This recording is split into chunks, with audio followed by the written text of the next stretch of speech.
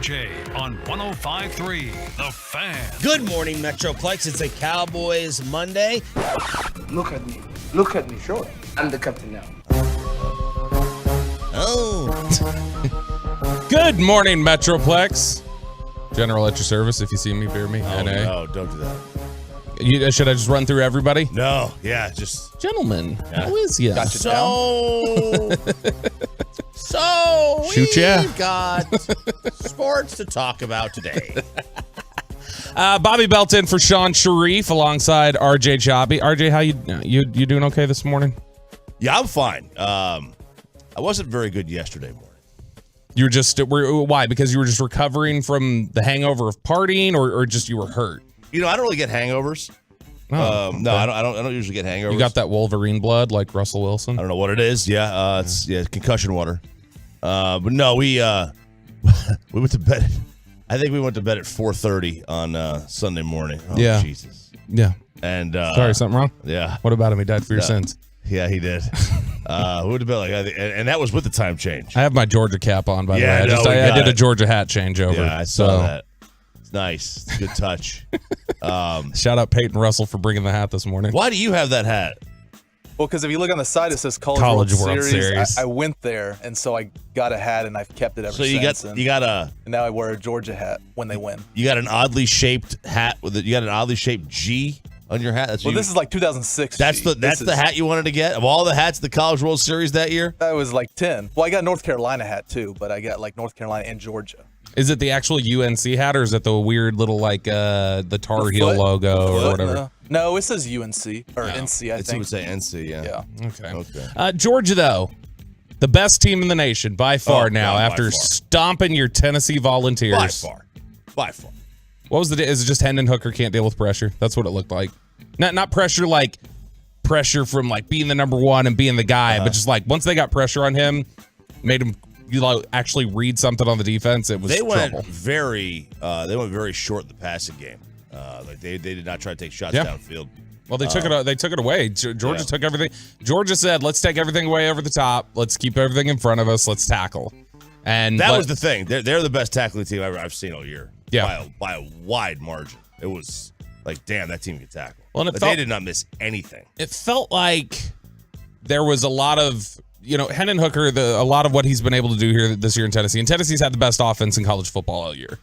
But just being able to get up to the line, kind of make his pre-snap read, look at the alignment, just go, okay, ball's going here. And it looked like Georgia was just confusing him. Well, Georgia was bringing pressure. Georgia was able to get pressure with like 4 and 5 at a time. And when you can do that, it's going to be done. And I mean, how many false starts do they have too?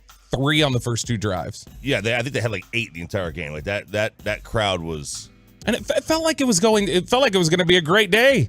It did. You almost get Stetson Bennett throwing the interception, then you get the fumble recovery. Yep. You get a first down pretty quick. It's like, we can play this quick passing game. It was going well. Make that field goal. For 90 seconds. And then when Stetson Bennett hits a 40-yard pass, the first 40-yard pass to a receiver all year, it's like, this isn't. That's the way it's going to be. But overall, you're doing okay?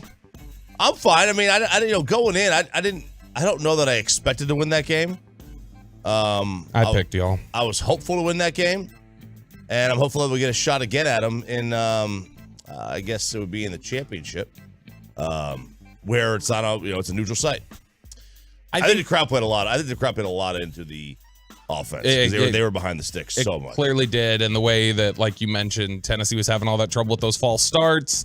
You had we talk about keeping everything in front of you if you're Georgia and just tackling and playing everything to the sticks. And, it was an effective game plan. It's something that ended out working better for them than anybody else. But, I heard somebody say it this week. I think it was, it may have been Brett McMurphy said it, I think, where it's like, you're not going to catch Georgia overnight.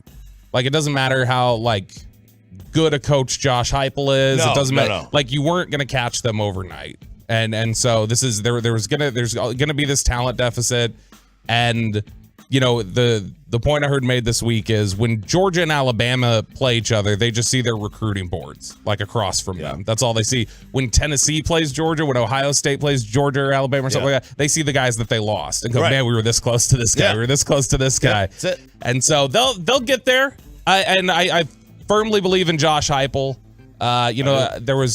Will Chambers was talking about this over the weekend, that were they going to be able to handle the pressure of being number one and that sort of focus. And it's like, man, they already handled Alabama. And I don't think that played into it. Although, maybe the fact that Hendon Hooker was spending all week with NIL money. Hendon Hooker, who is he? He's turning 53.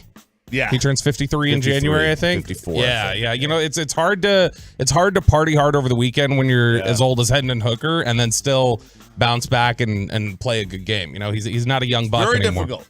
Very difficult to be a 24-year-old college student. So Tennessee not out of this yet, though. They're still. You think they're a CFP team? Look, their resume says they are over TCU. They have a better resume than TCU, but I don't think that they will make it over them. I think they'll make it over Michigan. You don't think if Alabama loses to Ole Miss, are we looking at Tennessee's resume differently? Talking about a three-loss Alabama team that maybe should be 4. I don't think you look at the resume differently, because you can only look at the resume at the time they played the team. I think that's how I look at it. That's fair. So Georgia gets, they will get the benefit of beating, an Oregon team. I'll give Ohio State the benefit of beating top 5 Notre Dame. Okay, that's fair. Now, although preseason rankings I don't really look at, but you know what I mean. Like if you beat a team 6 weeks in and they're a top ranked team, then that's kind of what you are, and teams can lose. So I kind of give teams the benefit of the doubt of when they're playing them, not what their ranking is at the end of the year. It wasn't the only devastation for you this weekend, though. It wasn't the only devastation for this country. I think as a country, we're all in mourning based off of this.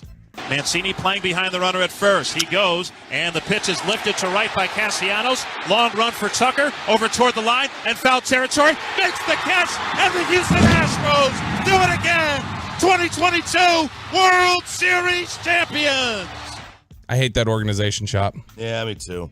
They're the worst. I tweeted it, and I got so many triggered Astros fans. I said, the Astros always suck. I don't make the rules. It doesn't matter how good they are. They're great. They're objectively great, but they suck. They're the best organization in sports. That's fair. They are. Have they reached a Patriots level for you? Of hate? No, of just being that well run. Well, yeah, they've eclipsed that. Really? Ooh, we'll have to get into this a little bit later today. But ultimately, Phillies, man, they slash their slash line over the last, I think it was 3 games and 3 innings. Like if you take the last 3 innings of game 3 and go into the end, they were batting .091 for the rest of the series. This was one of the most remarkable answers. So Lance McCullers tips pitches and everybody thinks that the whole thing is, oh my God, the Phillies are going to win the series. And they basically went no-hitter, dominant game. That's it. Pitching matters, man. Is it a dynasty? No. Is Houston's a dynasty? Ooh, you saying no is just sounding like me saying oh. No. You say no dynasty? They got to win one more. Is it minimum 3 titles to be a dynasty? No, I think it's 3 titles in a row. Really? So not or 3 out of 4. Okay. So they don't get brownie points for making, what is it now, 6 straight? Well, I mean, let's remember they have 1 legitimate title. Yeah. Okay. And that's just because, we haven't had an investigation into whatever they did to win this one. Right. As soon as we get that, then they'll have 0 legitimate titles. I like to think of dynasties a little more harshly. To me, there's basically 3 dynasties in the history of sports. In the history of sports, period? Yeah. But if it's 3 in a row or 3 out of 4, that right there gives you Cowboys, Patriots, Warriors, Lakers. We're stacking them up. Yeah, that's I don't know. Then you got to have levels of your dynasty. The Celtics were a dynasty, right? The Yankees from 1923 to 64, where they won 35 pennants or something like that. That's, you know what I mean? I think it's just kind of cheap to give, to say the word dynasty when you've got that out there. I don't know. It's just I don't like to just throw it around. But then again, I'm a small room Hall of Fame guy. Yeah. Oh yeah, but you want Jeter to get his 100% votes. Well, I mean, he had Michael the sixth Young and most hits pinstripes, of all. He you had know? the sixth most hits of all time. Like that's getting in regardless. I'm just I don't know. Like that's getting in no matter where you play. Michael Young and pinstripes. It is 5:40 here on 105.3 The Fan. It's an early morning. I'm not used to being up this early, Chop. So I'm a big coffee drinker, big energy drink drinker. But I know that there's a new report out that says better not do that on an empty stomach. We'll talk about that and the $1.9 billion Powerball next year on The Fan. Coming up in the next G-Bag Nation. We'll start to get you set for a week of Cowboys prep. Bobby Belt, our Cowboys insider, joins you at 5:30. Nation 2 to 7 on The Fan. Are you feeling the pain at the pump? Tired of those high monthly car payments? You need Neighborhood Credit Union's 321 Auto Loan.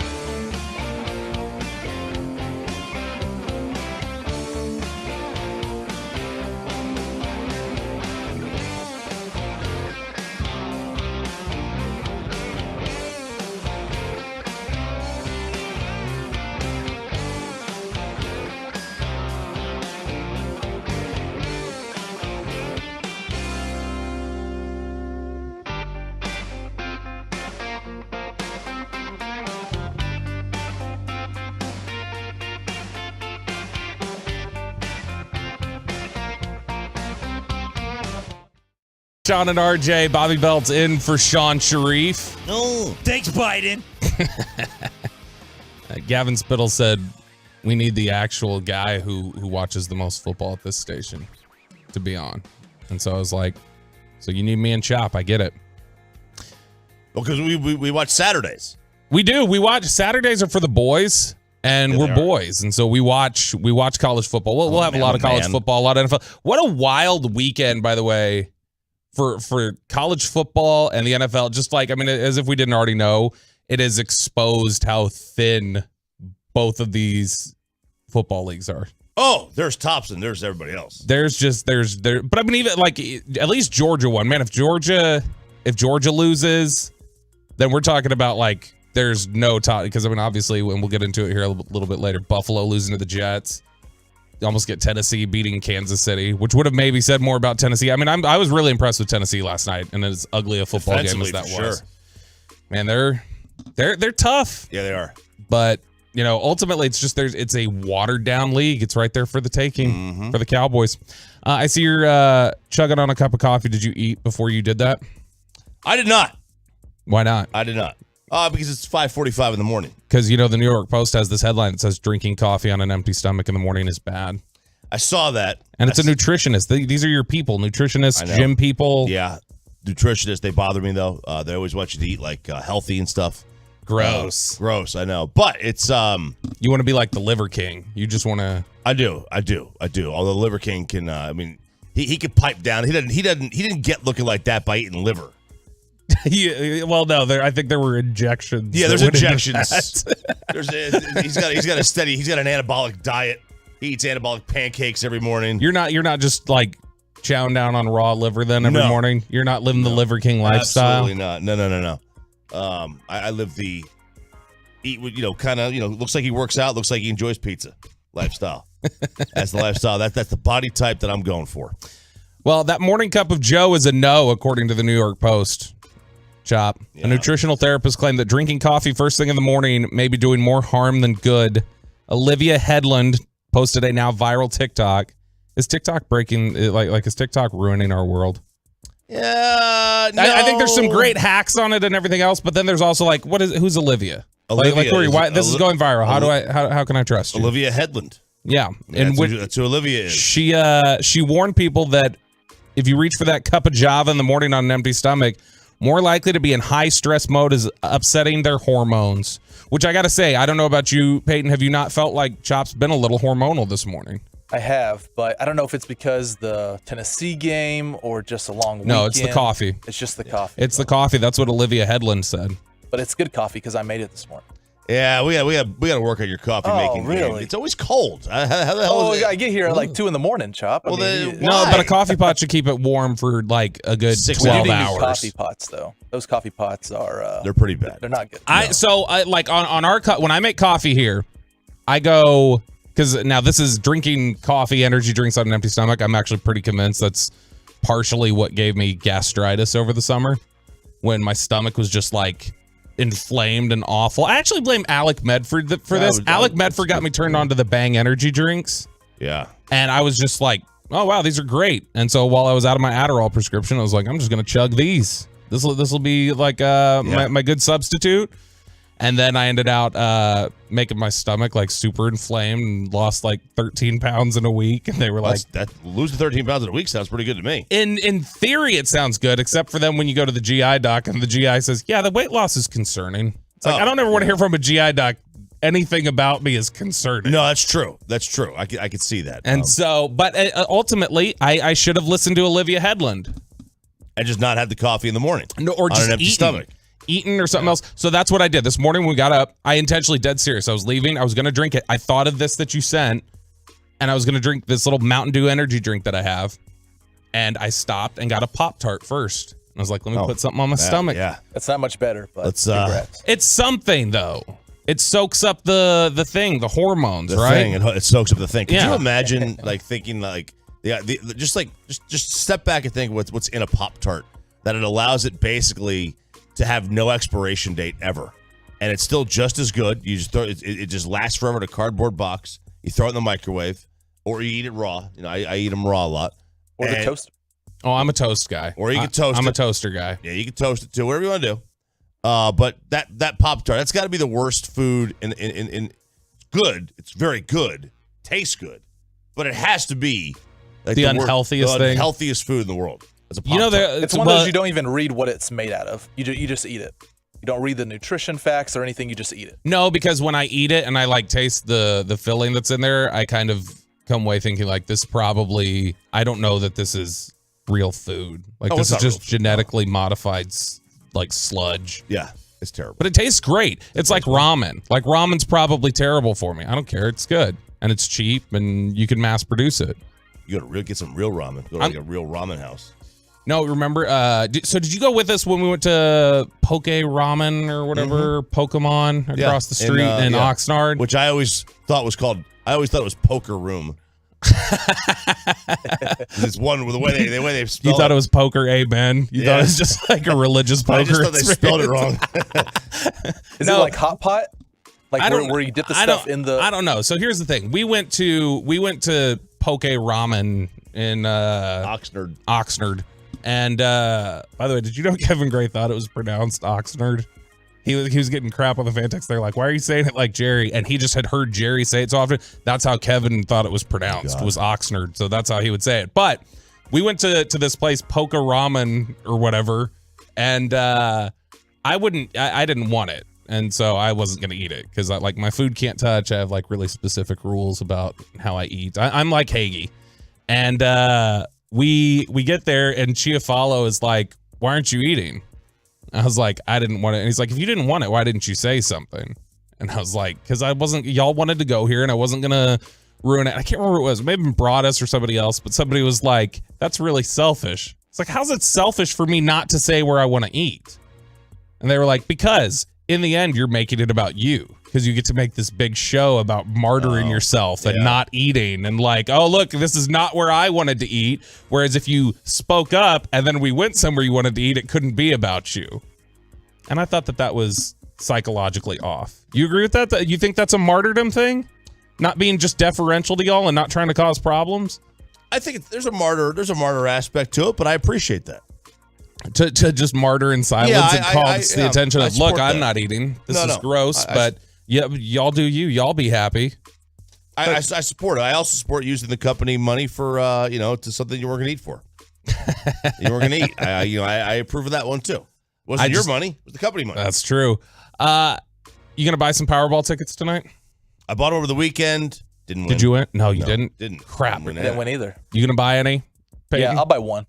We're up to one. We're up to 1.9 billion. I'm definitely buying. What is the cash option on that? $200 million after taxes or something? It's got to be close to $1 billion because isn't it like almost half? Yeah, it's getting close to it now. But you got to like hit the double play and the power plier or whatever. Just give me one play. Just give me like 100 million. I'm good. Whatever else is there. I'm definitely playing, and I'll probably buy an NHL team.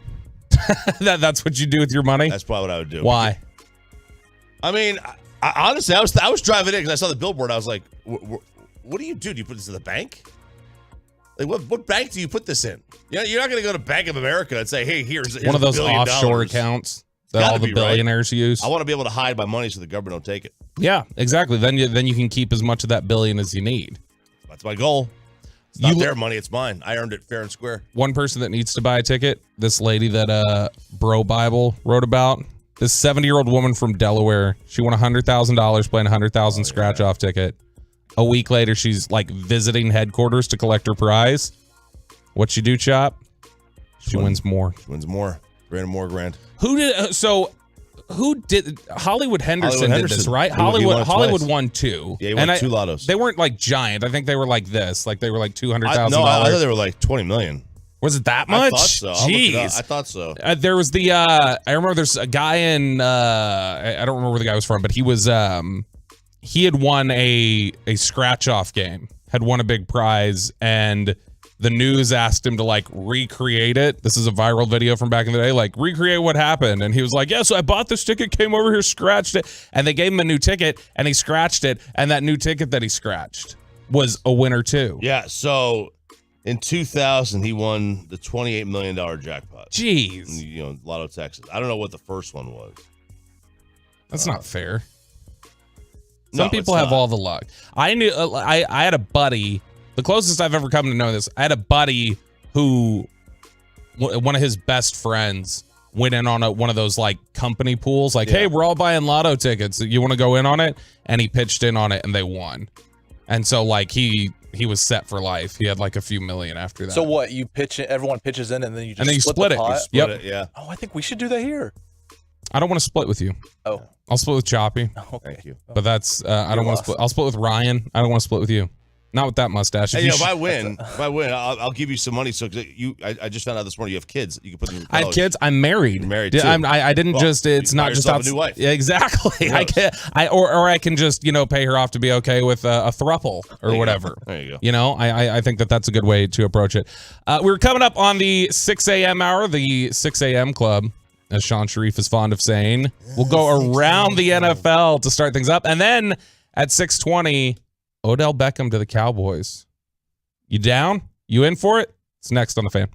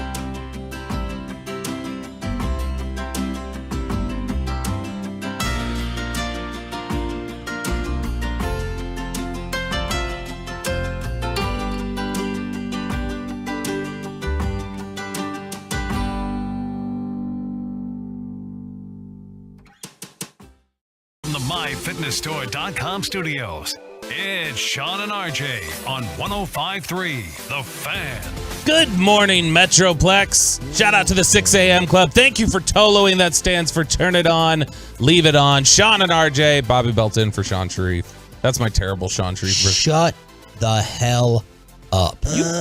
You are here. You've worked with him long enough. Shouldn't you have a good Sean Sharif impression down? You know, I'm usually pretty good with impressions, and I've never really tried to impersonate him. I can work on that. Yeah, we need a good Sean Sharif impression. I think everybody's just too scared of him throwing those tiny hands, and in reality, we need to normalize Sean Sharif impressions. Let's kick things off. Let's go around the NFL. Chop, best team in football lost on Sunday. They did. It happens. It does. It happens. Josh Allen played a terrible football game. Something's up with that elbow, man. Think so? Like you see him rubbing it. You see him rubbing that right elbow, like during the end of the game. He came out after the game, talked about that it was a little sore, but Jets go on a 13-play, 81-yard drive before making the go-ahead field goal with less than 2 minutes remaining. Jets are now 6-3. They're for real? I mean, define for real. Like, are they a Super Bowl The defense is for real. That defense is really good. Very good defense. I mean, they're not a Super Bowl contender, but they're I shouldn't say that. I guess everybody who makes the playoffs technically probably is because of the one-and-done nature of the league. If this Cowboys team had to go to New York, would you feel uncomfortable with that matchup? Uncomfortable? No, but it wouldn't surprise me if they got beat. Okay. That's fair. Josh Allen, you mentioned awful showing in this one. 18-34, 205 yards, 0 touchdowns, 2 picks. Like I said, he was grabbing his elbow, and afterwards, Peyton, you can get this cut ready. The Josh Allen comments after the game, cut 21. Josh Allen had the explanation for why they lost this football game. It's tough to win in this league. You're playing a good team, and your quarterback plays like made some bad decisions tonight. Really cost our team. A lot to learn from, a lot to grow from. But that's not the standard we hold ourselves to. That's not the ball that we play. So. A lot to look at, a lot to learn from. Wow, he's blaming the quarterback. That's ballsy to step out. I know. Who just calls the quarterback out like that? Now, Deion Dawkins, one of their offensive linemen, came out and had said, look, that's covering fire for the rest of us and how terrible we played. We don't blame Josh for this one. But, man, when your quarterback plays that bad, and he was bad on Sunday, then it's hard not to blame him. Speaking of bad quarterbacks, Detroit tops Green Bay 15-9 in one of the uglier games of the week.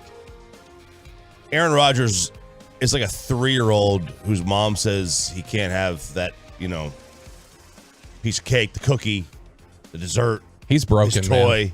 Right now. He's a child, man. Doesn't mean he can't be fixed, but he's broken right now.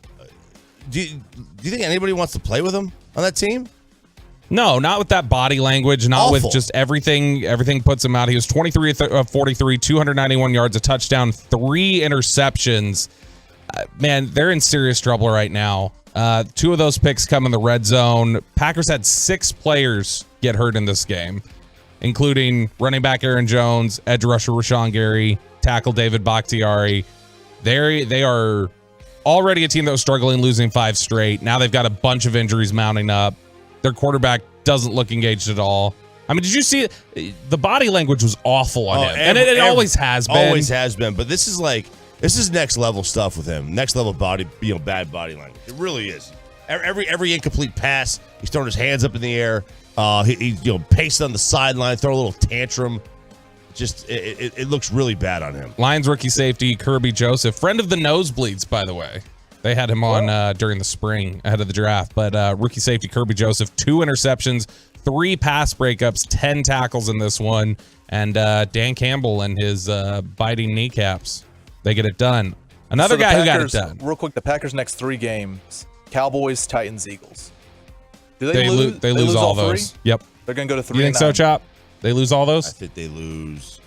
Yeah. I think they lose. Minimum 2.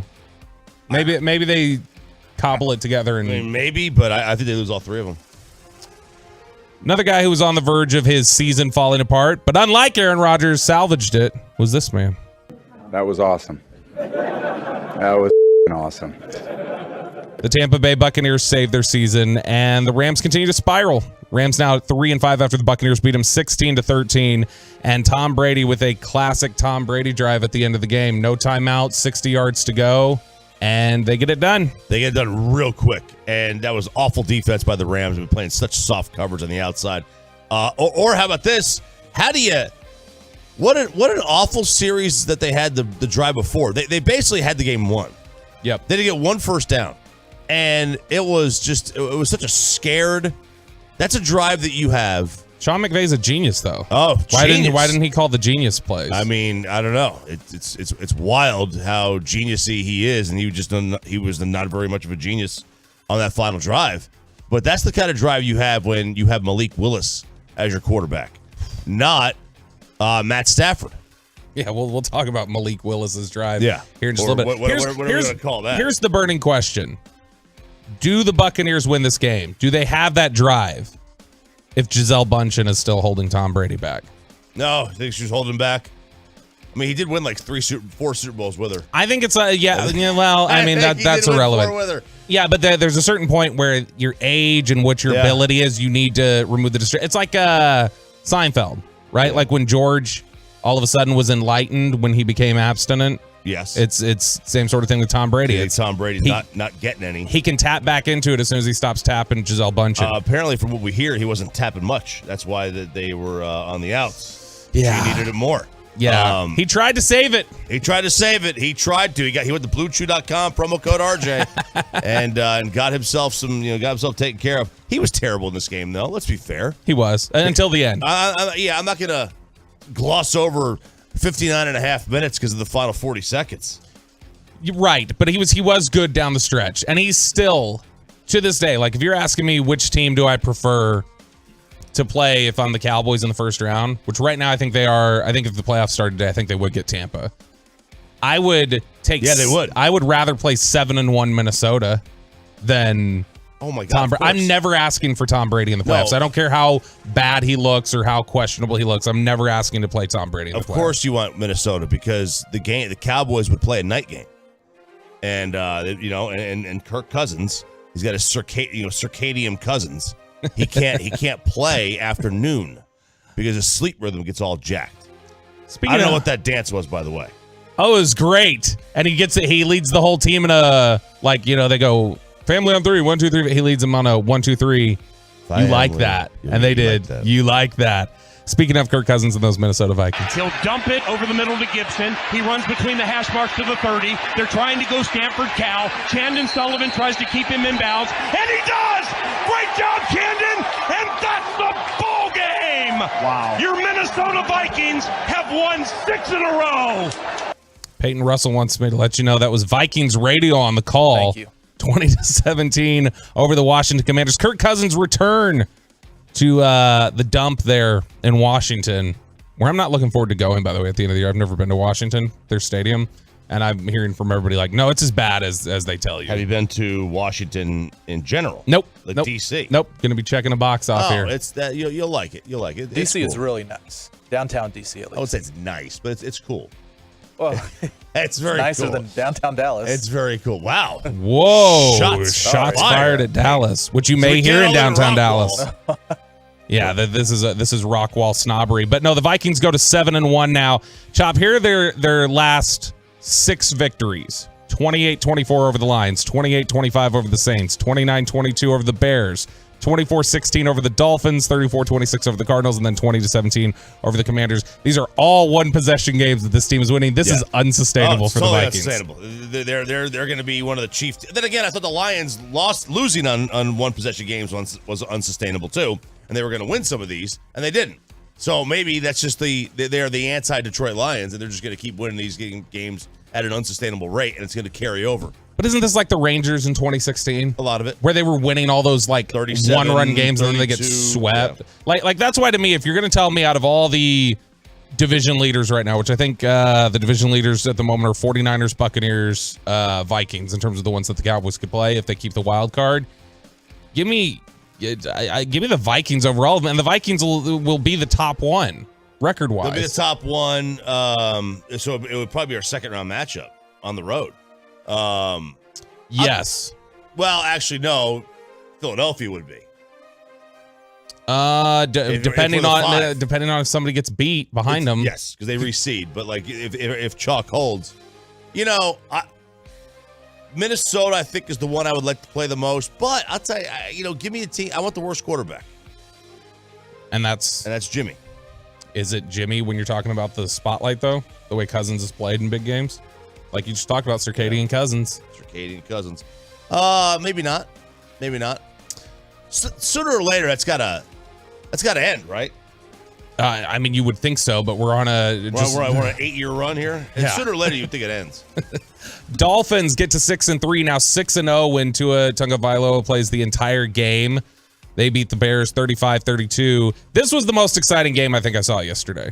Was Bears and Dolphins, and Justin Fields, I think, is starting to put it together. He definitely is, and we saw that against the Patriots 3 weeks ago. 15 carries, 178 yards. By the way, Justin Fields was one of 6 quarterbacks on Sunday to lead their team in rushing. One of 6 quarterbacks to lead. I know one of the other ones because I had him in fantasy. Who? Josh Allen. Yep.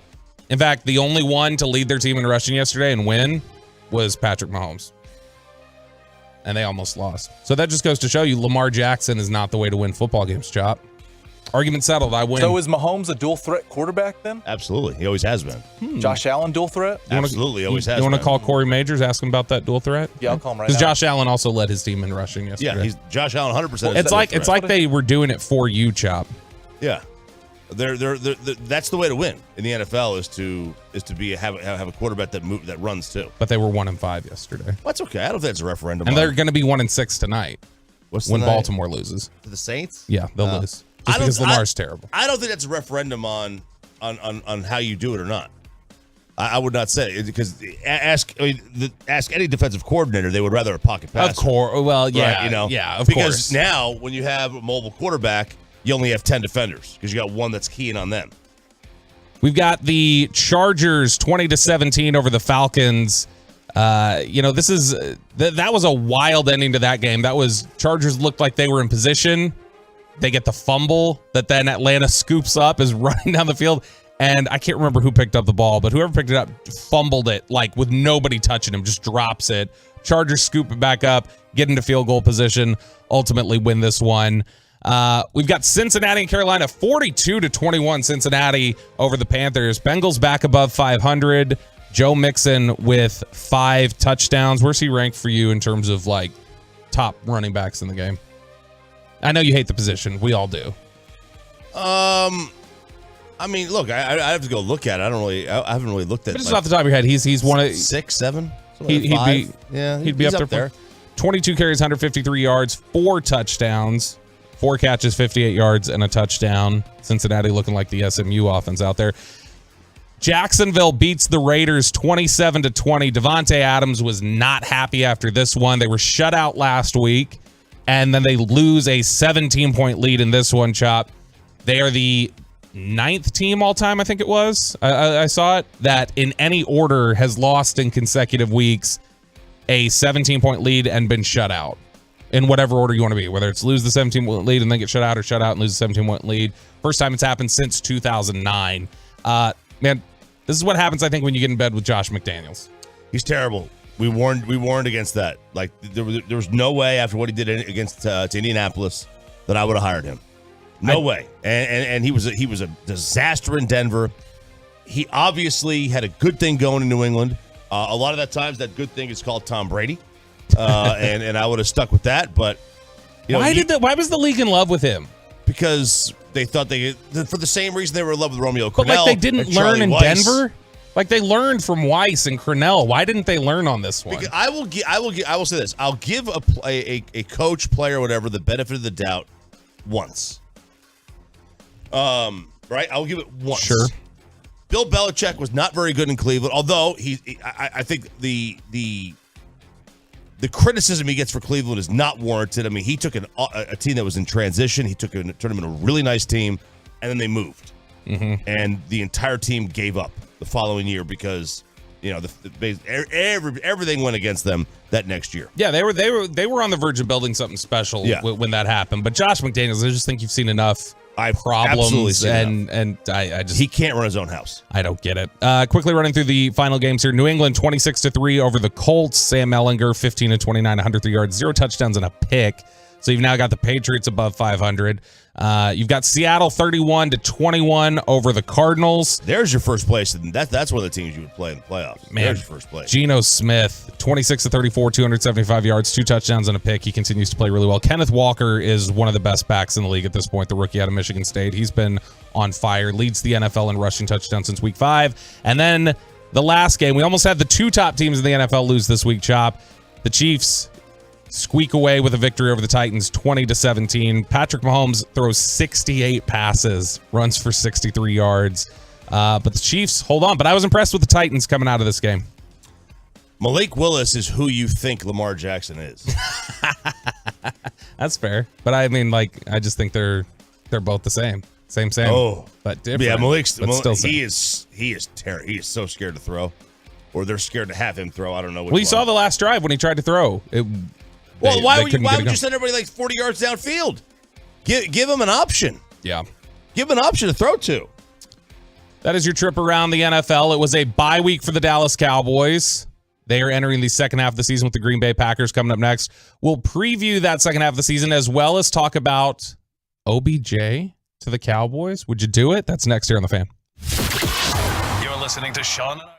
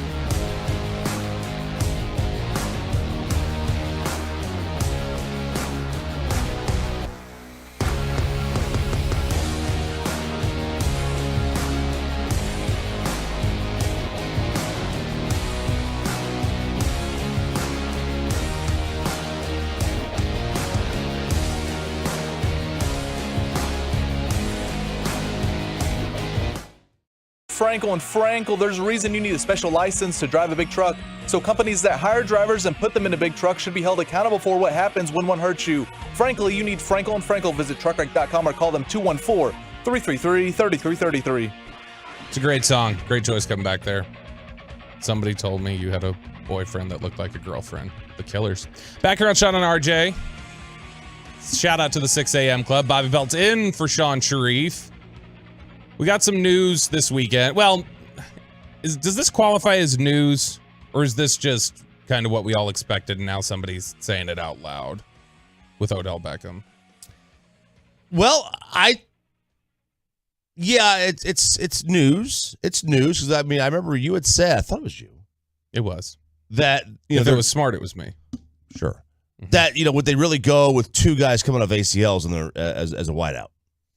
Yeah, I kind of wonder, and not just that, but a guy who's like hurt this knee twice in Odell Beckham. Yeah, I mean, he's not going to come in at 100%. He's going to come in at whatever percentage it is. And we even seen Gallup and the talks that there's a mental hurdle he still has to get over up there. Yep, between the ears with Gallup, and I'm sure it's the same way with every player that comes off an ACL.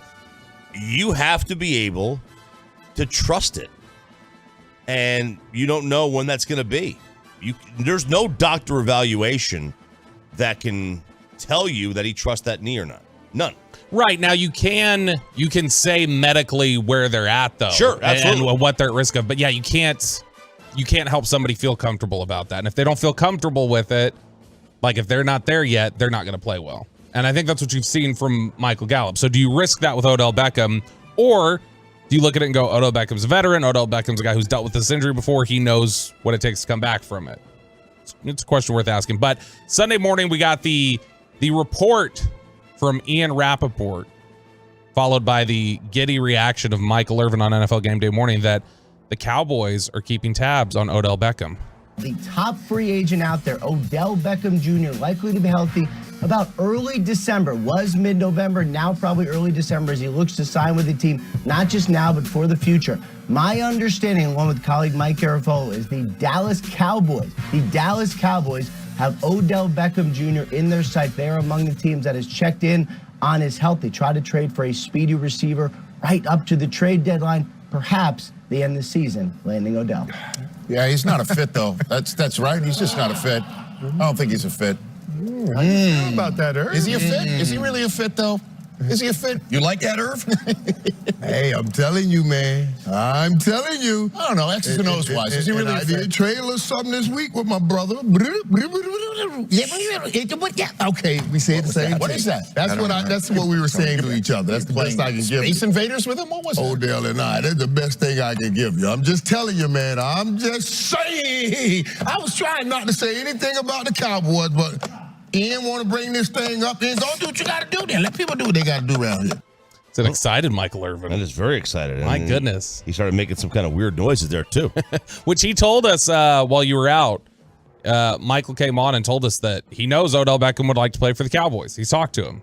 He knows that he'd like to be involved here. And it's interesting. Ian's got the report there, says was initially supposed to be mid-November, now probably a little bit more like early December. Which is still, apparently, according to Jerry, that would still be considered the meat of the schedule, right? Of course, yeah. I mean, the meat of the schedule is whenever the player's available, so that they can claim it's the meat of the schedule. But okay. That is a good drop. I like that. But what's interesting is we have a source off here, Chop. We got a source off because Jay Glazer was on the Fox NFL pregame show, and he was saying something wildly different than early December. The trade deadline, it passed this past Tuesday, but understand there's one guy out there who's in high demand, not via trade, but via health maybe. When is Odell Beckham Jr. going to be recovered fully from that knee injury? How about this, Kurt? Big update here because Odell Beckham, I've learned, will be ready and cleared by the end of this week. Full clear, no limitations at all. And then after that, it's just up to a team for him to get his conditioning up and obviously get a playbook down. And then you say, okay, well, who's going to be in it for Odell and who is Odell going to want to go with? And that's probably going to be a team that can go and win a ring right now. I know Von Miller's trying to get him up there to Buffalo, team like San Francisco, the Dallas Cowboys, and he still has some love for the Rams. But big update, Odell should be fully cleared by the end of this week. Wow. If he's cleared at the end of this week, you think somebody signs him quickly or do they wait? I think there's going to be a big bidding war for Odell. All right, so does Jerry mean the line that he's always said. I'd write whatever check it takes. I'll write whatever check it takes to win that Super Bowl. Because Odell Beckham elevates you in a very... Oh, he does. They should have had him last year. They should have. They were scared. They were scared to go get him. This league is more watered down now. And that's the position you probably most need right now as receiver. I totally agree. I would absolutely... I thought when they didn't make a move at the trade deadline that they did that because of this. They didn't want to incur the cost of another wide receiver. They knew they were going to try to get Odell Beckham. But are they willing to get involved at what it's going to take? When Jay Glazer says there's a bidding war, are they really going to get involved in a bidding war? Or are they going to say, Odell, 1 year, $2 million? You know, the Cowboys brand, you know what that can do for you? We're going to boost your brand as if the guy who just won a Super Bowl and was on his way to winning the Super Bowl MVP needs a brand boost. You ever seen I'm Gonna Get You, Sucker? That scene with Chris Rock where he goes in and he's talking to Isaac Hayes and he's like, give me one rib. And they're like, one order of ribs. And he's like, no, I just want one rib. And he's like, how much is your soda? They're like, $1. And he's like, can you just pour some in my hand for 15 cents? Sure. Like, that's the Cowboys negotiating with top tier free agents, is that they just want to. And I'm okay with that philosophy. Except now, go for it. You didn't make the deal for Cooks, fine. You didn't want to give up the capital for Cooks. You didn't want to pay the full contract, whatever it was, fine. You need a difference maker. If you really want to win a Super Bowl, if you really want to contend right now, go for it. Odell Beckham is a game changer for this team. Assuming that he comes back as good as he was last year, which I have no doubt that he will be 100% healthy, like eventually. But that first handful of games back, I mean, we're talking about the guy. The guy did this in February. Yeah, it's not long ago. It's 9 months, man. That's 9 months ago. But in the modern era, like these ACLs aren't. Those injuries are not the same. It's not a 2-year recovery. It's not. But there is an element to that first year back or those first handful of games, and this is not going to be a full year. They would get him, and it'd be a handful of games before the playoffs start. The meat of the schedule, you mean? The meat of the schedule.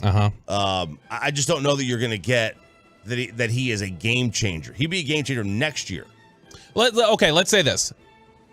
Is he a team changer? Even if he's not a game changer, with what he could do and how he could improve that receiving core and how he could make them better, does he change the makeup of this team? Does he make this team more dangerous? Regardless of if he's absolutely. So if he makes your team better and it's at a position that you need to get better right now where you're not getting things out of Jalen Tolbert that you want. Michael Gallup has not come back the way you wanted.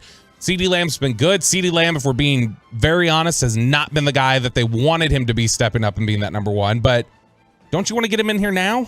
Get him in here now. Let him improve your team, even if he's not up to elite level. I get it. He's 30. He's had 2 injuries to that knee. You pay him $20 million a year? I would. Yeah, just get it. $20 million? Pay him whatever. Get it done. Get him in. Well, you tell me it takes. You'll write whatever check it takes. Prove it. Show me. Because you're showing me you didn't want to pay $20 million to Amari Cooper. You tried to do the whole I just want one rib to Dak Prescott. Mess that negotiation up. In fact, the one negotiation that you went here, have it all, was to the freaking running back. Show me that you really believe this team is a contender. Show me that you really believe this team can win a Super Bowl. I don't know that they believe that. I think they do. I think they believe it can contend, but I think they believe they can do it for their price. Well, I think we can contend for our price. We don't necessarily have to pay this amount just to increase our odds by 5% or whatever it would be. But I think this you see Christian McCaffrey going to the 49ers. You see the deals that the Eagles make. Like, to me, it's go make one of those moves. And you didn't want to give up the capital, fine. Pay the money. I agree. Make one. I don't know that this is the move. I don't know. I'm okay with it. I'm okay with it, but I'm not gonna go overpay. I'm not gonna get in a bidding war for Odell Beckham. The Eagles, when they trade for somebody, it's a healthy player, typically. But he's gonna get cleared. He's gonna get cleared. He's definitely gonna get cleared. There's no doubt about that. But again, like I'm just talking about this year, because if you sign him, I'm assuming you sign him for multiple years. Probably this year, 2 years. So just this season, how effective is he going to be? Stephen Jones talked last week. Let's just jump back a little bit. Stephen Jones talked last week out at the stadium where he announced the Billy Joel Stevie Nicks concert in April. Brian Broaddus already told me, by the way, he's going to be there because he missed out on Stevie Nicks in college. But Stephen Jones talked about their inability to get a trade done at the deadline.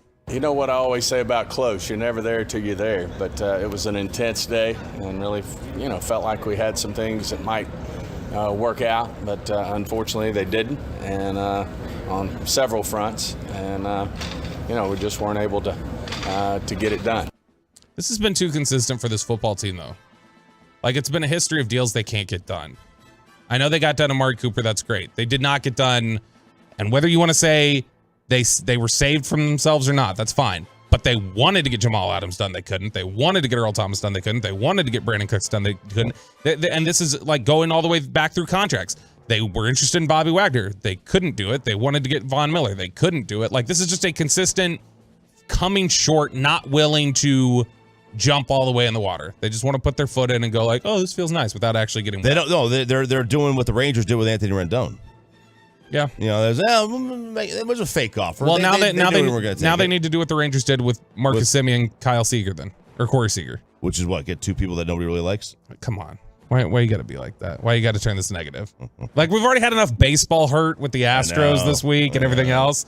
But to me, it's like, if you believe in this team, if you really believe you have a championship defense, you really believe in the ability of this team. I'll tell you who should be number one. Pounding the table, get this done, is Mike McCarthy. Mike McCarthy, you want to ensure your job's here? You want to ensure his job's insured. No, but look, not if it falls apart again. If they're one and done again, and you've got the threat of Dan Quinn leaving. If they're one and done again, I mean, still, like the way that they maintained and excelled with a backup quarterback at a rate that nobody really does. But if they lose a game like they lost to San Francisco in the playoffs, I bet he's done. Yeah. Oh man, I would push back against that. I'd be very upset. I would be very upset if they fired him after if they just because your Friday interviews wouldn't be as good. Well, they wouldn't be. They'd be also moved to Mondays. I'm sure he was very disappointed when you were not here. As he should be. He was very sad. The tone changed instantly. I approve. I appreciate that. He found out that Bobby Belt was here, and he's like, "Oh crap, this guy." Well, there's a likability factor to me. There is. There is. But I mean, if you're Mike McCarthy and you want to win a title and you want to ensure your spot here and everything else, and you want to prove that you can do this, I'm not gonna sit there and say no to Odell Beckham. How long has Jerry been waiting to undo this? Right, Jimmy? With the Jimmy thing? If he wants the credit, go do it. Go make the move. Go make yourself a legitimate Super Bowl contender in a watered down league. You can do. You will instantly shoot up the top of the NFC to me if you go get Odell Beckham. It's the one area they're lacking. It's the one area they're lacking. I think you think that Odell Beckham is that you're just looking at what he was with the Rams last year. I don't think so. I'm looking at you can improve your receiving core. If you make your receiving core better, that improves everything else. He definitely makes the receiving core better. There's no doubt about that. 1,000% he makes your receiving core better. But is he a top 20 receiver? When he's healthy. But he's cleared. He's healthy. Okay, but is he okay? Yes, I'm not going to fence right. He's top 20. Yes. Okay. So being cleared and being healthy. When he's healthy, he's top 20. He will not be top 20 this year. It'll make me very sad. Right? He will not be top 20 this year. We'll see. I mean, I think he's a really good route runner, and I think he's not better than CD right now. But CD will get more of the attention. It'll be fine. It'll make me sad if they don't get Odell Beckham, just like it made me sad this week that the Houston Astros won maybe a legitimate title. I don't know. We haven't done any research yet to see if they cheated again. We'll talk about the World Series and also baby tattoos. That's next on The Fan. Well, let's get you over to Zerez. Let's get that carpet cleaned.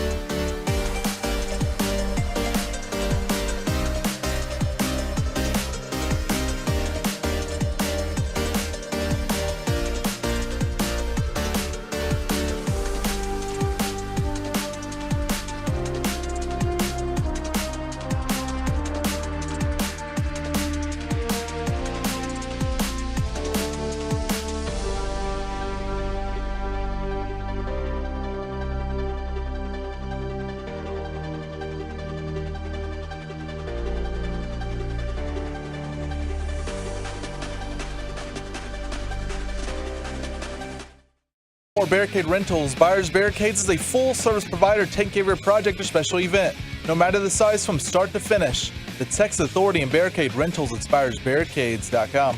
Mancini playing behind the runner at first. He goes, and the pitch is lifted to right by Castellanos. Long run for Tucker, over toward the line, and foul territory. Makes the catch, and the Houston Astros do it again.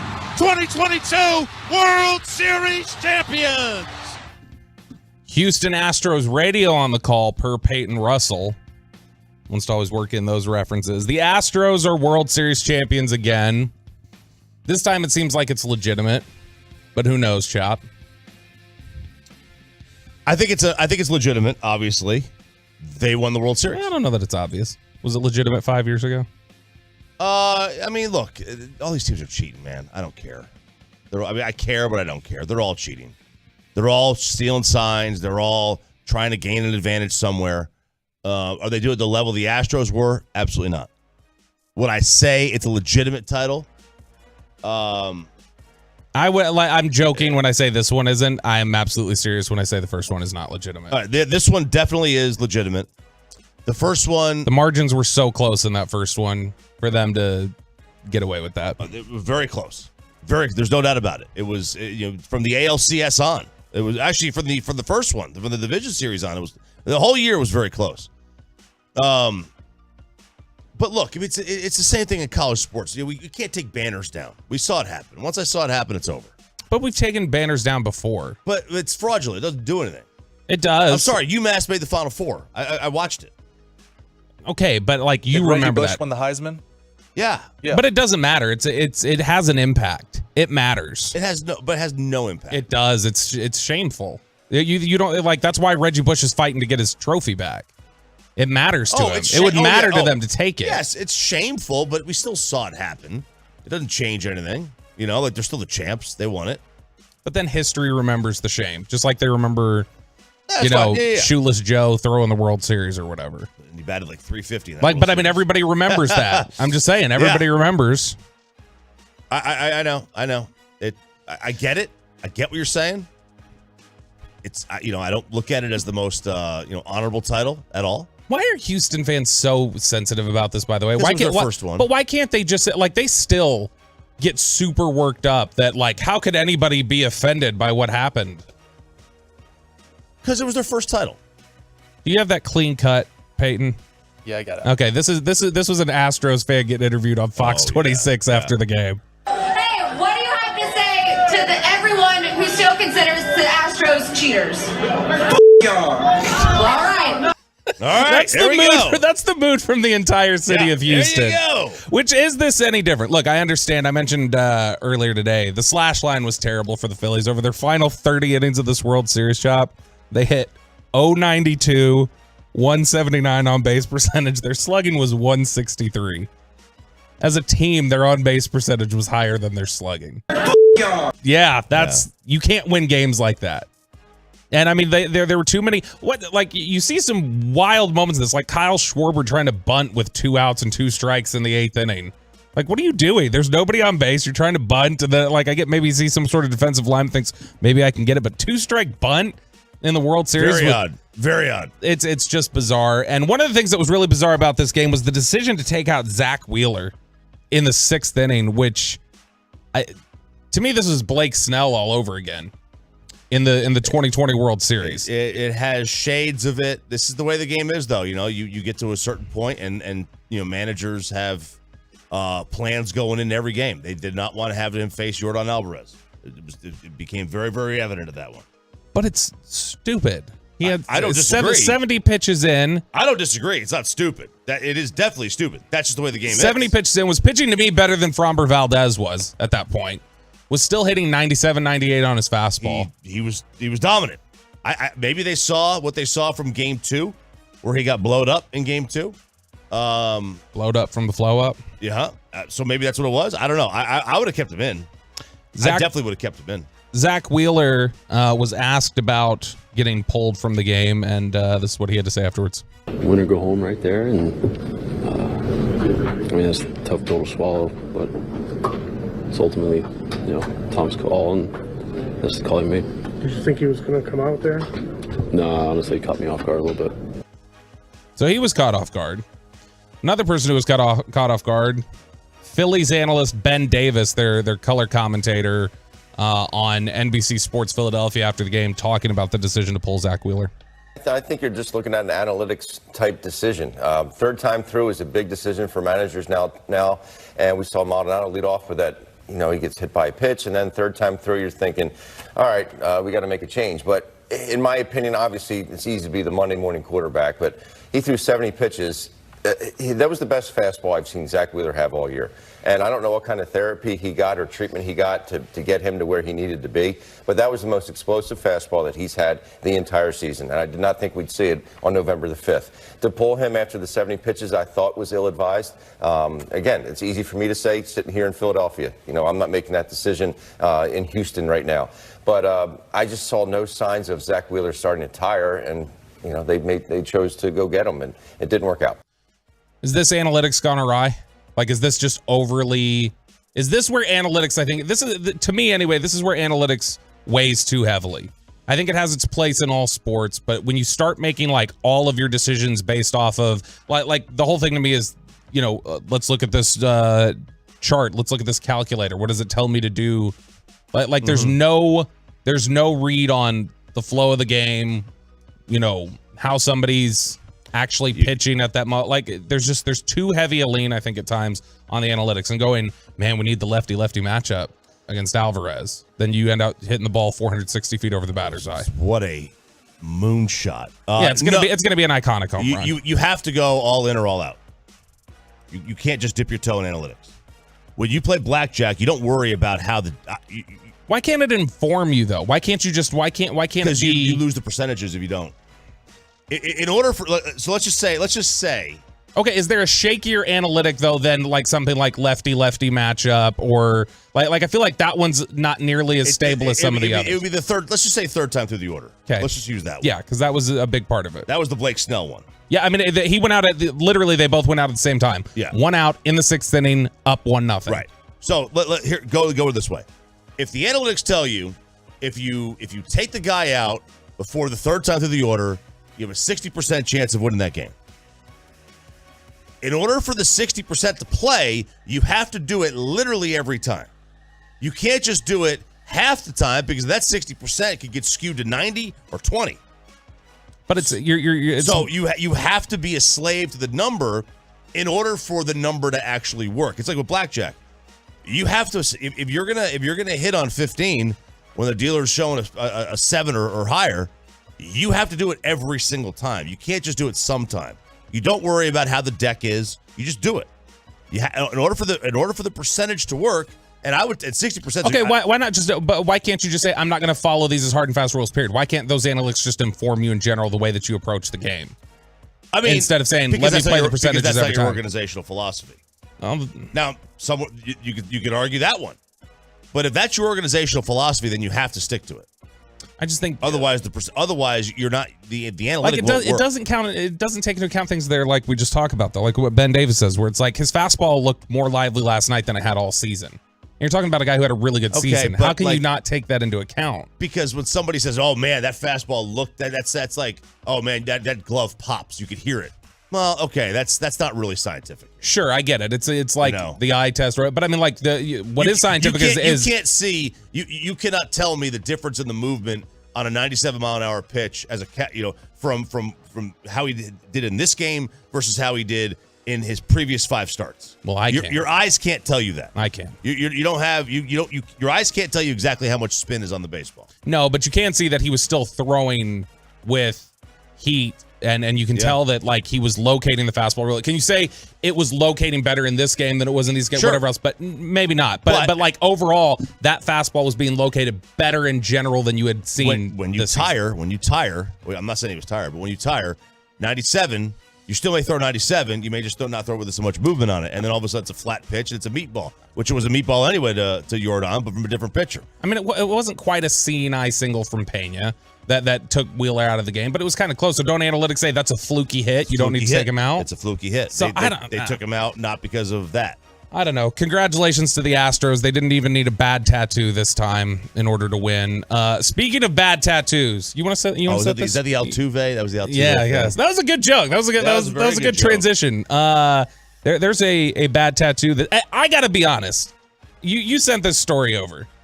That does not look like a real. I think this is a bit. I think this might be a bit. Yeah, I don't think it looks like a real tattoo either. These parents are getting slammed, these TikTok parents, which we talked earlier today about, is TikTok actually terrible for the world? But these parents are getting slammed for their baby's tattoo that they got. This kid apparently got a tattoo, allegedly. This could be one of these, we're doing something for the clout, not actually, we're just making it look like the baby's got a tattoo, or we're making it look like we pulled this prank or had this argument, and in reality it's something scripted. But this Florida couple got their 6-month child a tattoo shop. Is that right? That's the story. I personally think this is a spray-on tattoo where people are. It has to be. It looks like one of those bubblegum tattoos. You see the video. You can see the footage of this baby getting a tattoo. But it doesn't. I can't imagine this is remotely legal. I wouldn't think so. Give it a 6-month-old a tattoo. I guess it's your child. I have children. I don't know if you knew that. I've got kids. I just found that out. Yeah, my thank you. Appreciate it. My oldest is 17. I wouldn't let him get one. I wouldn't let him get one until he has to. Yeah, he has to be 18. It's got to be legally he can make the decision, because I'm not going to let him do it. How old are your kids? 10 and 12, almost 13. And would you let them get one in high school? No, I'll let them do it when they're ready to do it. Like when they, you do whatever the hell you want when you turn 18. Right. But to me, it's like, I don't care. If you are like under my supervision, it's legally my decision.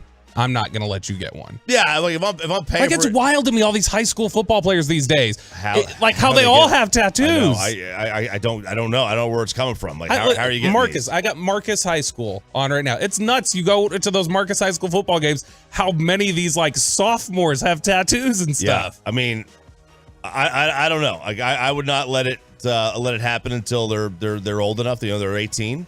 Actually, I'd probably take a step further, and I'm going to control my kids' lives till I stop paying for their insurance. That's what I got. That's fair. When I stop paying for everything, then you can do what you want.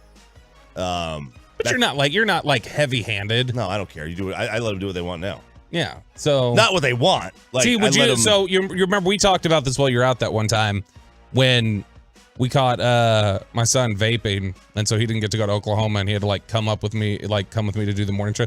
Like, if you caught your kids vaping, are you like dropping the hammer, or are you just like, nah, kids are gonna be kids? Both. I mean, they're gonna be kids. What am I gonna do? Like, I'm not. But there's got to be some limit to that. Look, I smoked when I was 16 years old. What am I be? A hypocrite? What did you smoke? Cigarettes? I think I was maybe younger than 16. My dad started smoking Marlboro Red 100s when he was 13 years old. Kept it up. Has smoked like a pack a day ever since. Yeah. So like, what am I gonna do? I'm gonna be like, okay, you can't. No, I mean, you've got to. I want to let my kids fail. Learn. Yeah. Let them fail. Let them learn, and try to hide them from the bad stuff the most you can. But like, yeah. So if I find out my kid's, popping Molly at 14, we're gonna have Molly. I'm sweating. We're gonna have a real problem. But like, if he just tries a cigarette at 15, yeah, I did the same thing, man. Like, what am I gonna do? Am I gonna get on him for it? Tattoos and cigarettes. The RJ Choppy story coming up next here on The Fan. 7 a.m. headlines, the most popular segment of the day. And number one segment. The number one segment. We appreciate you, Tolos. That stands for turn it on, leave it on. Barbecue all weekend. I smoke. F the Cowboys. Look at that smoke ring. Yeah. 7 a.m. headlines next on The Fan. It has the entire...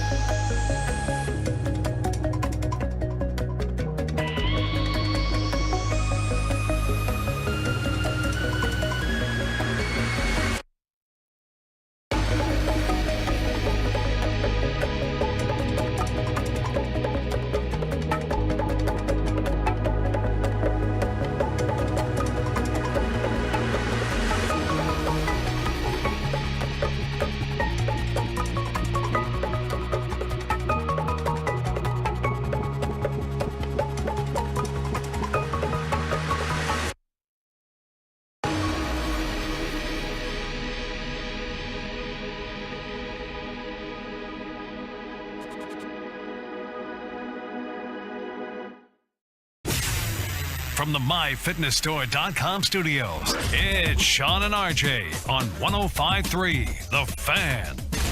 Evans wide to the left. Here's the snap. In play action fake. Pass to the right side. Caught ball. Touchdown Tampa Bay. Buccaneers take the lead with 9 seconds. Kate Otten. Fire the cannons. Fire the cannons. Fire them again. Boy, does everybody's that's Tampa Bay radio, by the way. Peyton Russell wants you to know 7 a.m. headlines here on a non-Cowboys Monday because they had the bye week. Bobby Belton for Sean Treef on Sean and RJ. Does everybody's announcer sound like Merrill Reese? Like, is Brad Sham the exception? Oh, yeah, that doesn't sound. Do you think that sounds very Merrill? Can you hit that again? That sounds very Merrill Reese-like to me. Evans wide to the left. Here's the snap. Play action fake pass to the right side. Caught ball. Touchdown, Tampa Bay. Touchdown, Tampa Bay. With 9 seconds, K. Dot. How would Merrill Reese have called the K. Dot and touchdown? He would go, on the touchdown, on the Philadelphia Eagles have won. Like he say that's vomit voice. That wasn't vomit voice. Gene Deckerhoff doesn't have vomit voice. He's got like just old school country voice. I don't know. Gene Deckerhoff, fire cannons, here we go. He's got like cannons. that. That sounds almost Deliverance. He's got like Yosemite Sam voice. That sounds like Deliverance almost. He's got a Yosemite Sam voice. That's what it is. Tampa Bay beats the Rams 16-13 on Tom Brady turning back the clock, man. He didn't look great for most of the game, but turns it back, has one of his classic Tom Brady drive, 60-yard drive with like 40 seconds left, no timeouts. He was not great in the game. Take that, Giselle. I know, right? He was not great in the game at all. He was fantastic on that final drive. That does not overshadow the first 59 minutes, man. That was not a good game. That was not a good performance by Tampa or by the Rams. Like the Rams are embarrassing. That team's broken. I don't know what's their problem. I mean, did they just party too much in the offseason? No, they effed them picks. Oh, they did. And they don't have anybody to replenish their talent pool. And that's exactly what's happening. You know, they sold out. They got the title. Great. You know, you got your win. And look what it took. You won 3 games by 9 points in the playoffs. And that was never going to happen again. Oh, that's too close. Those are too close to the 2 games are too close to together from a scoring standpoint to be able to sustain that. And here they are, under 500, 8 games in, which is something, or 9 games in, which is something that only a handful of teams in the history of the league have ever done. To be the defending Super Bowl champs and then be under 500 halfway through the season. Just it wasn't sustainable. All the stuff they lost. Yeah. And look, I think you're now seeing, by the way, I feel vindicated now that we're 9 weeks into the season. This is what Matthew Stafford looks like when it's not all perfect around him, by the way. This is the player that he is. He's not elevated. This is why he languished in Detroit for as long as he did. Yeah, I mean, look, the Rams went to the playoffs every year anyway. They were already there every year. They won 10 games a year. I think Goff averaged like 10.5, 11 wins a year when he was there. And you know they kept it going with Stafford, and they won the Super Bowl. They went a step further than they had gone under the previous regime, and now it's all falling apart. In part because their last first-round draft pick was Jared Goff. Good grief! That was 2016. That was the last time they had a first-round draft pick. It's wild to think about. Gosh, Peyton Russell, what were you? You were like 17 back then? Yeah, I think 15 and a half. Yeah, you were. Gosh, were you really? No, I was born in 96. I was 20. He was 20, but he couldn't drink. This is a man who couldn't drink the last time the Rams had a first-round pick. You know, I could Does drink. it bother you? Well, in RJ Choppy's household, you could. Yeah. Apparently. Oh, yeah. Yeah, sure. Does it bother you that in 1996 I was a senior in high school? No, or does it bother me? Oh my gosh, yeah. No, you know the what we've come up with, right? That Peyton Russell. When were you born? What month? September 96. 9 months after the Cowboys' last Super Bowl. He was conceived as a Cowboys Super Bowl baby. Yeah, I bet you were. A celebration, and he was brought into this world as a jinx. He was brought into this world as a jinx. The only way we're winning a Super Bowl again is if you know. Oh, wait. Yeah, you gotta get somebody pregnant.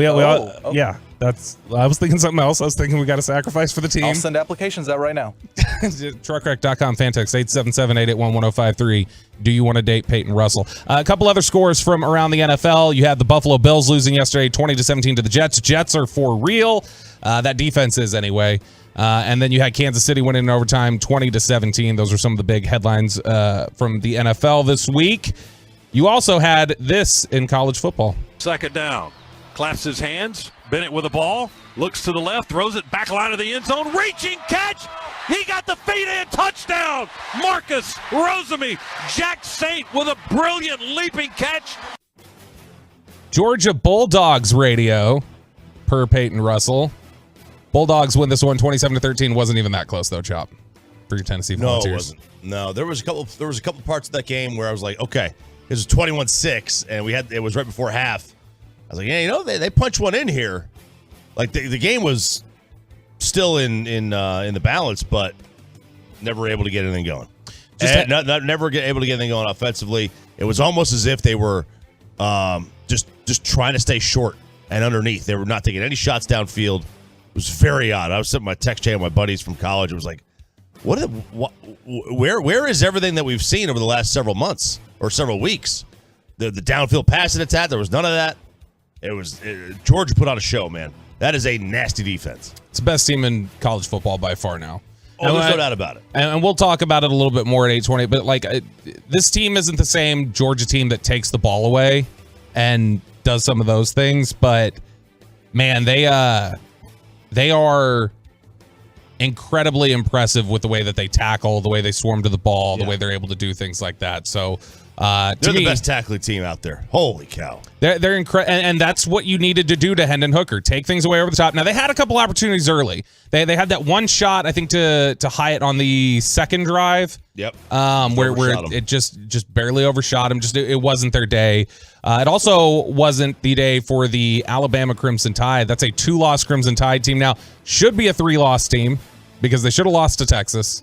Sark was calling the game cowardly. I think they lose to Ole Miss next week. This is legitimately the most vulnerable Alabama team I've seen in years. It's funny because this is probably the best Alabama team in years, talent-wise. You think? Oh, from a recruiting ranking standpoint, it is. From a recruiting standpoint, it is. They just haven't developed. But they still got the best quarterback on the field in most games, and that's going to help them out. I think they beat Ole Miss. I don't think they'll lose again. But again, who knows? I've seen crazier things happen. They have played bad football, and now you got to wonder the give-a-blank level that Alabama's going to display the rest of the year. Are they going to care? Yeah, because they're out of it. They're done. They're out of it, and now this is the hardest part about college football. Once you're out of it, getting these players to commit. Ole Miss wants to go to a BCS Bowl or whatever the hell they call it now, New Year's Six Bowl. Alabama doesn't care. Alabama doesn't care if they go to the Sugar Bowl, if they go to the Music City Bowl. They don't care at this point. They're done. And that is going to be difficult for Saban. I don't remember the last time Bama was out of it, first week of November. Were they out of it this early, 2010, when they lost 3 games? Was that the kick 6 year? That was the year after they beat Texas, after they knocked out Texas's quarterback again, when they knocked out Colt McCoy and fraudulently won the national. No, they were going to beat him with Colt McCoy. That's one of the revisionist history things Texas fans try to grab onto. That's Texas was not beating Alabama with Colt McCoy. Yeah, that was 2013, I think. It was later on. The kick 6, 2013? Yeah, it makes sense. I remember Sean and I were doing the show still. All right, we had started already. In 2010, we didn't. No, so it's been a long time. So this is kind of uncharted territory for Saban. Other news developing on Sunday. Cowboys had a bye week, but they were still in the news, thanks to Ian Rappaport. The top free agent out there, Odell Beckham Jr., likely to be healthy about early December. Was mid-November, now probably early December as he looks to sign with the team, not just now, but for the future. My understanding, along with colleague Mike Garafolo, is the Dallas Cowboys have Odell Beckham Jr. in their sight. They are among the teams that has checked in on his health. They try to trade for a speedy receiver right up to the trade deadline. Perhaps they end the season landing Odell. Odell Beckham, Dallas Cowboys, Super Bowl champions. Make it happen. Choppy, you're on board? At the right price? At the right price, I'd be on board. Very Stephen Jones of you. Look, we all thought the Raiders were one. Look at the Raiders. They'll make a big trade for a top flight receiver, and they're worse. Oftentimes the obvious upgrade that you need is worth getting. Other times it doesn't work. Do I want 2 guys on this team that are coming off ACL injuries that are probably not at their 100% level? No, I don't necessarily want that. But what are your other options? Odell Beckham, I think, makes you a better team. I also don't think he moves. The Cowboys would not, their betting line would not move a single half point by getting Odell. That doesn't work like that. So what is the real impact? Are they going to be a better Super Bowl favorite in Vegas by doing this? Probably not. No, but I think it elevates them up closer to the top of the NFC as favorites. I agree. I think it elevates them above Minnesota. I think Vegas has them right now same odds. I think they're personally already above Minnesota. I do too, but Vegas has them at the same odds. It bumps them up above Minnesota. Puts them closer to San Francisco, I think. Because now, I mean, Minnesota's weapons are better. Well, I mean, Odell Beckham helps close that gap, doesn't it? I think he helps close the gap. Your quarterback's better. Your quarterback's back now. Your defense is better. Quarterback is better. Your defense is better. Jefferson, Thielen, Dalvin, TJ. Running backs don't count, though, Chop. No, they don't. But still.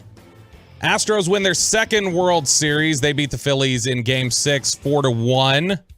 MLB free agency gets started Thursday now, 5 days after. I mean, technically everybody's free agents now, but guys can sign starting Thursday, I believe, 5 days after the World Series.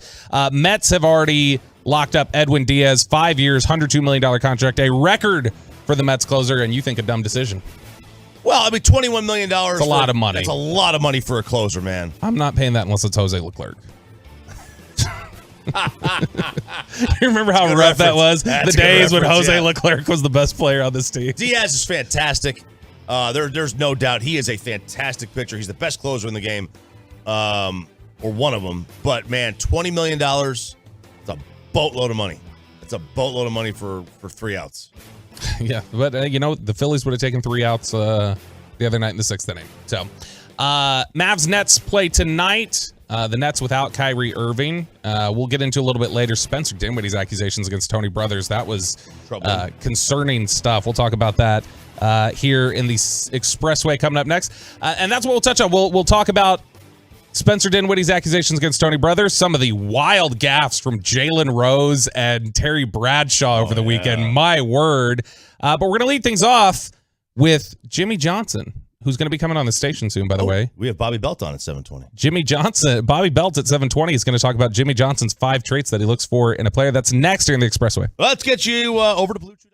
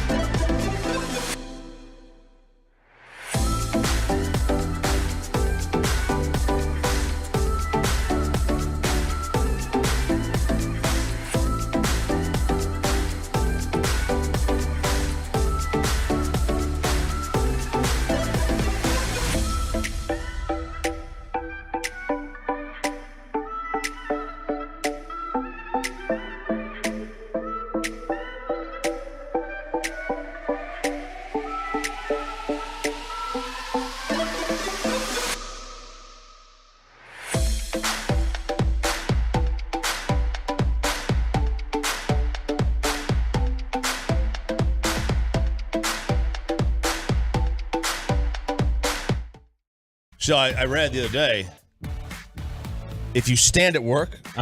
Stand in the place where you were. It's very good. Very good. Very good reference.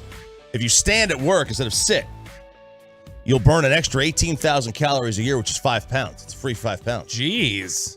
Sean can't afford to stand. I don't know that he can see above the screen, and then we'd make things tough on Ryan because he's just a shorter individual, you know.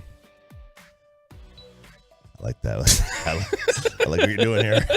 This is good stuff. This is what you do. You take shots at people who aren't here. Although then they can't defend themselves. I'm shrinking. You got some. They got Blue Chew for that. That's No, why I've got like my spine's compressing. Oh, I got you. So I'm down about an inch, I think. Oh, man, pretty soon, like 5'6". Yeah.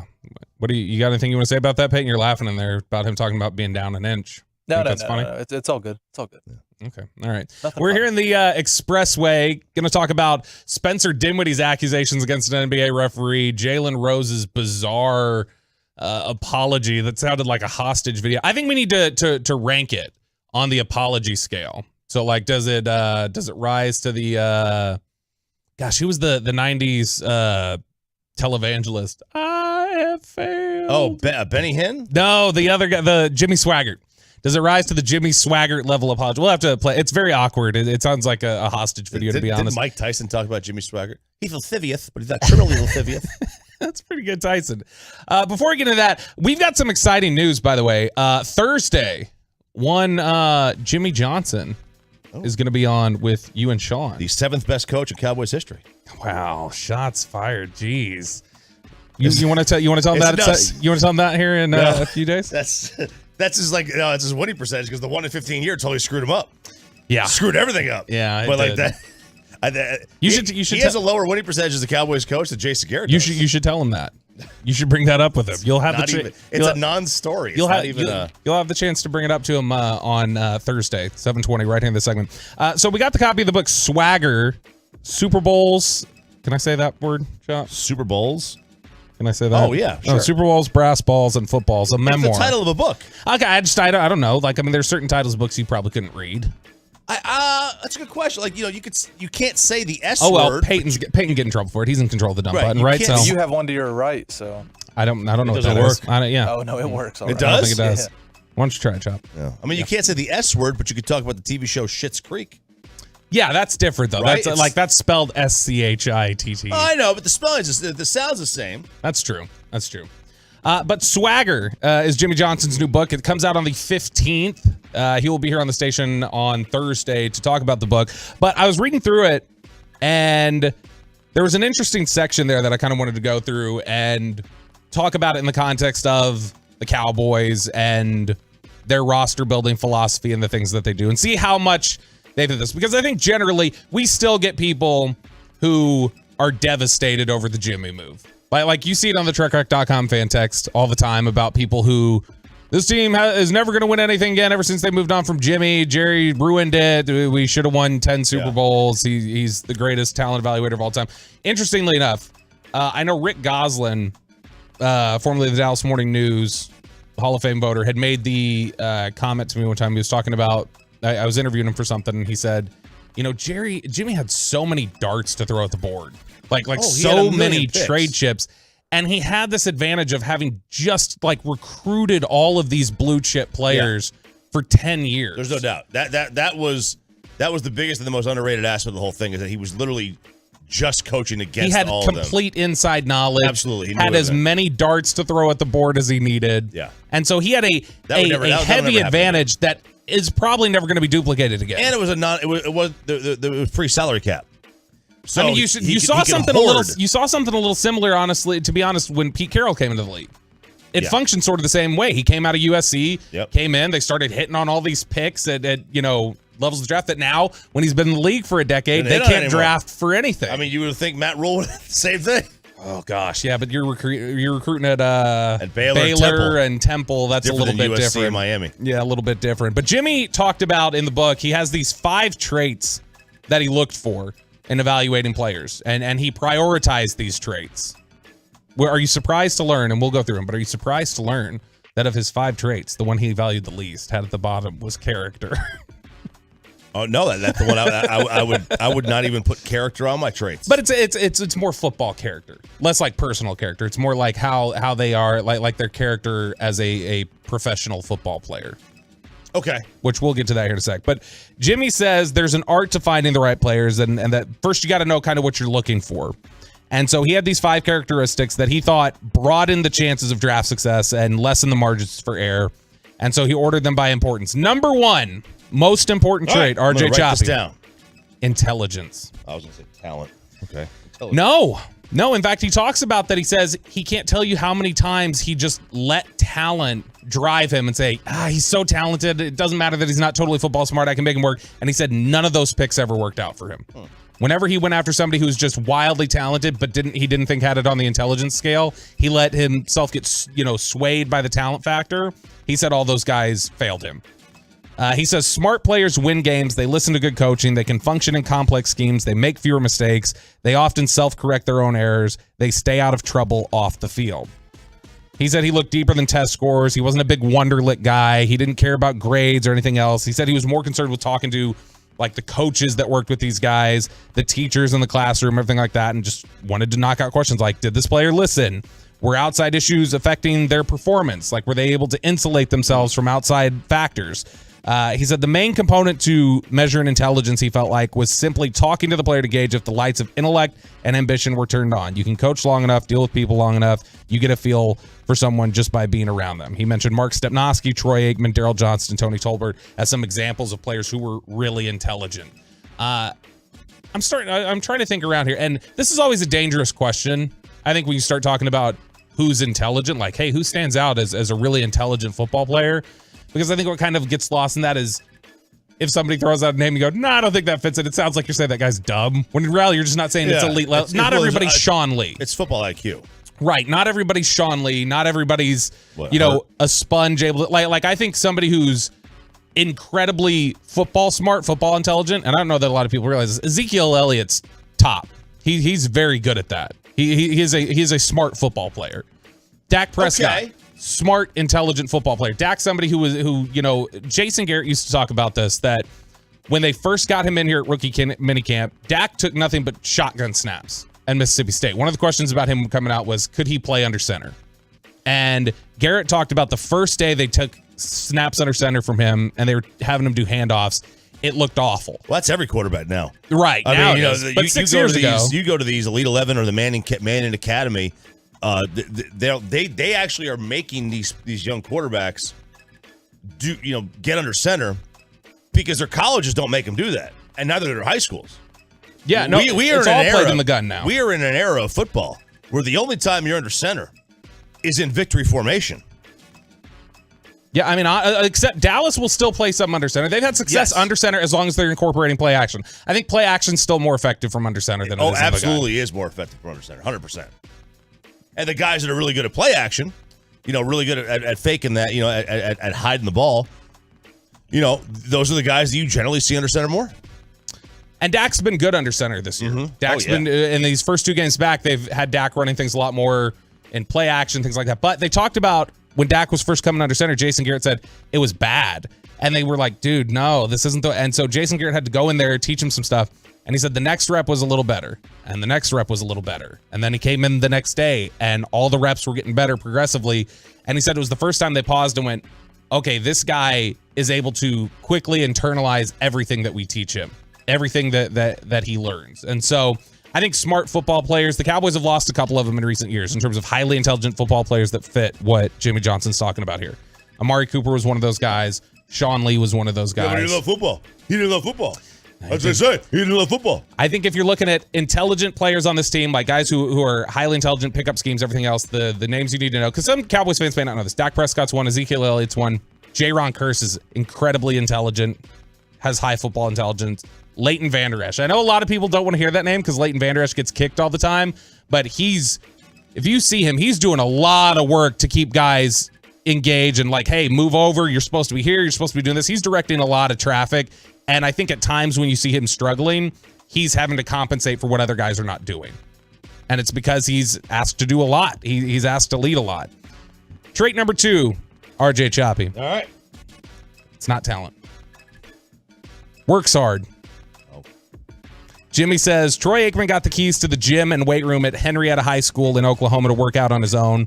His coach there, Bill Holt, once asked Troy if he intended to stay there all night by himself working out. The work ethic explains how Troy made the Pro Football Hall of Fame. This is something we've heard before. Michael Irvin would wear a weight jacket and run sprints. And he always wanted to know at Miami, like, all right, let me go up against our best corner, our most talented corner. That's who I want to practice against all year. That's how I get better. Said that Michael would stay as long as the quarterbacks kept throwing. Steve Walsh, Jimmy writes, was a regular workout partner with Michael Irvin and the other receivers at Miami, and then again when he was in Dallas. He said when Steve got traded to New Orleans, he couldn't find receivers to work out with after practice because they wanted to save their legs for games. And that Steve Walsh would say, dude, this is how you get better. What do you like save your leg? Like you could save your legs and then be terrible in the game though. And he said that was the first time that Steve realized that not everyone worked as hard as Jimmy Johnson's teams did. Darian Woodson told me one time. I was starting to say Daryl, and so I had to I paused. Darren Woodson told me one time that they thought the games were easy under Jimmy because they practiced so damn hard. Oh, they did. And there's things that limit how hard you can practice now because of the CBA, how many padded practices you can have, how often you can even, be in contact working out with the coaches during the offseason, things like that. So you can't do that anymore. But there was in an era of harder practices and softer regulations on what you could do, Jimmy went above even that and ran those guys really, really hard. And that's what he wanted. He wanted those guys who wanted to be basically run into the ground with the practice week. I'll tell you, I think where this thing's going, Jimmy's gonna do what all coaches do. They come up with a lot of little things here. Man, they didn't win because of intelligence and work. They won because they had so much damn talent. That's the most talented team we've ever seen. But he can say all he wants. He works hard. He works. You don't know how hard. No, that's a big part. People think Amari Cooper didn't work hard because he was quiet. That's a big part. That is a big part of it, though. Yeah, quiet guys get confused with not caring. Sure. And that's foolish. That's stupid. And boisterous people like Chris Richard get put into the, oh my God, look how much he cares. Yeah, I get it. It's but work ethic does matter. Of course it does. But Michael Irvin became the player he was. A large part of that is it's his talent, but it's also his work ethic and his drive. That plays into it. But Jimmy, I don't want Jimmy to minimize the reason the Cowboys won. Yeah, the Cowboys 100%. won the Super Bowl because they had one of the best running backs ever. They had one of the best wide receivers ever. They had the best offensive line that we've ever seen. Absolutely. And they had a quarterback that put it all together. And they had a really good defense.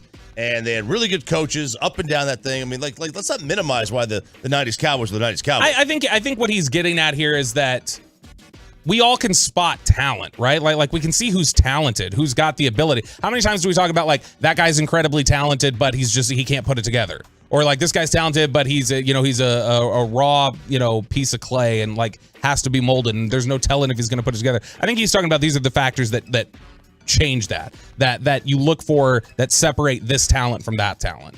Yeah, but very few players get to the NFL strictly on talent alone. David Irving does. Right. Okay. David Irving didn't give a damn. 99% of NFL players work really hard.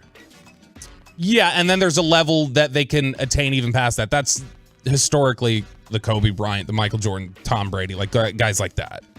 And those are the greats. And you hear about their historic work ethic. Now, I think this is interesting. He talks about saving their legs and working after practice. That's something we've kind of been critical of Dak Prescott for, is how much he's done that. Like how much work he's put into the offseason. People thought he overloaded his shoulder last year, and that's what caused the lat strain, was just the amount of work he got in during the summer. I personally love the amount of time that Dak puts in with the receivers during the offseason. Like I know some people want to talk about load management and resting your body and everything else, but I think that's how you develop that chemistry. You've seen how much the chemistry matters. When he first came back against Detroit, that first half, it took a sec to figure it all out, get the timing down. He's trying to get that timing down year round, and I think that's valuable. So I think on those first two traits, you're looking at Dak Prescott, fits both of those. Number 3, playmaker. Shout out Michael Irvin. Jimmy Johnson says playmakers come in any shape or position. A guard can be a playmaker if he makes a block that springs touchdowns. Special teams player can be a playmaker as a gunner who runs down a punt returner. The important part is opening your mind, not just your eyes, when looking at players. Would I prefer to have a big, strong, fast playmaker? Sure, but the most important part of evaluating talent isn't big, strong, or fast. It's making plays. Yes, usually. But then you also have guys like Danielle Hunter who don't produce at LSU, and then they come to the NFL and they put it together. And guys who have the talent that you got to project out a little bit. But yeah, I think that Chris Richard used to have a line where he said, college, like when you look at the college production, he said production will leave great clues to future success. Like production does matter. Yes, it does. Now, that doesn't mean Chris Winky's going to be like, the greatest quarterback of all time because he succeeds at Florida State. Right. But you know what I'm saying? Like there are guys who they're college, they're college players only. Eric Crouch, like other guys like that, we can look at, like, they put up big numbers. It doesn't necessarily mean anything else. Stetson Bennett, another great example. But he's 25. Like, he's got the answers to the college test already. Right. Literally. But I think and his phone number out there. But I think you look at, like, there's some of these guys that they perform at a high level in college, and that doesn't necessarily mean they're going to be great pros. We've seen it throughout time, especially at the quarterback position. I feel like prolific quarterbacks don't always translate to the NFL. Mason Rudolph was a prolific quarterback at Oklahoma State. He's been terrible. And he wasn't somebody that, and then you have guys like Josh Allen who play at Wyoming and look like they have a ton of flaws, but the talent's there. So, and that was a guy who had NFL, this is a guy who's crushing the NFL that had trouble at Wyoming producing. Like, so I mean, I get what he's saying there. I think that there's still an aspect to it of, you've got to read the context clues a little bit. There is. You do have to read those. Who are playmakers on the Cowboys? Tony Pollard is the first one that comes to mind for me. I wouldn't even have thought. He didn't play enough. But that's the point, is that when he gets out there, when he touches the ball, he makes plays. Diggs and Mike are the two biggest playmakers in the team. Diggs, Micah, I think and you know what? Hey, again, we've talked about this Odell Beckham thing a little bit. There's another reason to go get Odell Beckham. Odell Beckham is a playmaker, regardless of he will make plays for you. And they lack playmakers on offense. Like, as good as CeeDee Lamb has been, CeeDee Lamb's been steady. Would you call CeeDee Lamb a playmaker? I think it's kind of subjective, obviously, but no, probably not. Because, like, what are the big CeeDee Lamb moments you think of the first 3 years? The catch against New England, that was a big one. The overtime winner. That was. I mean, look, it's not like he's not having a good year. And that's my point. But I think there's a difference between being a good player and, like, being somebody who makes plays. And, like, that's why CeeDee Lamb may be a better receiver right now than Odell Beckham, especially coming off an injury. But Odell Beckham's probably a better playmaker. And I know you hate this because this runs a little counter to the analytics angle. Yeah, I don't like. It's, there's a lot of opportunity that comes into that. There's an opportunity element of being a playmaker. So I don't know. I mean, I guess you could say that he is. But it's not like But I still think CD's tremendous, and they got him. Why did they get CD? They got him to replace Amari Cooper. CD's a really good player. I think he's coming into being a great leader for this football team. I agree. I believe all those things, but also at the end of the day, I don't think he's necessarily like Dwayne Bowe was always a really good receiver. Dwayne Bowe was not a playmaker. But you know what I mean? Like, just the steady guy who produces, but he's not like he's not a dynamic threat. Number 4, Jim Rat / loves to compete. Jimmy says when he recruited players in college, he would often get some line thrown at him. He said it was like bait in the water to test his reaction. He said a lot of times they'd have family members ask it. But he said he was recruiting Lamar Thomas, one of the top receiver prospects, and his dad said, when do you think he'd start at Miami? And Jimmy said he chuckled and said, start? I can't even promise he'll play. But I promise, like, if he works hard and competes, he'll be further along as a junior or senior than he'll be at most schools if he starts as a freshman.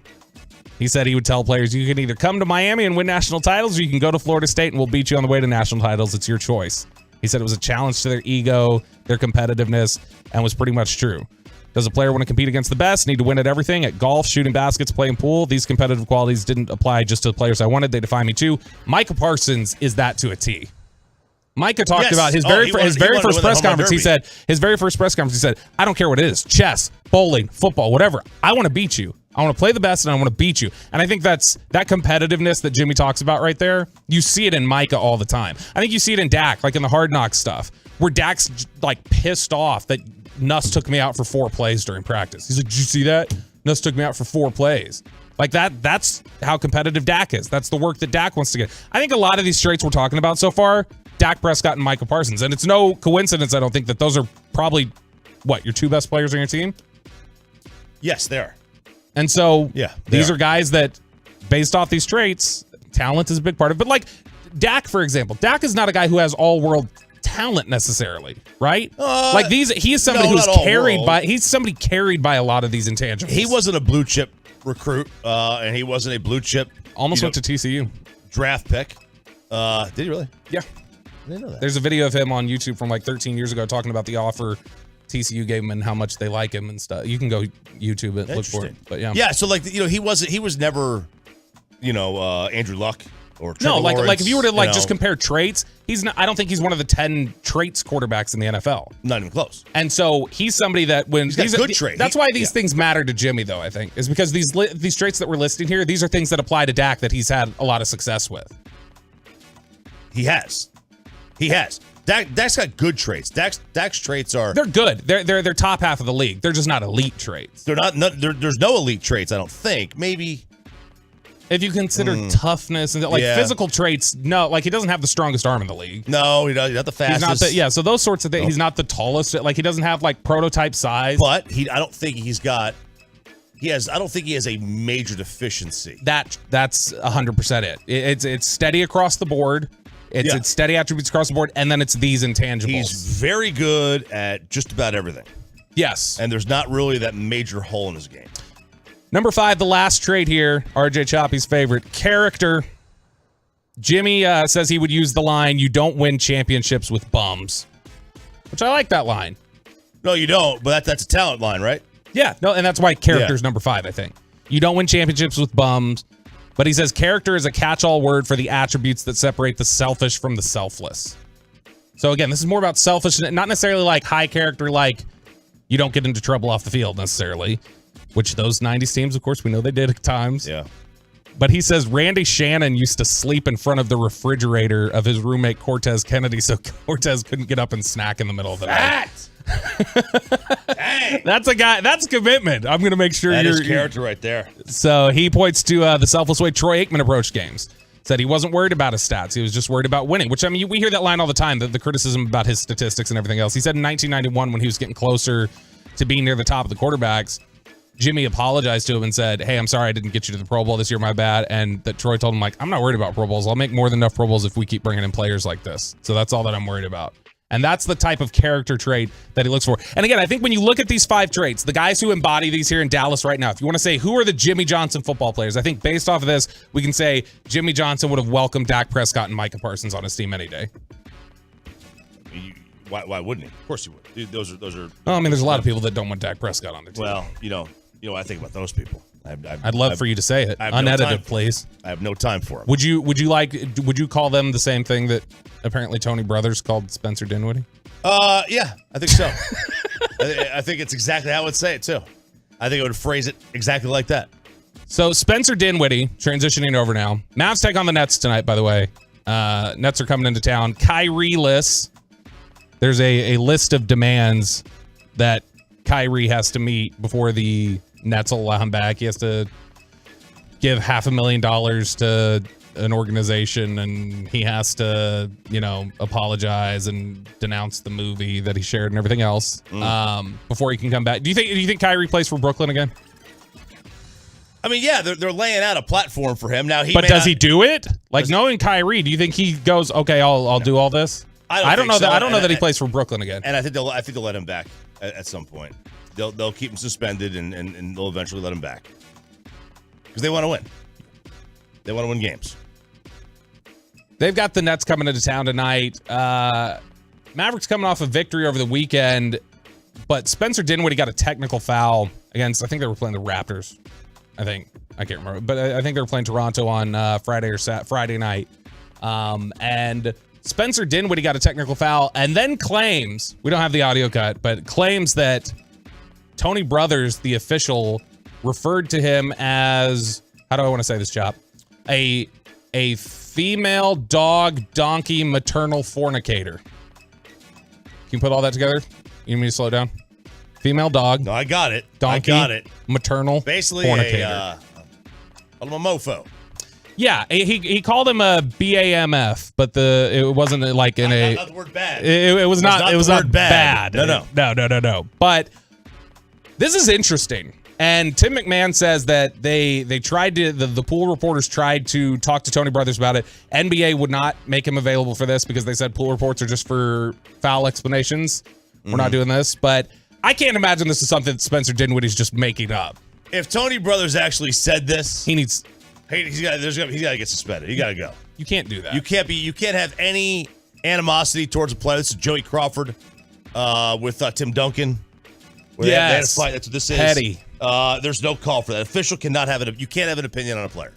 You just can't. You can't have preconceived biases against a player, or you can't look at the player and say, oh, that's a dirty player. We're going to watch him a little more closely. You've got to go and officiate every game as if you know nothing about any of the players, any teams. I know it's impossible to do that. I know human nature kicks in and it's impossible to do that, but you got to be as close to that as you possibly can.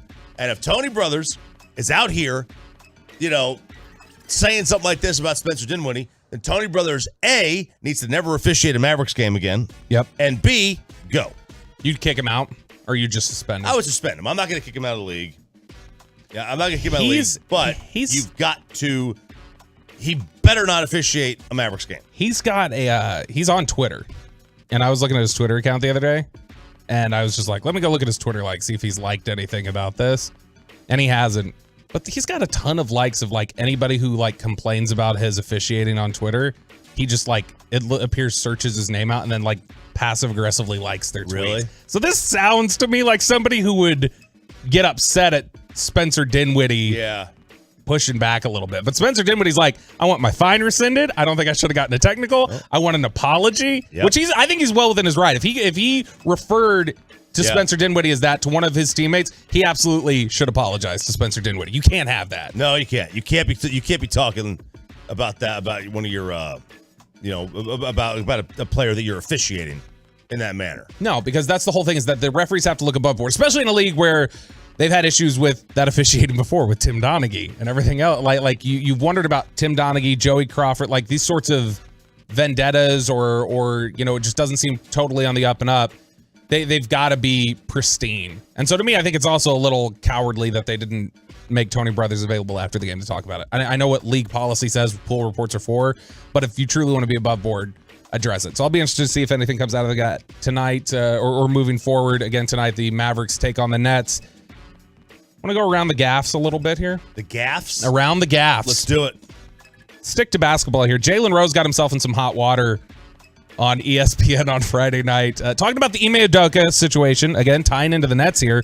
Apparently, there's a report out there from Mark Stein that there are owners that are trying to say, y'all don't hire Ime Udoka. Slow this down, this process a little bit in Brooklyn. Let's let this lie a little bit. Ime Udoka, of course, who was suspended by the Celtics for an inappropriate relationship where the details are still kind of muddy. There's not a lot that's come out yet. I think this is one of these things where 5 years from now, we're going to see the whole picture and go, oh, that's why the Celtics reacted the way they did. But it's not totally clear, but had an inappropriate relationship. It was allegedly consensual, but then there were some issues that came out apparently where she made complaints to the Celtics about inappropriate comments that he made at work. And so Jalen Rose, when this topic came up about Ime Udoka going to the Nets, Jalen Rose had this hot take about Ime Udoka and his accuser. And by the way, to piggyback on Stephen A's point about what Ime did, we know his name. Maybe I'm missing something as it relates to the law, but why we don't know her name? It's not like she's a minor. I feel like we should know her name publicly as well. But with that being said, I respectfully disagree with the legend Michael Wilbon. This is why. I feel like he deserves the opportunity to work again. They laid out on him. That was Mike Greenberg, Stephen A. Smith, and Wilbon, and nobody is saying anything. Nobody said a word. As Jalen Rose why aren't we naming accusers, bro? Yeah, I don't think it works like that, Jalen. Does it not? I don't think you name accusers. I think you have a right to know your accuser individually. But we don't. But I think the reason that they don't name the accuser is because this might deter someone else from coming forward. Absolutely. And that's why they don't name accusers. They come back. Especially in matters of harassment in the workplace. So I don't even think, honestly, let's just say that, there's a sexual harassment claim at work against you. Yeah. Do you even at work have a right to know your accuser? I don't even know how that works. Ooh, I I'm think not it had. sure. I think it had. There's an element of I can tell you this. I can right? tell you this. None of the coworkers can. I don't know if you can know. Like I don't know about that, but I know this. I know just from having experienced it on the periphery at other jobs in the past. We don't know internally. Nobody's allowed to talk about it. Right. So we don't know. I assume you have the right to know. Who's I would guess you do, but nobody else in the building. So Jalen Rose obviously making that comment. ESPN then had to clear some commercial inventory out to make a we're gonna have to kill one of those 30-second spots because we need a 30-second apology from Jalen Rose. I'm Jalen Rose, and I would like to apologize for a comment I made earlier on NBA Countdown.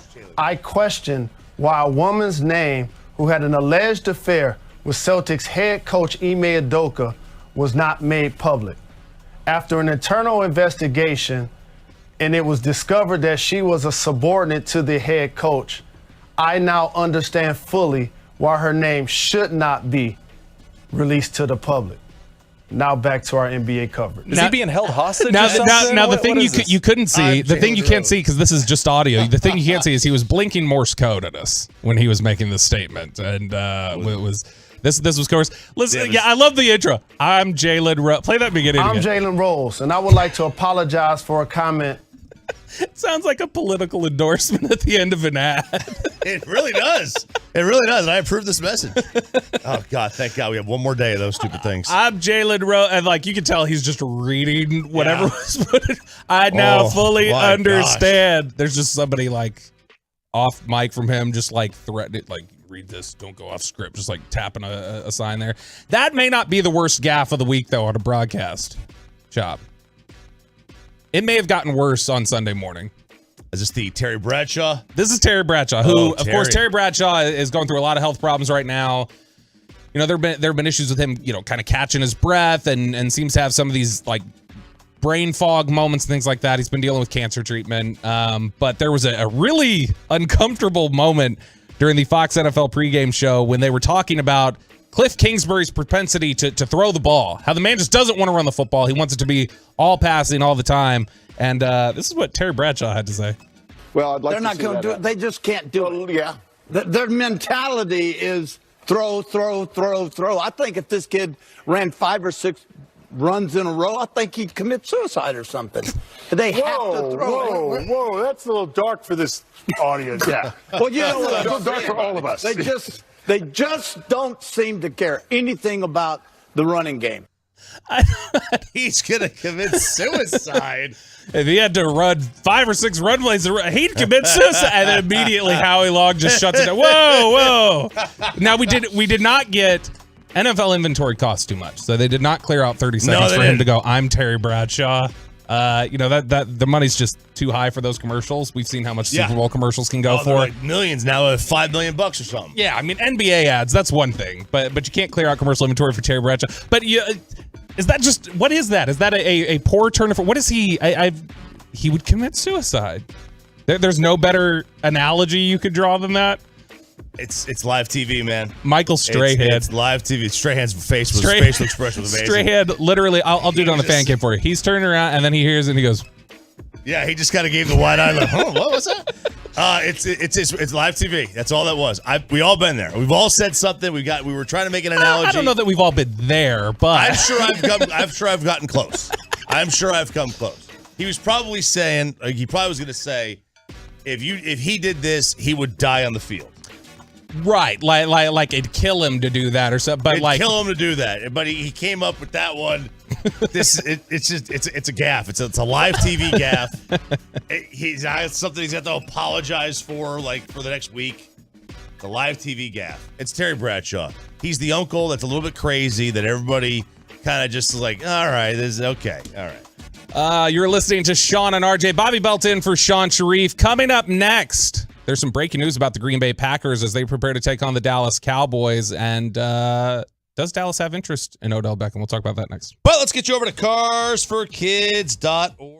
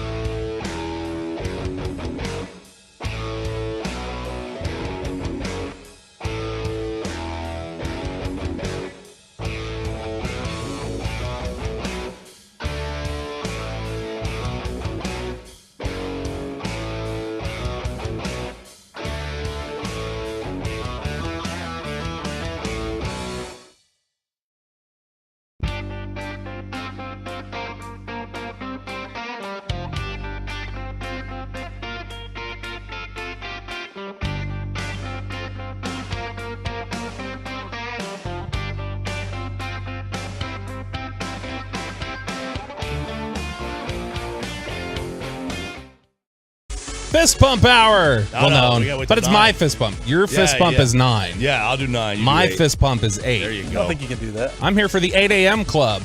Shout out to the 8 a.m. club. Sean and RJ, Bobby Belt in for Sean Sharif. RJ Choppy's still here, though, as is Peyton Russell on the board. We got Ryan running video. It's like a complete show almost. Almost. We got some... you can have all the barbecue. Let me tell you, I went to Nick and Sam's last week, and it was great.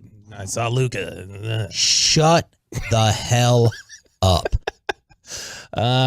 Sean will be back on Wednesday. I'll be back in running with Choppy tomorrow here on Sean and RJ. And we will be preparing for Cowboys and Packers. Cowboys come back out of the bye week. They're 6-2, just like they were last year. This was asked of Stephen Jones last week. I'm curious for your thoughts on this, Chop. Better 6-2 football team, the one last year or this year, the Cowboys? Well, I still think they were better. I would say last year because Dak was playing like an MVP. Yep. And Dak's barely played this year, so looked really good these first two. Well, not the first half so much, but the last 6 quarters he's played, he's looked really good. He's looked tremendous.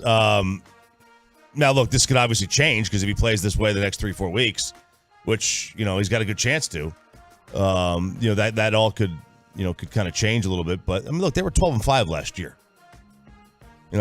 Everything soured on the San Francisco game, but they were a 12-5 team. I think there's a decent chance, just seeing the way the schedule shakes out from the second half of the year, I think there's a decent chance they finish with a better record. Let's see. I mean, they're going to have an easier schedule, right? I mean, they'll be favored in every game except for 2.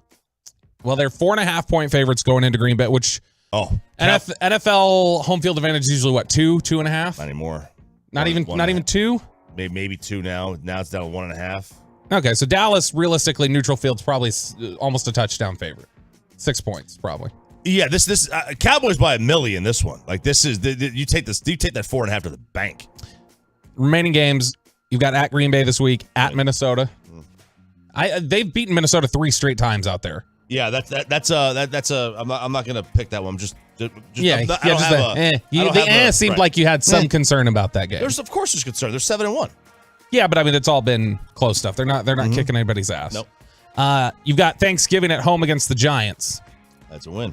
You've got at home against the Colts, who are that's a win. Spiraling. Yeah. You've got at home against the Texans. That's a win. On the road against the Jaguars. That's a win. You've got at home against Philly. That's a win. It is, because if Dak plays against Philly in Philly a couple weeks back, they win that game. So at worst, they're going to be 14-3. Well, you've got on the road against Tennessee. They lose that game, I think. Oh, yeah, they lose that game. That's just a physical football team that knows how to run the ball and can take advantage What's of that. Tanny's status? Is he done for the year? I think so. I mean, I think so. So it's like Malik Willis the rest of the way. Oh, but they can run the ball on you, and they almost beat Kansas City last night. Yeah, maybe Kansas City has some problems. And then at Washington. That's a win. Yeah, this is a 14-3 team. They'll be the 1 seed. Ooh. You think there's 3 losses left on Philly's schedule? No, I don't think so. Philly's got home against the Commanders, on the road against the Colts, home against the Packers, home against the Titans, on the road against the Giants, on the road against the Bears, on the road against the Cowboys, home against the Saints, home against the Giants. Philly needs 2. They need to lose 3. Well, minimum. Probably more like 4. Not if the Cowboys beat Minnesota. If the Cowboys beat Minnesota, if the Cowboys win out, which they will, and they'll be 15-2. They'll have the tiebreaker. Well, they wouldn't. Would they have the tiebreaker for Philly? This is coming from a man who went 5-0 in his college picks this week. Did you? You did? I really? Yeah. Wasn't he 5-0? I think I may have been. I think I may have been. So yeah, we're about ready to let you back on the BetQL show now. You were suspended for your poor betting performance. It's kind of my choice, but no. It's kind of my choice. That's what that's what Ime Udoka says too. But I think that we're about ready to let you back on there with your betting performance. So you're good. Cowboys get the Packers this weekend. They're a mess right now. They've lost 5 in a row, and Aaron Rodgers is not playing well. They're incredibly banged up right now. In fact, the news this morning from Jeremy Fowler, initial belief is that the Packers pass rusher Rashawn Gary has suffered a torn ACL. He's undergoing an MRI to determine the full scope of the injury. If confirmed, the injury would end his season. Rashawn Gary has 6 sacks on the year. Team's holding out hope, but looks like no Rashawn Gary. Aaron Jones got hurt yesterday. Eric Stokes, the corner. You had Romeo Dobbs got hurt, their receiver. I mean, they are just banged up. Bakhtiari left the game at one point. Just a team that's not playing very well, and now they're having the injuries stack up, and they've already got... This is my belief. I won't say this on behalf of you. You can chime in if you want on this. I think Aaron Rodgers is checked out. I think there's no he doubt looks about like a checked out player. He is a petulant child, man. He's a 3-year-old whose mom said, no, you can't have that extra cookie. He wants that cookie, though. All he does is throw tantrums. Not Brady tantrums, but it's just like these little, oh my God. Oh, how can you not catch that? Which we put up with that. Honestly, we put up with that for Brady, or not put up with it. People are annoyed by it, but you kind of put up with it because it's like, okay, the guy has 7 titles. Like, why is this put up with Aaron Rodgers, who has 1 title and has not won in a decade? Why do people let him do this? Why do people still think Sean Payton's this great coach? He's got 1 title and he hasn't won in a decade. I mean, it's the same reason, right? Because you get enamored with talent. I think people give a lot more credence to Rodgers though than they do Payton. Even. No, yeah, you're right. I'm just messing. Because the talent's there. And it's always been there. So what's the issue now? Is the talent just falling apart, or is he has the motivation from them selecting Jordan Love worn off? He's getting old, right? I don't think the motivation from Love is worn off. He won back-to-back MVPs. He's getting old. The talent around him isn't as good as it once was. He's making bad decisions. Yeah, and unusually bad decisions. First time in his career yesterday, he throws 2 red zone interceptions in a game. You know who is in favor of? I know you sent this over earlier. You're annoyed with the spoiled Packers fans who want to bench Aaron Rodgers for Jordan Love. Yeah, you know who's in favor of that? Your boy Lil Weezy. Lil Wayne yesterday was saying, knew we should have moved on from 12 this offseason. Lil Wayne's my boy. Is that what we were saying? You're the hip hop expert at the station, right? He's the one guy I never got. He sucks. I never got into and the fan text is going to scream it out because every time I say he's not good, they lose their Twitter mind. mentions are going to blow up. I love hip hop. Like I'm a real hip hop head. I don't think Lil Wayne is very good. I never have. I never got him. I never got into it. He was not my. And he thinks they should have moved on from Aaron Rodgers. You with Lil Wayne on that? No, you shouldn't. I wouldn't have moved on from Aaron Rodgers. No. He's back-to-back MVP. I'm not going to move on from him. Here's some of the tweets going out there yesterday from Packers fans. What do we have to see to get Jordan Love in the game? Just wondering.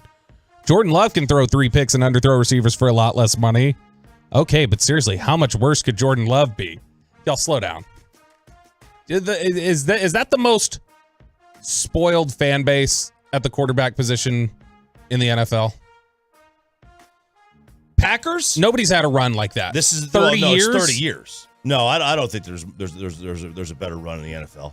I don't think we've seen one. We had Montana to Young. Okay, that was strong. Really good. And you can say Jeff Garcia too. Yep. And you had Manning to Andrew Luck.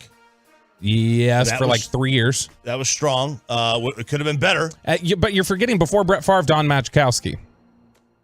Are we saying the that Packers quarterback? I mean, saying that's good? Yep, sure. Okay, and it's a great name. Yeah, it is. It is.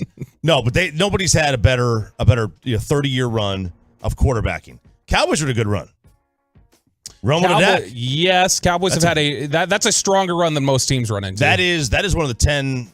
As one of the 10, but one of the better runs there is. Which is why it always perplexed me, by the way, that they were willing to try and play hardball in the contract negotiations. Like, did y'all forget 2000 to 2006? Like what that was like? That was awful. That didn't even. That was 6 years that felt like 12. That wasn't even football. No, it was horrible. Awful. I don't know how they made the playoffs that one year with Quincy. I still to this day have no idea how that team made the postseason. Yeah. It's so funny hearing everybody reflect on the Emmitt Smith record anniversary last week. And you're having to mention in there like it's getting mentioned in part like, oh yeah, and that was also Chad Hutchinson's first start. And it's like, yeah. What a way to just tarnish the end of that. That honestly, like, it was a stupid quote, but like when you think about some of those quarterbacks, you kind of get the diamond surrounded by trash comments. Yep, you do. You understand it. He wasn't really a diamond anymore. No, he wasn't. But definitely surrounded by trash. Yes, he was. Yeah. There's no doubt he was. You are getting a little bit roasted for your Lil Wayne.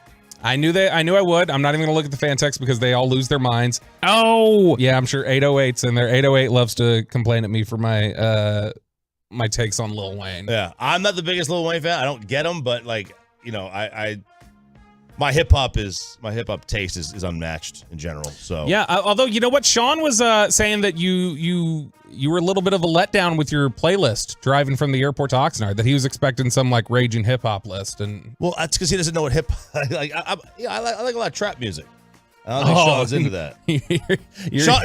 Sean wanted Tupac and Biggie, and okay? you're in the trap. And I still think Tupac and Biggie are the goats, but I've moved on. You just want some Gucci Mane.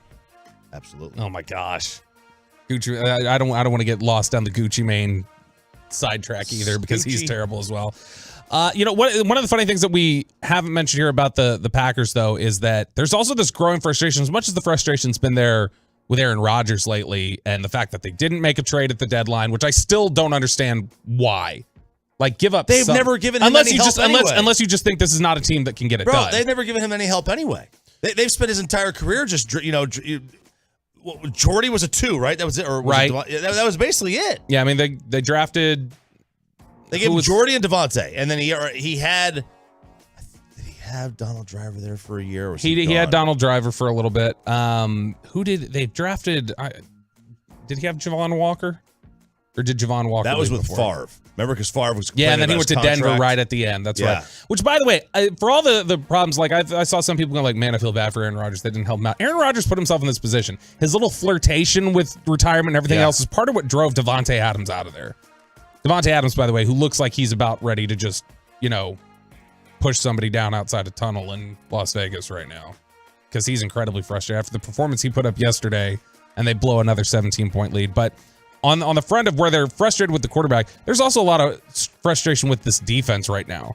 ESPN last week had a story where an unnamed source within the locker room said there's a declining confidence in the defensive scheme and what's being called, and it's led to overall frustration with the defense, and another source confirmed that sentiment. So they're a mess, and I wonder at what point Aaron Rodgers starts letting that frustration bleed over to my coach isn't good enough, which he's got a history of doing. Oh, you think he's coach killer? Yeah, I think he's going to start. He has a long history of pointing the finger outwardly, and one of the easiest places to do it is towards his coach. He hasn't been able to do that with Matt LaFleur the first couple years because they've had success. 13 games every year. I bet you that starts really soon. Well, then Matt LaFleur should clap right back.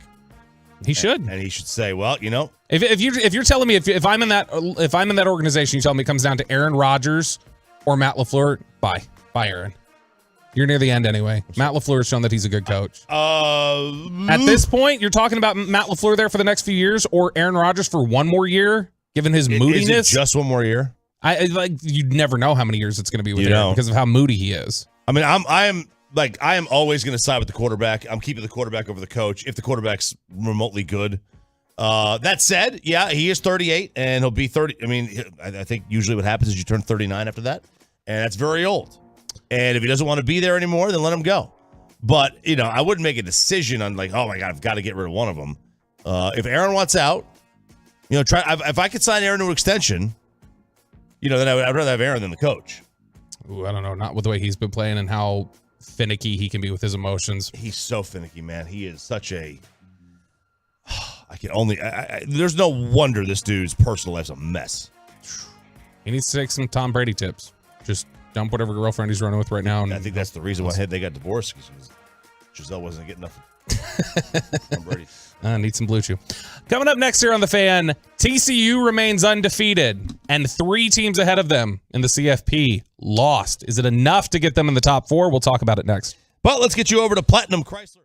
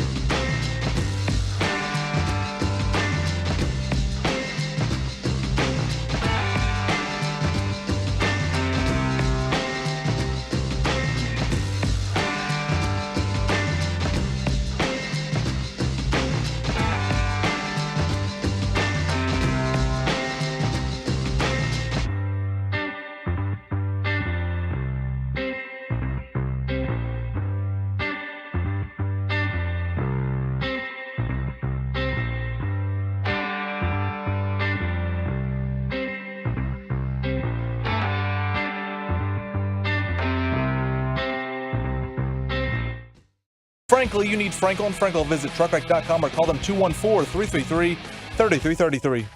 Back here on Sean and RJ, Bobby Belt's in for Sean Sharif. Alongside RJ Choppa, we got Peyton Russell on the board. Ryan back there working the video. I gotta know, we're on twitch.tv/Dallas Fan Cam. We're on YouTube. Search 105.3 The Fan. Shout out to our YouTube viewers. I know they get a little lonely in there sometimes. Chop, we got to start being better about being in the YouTube chat too, because they get a little lonely in there. I'm in the Twitch chat right now. Okay, you be in the Twitch. I'll be in the Twitch. I need to jump in the YouTube too, because we have some good loyal listeners in the YouTube as well. But I'm curious for the listeners in the YouTube and the Twitch. And Ryan, if you could display this right now, Peyton's face. I want to know what y'all think of that mustache. We need some. I think we need some votes on this. Look, is it like Raleigh fingers? No, but it's not a bad mustache. I don't like the way you said pretty fingers. Awful. It's pretty awful. Oh, the way you said fingers made me uncomfortable. Raleigh fingers. Please don't say that anymore. It's like the other night, Reggie was saying referred to something as creamy, and I was like, don't ever say creamy again. I don't like hearing creamy. Like the word that, I know it's just the way Reggie said creamy made me very uncomfortable. He said it with a little there was like a little emphasis on the CR sound. So it's very porny. Your mustache. And the way Reggie says creamy. Yeah, it's this is like 2.5 months though. I mean, like we're trying. That's 2.5 months. Okay. This is literally like a week if I were to go clean shaven.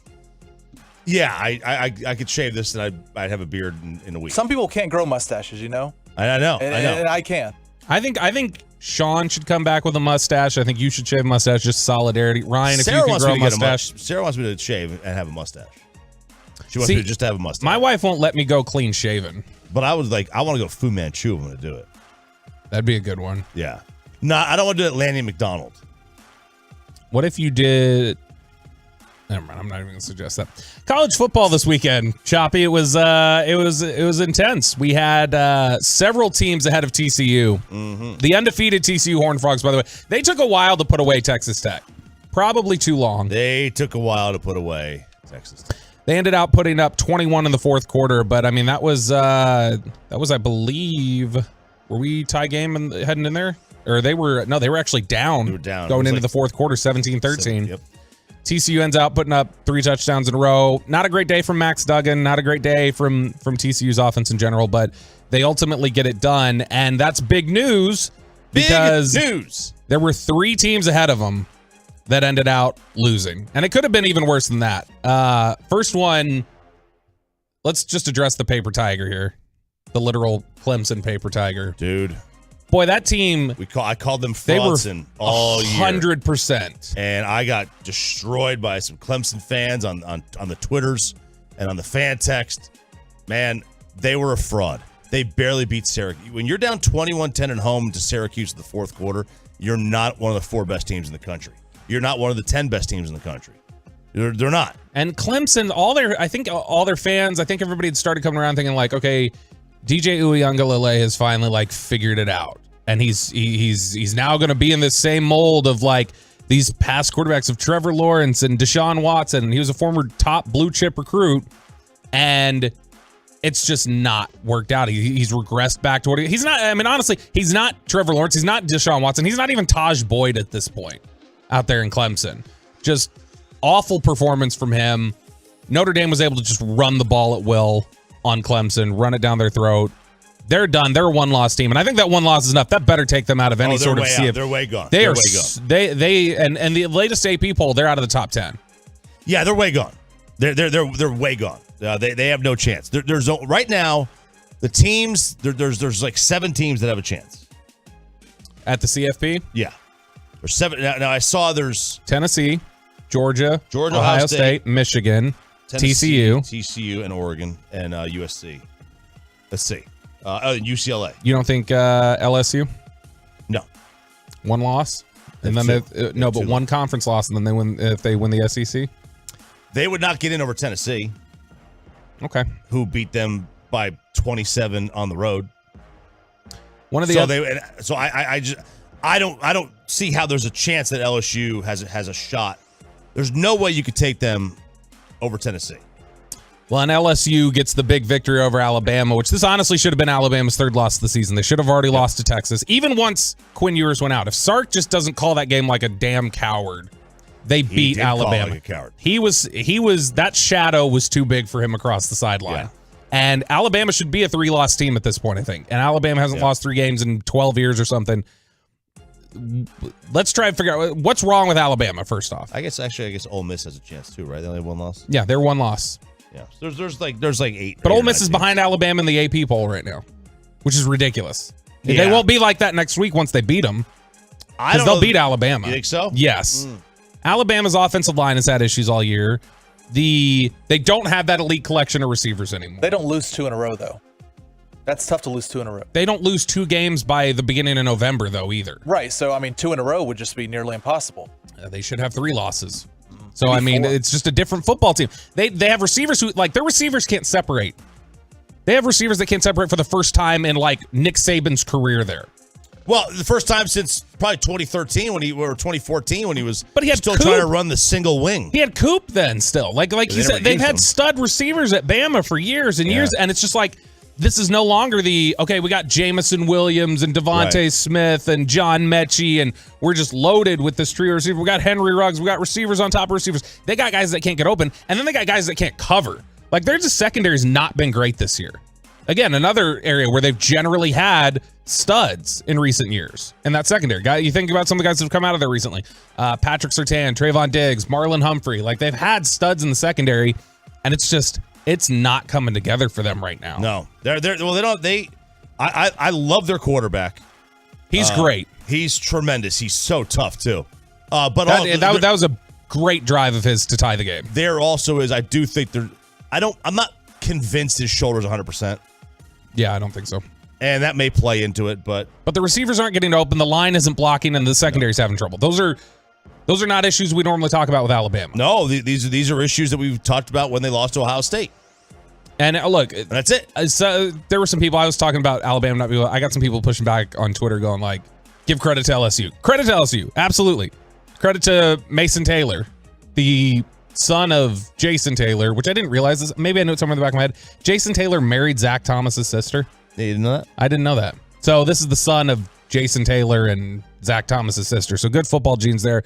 But a couple huge plays. He had the 2-point conversion, which I am always hesitant to give Brian Kelly credit because I think he's a fraud and I think he's just terrible. But big ones on Brian Kelly for going for the 2-point conversion in overtime. It was absolutely the right call. It was. I put even if they missed. That's the call. I put on Twitter right then and there. You got to go for this. You go for the win. Know your team. Go for the win. You have 2 yards when you run your best 2-point conversion play. Go for the win. That was absolutely the right call to make. And again, Mason Taylor gets that 2-point conversion there. Before that, the touchdown inside of 2 minutes that put them ahead. Great throw between the 2 defenders. Yeah. Great play to go up and catch that. They're just LSU is really starting to hit their stride now the last couple weeks. Well, since the Tennessee game, they have. Yeah, they've been tremendous since then. And they got beat by 40-13, and ever since then they've been running roughshod over everybody. Have you recovered from this weekend? Yeah, because we haven't talked about it yet. Georgia did beat. We haven't talked about it in the segment. Georgia did beat Tennessee. Yeah, you would still have. We mentioned TCU's undefeated. You have these teams that have dropped: Tennessee, Clemson, Alabama, that were all ahead of TCU. You don't think that Tennessee deserves to fall behind TCU though in the CFP? No, I didn't say that. You would have TCU ahead of Tennessee? I think I would have Tennessee 5th. Okay. Now, if they win out, rank or stack the top 5. Well, first of all, I don't think Michigan is as good as they're going to be. No, ranked. they're Clemson-like to me. But they'll be ranked 3rd, and they should. They're undefeated. They don't put them there, whatever. They're tough. Yep. They play physical football. Yep. Knock it out. But they'll lose. I do think, though, and when the final rankings come out, let's just say everybody there wins out in the top 5. Well, somebody's got to lose between Ohio State and Michigan. I'm sorry. Outside of that. Let's say TCU wins out, Tennessee wins out, Georgia, Ohio State. That's your 4, I think. That's your 4, but I do think they would put Tennessee 3rd to avoid a rematch with Georgia. That would make sense, and then have TCU 4. The committee would not want a rematch. That would just, they wouldn't. So that would be Georgia TCU. It would probably be Georgia TCU. Ooh. This was a good question, I thought. I was listening to the Athletics College Football Show. I know I mentioned this to you during a break. They were talking about the topic of if you could pick one team, somebody comes to you and says, your life is on the line. You got to pick a team to beat Georgia. If they don't beat Georgia, you die. And that it's on a neutral indoor field. Oh. So imagine like let's go to the Superdome. Georgia in the Superdome. You can pick one team, not the Buffalo Bills. You got to pick a college team to give you the best chance. I don't think anybody's beating them, but who are you picking to give you the best shot? I don't know that there is one. It's got to be a team with a great offense. I think it's Ohio State is the team that you pick. And I don't feel great about that. But you know what's interesting? As flawed as they are, and as many as they are, I think one of the teams you probably the second team I picked behind Ohio State is Bama. Well, they got the quarterback to do it. And they've got the coach. And they have the big, they know how to play in these games. And they know how to be the hunted and the hunter. They do. It's a short list, man. It's a short list. But I do think that the committee will have, because obviously Michigan Ohio State's going to take care of itself. I don't think they would have a rematch. I think they would put TCU at 4 just to avoid the Tennessee-Georgia rematch. TCU opens as 7. They open as 7-point underdogs to Texas next week. Texas, who was ranked 24th coming into this weekend on the AP poll. Where would you? It was started at 7. It's now moved up to 7.5 a little bit. What's it? Generally, point spread in college is good for 6 at home. I mean, there's no hardcore like set number. But roughly, I would say, yeah. I mean, like that Georgia crowd, that Georgia crowd is worth a touchdown. So that means even on a neutral field, though, does that mean that Vegas would have Texas plus or yes, minus 1.5 over TCU? They'd be favored over TCU either way on a neutral field. Which I think is really interesting, giving TCU's propensity to come back and win games, and Texas's propensity to get up ahead and choke it. Well, there's a couple things. One, pause. There's There's a talent disparity. Right, and overall talent that Texas has, that TCU doesn't. Coaching disparity, though. 5-star. Coaching disparity in the wrong direction for Texas. Definitely a coaching disparity, and Sonny Dykes is a better coach than Sark. Sonny Dykes has what he's done at TCU. This reverse in 1 year is insane. Oh, and you know, Josh Heupel and Sonny Dykes deserve the biggest credit in all of college football for the coaching job they've done this year. No doubt. Now, look, I think Mac and listen, I love Quinn Ewers, but Mac's a better quarterback right now than he is. Yeah, probably. Now he doesn't have the raw talent. He's a more stable quarterback. Absolutely. If I need one drive, I probably take Quinn. I would too. But if I have 12 drives, I would take Max. Yeah, if we're talking about a full 4 quarters, I trust that Max isn't going to get me in trouble as much as Quinn might. He'll make fewer mistakes than Quinn. And I think Quinn's going to be one of the top quarterbacks in the country next year. He'll be the number 1 pick in the draft someday. He's gonna be he'll be everything we thought next year. It's early. It's still he's in his 6th college game because he's out for a while. Still coming into his own. There'll be a lot to watch. That'll be a big game this weekend.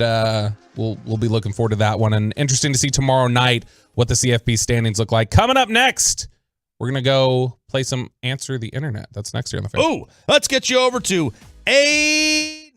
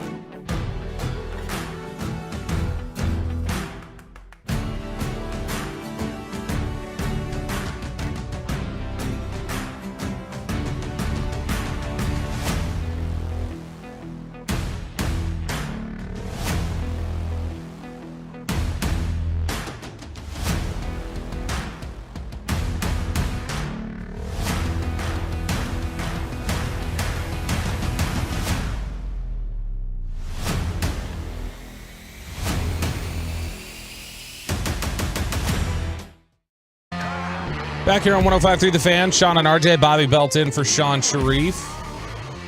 Peyton Hillis on the board. It's not true. Do you still have that drop of Sean calling you Peyton Hillis? I think I have it somewhere. Poor Peyton. Nobody can get his name right. Sandler calls him Preston Russell. Preston Russell. Yeah, Sandler. Completely got it wrong. Sandler's like, Preston Russell on the board. That was when I first worked here. It was a Ranger game or something. He called me that after a Ranger game. Preston. You don't look like a Preston. Really? That was the second name choice for me for my parents. They were going to go Peyton or Preston. So Sandler's your dad? No. Who's your daddy? Say it, Sandler. My dad.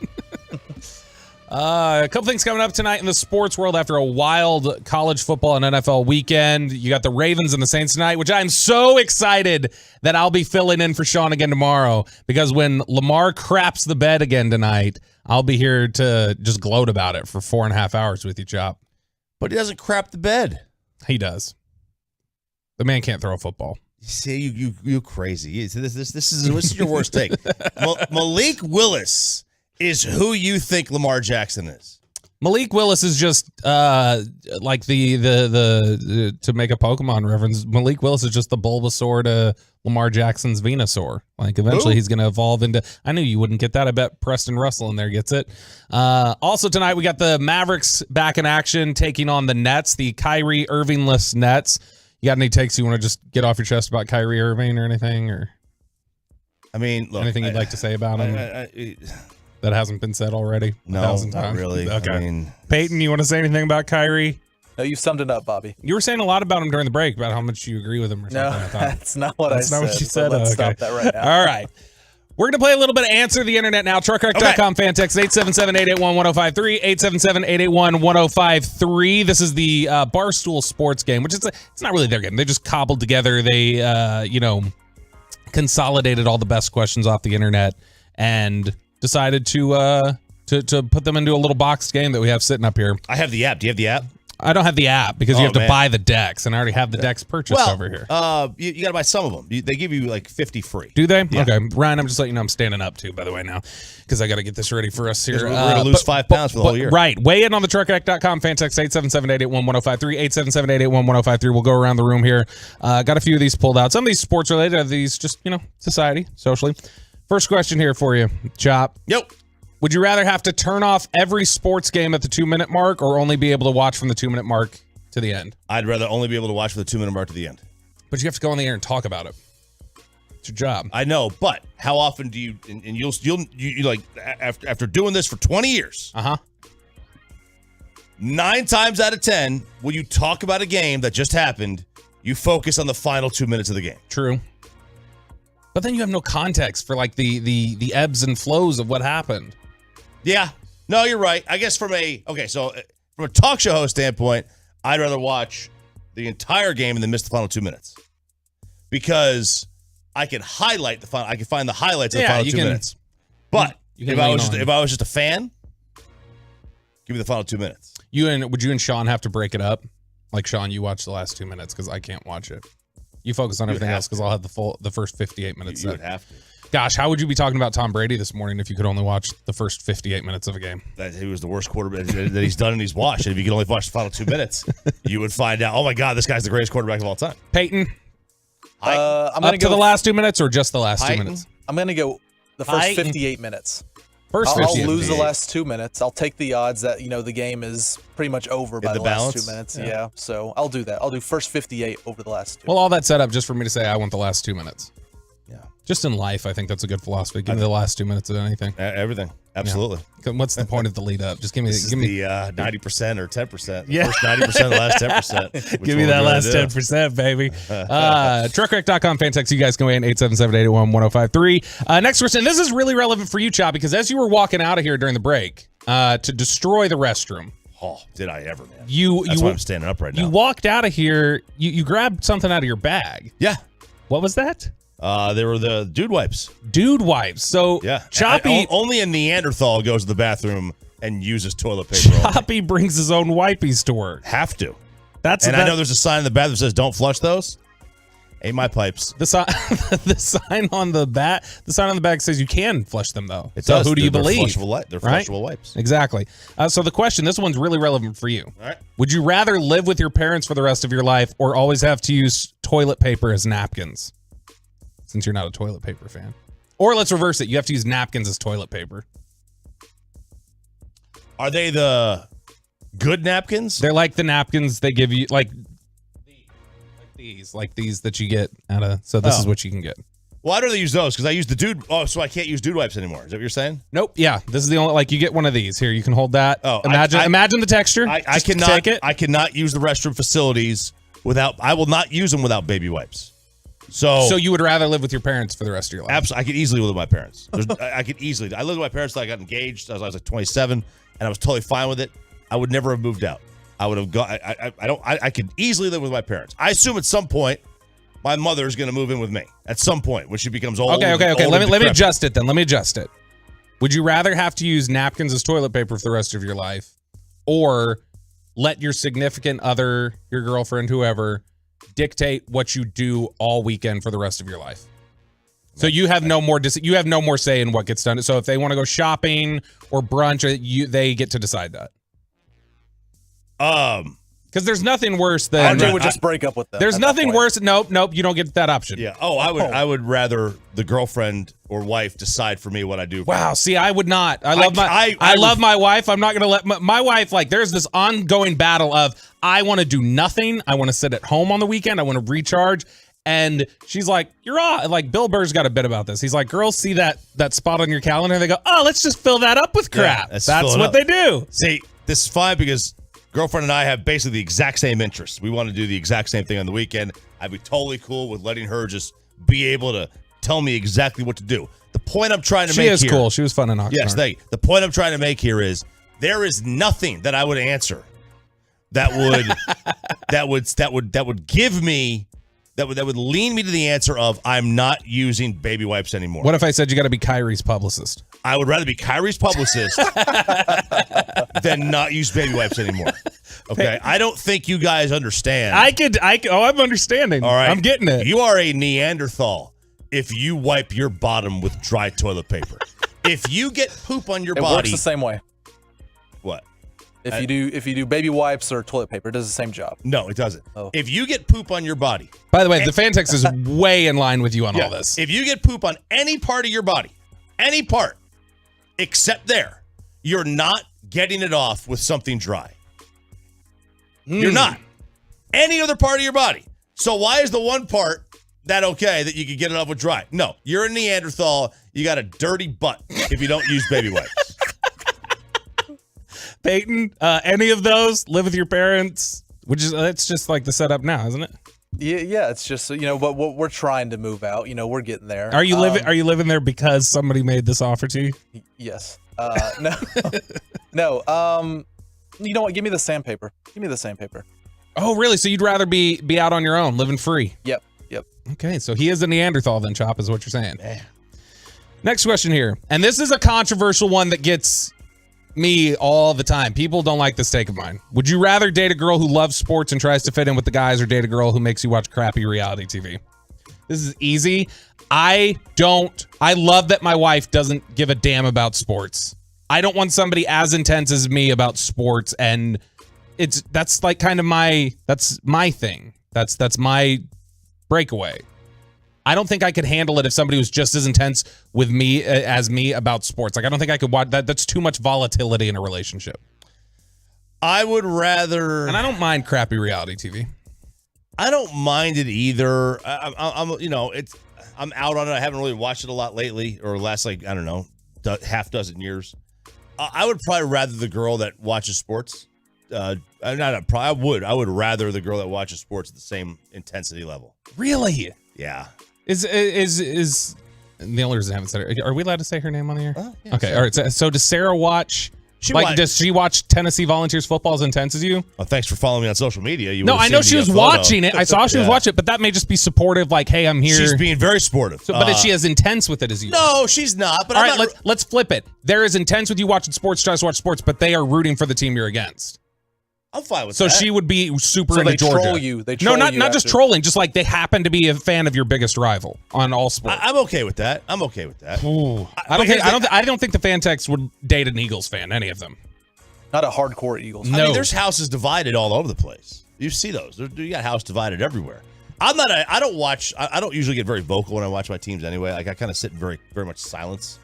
I just enjoy the game. When I was 17 years old, I broke a table in our house. I did that once. Because the Portland Trail Blazers made like a 4-3 in a row against the Mavericks in just a regular season game in March. And I like jumped up and like kind of stomped my foot on a coffee table and shattered the thing. My parents heard me cuss for the first time when Nelson Cruz missed the fly ball. And they were like, that's okay. Pass. No, you would have been what, 15, 16 then? 11. Like legitimately, this is 12. not a bit this time. You were 16 then, right? I was 14. Oh my God. Freshman year of high school. No way. It's 2011. So you'd have been 15. 15, yeah, because I guess it was after September. God. Man. By the way, the talk about the catch on the who was the hit? Was it Castellanos the other night that hit the fly ball in the 9th inning of Game 5? Who was that? I can't remember who the Phillies player was that hit the ball, but like that catch they made in center field. It was JT. Oh yeah. And so that's all. There were so many like Nelson Cruz tweets. Yeah. After that, it was. Well, out of yeah. I control. mean, one guy's a center fielder, the other guy's not a great outfielder. By the way, people are saying that you can't use just dude wipes. I don't. I use TP first, then the dude wipes. Yeah, it's a follow up. It's a follow up. It's a cleanup. Last one here. Would you rather date a girl who laughs at everything or laughs at nothing? Boy, either one of those are massively annoying. If I had to pick, it'd be laughs at everything. I think I'd pick laughs at nothing. I make too many jokes to not have a laugh. But I think no laugh from your significant other, like I would kind of lean into that and get just more and more and just like she's stone faced. Because Like, if I you're think trying to be that's almost serious funnier. or something, Listen, about. First of all, you know me, I'm never serious. The only reason why I got this girl is because I'm funny. That's it. Okay, she laughs at everything I say. She just it's like I made a few you think jokes, that she and all of a just sudden she was making it. laughed That's at how your it jokes works. to get into your pants. That was all it was. That's all it is. Yeah, Like, now that's- you're gonna see it. So I have, to me, Several times. For me, I have to be able to crack jokes and her laugh because she doesn't laugh. I got nothing. Fan text if there are any ladies out there that want to date Peyton Russell. That's right. On the fan text. Do they? What if they laughed at everything or laughed at nothing? Which one would you prefer? You know what? I'm gonna go with RJ. I'll go laugh at everything. Because laughing at nothing would just, it would kill the relationship. I don't think y'all realize how annoying it is for somebody to laugh at every single last thing you say. Like it'd be like dating Jimmy Fallon. I'm already dating that. It'd so, be like, what do you- dating. No, she's got. She laughs at everything I say. No, I've seen it. We've been to dinner. She did not laugh at everything he said. I was there for it. Coming up next here on the fan, we will recap a wild NFL weekend and also discuss the news of the Washington Commanders sale. Would you pay $7 billion? Would you pay 3.5 Powerballs for the Washington Commanders? That's next here on the fan. Let's get you over to Q.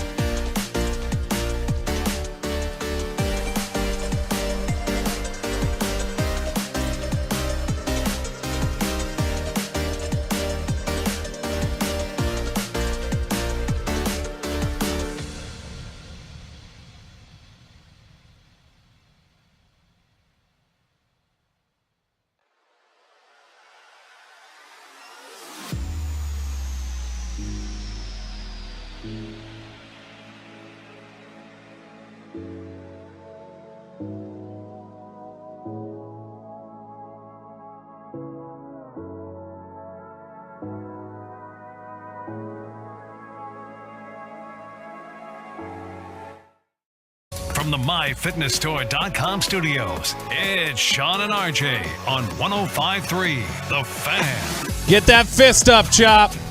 Oh, Chop is coming with the fist right now. He's fist pumping the hell out of us. The fist pump is so much more powerful when you're standing up.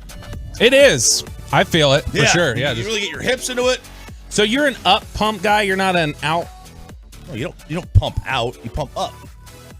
I guess so. I just always, whenever I'm doing the fist pump for you. Did you see the pathetic little fist pump Broadus did when he was in for you?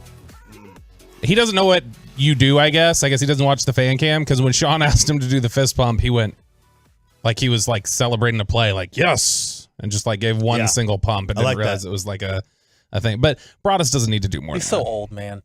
Don't hate on that man. He's sick. He's sick? Yeah. Get well soon, Broadus. He's dealing with a head cold. He's been tweeting about it this weekend. So we'll record live at the start at night, but he's got quite a full head today. NFL weekend. We still got the Ravens and the Saints tonight that play. I'm really looking forward to seeing that game, seeing what we can talk about tomorrow morning, Chop. Because I also know if Lamar plays great, like, you're not going to shut the hell up about it either. No, I don't. I'm not. You don't even. But know just me. the fact that I've made a deal about it, you will then make a deal out of it if he plays well. I will. You wouldn't have made a deal out of it otherwise, but I have made a deal out of it. I will lightly jab, but you know me. I do not gloat when my at sports. I don't like talk trash to my friends if my team wins.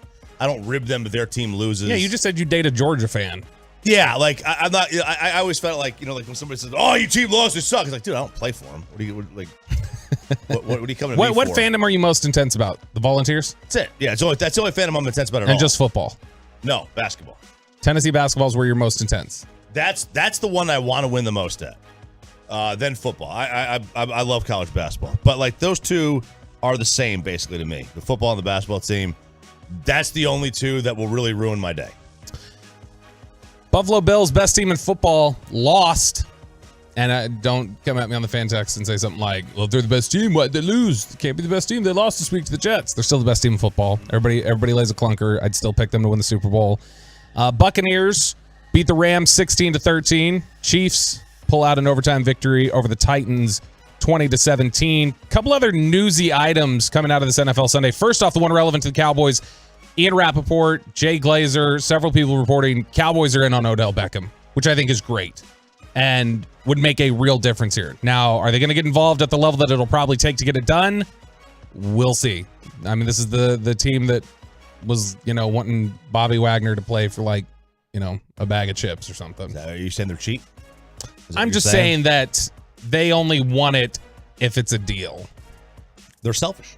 They like. I mean, they're the selfish girlfriend. I can look at a brand new, whatever. I could look at a brand new like. They want him on their SUV. Terms. They want them on their terms. Yeah, I could look at a brand new Chrysler 300 and go like, oh, that's a nice car. I would not pay for it though, unless it was my price. That's them. They look at players and go, those are nice, but I'm not going to pay for it unless it's my price. Was that just shots fired at Chrysler 300? I know. I'm just throwing out like I wouldn't pay like in general. I'm not going to pay like the absurd amount of money that it costs for like a top end car. And I know like Chrysler 300. Somebody's going to be like, you don't know cars. You're right. I don't. That's why I don't like, buy them. By the way, like if you want a Chrysler, Platinum Chrysler, Dodge Ram Jeep, Material.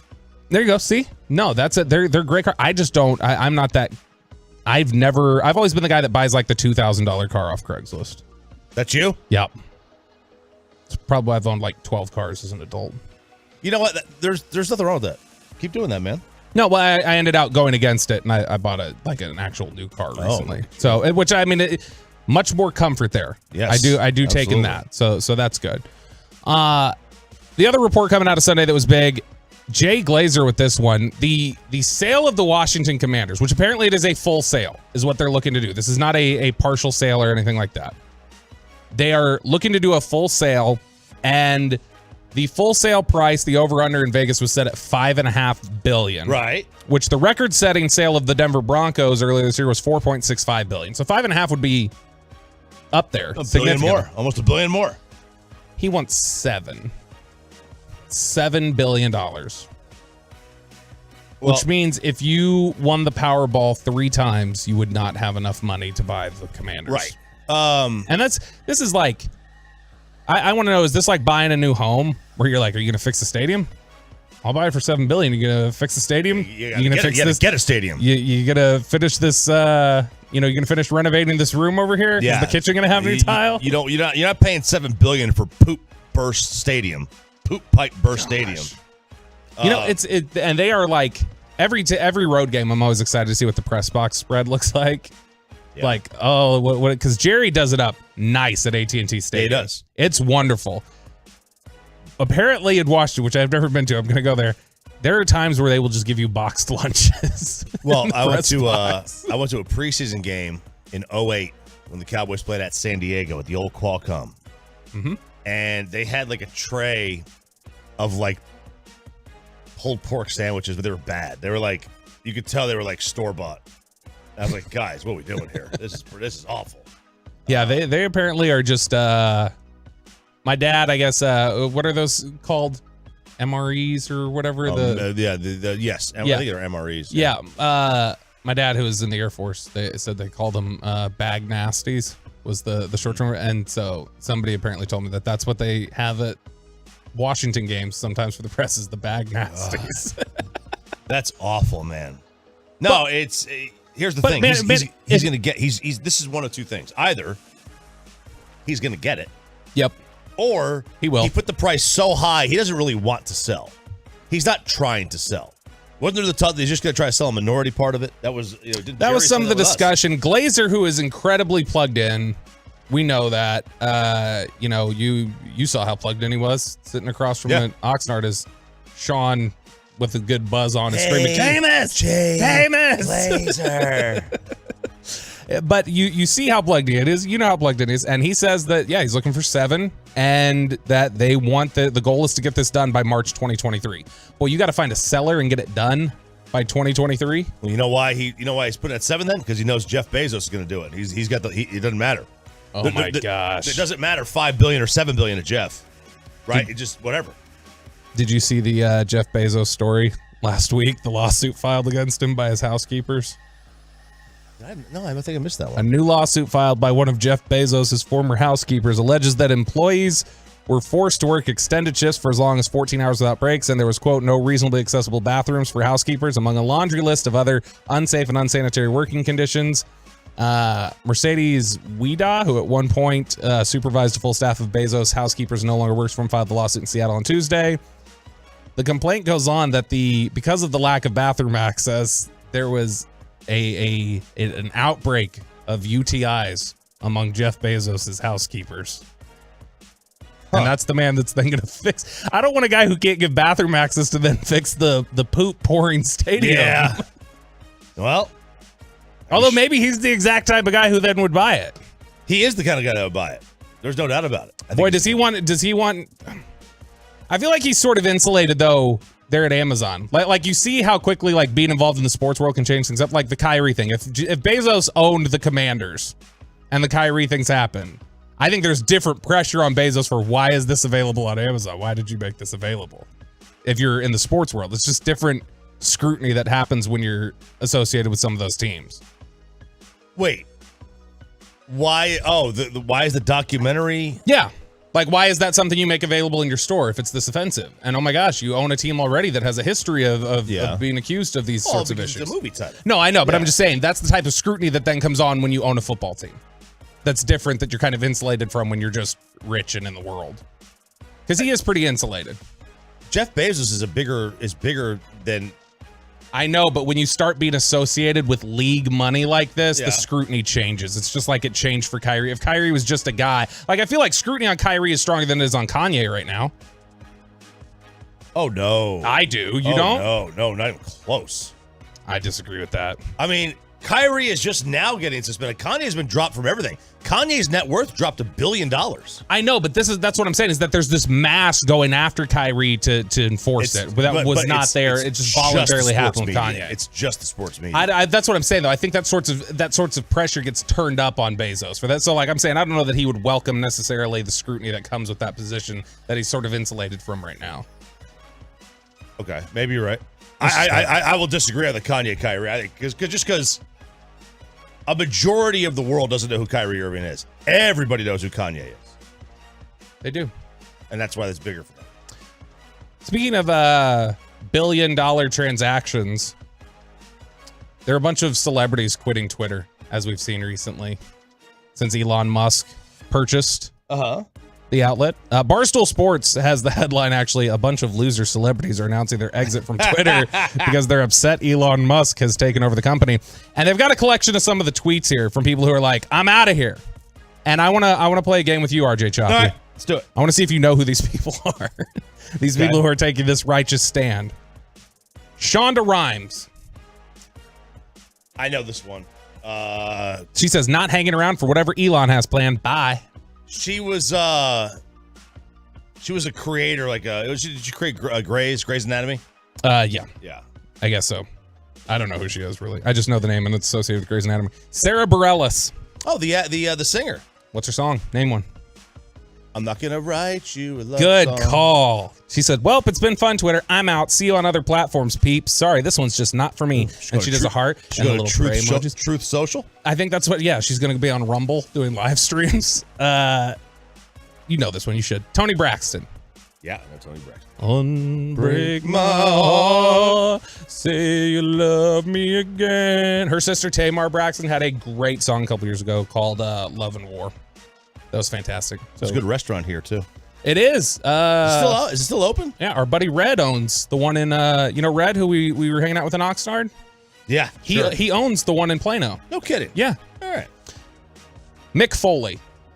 Mick Foley. Oh, yeah. I think there's a lot of people now who don't know Mick Foley anymore. Not anymore. Ken Olin. Ken Olin? Is that Lena Olin's brother? How do you spell Olin? Olin. He says, hey, all, I'm out of here. No judgment. Let's keep the faith. Let's protect our democracy. Let's try to be kinder. Let's try to save the planet. Let's try to be more generous. Let's try to find peace in the world by quitting. He didn't say that last part. Do you know who he is? I have no idea who Ken Olin is. He was in in 30-something. Remember that terrible show from the 90s? Oh, yeah. And he was, I guess he was in This Is Us. I don't know. For those who are fighting to preserve our constitutional democracy, now is the time, not the time to leave Twitter. Now is the time to something else political. Rob Reiner. Absolutely no Rob Reiner. Yeah. Rob Reiner, who actor. is a notorious director. Yeah, but he's also a notorious grandstander for whatever. Yo, he absolutely is. Didn't he do When Harry Met Sally? I think he directed that. I think he did, yeah. He also did Stand By Me. And, good movie. And in the scene where they're smoking the cigarettes, he's like a notorious anti-smoking guy. Like thinks it's like the greatest evil in the world. And he sounds like a real fun guy. So yeah, South Park did a great episode about it where they have him complaining about smoking while he's like shoveling cheeseburgers. Yeah. He sounds like just a real winner. Last one here, Jamila Jamil. You know who that is? Jamila Jamil. No. She was in The Good Place. Never and heard she's done some other stuff. What is The Good Place? I've never heard of Kristen Bell show. It was actually really good. Kristen Bell, Ted Danson. Yeah. So she was in that. She was actually kind of a beatdown of a character, though. Coming up next here on 105.3 The Fan, we talk with Nick Eatman from DallasCowboys.com. Are the Cowboys in on Odell Beckham? We'll ask Nick about it next. Well, let's get you over to Zerorez. Let's get that carpet professionally clean, the clean way, the green way, the Zerorez way, the RJ Choppy Fan.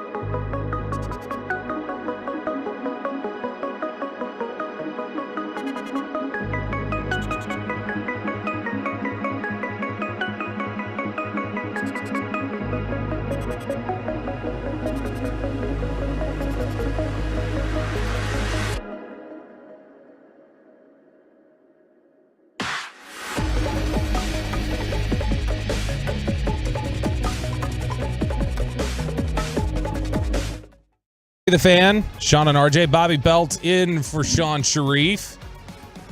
Now it's time, since the bye week's over and everything else, we're back to football. Yeah, Do we not? There we go. There we go. Peyton, good job. We're back with Nick Eatman from DallasCowboys.com. Nick, how was the bye week? Outstanding, sort of.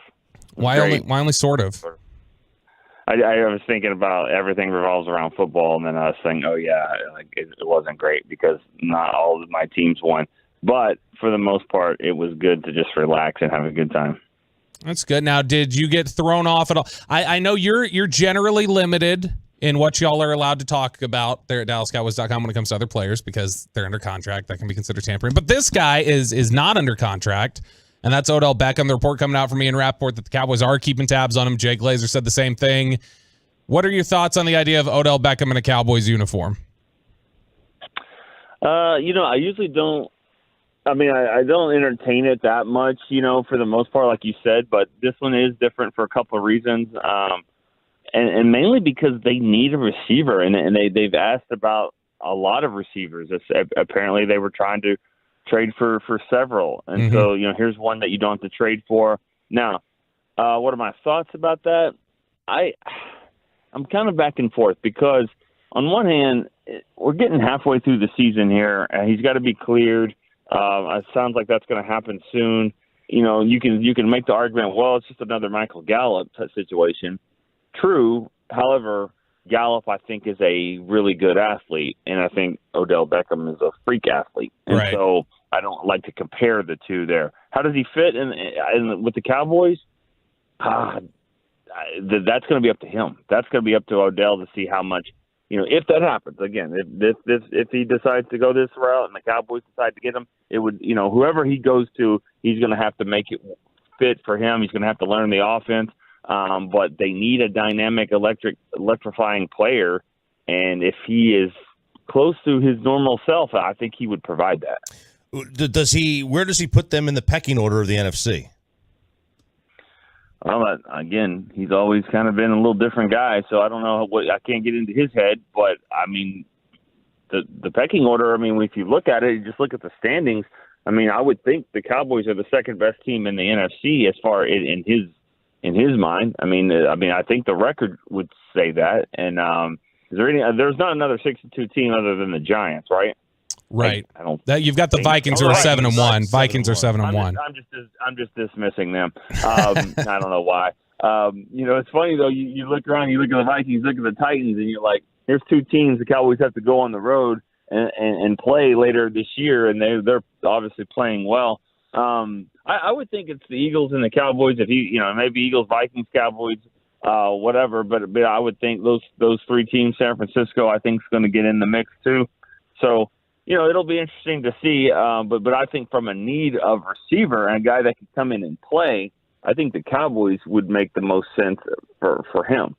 We're talking to Nick Eatman from DallasCowboys.com. Nick Eatman is brought to you by Ford, built for Texas, built for you. Nick, is this even a discussion if Jalen Tolbert is performing up to the level that the Cowboys had anticipated? Probably not. I mean, no. Or not just him. I mean, or if Michael Gallup was a little bit more consistent, which you could take two things to the Gallup part and go, all right, well, there's a reason why he's not right now. And then you're going to get another one by getting, Odell Beckham, who's coming off of ACL as well.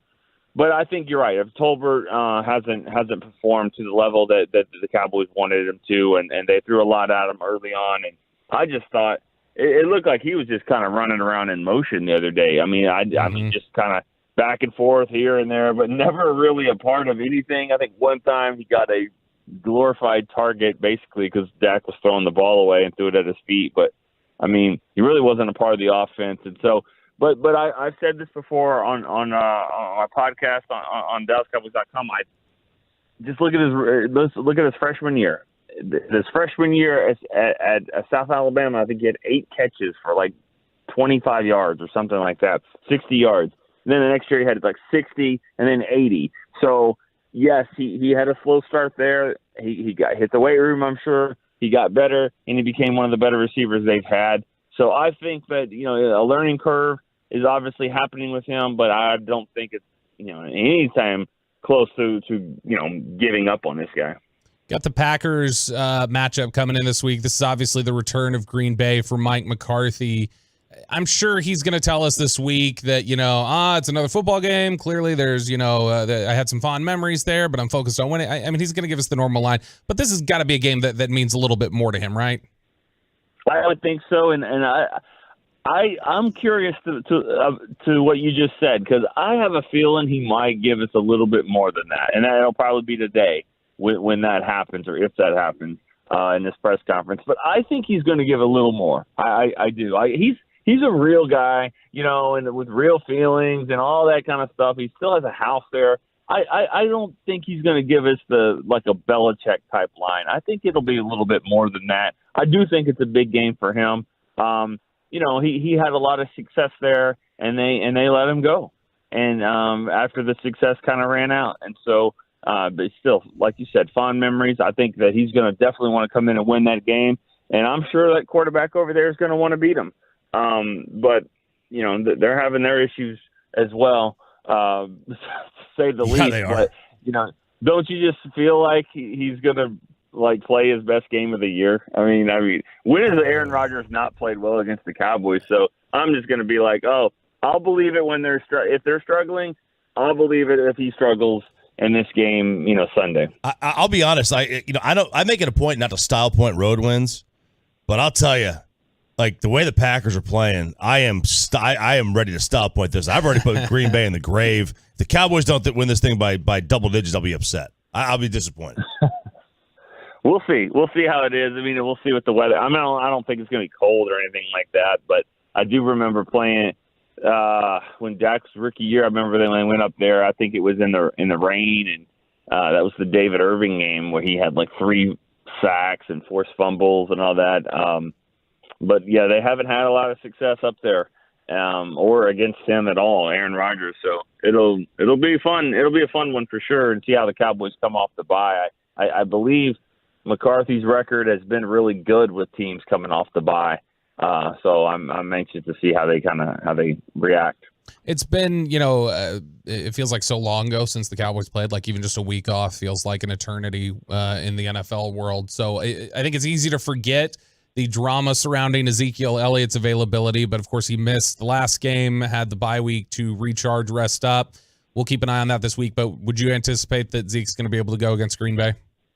That's what it sounds like. Yeah, it sounds like he's going to be ready to go. It was going to be close for him to play last week, or 2 weeks ago, 2 games ago. So it sounds like he is going to be, at least give it a go. We'll obviously see what the practice looks like. We'll monitor that all week, but I do anticipate that him playing. I think obviously the better question is going to be how much, and how long, and if he starts and all that stuff. I think Tony Pollard has done enough to warrant more carries, but obviously if you listen to what Skip Pete, the running back coach, says, and what Jerry says, and McCarthy and all that they're still going to be leaning on Zeke as well. I just wonder if Pollard has done enough to at least cut into that rotation a little bit. I think he has, but not to the point where it should be, just 25 carries to 5. I mean, I think it should be pretty even, but I'm okay with Pollard getting more. Dak has played well about the last 6 quarters since he returned. The last game against Chicago, outside of that one interception, he looked really, really strong. We talk about Tony Pollard doing enough to warrant some more carries. Do you think we're seeing enough of an evolution and a growth in the passing game through these first 2 weeks of Dak's return that we can say, all right, we can comfortably start working in a little bit more in the passing game? We don't necessarily have to lean completely on the running game. Or do you think that they're going to say, the old famous Beach Boys line, don't blank with the formula? Like, just whatever's winning, go for it. That's the Beach Boys line? That's a genuine Beach Boys line. Go Google it, RJ Choppy. Yeah, that was that's what Brian Wilson got. That's what Brian Wilson got told when he started making pet sounds. I know. What do you want? Greatest album ever. Yeah, I know. But Mike Love apparently said don't blank with the formula. Ooh. So, Nick Eatman, should they blank with the formula? Or should they just keep rolling with it? No, and I don't think they should keep rolling with this because the Bears and the Lions. The Bears can't stop anyone right now, and the Lions are the Lions. I don't even know how to figure them out. But no, the competition's going to get tougher. I think that's what the bye week should be. The bye week should be messing with the formula. That's what they should do. They should keep getting those guys going in the passing game. I'm curious on whoever there'll be a newer receiver at some point in the next 2 or 3 weeks, whether that's James Washington or someone else that they bring in or whatever it is, but they're clearly looking for help at receiver. And James Washington should be coming back from the injury this week as far as the window opening. So, he'll have a couple weeks there, maybe 3. But they're going to get new guys in here to try to figure this out. And I think they should. I still believe they should use Turpin more on offense. And at least and what he did, you just go look at that game the other day. He had a reverse for 10 yards. Then they faked the reverse to him, and it got CD wide open. The linebacker was chasing him. So I just think they got to use his speed. He doesn't have to touch it all the time. 4, 5, 6 touches maybe on offense, maybe 3 or 4 touches on offense, but out there 10 to 12 times where that speed has to be accounted for. Last question here for you, Nick. We talk about the return of these receivers, like somebody like James Washington. We obviously got the practice window activated, and then we got Damone Clark activated onto the active roster. When it comes to Tyron Smith, do you think we're getting closer to his practice window opening? And if he comes back, how do you think the makeup of that offensive line ends up looking? Man, that one is tough because I keep saying it'll work itself out, and I'm not sure how it's going to work out. I can't fathom Tyron Smith not being healthy and not starting. I can't imagine that, and so therefore I just don't see them doing that. That would probably mean sliding Tyler Smith into at left guard. That's what I would do, assuming that Tyron Smith is even close to the Tyron Smith that we've seen in the past. And even though he's fallen off, obviously, because Father Time, is undefeated, but I do think he will be better. I think even though he's fallen off, he's still been at a pretty high level. He's a Pro Bowl player last year. It's not like he doesn't play well when he's out there. And I think if he comes back, and I do say, yes, he's coming back from the knee and hamstring injury, but we know that the neck and the back and the shoulder and elbow and all that stuff has been a problem for him, and it should be well rested at this point. So I do like a somewhat healthy upper body for Tyron Smith as he gets back and he's rehabbing this injury. I would play him at left tackle. I would move Tyler Smith in there. Yes, he's the future. That's fine. We found out he could pick it up on the fly before. I think he'd be fine, but he's got to be better than Connor McGovern, and he didn't show that in training camp that he was, at least from the depth chart. But I think he would be. I think he's better. I think he's stronger, and that's what I would do if he comes back. And I'm thinking we might be talking about this for the Texans game, December 10th, something like that. If that's the actual date in December, in that early December. What now? Meat of the schedule. That's what it is. Meat of the season, just like Jerry said.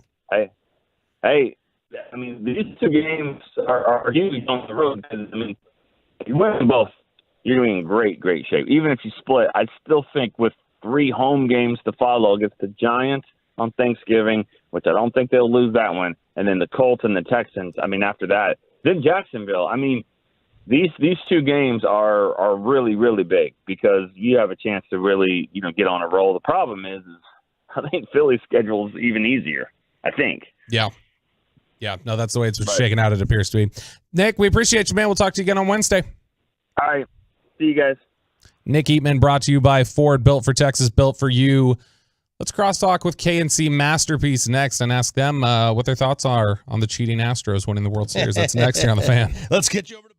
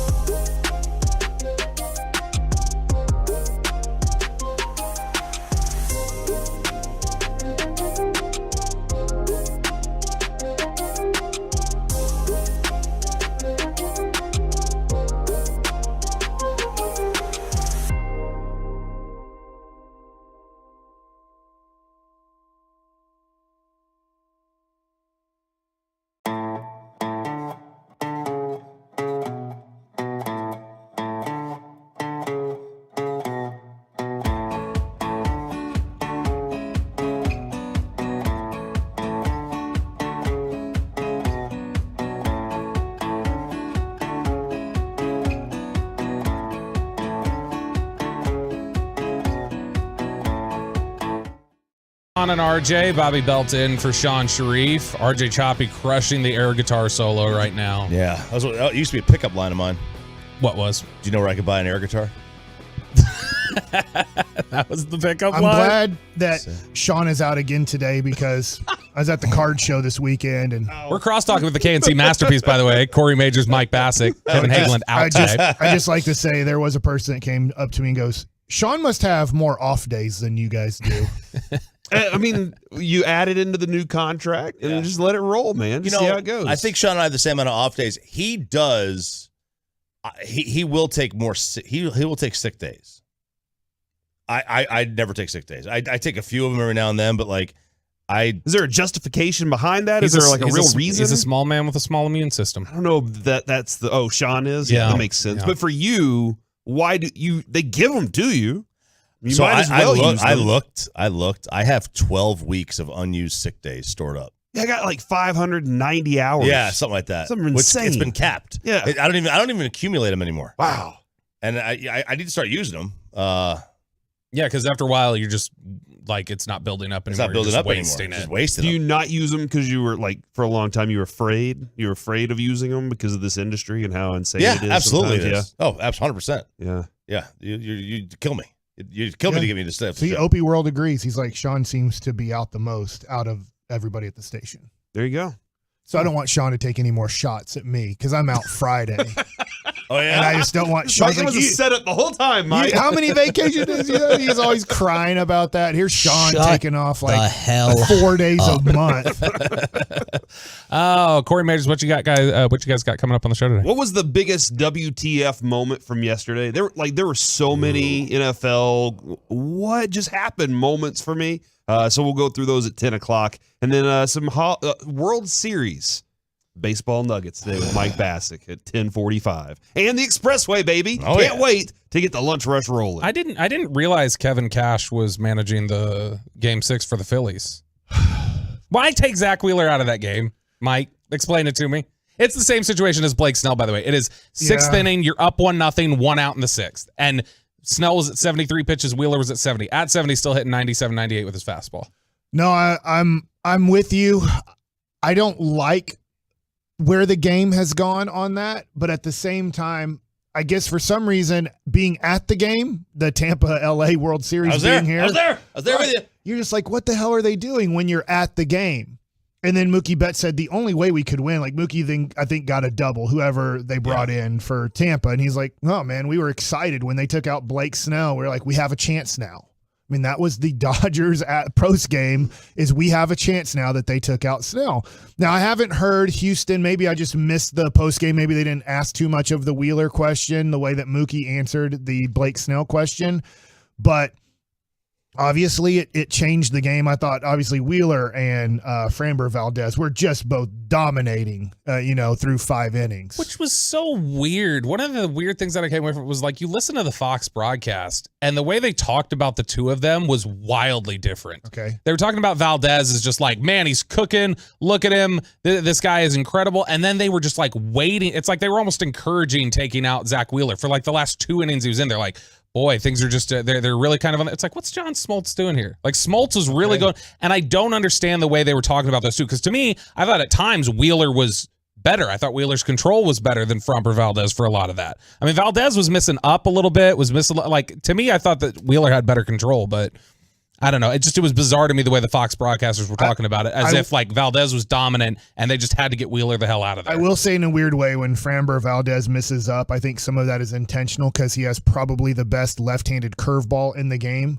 So when he's throwing up in the zone or up out of the zone, hitters are confused because they're like, is this the MF and breaking ball that's about to break 3 feet down that's going to either be a strike or like something I can't hit?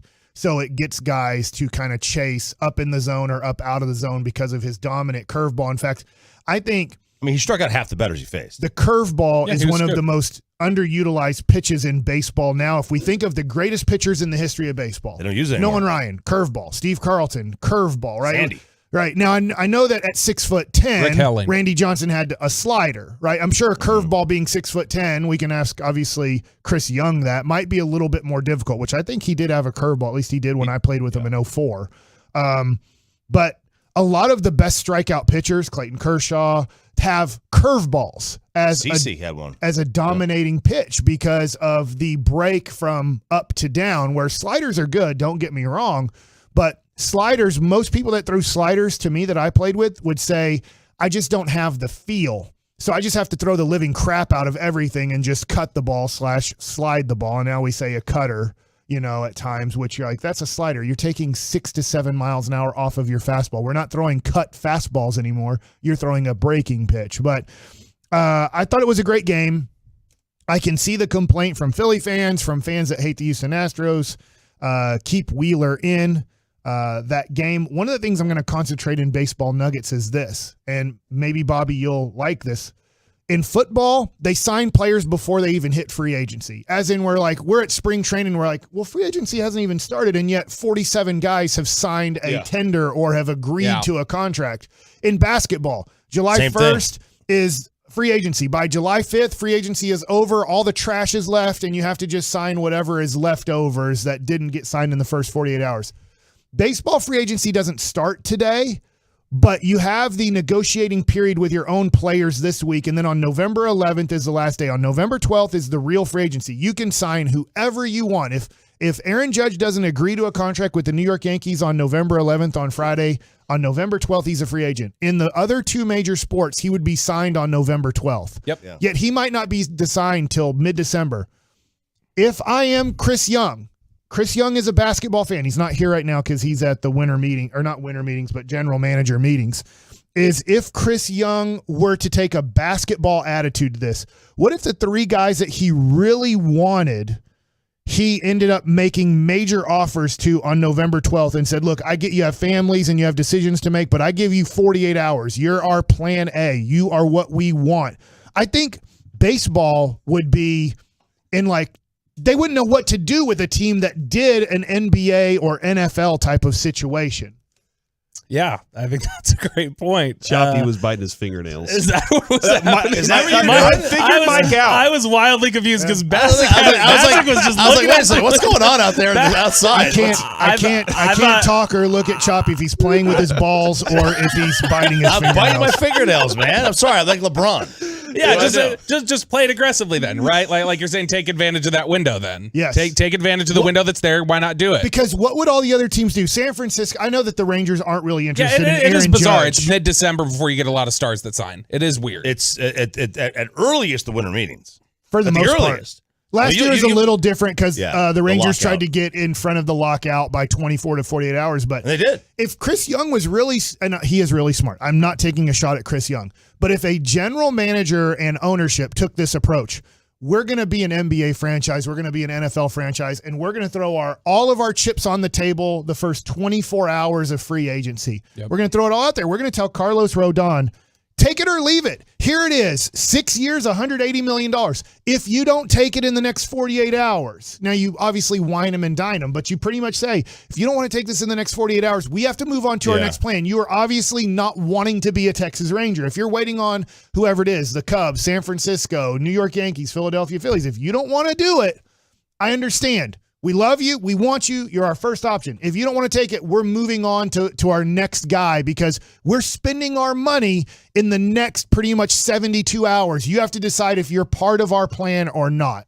The issue. Do that with we can't accept low end guys though, right? Like with that money, you can't accept the guys that are out of the top 50 for free agents though, right? Right, but and I'm not saying the Rangers will do this, but if Carlos Rodon is their number one, and that's what they want at the price they want him at, but it's going to be quite a bit, is like, all right, now we go to Jacob deGrom and we say, look, I'm just saying, or Verlander. You say, hey, Justin Verlander, I know you just won a title. I know you're celebrating. We'll let you get done with the parade and everything, but here's 3 years and $125 million. Hey, Jake deGrom, you want to come here and pitch 11 games a year? So you just think that teams have given over far too much of the negotiating power? It's like they all have a deal in place. Yeah. Where all 30 teams are like, hey, don't make offers until we get close to the winter meetings or at the winter meetings. What if you jump the gun and because if I know that we're all poor compared to MLB players that are hitting real free agency that are going to get millions upon millions of dollars. But if you're Carlos Until we win Rodon the Powerball anyway. and you get offered 6 years, $180 million from the Rangers, and they say, look, in 48 hours, we're going to spend that money if you don't accept it. Do you go, hey, this is a place where I'm really considering, what if the other teams that we want are only offering $150 million over that amount of time? We're going to turn down $30 million. I mean, maybe there's the risk that somebody gives us $200 million and you take that risk, but what if this is a place you really want to be and you're like, are we going to get a better offer than this? Because this is a hell of an offer. Now, like a guy like Aaron Judge is not going to do that, I don't think. He's going to right? He has the baseball world by the balls. Yeah. He will go and someone is going to pay him $400 million. Right. If the Yankees were to go to him this week and say, you got, here's 10 or 7 for 300. I mean, he might take it, but he also might say, no, I'm going to go get 10 for 400 somewhere else. Can you imagine? I know that you grew up, I know we got to go. If you grew up a Yankee fan and you booed the crap out of him in the playoffs and he says, look, the offers were the same, San Francisco and New York, but I grew up a Giants fan and New York just treated me so crappy in the playoffs that I just was like, well, if 62 home runs and batting over 300 isn't good enough for you and you're going to boo me a week later, then I don't want to be there. Yep.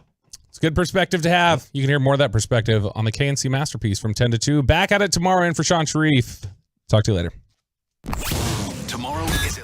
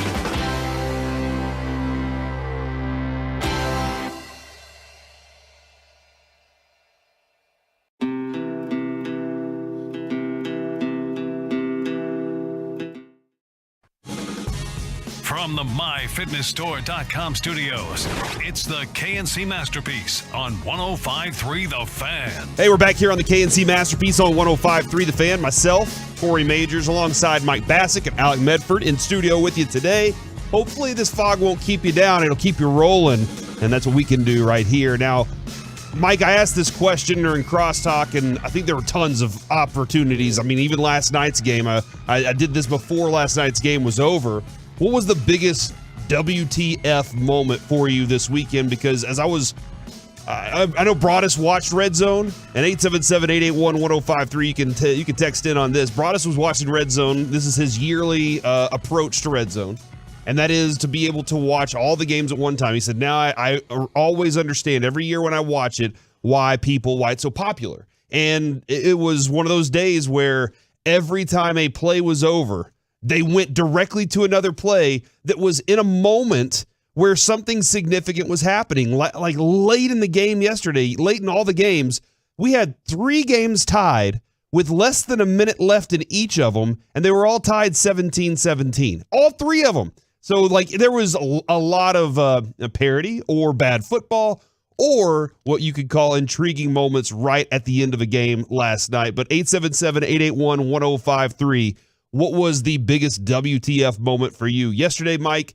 I will say the Joe Mixon day was huge for me, and I was keeping track of it because... Yeah, I played him in fantasy. You did too? Okay, oh, I had him in my fantasy team with my buddies. I was playing against him at the station fantasy team. So it was one of those days where I was like, man, this is awesome for one. But he had 5 touchdowns. He was one short of tying the record with Alvin Kamara, Gale Sayers, and Dub Jones for the most touchdowns in a single game. So 6 by is non-quarterback. The record? It is 6. Wow, I didn't know. And I was really, he did everything before the first half, Mike. He had 5 touchdowns before halftime. So that was for me, I just it was remember awesome. looking at my fantasy teams going, well, looks like I'm going to win today. When somebody picks up, I believe in DraftKings, he had 58.1 points on DraftKings. So when somebody puts up 58 as one player, it's tough to lose in the 50-50 games. For me, I don't do red zone. I don't do any of that. So I just get the games I get. And I thought the Jets beating the Bills for me was the kind of, wow, I didn't see that coming, but the Bills just never really got it going offensively. When they did, obviously Josh Allen early in the game threw a bad interception in the red zone.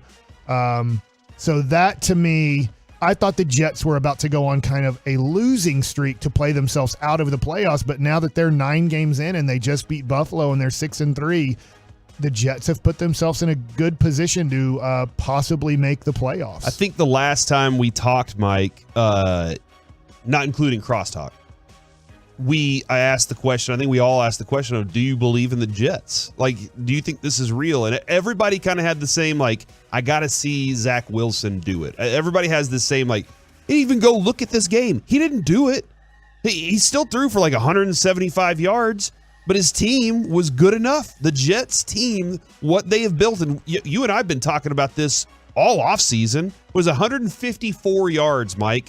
That's what he threw for. And they were able to win a game against the Bills, one of the best offenses in the NFL. We've been talking about how they built this team around him. They've had a couple injuries here and there and still been able to overcome it. Robert Saleh is doing a very good job as the head coach over there in the New York Jets. So are you starting to believe them now that they beat the Bills? Because that's a big one. A little bit, but as I'm looking at everything here, I'm just going through standings. I'm looking at final scores, but the Bills are 6-2, the Dolphins are 6-3, the Patriots are 5-4, and the Jets are 6-3. They're very much like the NFC East, the AFC East. The AFC Beast, yeah. But it's just impossible, I think, for all 4 teams to make the playoffs. I know that they can. You clear all 3 wild card spots. But I'm sure if we start looking at schedules the same way we look at all of the schedules in the NFC East, you have to start cracking losses because you're going to play each other a lot. So every team is going to have, in this game, somebody has to lose. And so when you play 4 weeks in a row against your own division, like the Jets probably late in the year will, you're going to rack up 2 or 3 losses there because you all can't win every game. When obviously the Giants play Philadelphia 2 times late in the year, there's going to be 2 losses there, whether they're split losses or whether a team takes 2 losses there.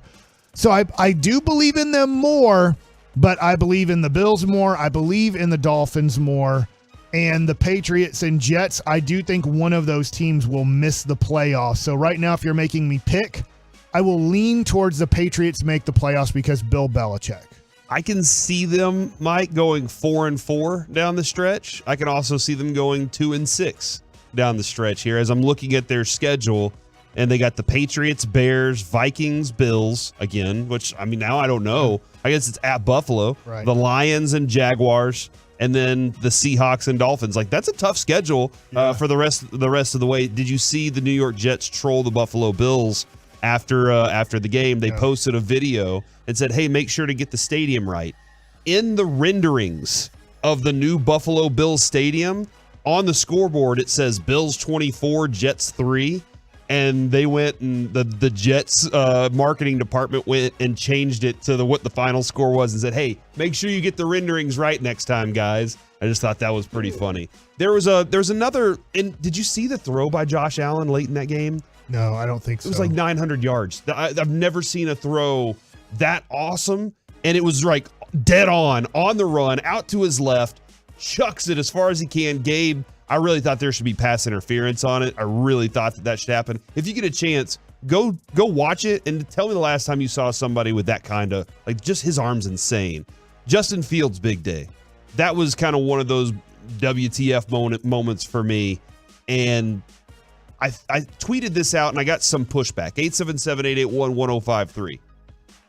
When the rest of the Bears team gets to the same level as Justin Fields, I'm going to be afraid of the Bears. Because Justin Fields has gotten better each week in the NFL this year. And I know he is a running machine right now because his team's not good enough right now for him not to be able to run. But when he is able to do both, stand in the pocket, because he actually is a good, delivers the passes on time kind of guy as a guy who gets pocket time and has the ability to run for these kinds of runs, that's going to be a very, he might be a Mahomes type, Mike.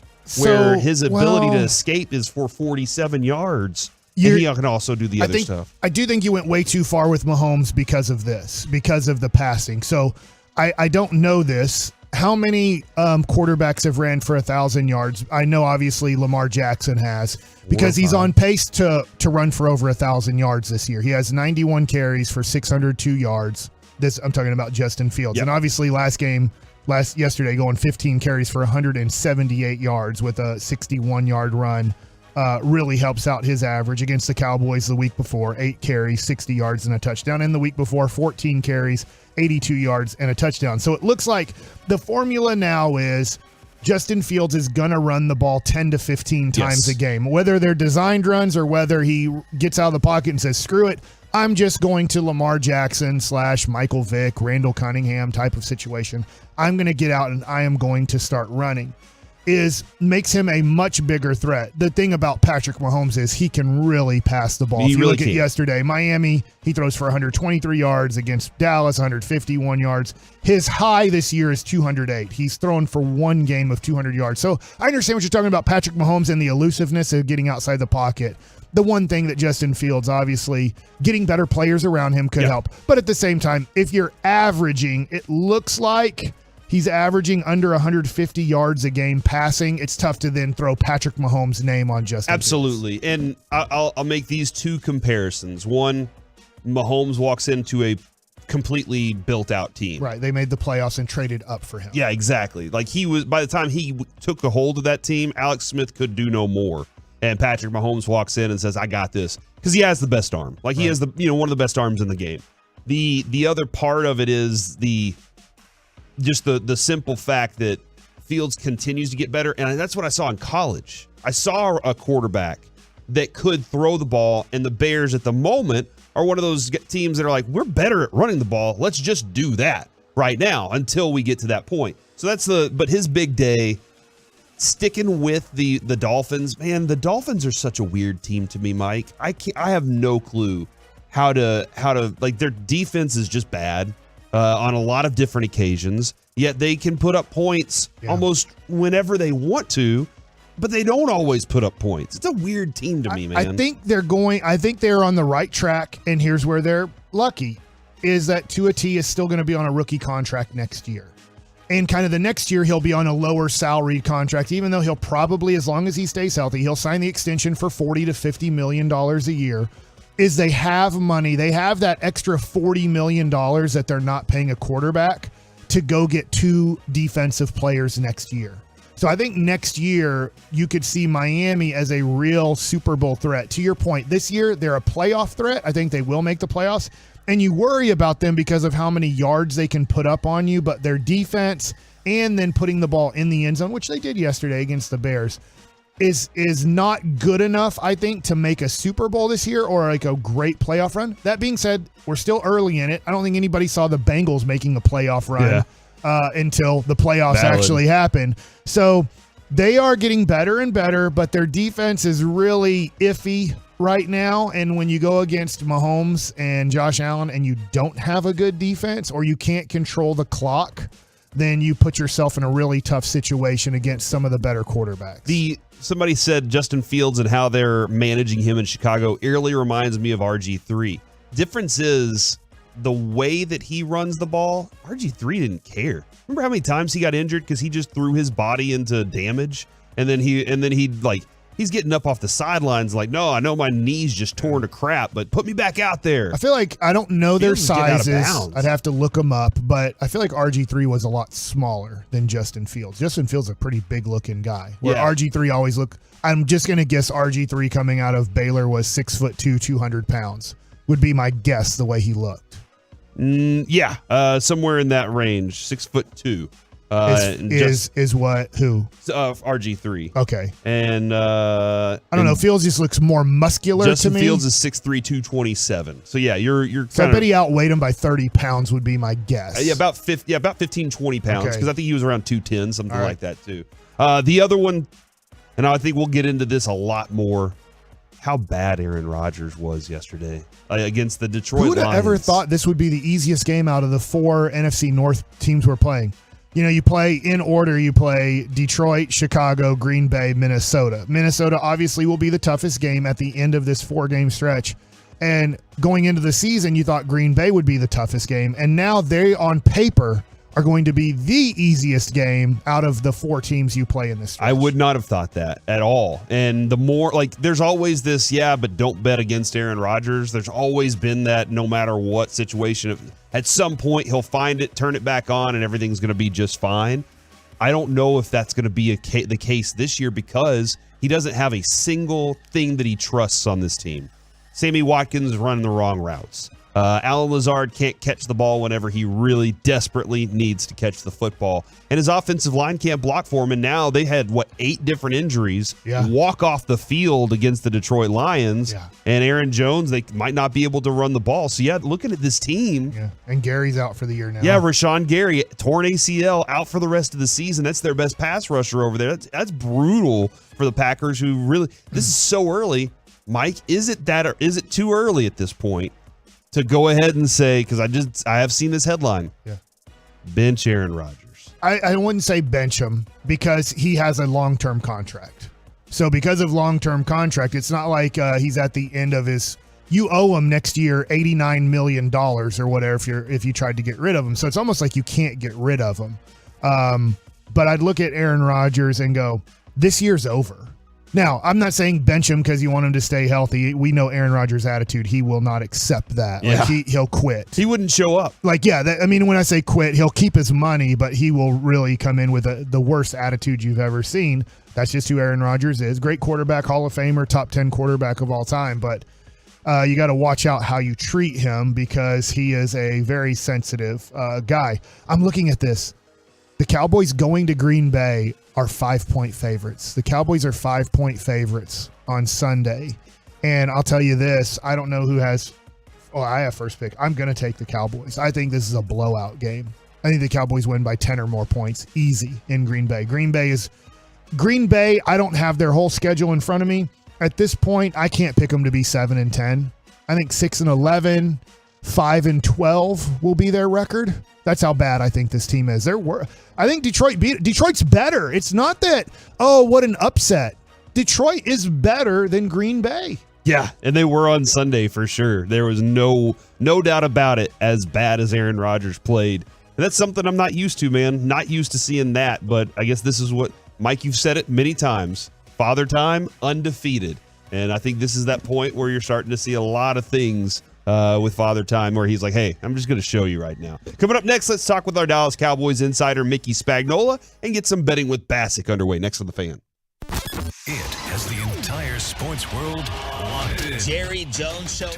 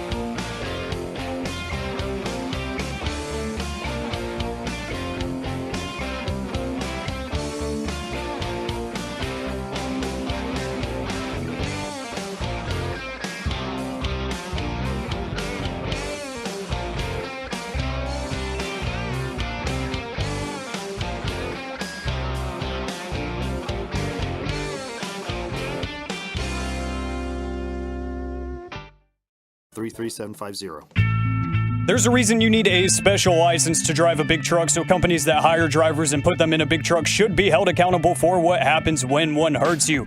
Frankly, you need Frankel and Frankel. The consultation is always free. Visit truckwreck.com. Back here on the KNC Masterpiece on 105.3 The Fan. Man, we got some tickets to give away in the lunch rush today. That's going to be at 12:20. That is 35 minutes of uninterrupted sports content right there. We are giving away Corey Morrow tickets so get ready for that. That's December 3rd at Tannehill's Tavern and Music Hall in Fort Worth. Looking forward to giving those away today. But right now, we have our Dallas Cowboys insider, Mickey Spagnola, joining us. Brought to you by Ford, built for Texas, built for you. Mickey, how are you doing today, sir? I'm great. How are you guys? Well, feeling a lot more confident about this weekend as you see how bad the Packers were, so that's feeling pretty good. Yeah, if 1 week blends into the next, right? Yeah, they're always different, aren't they? Yeah. And obviously, injury reports will be a lot more fun. Mick, I feel like for the Packers, each week is blending in. They are bad every week, and it's just surprising. How many in a row is that now they've lost? 3, 4, something like that? Yeah. And not being able to create any offense, it's rather surprising. Not something we're used to seeing. I mean, actually, that's 5. 5? Okay. 5 in a row. Giants, Jets, Commanders, Bills, Lions. But the offensive output, like the lack of ability to get any points going in lots of different games is just shocking to me right now. And then they just lost one of their defensive players. Yep. Gary Rashawn Gary. He's going to be out with an ACL. So yeah. Man. All right, let's go to Green Bay. Yeah, let's no, don't look past Green Bay, right? Right. And that's something that I saw in your story recently was all these things, but there's still so much more to finish here. Yeah. And I saw your quote from Dan Quinn where he talks about the best ways to have success and sustain those, and it's improving. Where are those spots that the Cowboys really can make improvements, not just defensively, but offensively as well with this team? Yeah, I think if you start with the defense, they've obviously got to play the run better. You can't give up 240 yards rushing like they did against the Bears and expect to be able to win, right? But they won because of the resurgence of the offense, and that is something that had to happen. Now, is that one game, or can they be consistent with that? Mm-hmm. And I think that's what we find out here over the next couple weeks, having to go on the road to Green Bay, and whatever the record is, and on the road to Minnesota, a team that keeps pulling games out in the fourth quarter. Now, can you sustain that offense to at least give your defense somewhat of a break where, if they happen to give up 20 points, you can still win the game? And they still, with that amount of rushing yards, they gave up 29 points to a Bears team. That I guess their offense must be decent. It woke up a little bit. They have yeah. 32 yesterday, Yep. was it? Yep. I think those two things for sure. We have to find out if the offense can be consistent and get back to scoring more than 19 points a game before they had the 49 in this last game. And then, how well the defense can improve going forward. And I think Dan Quinn was exactly right. Okay, fine, you're 6-2, but can you get better? And there's certainly things they got to get better at. We saw, I guess, 2 games now with Deron Bland playing in the slot corner, and having performed pretty darn well. Now, can that continue? Because I guarantee you offensive coordinators are going to look at that and go, well, they got a rookie over here. Let's make sure we test him. And then, running the football. So I think those things defensively. And can you sustain what you're doing on special teams, especially the kicker, who's been, for a guy that wasn't with the team in the offseason, at the start of training camp even, and had to win the job in a tryout and then a competition to continue kicking with the accuracy he has with his only 2 misses from 59 yards. Yeah, no, absolutely. To see what he's done. He's striking it so well right now. Now, Mickey, I'm going to read something to you. Now, right. I'm not asking you to report on this, but there's a lot of experience to discuss here. Xavier McKinney tweeted out 17 minutes ago. Went away to Cabo, red flag number 1. While there, I joined a group for a guided sightseeing tour on ATVs. This was during their bye week. Unfortunately, had an injury, had an accident, hurt my hand. Going to keep me sidelined for a few weeks. Huge part of the Giants' defense there, but also, have we experienced any bad juju whenever it comes to this week of bye week for the Cowboys? We're good, right? No Cabo, nothing like that? Not that I heard of. Good. But you never know where guys go on their, when they have that many days off in a row, right? I mean, because think about it. The last day I believe they had to be here was Monday. Mm-hmm. So Tuesday, Wednesday, Thursday, Friday, Saturday, Sunday. That's a long time for young guys. So what you hope is they listen to, the head coach and, kind of mind yourself, get yourself healthy, rested, and come back, ready to go. And I think it's a good thing that they brought them back here today and get going because, after you've been in a routine for, gosh, how many weeks? It was 8 games, 3 preseason games, so that's 11. And then the start of training camp is probably another 3-4 weeks, and you've been regimented all these weeks in a row, and you get a week off. When you come back, you're probably like, oh, yeah, I got to come back to work. Mm-hmm. And it is work, right, for and them. Soreness. And think about the rest of us when, you have an extended time off and you come back to work that first day and you go, oh, yeah, I got to get back in the swing of things, and you're a little sluggish. So it's good that they come in today and kind of knock off the rust and be ready to go on Wednesday when they start preparing for the Packers. What is the reality? Because the Cowboys have been linked to players for many, many times, but seeing, Calvin Watkins tweet out and a lot of different reporters tweeting out the interest in Odell Beckham Jr., which is something that we go back to camp when we were discussing that. What is the reality of interest for the Cowboys? Is it more than just, hey, yeah, we're kicking the tires? Well, I think there's 3 things. Okay. Number 1, when's he ready to play? Yes. And how long will it take him to ramp up to be ready to play? Because I don't care what he's doing now. He's not getting ready to play football, right?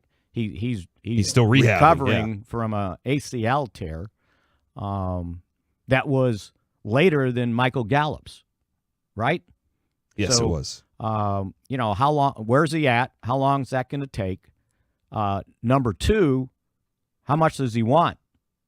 Because he's only, I can't imagine he's ready to go before December.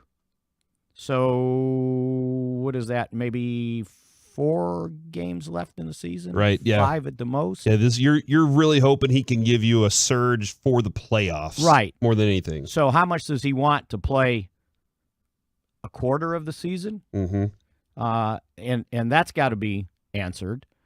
You also, they're not the only teams probably interested in signing him. There's going to be some competition. And the Cowboys do not have an endless amount of salary cap available. It's like $7 million. So how much of that does he want? Right. And then I think you have to judge where your team is in the locker room and how he might fit in to that atmosphere. And that's what I really think you have to do your research with, because you don't want somebody to come in and think, they're the cat's meow and kind of, try to upstage everybody and act like, well, I'm Odell Beckham Jr. Now, will he come in and fit in? And I think that might be the hardest thing to be able to gauge when you bring in a player like that into your locker room. Now, from a talent standpoint, oh, yeah, absolutely. But is he ready to play? And which OBJ am I going to get? Yeah, that's a difficult thing to judge and figure out and know for sure. Hopefully it is that version that the Rams got, and hopefully this team is strong enough within that locker room, and that's you're right. That's something that McCarthy, the coaches, McClay, all guys need to be in on that conversation because they can see. I think Dan Quinn's got a good pulse on that. McCarthy does too. Mickey, we really appreciate your time today, sir. And as things get rolling along this week, we'll have a lot more to discuss. We should pick things up today with players being available in McCarthy at 1 p.m. today. All right. Looking forward to it. See Thanks, you guys. Mickey. There goes Mickey Spagnola right here on 105.3 The Fan. And we'll talk a little bit more about Odell Beckham Jr. coming up at noon today. I want to have a little conversation about him and where we've started and how far we've come with it. Now, Mike, it is time to – I want to get through betting with Bassick, mostly because I'm not doing very well, and I want to get to this Mavs content real fast. Okay, well, like real fast in this segment? Yeah, I want to. all right.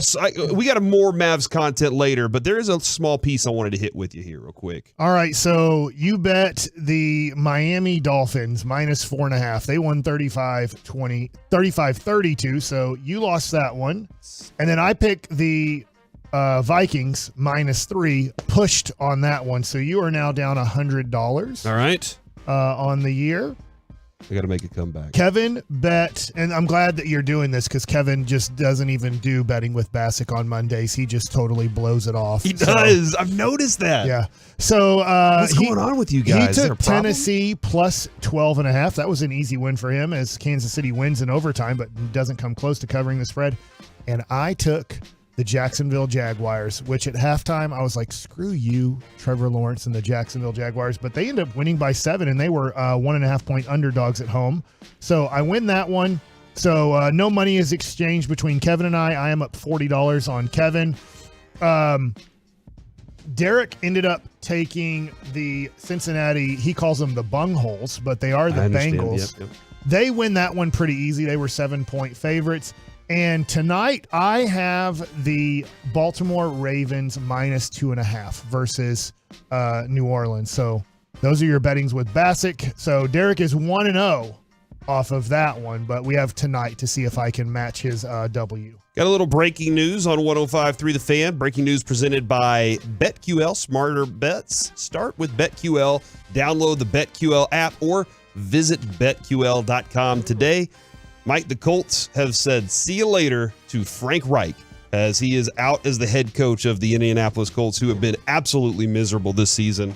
They don't have a quarterback. They didn't have an offensive line. Their running game was bad this year. Their defense never stood up. And now Frank Reich is like, well, I'll see you later too. I think he's a good coach, but in a weird way, being a former quarterback, he was horrible at picking quarterbacks. He picked Phillip Rivers, L. He picked Carson Wentz, L. He picked Matt Ryan, L. He had 3 veteran. He didn't want to take a quarterback in the draft. He's like, I know he took Ellinger really late in the draft, but he didn't want to trade up. He didn't want to do anything in the draft to develop a quarterback. He said, no, I'm going to win a championship and be a great team, at least great team, by getting Phillip Rivers / L.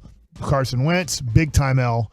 And then taking Matt Ryan, maybe even worse L. Yeah. So when Never you go developed 0-3, when you go 0-3 in that situation, and they looked 3 years ago to have a lot of things in place to be a quality team for a long time, you deserve to get fired when you can't figure out who's a good quarterback and who's not a good quarterback. This is just real fast on this. I know there's so much more to get to, and we absolutely will. Kevin Gray has a post on Twitter right now, and I love the Get Right. Enjoy it thoroughly, and you should listen too. And it is about speaking to a Mavs source and about Christian Wood. And he was told that about him earning time on the floor through improved defense. It's not about offensive skill level, but being predictable and consistent in crucial moments of games to earn additional time on the floor. And then he went on to point out, I guess this source was kind of elaborating on this, Mike.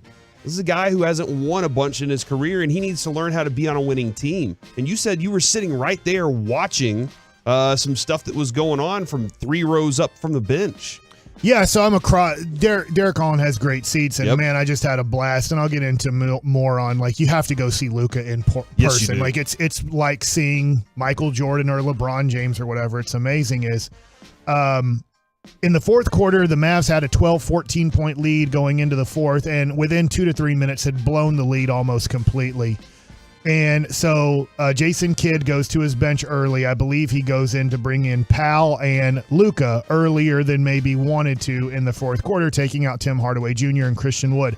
Well, when they both went to the bench, Derek and I both noticed this. Both were upset they were being taken out. Tim Hardaway Jr. didn't even go sit on the bench. He went into the tunnel, I think, with his frustration. Ooh. He was really mad at Christian Wood. Now, Tim Hardaway Jr. is a very bad defensive player, too. He cannot really guard Absolutely. anybody. The other team attacks him a lot, too. So you took out your two worst defensive players. Christian Wood was really upset with getting taken out of the game, and he seemed also upset with Tim Hardaway Jr., and Tim Hardaway Jr. might have not been that excited about Christian Wood either. And so Christian Wood, I'm not saying had to be held back, but a couple of teammates were like, hey, man, sit down. Like, I don't know if he was mad at Sean Sweeney. I don't know if he's mad at Tim Hardaway Jr. I don't know if he was mad at getting taken out of the game. I think he was mad at all three things. You know, there are a lot of things he could be mad at. Which right one now, was for he sure. most mad at? I don't know. Whether it was Hardaway Jr., Sean Sweeney, Jason Kidd just getting taken out of the game. But he kind of sat on the bench with his arms crossed and in a slump position and then mumbling. I have no clue what he's saying. I'm not next to him. Interesting. But and then Tim Hardaway Jr. was so mad he didn't even want to sit on the bench. He did come back, but like he was so mad he kind of untucked his jersey and then walked into the tunnel. But you know, it's one of these things to watch. I really like Christian Wood. I'm glad he's on the team. I think that he can be a major contributor to this team. But this is the toughest I've ever seen. And I know Rick Carlisle's not here anymore. This maybe is the toughest I've ever seen a coach on a player in the history of the Dallas Mavericks. All right, well, and we'll get more of that coming up here at 11:20. Think for about sure, it, Mike. Lamar Odom was just doing crack and not even trying, and they were like, "Yeah, just keep playing. Let's see what happens." Finally, they got to a point where then Mark Cuban starts yelling at him. I believe it might have been at Madison Square Garden, where Lamar's not even trying, and finally they're like, "All right, Lamar, we're just going to take you off the team." But I mean, it's one. I mean, I'm pretty sure Christian Wood isn't doing crack, and he's actually trying.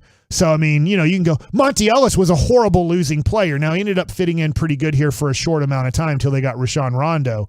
But, like, I mean, they took a big-time loser that Milwaukee and Golden State was like, man, this is just a losing player and a bad attitude guy. And he came here, and Carlisle played him a lot and was willing to play him late in the games, and it worked out. So, it's interesting the tough love that they're giving Christian Wood, and I hope in the end it works out. Coming up next, it's Baseball Nuggets with Mike Bassett. World Series edition. Let's do it next. Coming up in the next.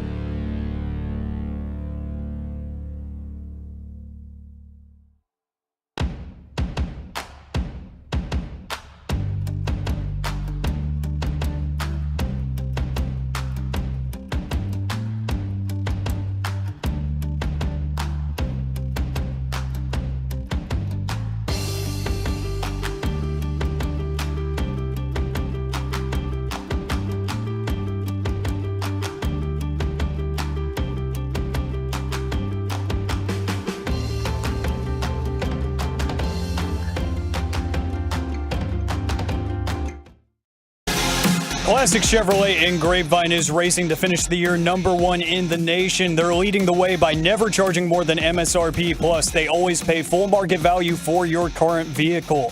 Find new roads, visit Classic Chevrolet, relax, and enjoy the difference. Back here on KNC Masterpiece on 105.3 The Fan. Don't forget, we're giving away some tickets to Corey Morrow coming up during the Expressway. It's 35 minutes of uninterrupted sports, but right now, it's time for Baseball Nuggets with Mike Bassick. All right, your Houston Astros are the world champs. Except I know that. Why did you say your? Well, there's a lot of people that are Houston Astro fans. I was at the card show, and there's plenty of people that came up and was like, they're like, yeah, go Astros. They live in the Metroplex. So how did this happen? The people that, they are able to draft and develop, they take players that they feel like they can replace. Like George Springer left, so they went and got a Gold Glove All-Star and Kyle Tucker. Where'd they go get him? Well, they drafted him.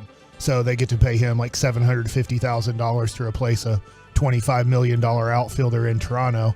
And then Carlos Correa went and signed for $30-something million in Minnesota, which he is a free agent again. He only played there for 1 year and just opted out today. But at the same time, like, oh man, we just lost a guy. He's going to make $30 million. What do we do?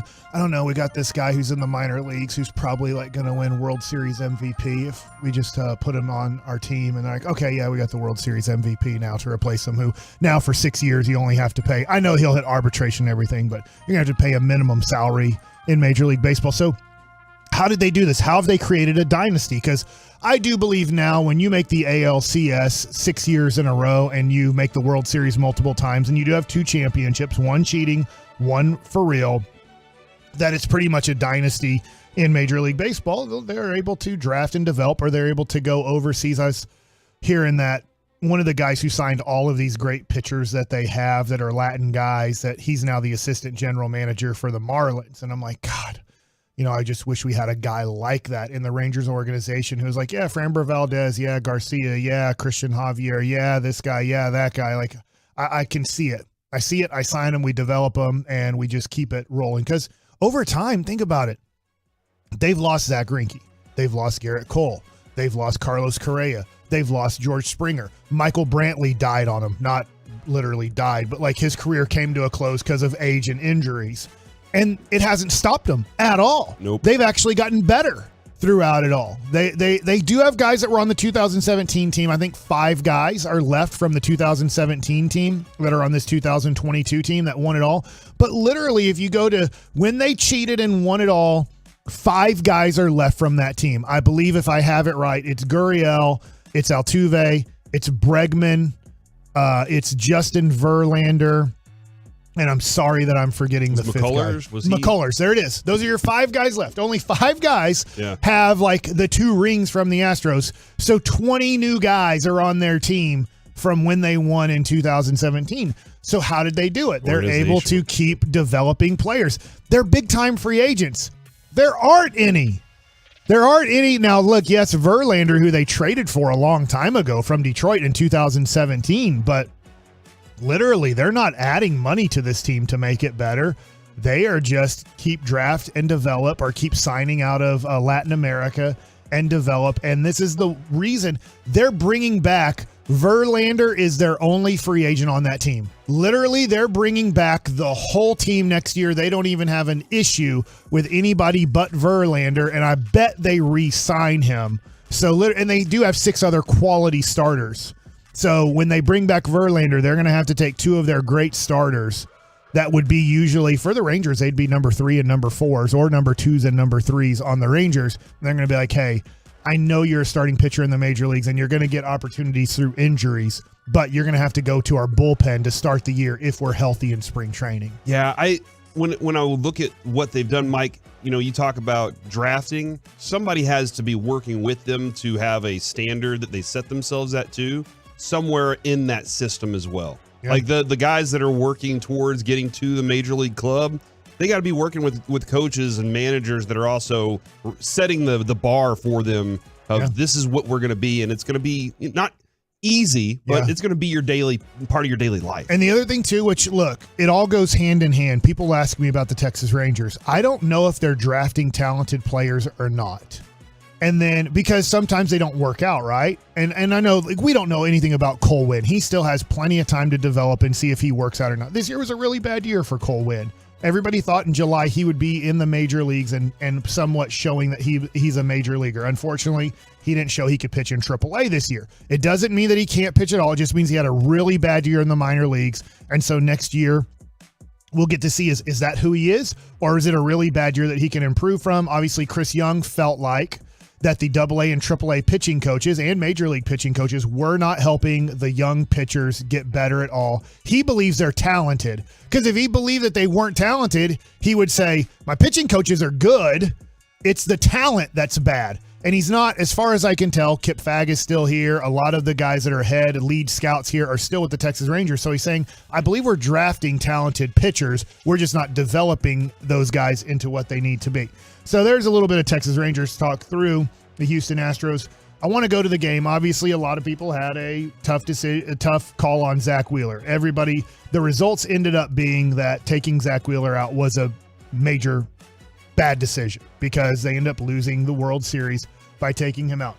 This being said, I thought John Smoltz had something really smart to say that we forget about, and that analytic people forget about during a World Series or during an NL or ALCS. Every time I bring in a relief pitcher for every game, he becomes a starting pitcher. What is John Smoltz saying about that? Well, when I'm playing a 3-game series, you're probably only going to see my best reliever one time. Is there a chance or a possibility that, let's just take, I know Jose Leclerc has up and down moments, but let's say Jose Leclerc is pitching against the Houston Astros. Well, most likely in a 3-game series, he's going to come in and face Alex Bregman one time in that 3-game series. Maybe, and probably not, but maybe he faces him twice. How many times had Alvarado come in and face Yordan Alvarez? I don't have it in front of me, but what John Smoltz is saying, the more times in a 7-game series a reliever is facing that hitter that he wants to get out, he now becomes a starting pitcher, because Yordan Alvarez is like, yeah, I've now seen him 3 times in a week.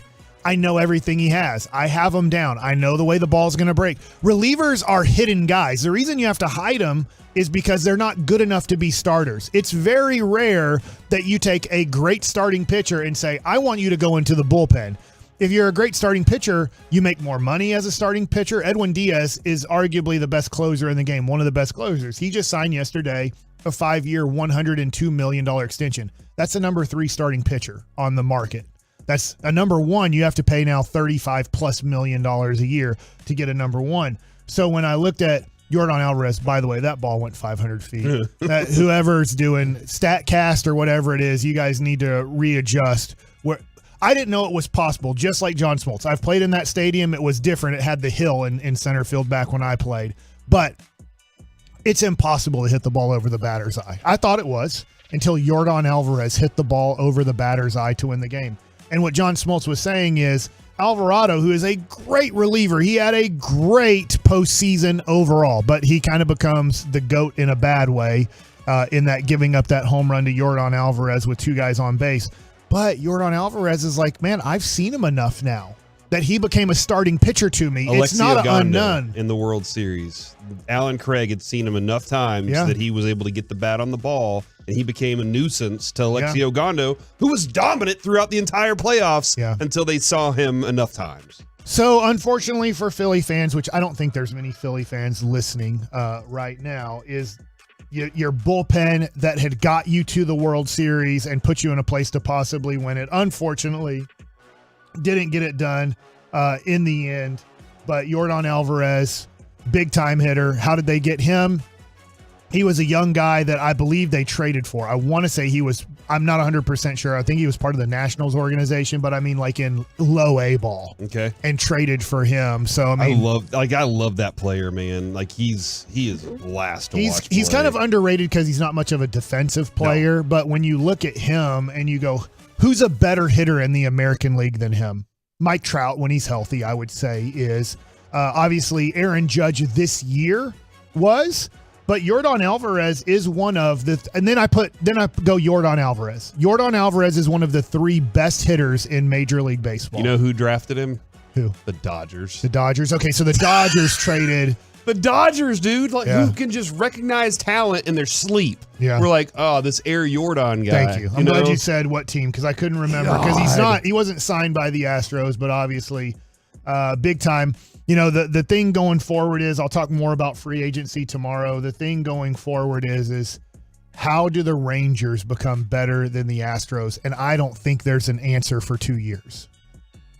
Yeah, no, we got a lot of work to do. I think you're looking at 2025 when possibly you could be better than them. Coming up next here on the KNC Masterpiece, overreaction or not, Mahomes, the greatest of all time, next on The Fan. All right, let's talk about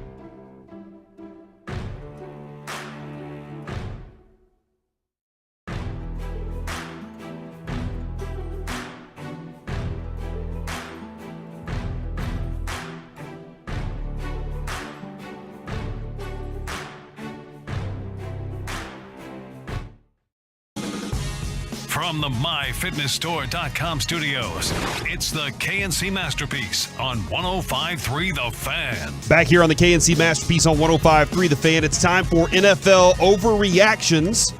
Is it an overreaction or not? I did like this this drop here, and we're going to get to more of this conversation. Last night, Patrick Mahomes had a couple of different records that were on hand. The Chiefs and Titans set a record for the biggest gap between completed passes for one team and for the other. Do you know how many completed passes there were last night for the Chiefs?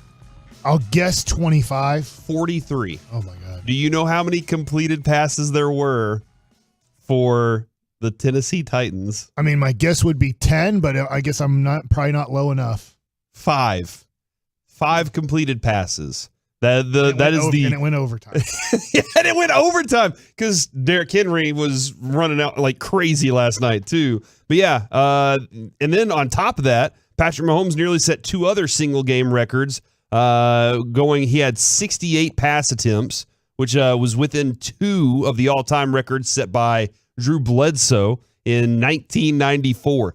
Drew Bledsoe threw 70 passes in a game against the Minnesota Vikings. They were down 20-0 in 1994. And Drew Bledsoe threw 70 passes, completed 45 on that day, including a game winner. He completed 45 passes, and they win 26-20 late in that game in overtime, as a matter of fact. Just like that one, yeah, another overtime action there. Bledsoe set the single game completion record for 45 that same day. Jared Goff eventually matched that in 2019, but that's pretty insane. You don't see 70 passes in a single game, and also that kind of discrepancy in completed passes difference between each team. All right, overreaction or not, let's start with the Packers. This is a question, Mike, that we're kind of having is it Jordan Love time? How long is it time to go ahead and take a look at the rest of the season and say, is it best for us to invest in higher draft picks at this point? I will have to look at Aaron Rodgers' contract. We did this the other day. It's impossible. I remember the answer is no. Jordan Love will never be the starting quarterback for the Green Bay Packers. Because of Rodgers' contract? Yes, because Aaron Rodgers, after signing the new deal, has to be their quarterback the rest of this year and has to be their quarterback next year. And I do think that he is dealing with lack of talent on the outside. It doesn't seem like he has a great offensive line, but at the same time, they made the commitment last year. You can't go away from that commitment. And I know that the fastest they could go away from that commitment is the 2024 season. By that time, Jordan Love's a free agent. So I think that they'll be in the market for their next quarterback. Jordan Love had his small chance. His small opportunity. I can't remember what stadium it was that his mom was sitting like in the 400 section. Mm-hmm. But I would say that it was against Kansas City, yeah, way up there. Like he had a few small moments where he could have maybe had Green Bay question, should we go with Jordan Love? And because he was so bad and Aaron Rodgers was so good, back-to-back MVPs, they made the decision for 2022 and 2023, we're going Aaron Rodgers. And he signed through 26. So, yeah, Mike, the next couple years, dead cap, $151 million this year. Right. Dead cap, $99 million next year. And then 24-16. But his cap hit over the 3 years following that, 40, 59, and 53. So, yeah, they're kind of stuck in this bad situation where their cap money is maybe that last year. But I don't know how trades work whenever it comes to cap and all that. But if you're going to be with him that long, you got to figure out a way. This might be the season to do it. Just say, you know what? Maybe Aaron Rodgers stays out there.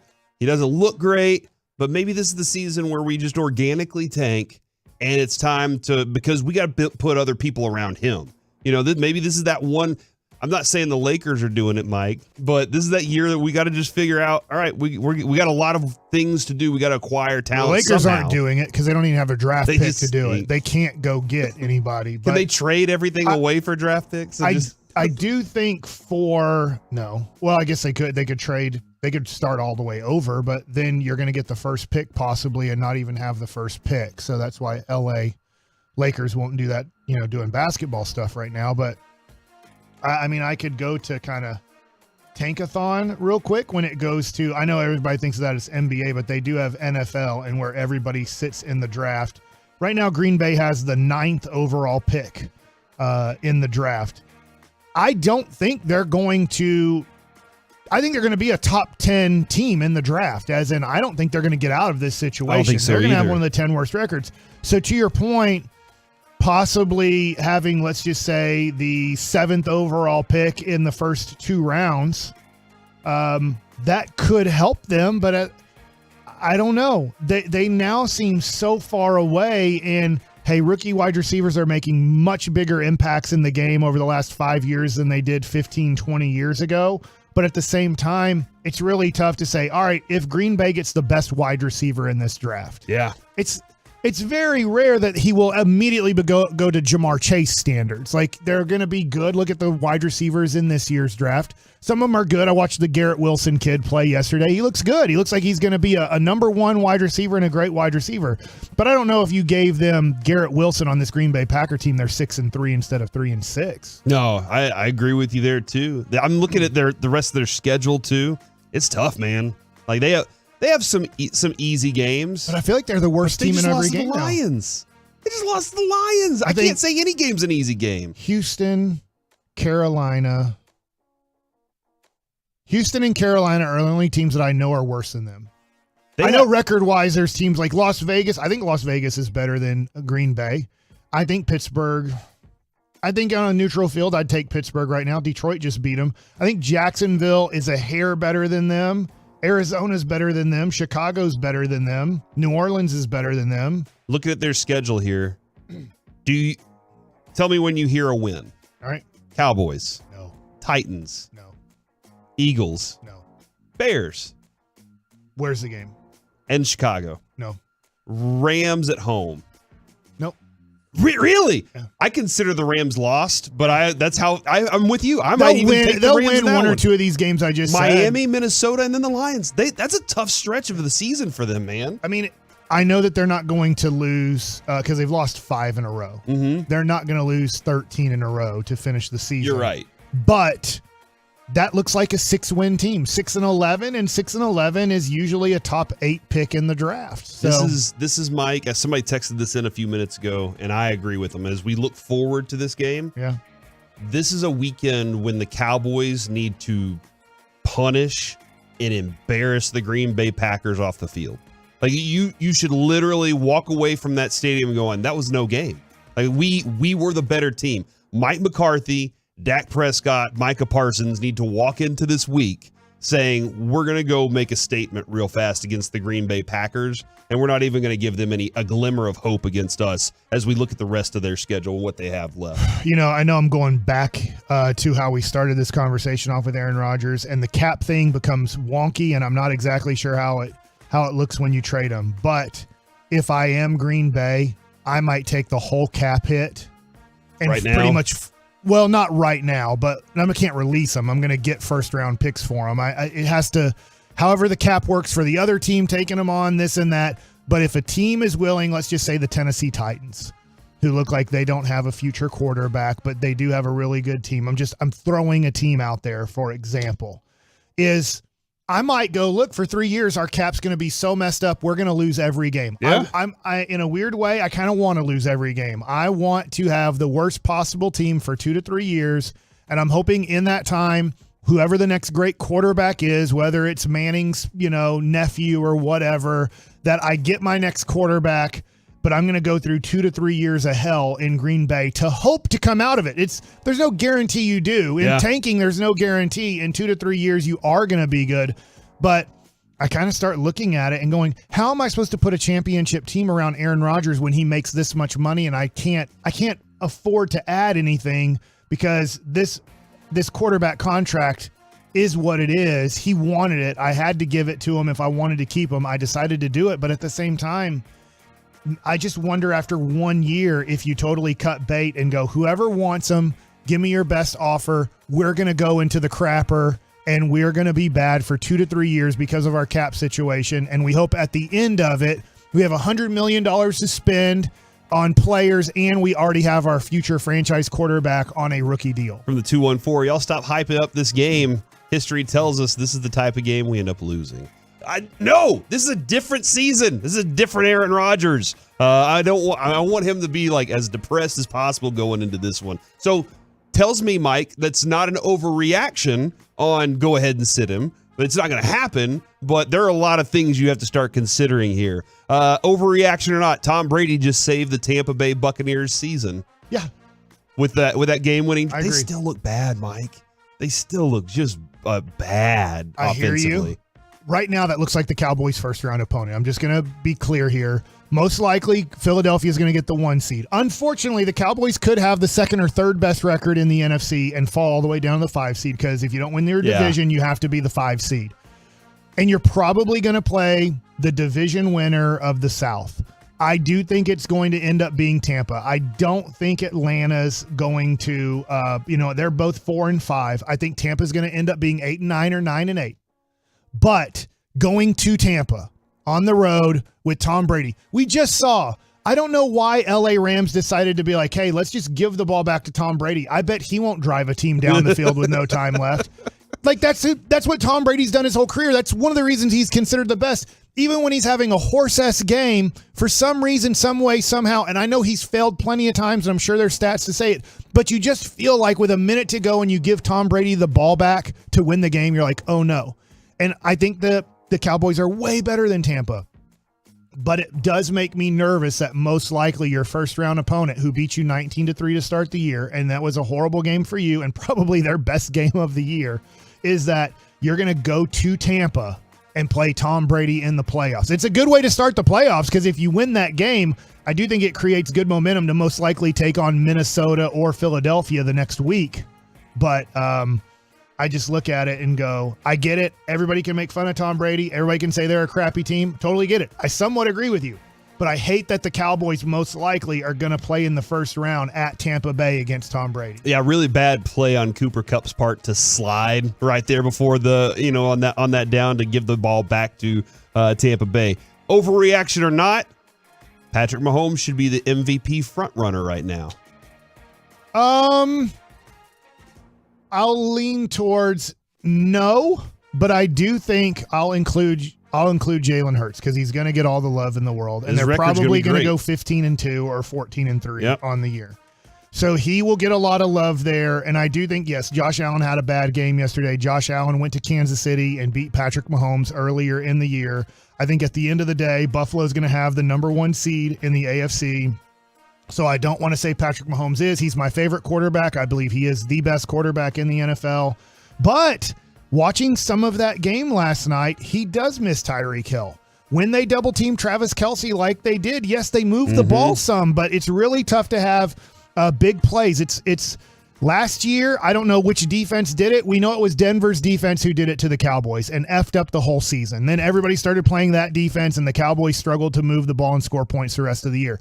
It seems like Kansas City, because they lack outside weapons, they don't have a Pro Bowl wide receiver. They don't have a number 1. They have the number 1 tight end, is they struggle to put a lot of points on the board. So at the end of the year, I think Patrick Mahomes will finish top 3, but I don't know if they're going to have enough stats for him to be the MVP. Oh, that's interesting. Yeah, and I think Philly will have a better record, and I think Buffalo will have a better record. Yeah, I think he'll be in the conversation for sure, especially top 3 for something like that. But you might be right where it's the new kid, Jalen Hurts pops, and everybody's just really excited about. And his numbers are good. Like he has quality numbers that put him up there in that category right now. As much as I want to include Tyreek Hill in the MVP discussion, Cooper Kupp last year won the Triple Crown, ran away with the best wide receiver in the NFL by far, and I don't have the votes in front of me, but I don't think he really got any votes to really be considered the MVP. Like, I don't remember Cooper Kupp finishing with a lot of first-place votes, and Aaron Rodgers just beat him out. So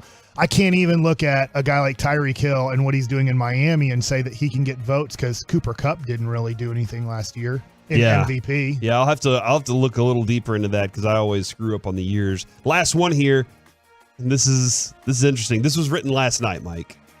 The Colts' Frank Reich will be the next head coach fired. True. Got it. That's not overreaction. And they even said not an overreaction. They were poor. And Jim Irsay did tweet out a few minutes ago, we have parted ways with Frank Reich. And now there's going to be an opening there. There's going to be a lot of work as the Colts try to rebuild and figure out what they're going to do there, because they said we're going to go with these veteran quarterbacks. We're going to try and do it this way. And I don't know, I still don't know if they've ever really recovered from Andrew Luck's retirement situation, because that's really put them in a weird place ever since then. That was their goal. They were like, okay, we'll just build with this number 1 overall pick. That's the plan. I did see Cooper Kupp finish third. It looks like Aaron Rodgers earns 39 first place votes, Brady followed by 10. Brady having 10 and 1 first place vote for Cooper Kupp last year. Yeah, so there you go. Frank Reich, the breaking news a couple of segments ago, has been relieved of his duties as the head coach of the Indianapolis Colts. Coming up next here on the KNC Masterpiece, Tony Brothers said what to Spencer Dinwiddie? Damn. Plus, even more Mavs interest we got to get into next in the Fan. All right, let's talk.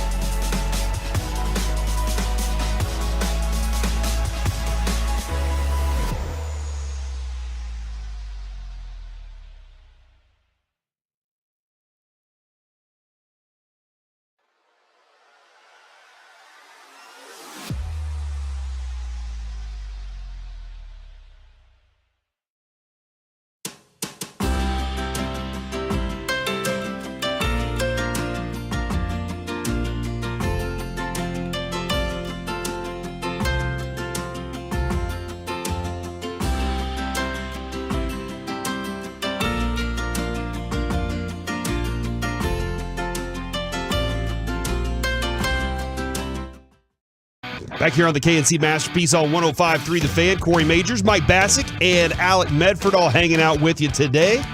And you, the Tolo out there, making sure that you're spreading the word, the gospel of 105.3 The Fan. Let everybody know, I Tolo hard.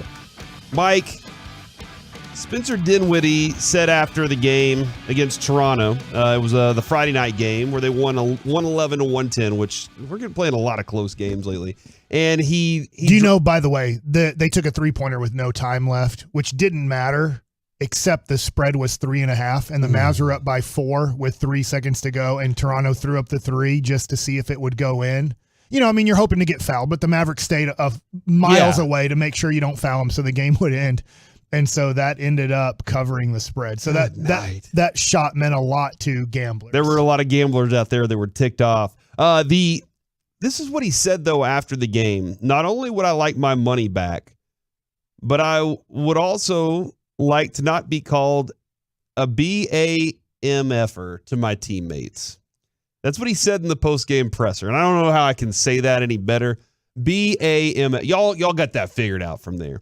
So if there's anybody that feels that way about me, they can address me personally to my face. Evidently, brothers called a technical foul on Dinwiddie late in the first half, and you were at the game, Mike. Yes. And Dinwiddie said the T was assessed because the ref objected to the player clapping and swearing. He said, I said something like that wasn't an effing foul or something, and I was also clapping at him.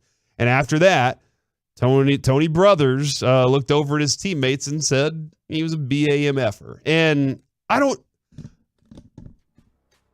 referees shouldn't be saying anything, really, honestly. No, I mean, you're having conversations with the players, but you don't want to call them a name, because if you call an umpire a name, I can only speak about umpires, but I'm pretty sure with referees too. If you call them that, it's a technical foul, or in baseball, they would throw you out. Now, obviously, if you said it enough to a referee, maybe if you say that to a referee, it's immediately 2 techs and you're out of the game. I'm pretty sure it is, because in baseball, if you say that call was MFN horse S, they might not throw you out because you said that call. But if you say you're an MFN CSer, you're gone, right? You can't call them a name. You can call. But he said that was a effing that wasn't an effing technical. Right. Foul. He didn't call him an MFer. He was saying, and sometimes that does get a technical foul.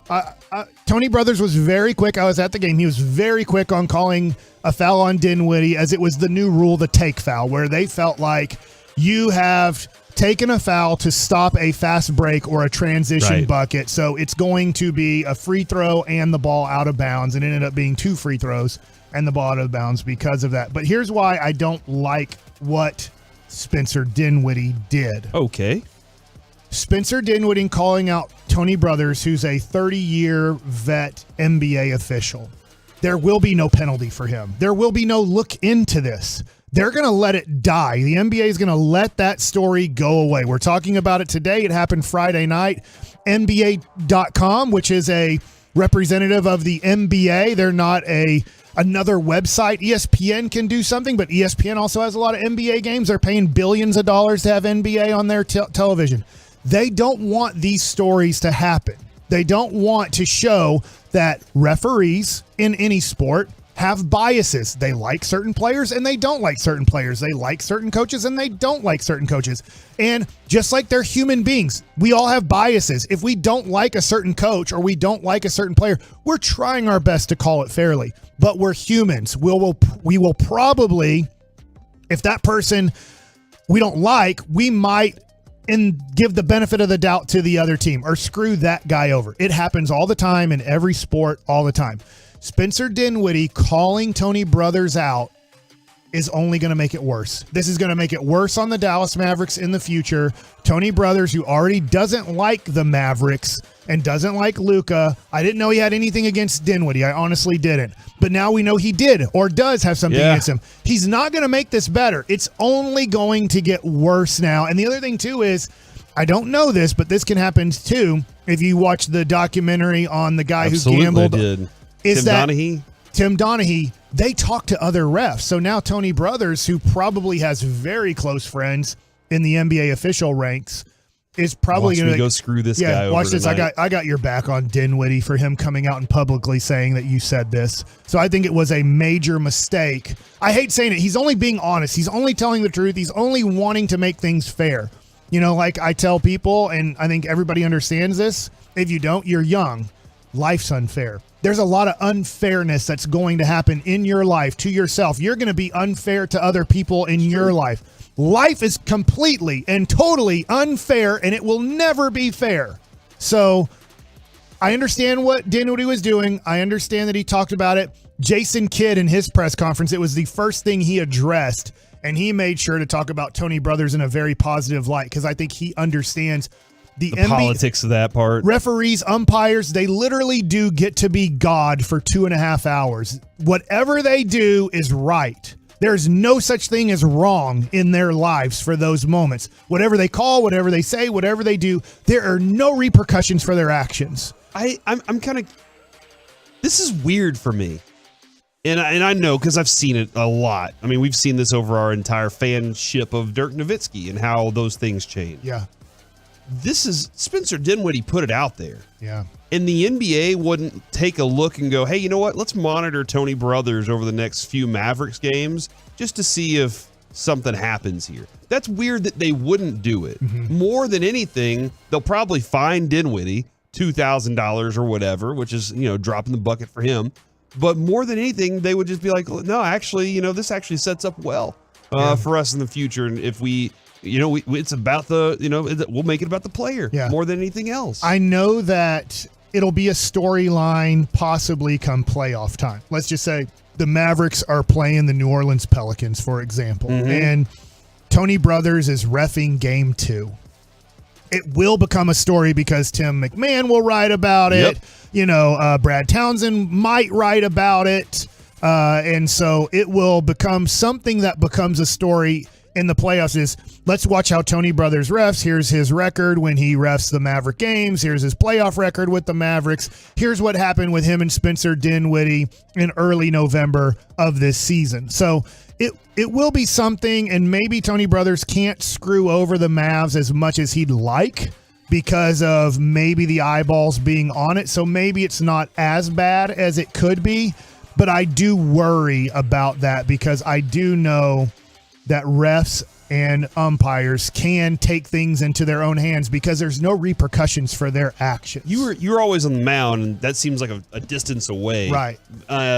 You ever get called anything by an umpire? No. I know fans called you some things, but no.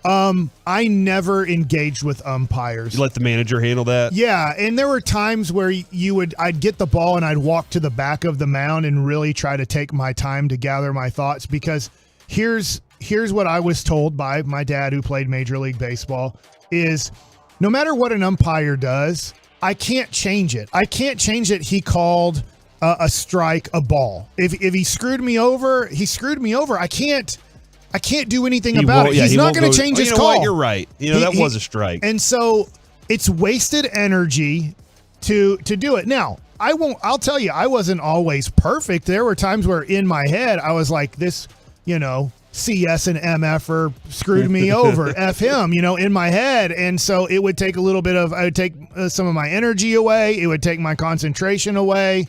And I know that afterwards I was like, you know what? I let him affect me and he wasn't going to change the call. He made a bad call. When you think about it, it probably wasn't intentional to just screw me over. He probably just didn't see that ball and, called a bad call. But I think with the Mavs, we saw how Mark Cuban went quiet in 2011, and I do think it helped. I think refs really don't like Mark Cuban for the most part. I think they're cordial with him, and Mark Cuban probably I can't believe Bassick is saying that. I have such a great relationship with the refs now, and I'm trying to make them the best they can possibly do. On them every 2 weeks. Yeah, they're cordial to you to your face. Yeah. They don't like you because you're calling them out and questioning them as being the best professionals in the world. So that was part of the game. The other part was the Mavericks did have a great win, and I did tweet this out, Corey. The Toronto Raptors, who are a very good defensive team, had this guy tweet this out. I'm sorry I don't have his name in front of me.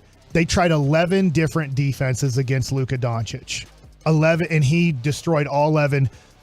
Being at a Dallas Maverick game is such a special treat. I'm going to tell you, I know they're upper deck tickets, and they're, $15 to $20 you can get on the market. If you go look at other places, I want to go to the New York Knicks Dallas Maverick game because I'm taking my kids there for kind of Christmas time.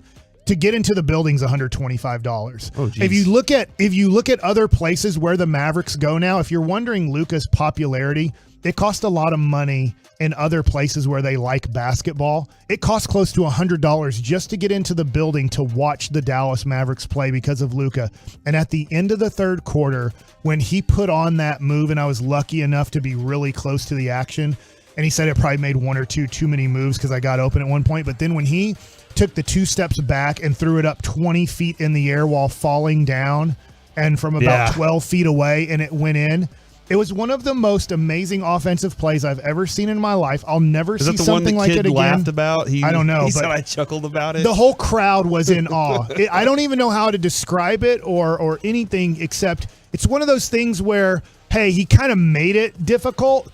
But what he did right there, I'll never see again in my lifetime. I'll see another great move from Ja Morant if I'm lucky enough to be at a game, but it won't be that move. Luka will probably never make that move again and make that show, but he'll do something spectacular tonight. And I would say we are so lucky, and I know people think I overstate this. We are so lucky to have one of the greatest offensive players that God has ever created for basketball. Yes, Michael Jordan was different and great, and same thing with Kobe or LeBron or Magic Johnson or Larry Bird, and there's things that I'll always remember when Larry Bird hit the three-point shot over James Donaldson about 5 feet behind the three-point line, which was a long effing way away back in 1988 or 87. But now when I watch Luka at the game, what a special treat. I'm seeing something that I've never seen before and that I'll never see again. that is how spectacular he is offensively. He had that spin move that I didn't really even catch in live The behind the back motion, spin move, yeah. like where he's one of the greatest players that has ever played this game. Now, I get defensively, he's actually getting pretty darn good at it. He's not anywhere close to like all defensive player, but he's not bad at it now. But offensively, this is one of the greatest human beings you can ever see, and it's a special treat. I don't know how long he's going to be a Dallas Maverick, hopefully for the next 15 years. But while he's a Dallas Maverick, I just say if you like basketball, you need to go see this person play because it's something you'll never see again. Yeah, and I mean it's a nightly basis. You're going to get a highlight that's going to be up People on are Twitter paying everywhere. hundreds and thousands of dollars around the country when he comes in one time a year to go see them play. And Mike, I'm going to let you rant about this during the expressway. Can someone explain from the 972? Can someone explain to me why the Mavs have a home game that starts at 9 p.m. tonight? I literally had to turn a ticket down so I didn't have to get home at 2 a.m. Coming up next on the KNC Masterpiece, it's time to go around the entire NFL and dip into some gridiron gravy. All right, before we do that, let's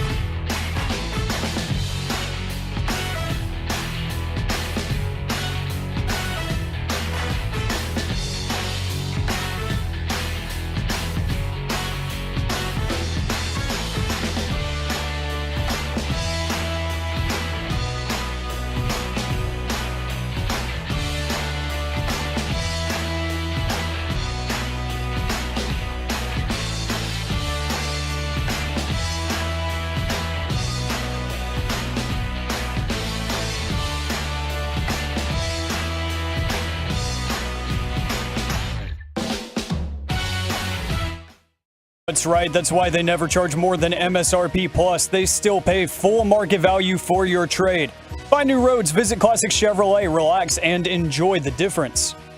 Back here on the KNC Masterpiece on 105.3 The Fan, about to go through the gridiron gravy here in just a second. But Mike, the Major League Baseball Contemporary Players Era ballot has just been announced. 8 players voted on next month from 1980 moving forward. The list is Don Mattingly.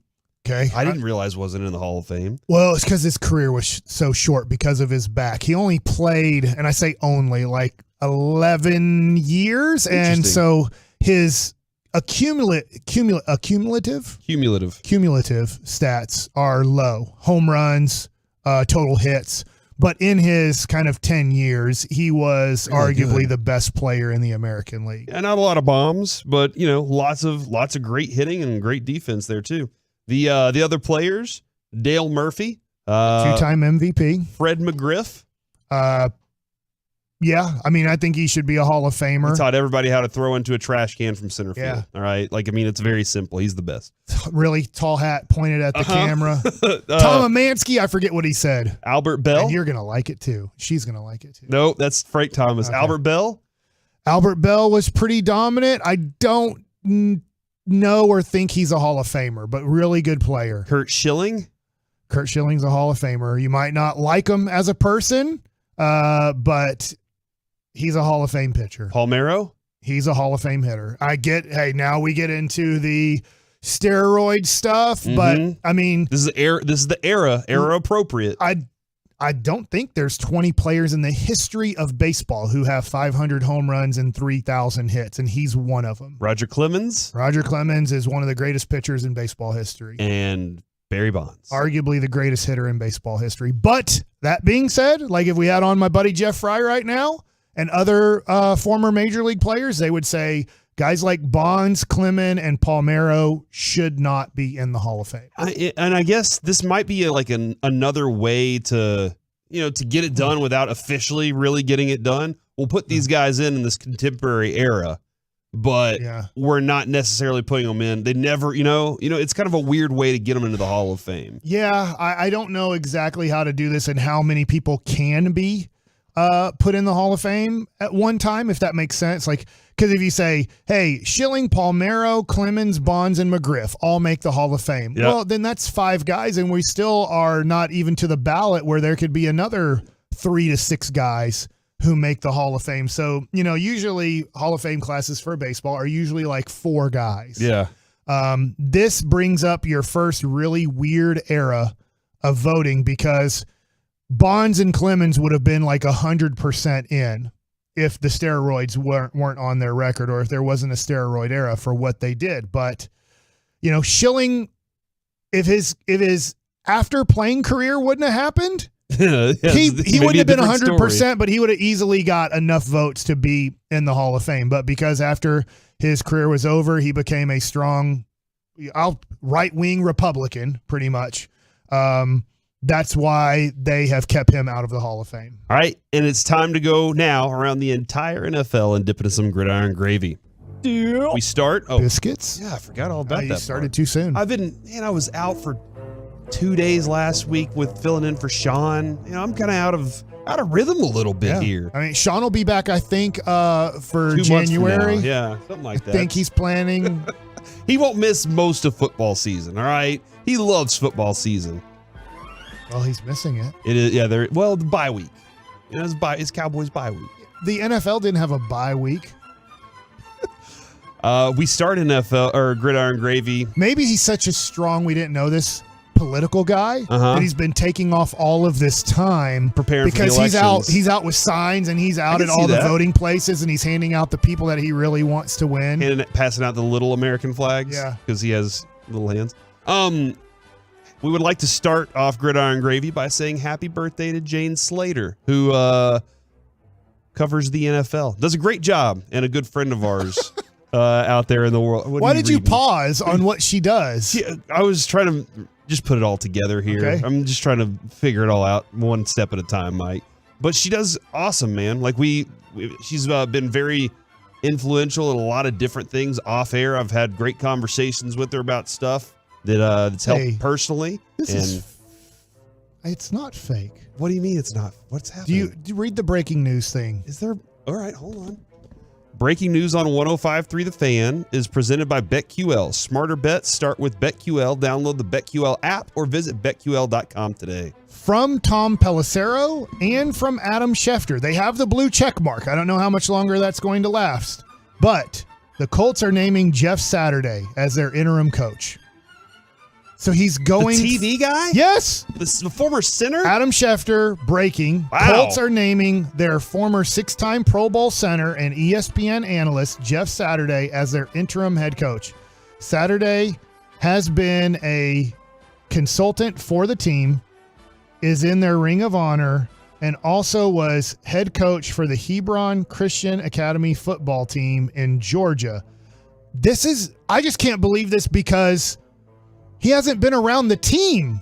Like usually for interim coach, you just name the defensive coordinator or offensive coordinator or quarterbacks coach because they've been with the team in training camp. They've been with the team for the first half of the season. They have an idea of the personalities on the team.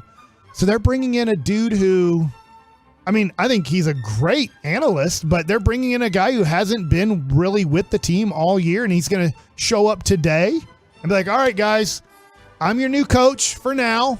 I'm interim. I'm not like the coach next year, but here's how I see how you guys are doing from my analyst seat at ESPN. And here's the offense we're running starting tomorrow. Dude that's never coached before is now going to be... Well, yeah, he did coach. He coached at Christian Academy Okay, football. yeah, he coached a high school Christian academy. And I'm like, definitely like, let's I go thought ahead this was a joke. I had to look, and then when I saw multiple people, I'm like, this isn't a joke. This is wild really to me happening. because now I'm looking at their coaching staff, and Gus Bradley, their defensive coordinator, has done a fine job.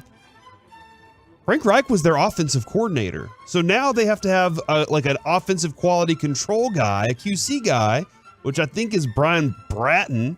Like that guy might be the best option for calling plays here. This is a very, very weird situation. They have like 50 coaches on staff. But man, that's interesting that Jeff Saturday, I guess like this would be kind of a, hey, we need to go ahead and tank the rest of the season. We're not really expecting to win anything. So let's get a guy that people like. He'll get up there and he'll talk. People like listening to him talk.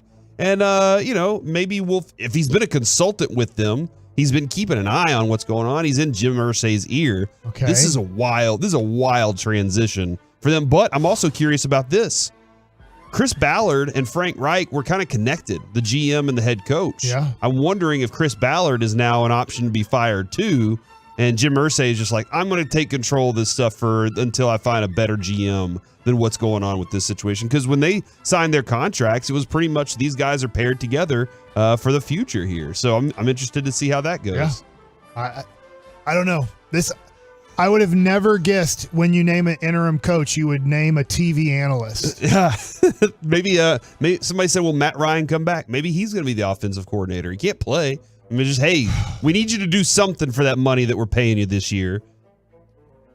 This is very Usually I feel if you do so this bad. and you leave the TV booth, now I know it's interim, he can go right back to ESPN starting next season, but usually if you're going to get a guy from that cushy of a job and that being like, you don't have to be up at ESPN for 18 hours a day, that he is taking one of the most pressure-filled jobs that you can have. I get you get very good money for it, but this is just crazy to me that they would do this in an NFL season, even if they thought Jeff Saturday was the guy for the future Colts job, right? Yeah. Like, wouldn't you sign him to like a 3-year deal? Yeah. But they're just like, no, just come in, coach the last 8 games of the year, and we'll see how it goes. That's a lot to put on a guy's plate who's, to your point, he's never been a coach in the NFL. Yeah, and you just throw him out there and just see how it works out. I feel really bad for all the people who I was like, hey, this is the Colts year. Maybe it is. Maybe Saturday's the guy. I don't think He yelled at Peyton Manning on the sideline one time. He had the confidence to say that back to that guy.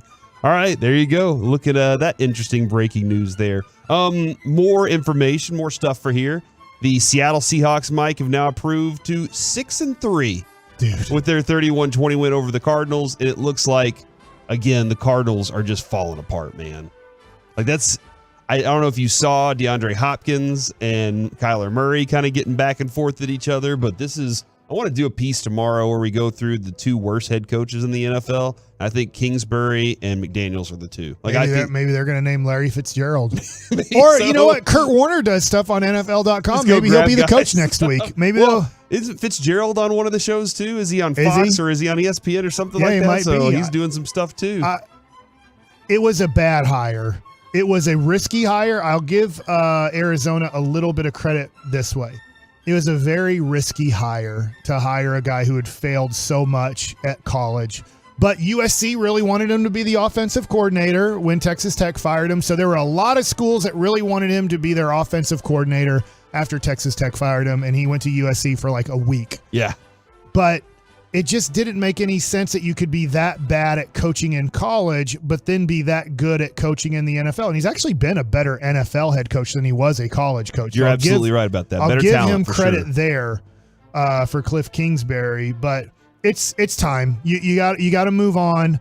It looks like I'm friends with everybody, and I'm kind of a player that's also coaching. Like, hey, what's up? Like, I'm hanging out with you guys too because I'm pretty much the same age as you guys. Is a bad decision, and now they're going to have to find somebody who can hopefully get Kyler Murray to be as good as his talent suggests that he is. And from the 361, give Seattle some credit instead of taking it away from Arizona or them by saying Arizona stinks. No. That's sorry if that's how you took it. It's both sides. Seattle is doing a great job. I know Reggie's not here today. I've tried to. I'll say it again. He was right in a way. I know he said he was trolling too, but hey, Geno Smith has found the perfect situation. He's doing his job tremendously well. They're doing everything to put him in winning situations. Who would have ever thought Geno Smith is 3 times the quarterback that Russell Wilson is in Denver? So Seattle's going to make the playoffs. All the credit in the world. Seattle looks like a legitimate playoff team. As long as they don't suffer major injuries, they should win 10 or more games. And then somebody said, hey, you cut short Slater's birthday announcement for Colts news. Again, happy birthday to Jane Slater out there on her birthday, which she's 22, 23 now at this point, doing phenomenal work out there. What do you? No. I was thinking, I know women always want to be referred to as younger than they are, but sometimes, how young is too young? One of the people that you want to sleep with is Jennifer Aniston, right? Okay, and she's 53, I believe. I think so, yeah. But then when you find out she's 53, you're like, wow, she looks like she's still in her like early 30s. So would you want to be referred to as you get older as, wow, now I know Jane Slater is not 53 Text Jane and ask or her close to 53. Like how young do you want to be described as at this point? Do you ever want to be like Jennifer Aniston, where people are like, they give an age, like, you don't even look close to that age? Coming up next here on the KNC Masterpiece, I'm not sure what Beckham can do for the Cowboys, but the Cowboys seem very interested. Next on The Fan. Tomorrow is Election Day in Texas. For continuous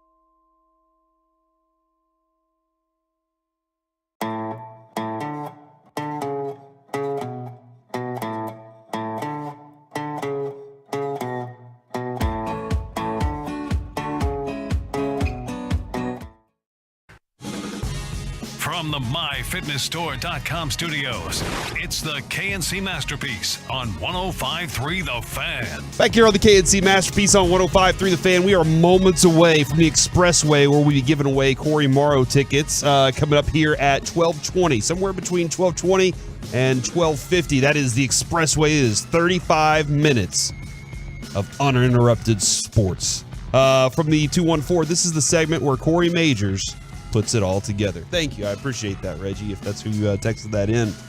Plus 250 on Odell Beckham Jr. joining the Dallas Cowboys right now. That is the best odds for Odell Beckham Jr. to join a team. Now, Mike, I know I didn't really get a chance to hear you and Kevin break this down during the conversation. I had maybe one segment with Choppy about this, and the rest of it's just kind of been like, a lot of speculation. But over this weekend, Calvin Watkins tweeted out that Odell Beckham Jr. and the Cowboys, and Ian Rappaport even said this too, he's firmly on the Cowboys' radar. This is a fan base, an 877-881-1053. Correct me if I'm wrong. A Cowboys fan base right now that is, whenever you hear the Cowboys are in on a player, you're like, yeah, whatever. It just seems like and Bobby said this morning, the Cowboys are in on this player if he's at their price. And that's pretty much it. Like, the Cowboys will go, they have a number in mind. The guy's gonna say, hey, I want this much. And the Cowboys, more than anything, it seems like they don't even come back with an answer. They're like, no, never mind. We'll just move on. We're fine with Turpentine. We're okay there. Well, do you have a feeling either way on whether you really think the Cowboys are pursuing this player? I think they're watching him and seeing how his rehab's going, probably keeping in touch with his agent to see how close he is to really, I don't want to say having a tryout, but you'd have to see that he can run and do everything he needs to do to play at a high level. But that being said, will the Cowboys outbid all the other teams? Watching last night's game, I think Kansas City should look at him if he's completely healthy. I think that I don't know if Green Bay will, because they might be out of it and they might not want to do it. I agree. But Odell Beckham might be in Green Bay situation. What if they offered him a 2-year contract? I don't think the Cowboys have any interest at all in offering Odell Beckham more than a play out the rest of the season contract. So all it will take is one team that maybe believes in him more for the future to offer him, hey, we know that you might not be great this year, but we believe in you longer term. We want to offer you a 1.5-year contract if you're willing to do that. And maybe Odell Beckham doesn't want to do that at all. Maybe he just wants to play the final 4 games of the regular season, be on a playoff team, and show that he can still really get it done and sign a new contract in the offseason. I don't know what Odell Beckham and his agent want, but I think the Cowboys will be in on this. And I get the odds because Jerry Jones and we've heard that they're in on him. They're interested. Yes. But the Cowboys have never really been big in bringing older players to the Dallas Cowboys. It just feels like it has to be a major discount, right? Yeah. We're discount shopping. We're looking for the sale. I just wonder if Odell Beckham Jr. is going to be on sale. Yeah, and I mean, why would you put yourself on sale whenever you know lots of teams are going to need a player like you in the playoffs? This is more than anything else. This isn't to help the Cowboys get better playoff positioning. And for anybody, and Mike, I know you guys, you and Kevin have kind of been involved in this part of the conversation too. At this point, for people that are like, yeah, but he's not going to be ready till December. I'm not signing him for the regular season. My team's going to make the playoffs. Can I make an addition late in the season that nobody was really even expecting me to make to my team to make them better? And that's what it is for me. And it goes back to the very beginning of the season in Oxnard, whenever we asked Stephen Jones, Kevin asked, hey, you traded Amari Cooper, you made these moves, what are you going to do with that money? And he was like, well, I mean, listen. And he gave this long explanation about just getting through camp. Okay. The next day, or the next question I had for him was, well, if you have a place that you need to invest, where do you think it's going to be? And he said, veteran wide receiver. We absolutely can see ourselves using that money wisely to spend it on that. If they still have it available, it seems like it would be a decision they made a long time ago, but they couldn't sign the player because of his body. His body wasn't in shape to get out there. So here's some other names, Mike, to go on that list. Okay. The Bills. Do the Bills need to make that type of addition right now? I don't know, because it seems like they have all their offensive weapons are pretty good. Diggs, really good. Gabe Davis looks even better. Dawson Knox is a good tight end they just signed. Yeah. They just add Himes. I know they didn't use him as much as I thought that they would. They just added Himes to this mix. Well, no, I don't think so. And this is a matter of, what does Odell Beckham... You think he wants to play in Buffalo? Well, I'm sure nobody wants to play in Buffalo. I've been there. It's freezing ass cold. But Marshawn Lynch got off the airplane and said, I saw all this snow. I didn't know anything about snow. Does he want to play for the team that has the best chance to win it all? He wants to play for a contender for sure. Yes. Right. And I'm just wondering how much he won a ring last year in a weird way, right? He got hurt in the Super Bowl, but he was on that team. He got a championship ring. Does he want to go Buffalo? Because I would agree with him. I know they lost to the Jets yesterday, but I'd look at it and go, I think Buffalo has the best chance to win it all. And I just want to be on the team that has the best chance to win it all. And I'll be definitely a number 3 option there, if not possibly number 4. Or do I want to go to a Dallas Cowboy team who's a contender, who I do believe the Cowboys have a chance to win it all this year, but they're not a favorite to win it all. Most likely the Cowboys are going to have to go on the road for 3 playoff games in the NFC, win all 3 of those road games to then play in the Super Bowl. I think the Cowboys can do it, but probably the odds would be very tough to go to Tampa Bay, then most likely to Philadelphia, then go, let's say, to Minnesota, and then go to the Super Bowl. So I'm just wondering how much he wants to manipulate his situation and go, hey, does Philadelphia want a number 3 wide receiver? I'll go to Philadelphia, be their number 3, because they might have a bye. They look like they have a better or easier road to the Super Bowl. Somebody said, guys, don't forget Dak either have great chemistry or zero chemistry. I don't think he will be with OBJ. I don't know. I don't know how to look at that. I know this. This is a guy that last year in the playoffs, 4 catches on 4 targets for 54 yards and a touchdown in game 1 of the playoffs. Game 2, 6 catches on 8 targets, no touchdown, 70 yards. In the NFC Championship game, 9 catches on 11 targets for 113 yards. And he had a touchdown in the Super Bowl and 52 yards. He looked like he was on his way to being the MVP of that until he hurt himself. This is a guy that I think in the playoffs can be a game breaker for you, if not a very reliable source of this. And Mike, I think that they are very interested in it. I think it's very real that they are interested. But I'm with you too. It is a price where you're like, okay, Mickey told us this morning, there are three factors. How long is it going to be until he's ready? Again, my thing is, if he's an addition for the playoffs, I'll wait until he's ready. Number 2, how much does he want? That's going to be a huge factor. And then number 3, where's your locker room? Mike, this is a locker room that in my mind, I have no doubt that this is a locker room that can handle this. There are some locker rooms that can't. You can't add a player and then them be like, oh, that guy. A lot of times, Mike, and we've had this discussion. Derek had this discussion with us last week.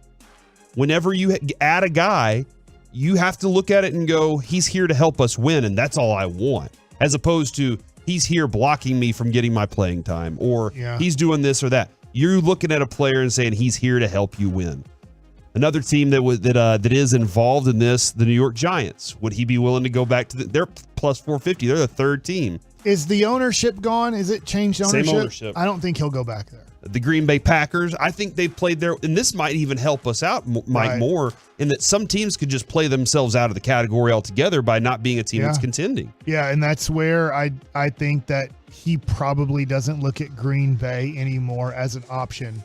Maybe he'd look at Green Bay as an option in the offseason if he feels like they're kind of rebuilt.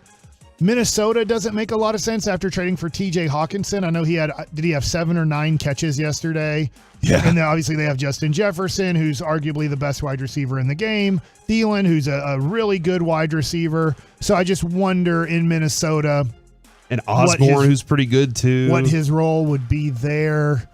I mean, I do think the Cowboys have a really legitimate chance at getting him. It's just a matter of, if the Cowboys, I don't know how much this means to Odell Beckham Jr., and usually it means a lot. If the Cowboys offer him $2 million to play the rest of this season, because I think he's only going to play in 4 games. Okay. And then playoffs. Yeah. And somebody offers him $3.5 million. Will the that Cowboys is $1.5 million. You know, like, I don't know. Now, if it's $2 million to $2.5 million, $500,000 is a lot of money, but would he go, nope, I'm good there? Because the one thing that I feel like, you give me your opinion on this, the Cowboys will not bid the most money on Odell Beckham Jr. Somebody will offer him more money. Somebody did point this out, and I did see this interview from the 806. He said in the Complex interview, the next team is where he wants to build a home and stay. He has family here. Okay. No one wants to build a home in Green Bay or Buffalo. That's valid. That's true. That is very valid. And he had his whole family growing up in this area. He was in Louisiana, but they were all Cowboys fans. I just don't think the Cowboys want him next year. Everybody wants to live here, Mike. No. Every athlete wants to retire. And they live really here. want to live probably in California if they have enough money. Yeah. But I would just look at it, Odell Beckham Jr., if I'm his agent, and I go, okay, let's just say you possibly want to live in Dallas-Fort Worth for the rest of your life. Mm-hmm. Do the Dallas Cowboys want you in 2023? I don't know. I don't know the answer to that. do. Especially since they have the CeeDee Lamb coming up. They made a call for Brandon Cooks. They made a call for Jerry Jeudy. We do know that the Cowboys know and feel like they have to add a wide receiver, that James Washington isn't it, Mike. Right. But Jeudy has, I think he's honestly a bust, to be honest. But he probably does have 8 to 10 more years in the NFL. That's what the Cowboys like doing. The Cowboys don't like taking a dude who has multiple lower half injuries. Yeah. Give him a long-term contract when you're not even sure how much he has left. Yeah. And so I'm not saying it's a good idea or a bad idea, but if I'm Odell Beckham Jr., and I'm his agent, I don't think the Cowboys want you more than we want you for the rest of the regular season when you're able to play, and then for the playoffs. And then I think that they look at Tolbert and say, we really want him to be our future number 3. And then what if the draft plays out that with let's just hope it's the 32nd pick. Let's just say the Cowboys win it all. That might change everything. If Odell Beckham Jr. was part of the team that won it all in Dallas, that they would probably sign him back.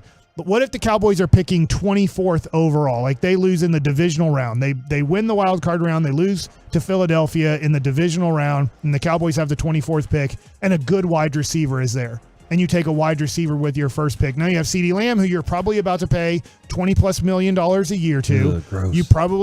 We know you have Gallup that is under a long-term contract. You take a first-round receiver. You're going to sign Odell Beckham to a nice 3-year, $21 million deal because you feel like he's going to retire here and everything? What we need to figure out then, and a lot of people are saying, hey, imagine how good Lamb would be if you had a real number 1 wide receiver out there. What we need to hope is all the other teams that are in contention play themselves out of contention, all right, for one, and that everybody offers him the end-of-the-year deals instead of multi-year contracts. Like that's essentially what you can't offer him a multi-year contract and hope that and like you're saying, and it's going to work out. I don't know if it'll work out for you either. You have to hope that he can play the final part of this season for you, and the Cowboys can get something sweet out of that. It's now time for the Expressway. It's the Lunch Rush, next here on The Fan.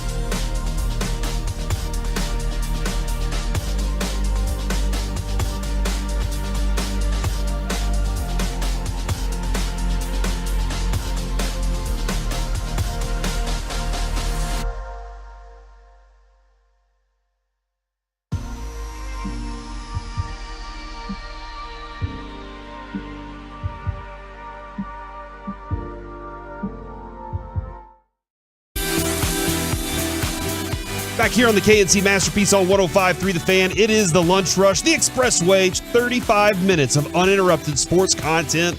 And we start, Mike, with the Jeff Saturday addition to the Indianapolis Colts, as he is now their head coach. Frank Reich was fired this morning, and they immediately add six-time Pro Bowl center and ESPN analyst Jeff Saturday as their interim head coach. He's been a consultant for the team in the Ring of Honor, also head coach of Hebron Christian Academy in Georgia.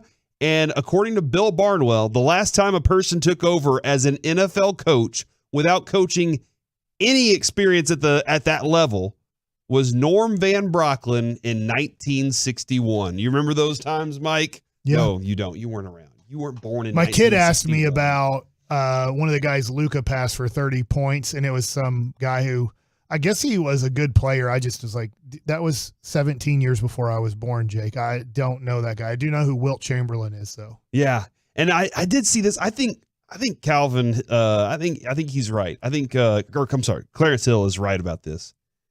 The people that are always going after Snyder, like Irsay is a massive. He's a buffoon when it comes to an owner, and he has been for a long time. He was lucky that they had Peyton Manning during that time period, and they somehow, with Tony Dungy, were able to piece it all together. But he's still a buffoon, man. I don't know what their plan is other than, like you said, Mike, Bryce Young. Like, that might be the only plan. It wasn't mine. It was somebody who tweeted out. His interview was like, what's your plan? He's like, go get Bryce Young. But this guy is just, I don't know, man. He's been one of those owners, too, that's just, I guess because it's a different way of being inept for so long. You know, he's one of those guys that just continues to have his job as well. This is where if you don't get the quarterback, it really screws you over. It's tough. I mean, obviously right now, I'm not trying to take shots at Geno Smith, but I still think most people would say, look, he's having a great year, but he's not somebody that you want to build a whole franchise around. Like Justin Herbert is having a good year, but it's not leading to tons of wins. He won yesterday. They're fighting for one of those wild card spots, but like, I think I can build over the next 10 years a winner around Justin Herbert or Joe Burrow, or maybe you could even say now Tua T and obviously Jalen Hurts. But it's one of those things where you look at what the Colts have done, and they've been trying to get these guys at the end of their career, or Carson Wentz, who looked like after 2017 he'd lost his confidence, lost his ability, and he has. Yeah. But they're like, no, it'll work here. And it didn't work there either. It's interesting what you say there about Wentz. That was a project that Reich was like, no, I know this guy. You know, with Phillip Rivers, it's like, okay, a veteran quarterback. I'm sure he can do some of the things. I'm not really going to ask him to do too much. And then he screws up at the very end of the playoff game and screws them over. And then you're like, okay, I'm going to try this one. And then they go get Matt Ryan, another veteran quarterback where you're like, I don't have to ask him to do too much. But they failed at doing the most important parts. That's protecting the guy. They couldn't even protect him. And that screwed everything up for him. So it'll be fascinating to see. And somebody texted in and said, hey, why wouldn't they go after Peyton Manning? Mike, I think you had a really good explanation on why Peyton Manning wouldn't take that head coaching job. That guy's worth hundreds of millions of dollars. He has multiple businesses he owns, and he works. I know he works, but if you have to be a head coach in the NFL, you're literally working 14 to possibly 16 hours a day. And it's stressful. And it's rewarding, but you do get financial reward, but he doesn't need that. Yeah. So why put that much stress on your life? Being an NFL head coach, you say F you to your wife, F you to your kids, F you to any family members and friends, and you have to give everything you have to the organization, and you have to give everything you have to 60 guys. That now that's who you're going to spend the rest of your time with. And so it's just not worth it in those situations. That's why you do have a tough time getting the guys that made $20+ million a year over a long period of time. They put everything into it. And then to get them to be a coach, it's really tough. The guys that do it are guys that are divorced, guys that really don't have relationships with their kids, because you have to give up your relation. Already have kids and they're already doing something else. Or your wife like, understands, and I'm not saying this is good, or your wife understands. She's a coach's wife. Yeah, you're a coach's wife. We really don't spend time together. We're married per se, but we're not really in a like close relationship because we really don't see each other during the much. season. I am very, very busy. And I don't know. Some people think, "Oh, come on, Mike." No, I know this, that when you're a coach, it's not that you don't love your wife or you don't love your kids, but you can't really have a close relationship with them. And I'd love to talk to McCarthy about this because it seems like his family life is pretty. They understand he's a football guy. He's a football guy. Yeah, they see him. Maybe in the morning, probably not, and they maybe see him a few times at night and say hi and we love each other, and then that's their relationship. I saw a picture of like his family a couple of years ago, and there were just a ton of them out there with him, and it was a bunch of family members. I'm kind of curious there, but I like this, Mike. This is from Jaron Curse. Jaron Curse on Mike McCarthy's return to Green Bay. I love hearing this. Okay. We want to get this one for our head coach. Being that he was there for some years, won a championship there, and just go out there taking care of business for him, that's enough motivation for us to go out there and do something.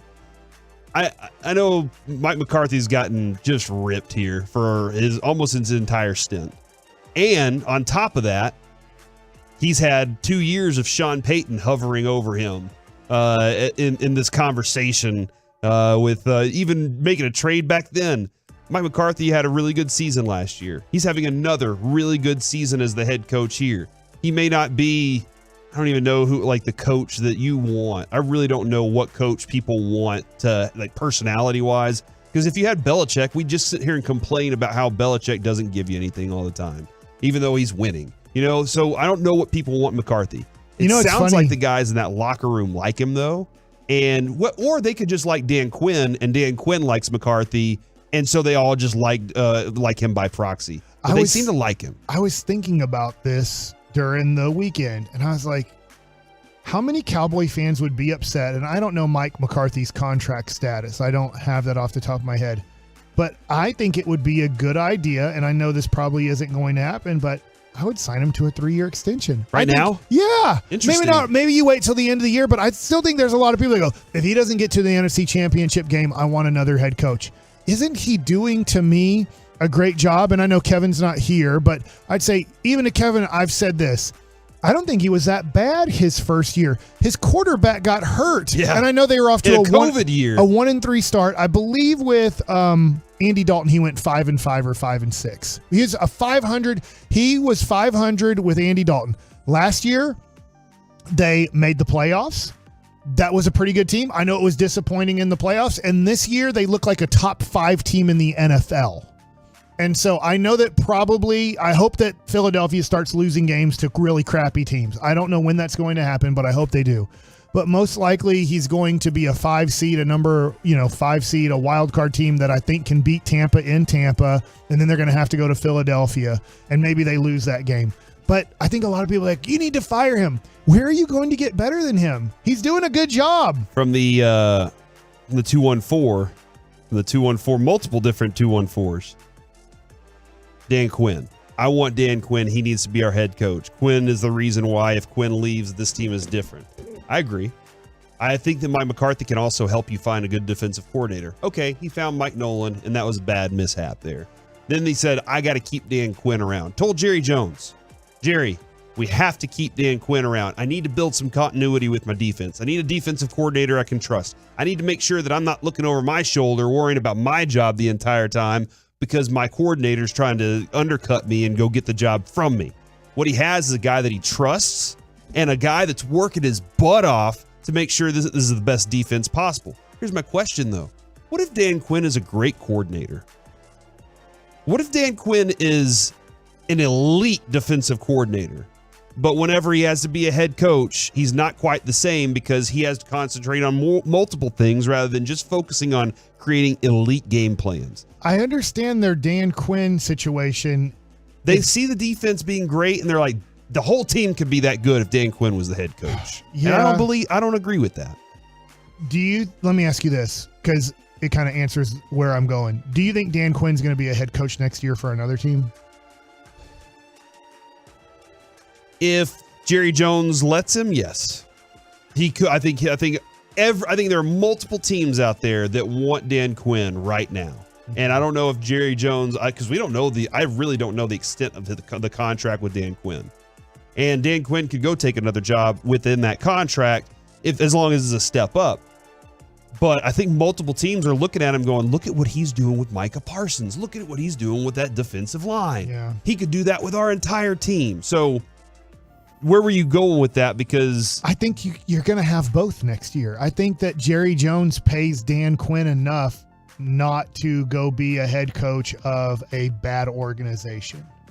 I know like there's only 32 of them to be a head coach, so maybe Dan Quinn takes it. But this offseason, Dan Quinn didn't seem to really get offered many head coaching jobs. Maybe he will this time, but I don't know. I feel like you can have both. And I guess what they're saying is Mike McCarthy's easier to replace than Dan Quinn. So I get that from a Cowboys perspective, that Dan Quinn's done such a great job. You're scared of losing him. I don't want to lose him either, but I think Mike McCarthy's done a good job. We just don't want to have Mike McCarthy pick the assistant coaches.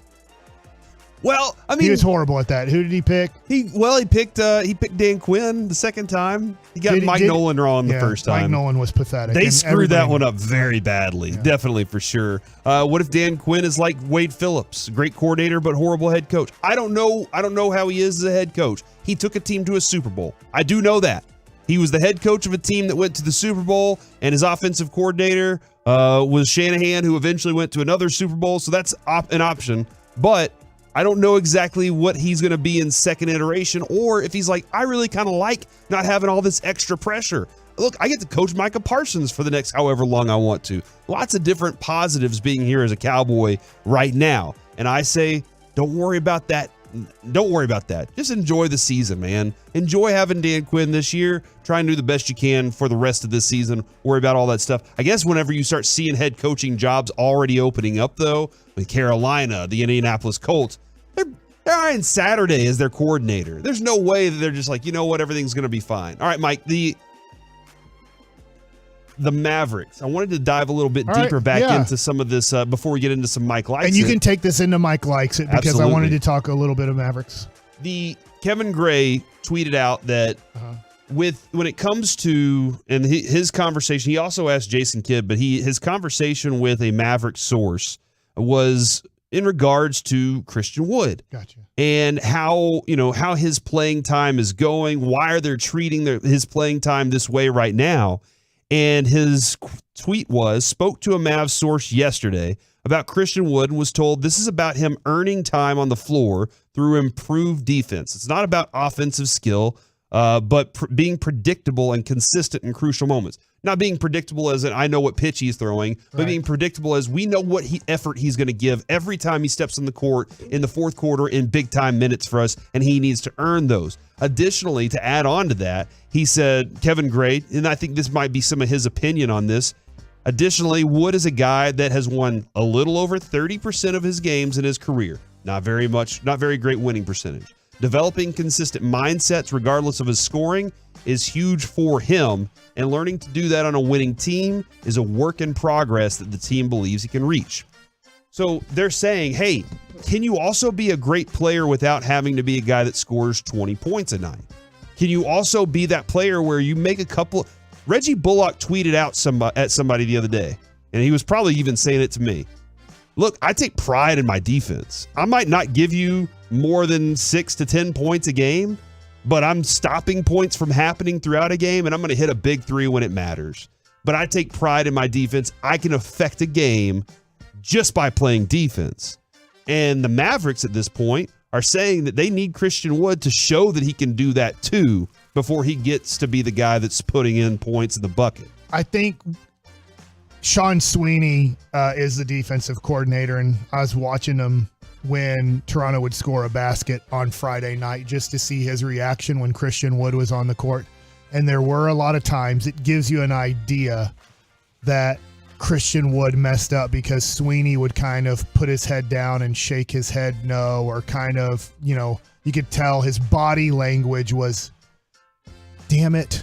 Like, you got to make a better decision there. One time, Sean Sweeney looked at himself and he looked at, they had fouled a guy and he said, hey, that was my fault. So whatever Sean Sweeney called out, he called out what he felt like, damn it, I called out a bad defense for you guys and I put you guys in a position to fail, not in a position to succeed. But there were quite a few times where Sean Sweeney's body language was, come on, Christian, you got to read that better. You got to be in this position. You know we've gone through this, whether it's through a walkthrough, whether it's through film. We've gone through what you need to do in this situation, whether it's the pick and roll, pick and pop type of a rotation. You're in the wrong spot and you don't seem to be getting it. Right. And I'm sure that it's going to take more time. We have to remember it's only 8 games he's been on this team. Basketball has a very short preseason now. They have a very short training camp. So it's not like he got in 40 practices and 10 preseason games to really understand what's going on. So I think give it time.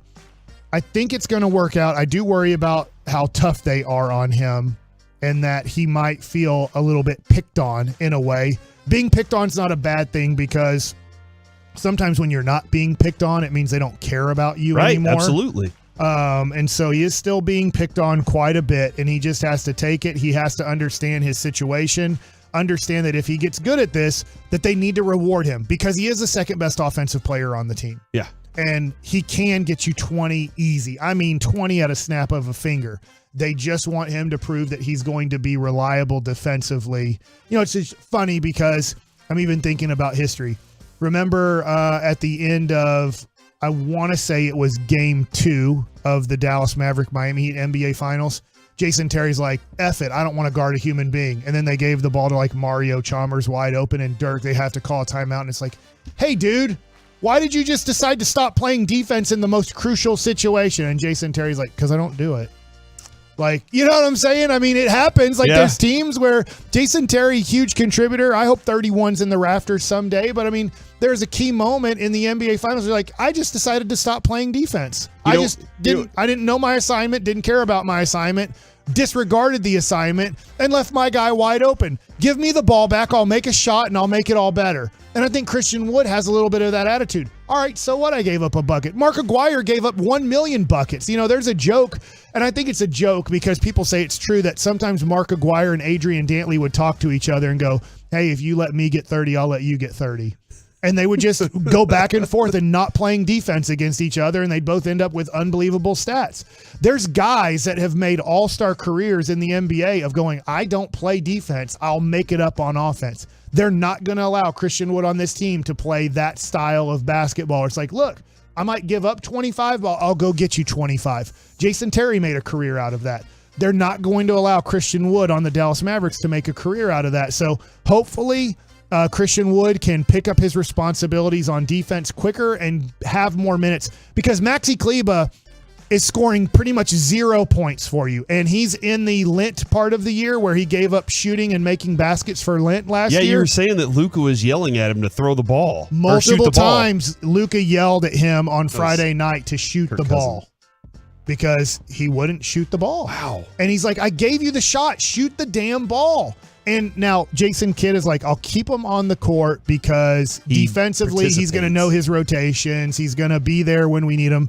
But here's the other thing that the Mavericks have decided right now, and only for right now. Let's see how the season plays out. A lot more season to go.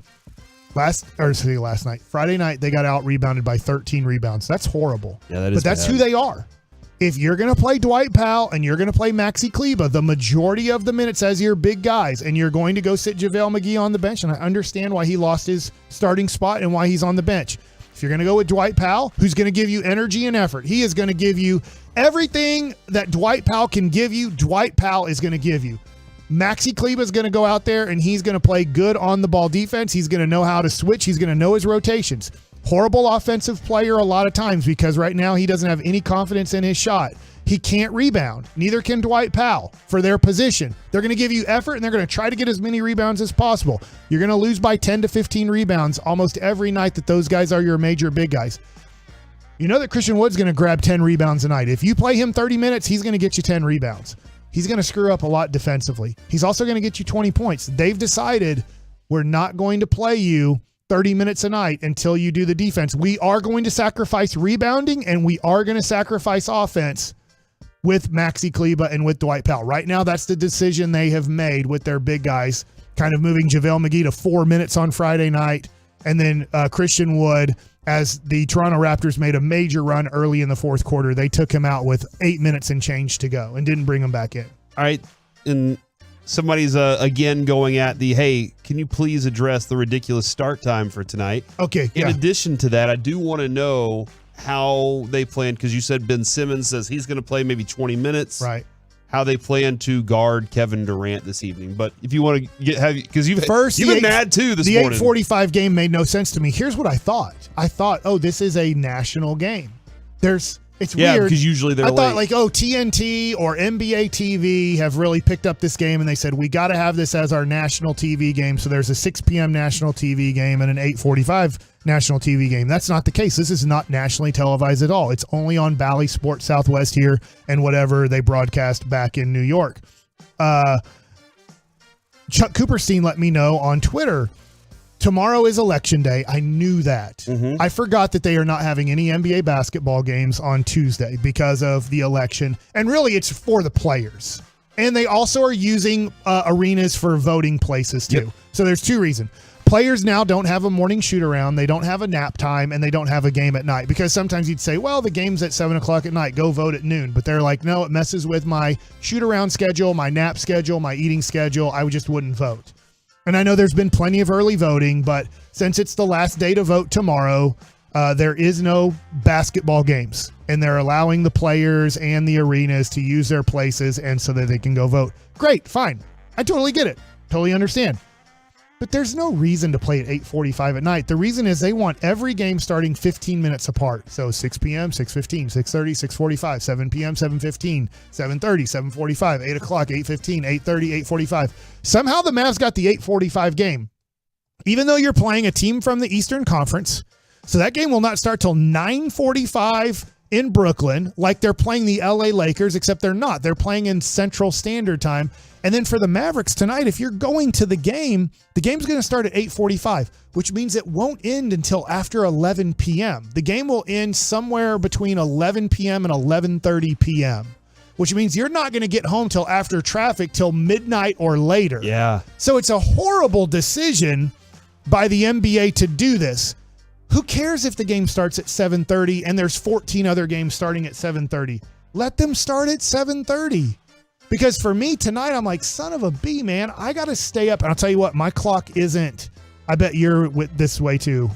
Did you stay up for overtime? I fell asleep for Kansas City and Tennessee. I tried to go to bed and I could not fall asleep. Okay. I fell asleep, unfortunately, and I was just like, reason. I just can't do it because my clock is still like right now, it's still 1:45 to me.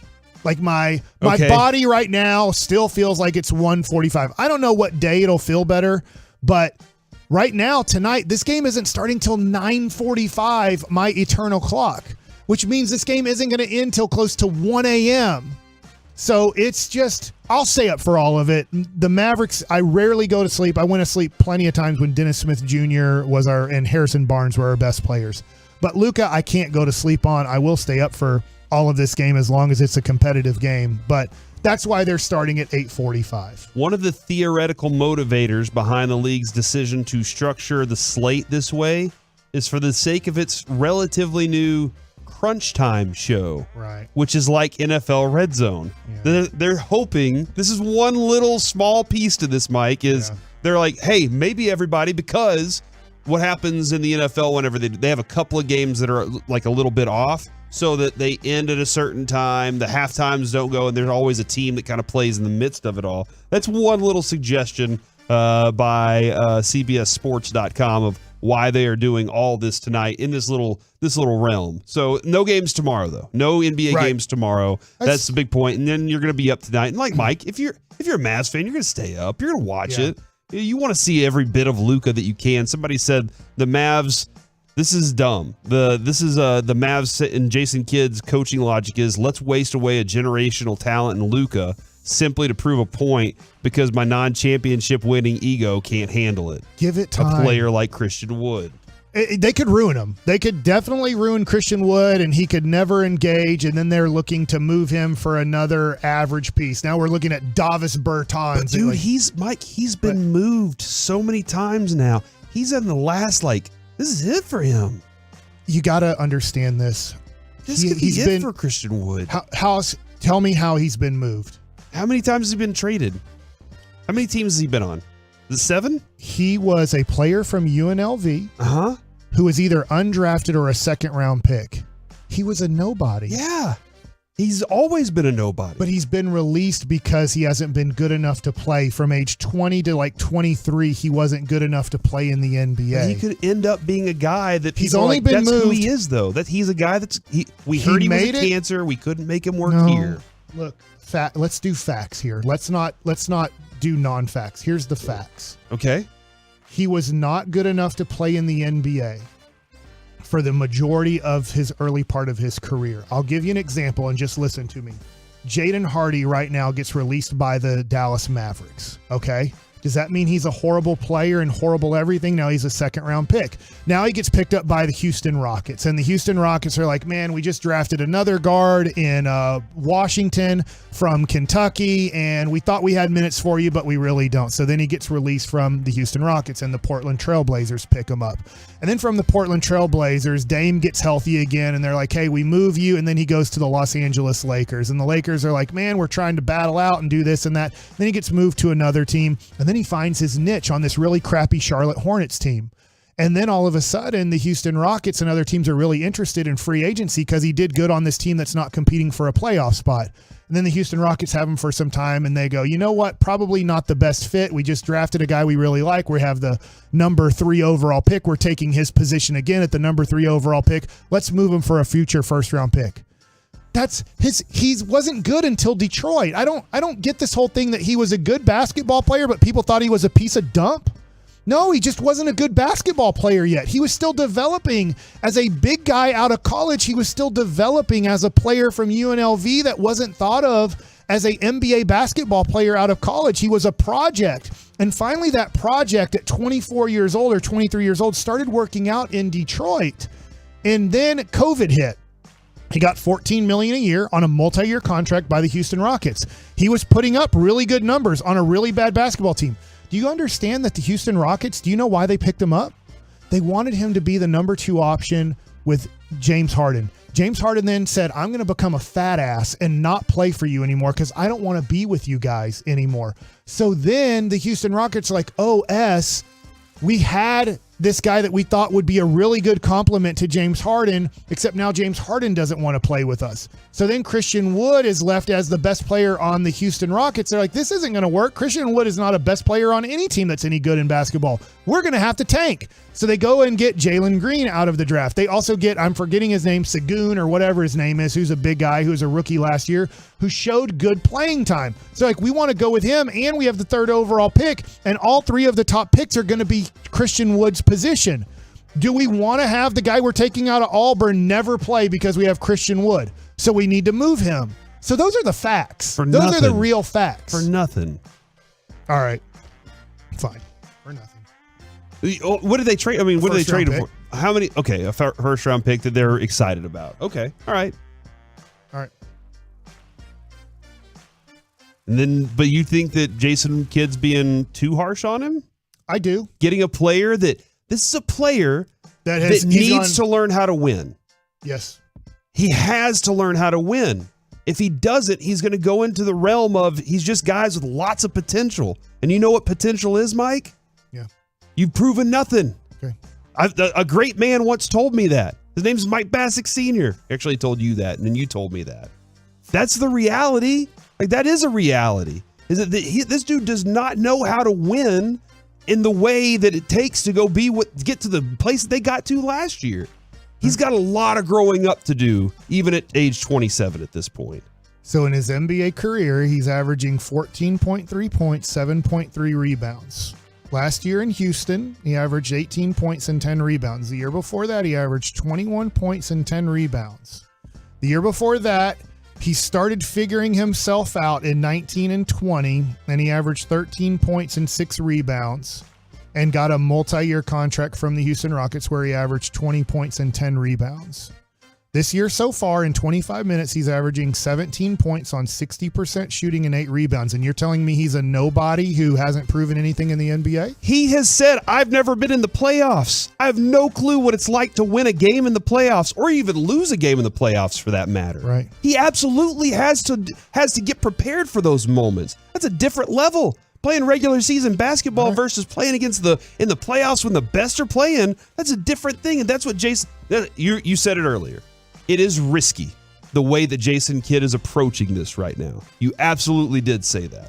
And that's the risk that he's trying to, I gotta mold this guy into something right now. Coming up next, let's listen to Mike McCarthy next here on The Fan. Watch the latest videos from your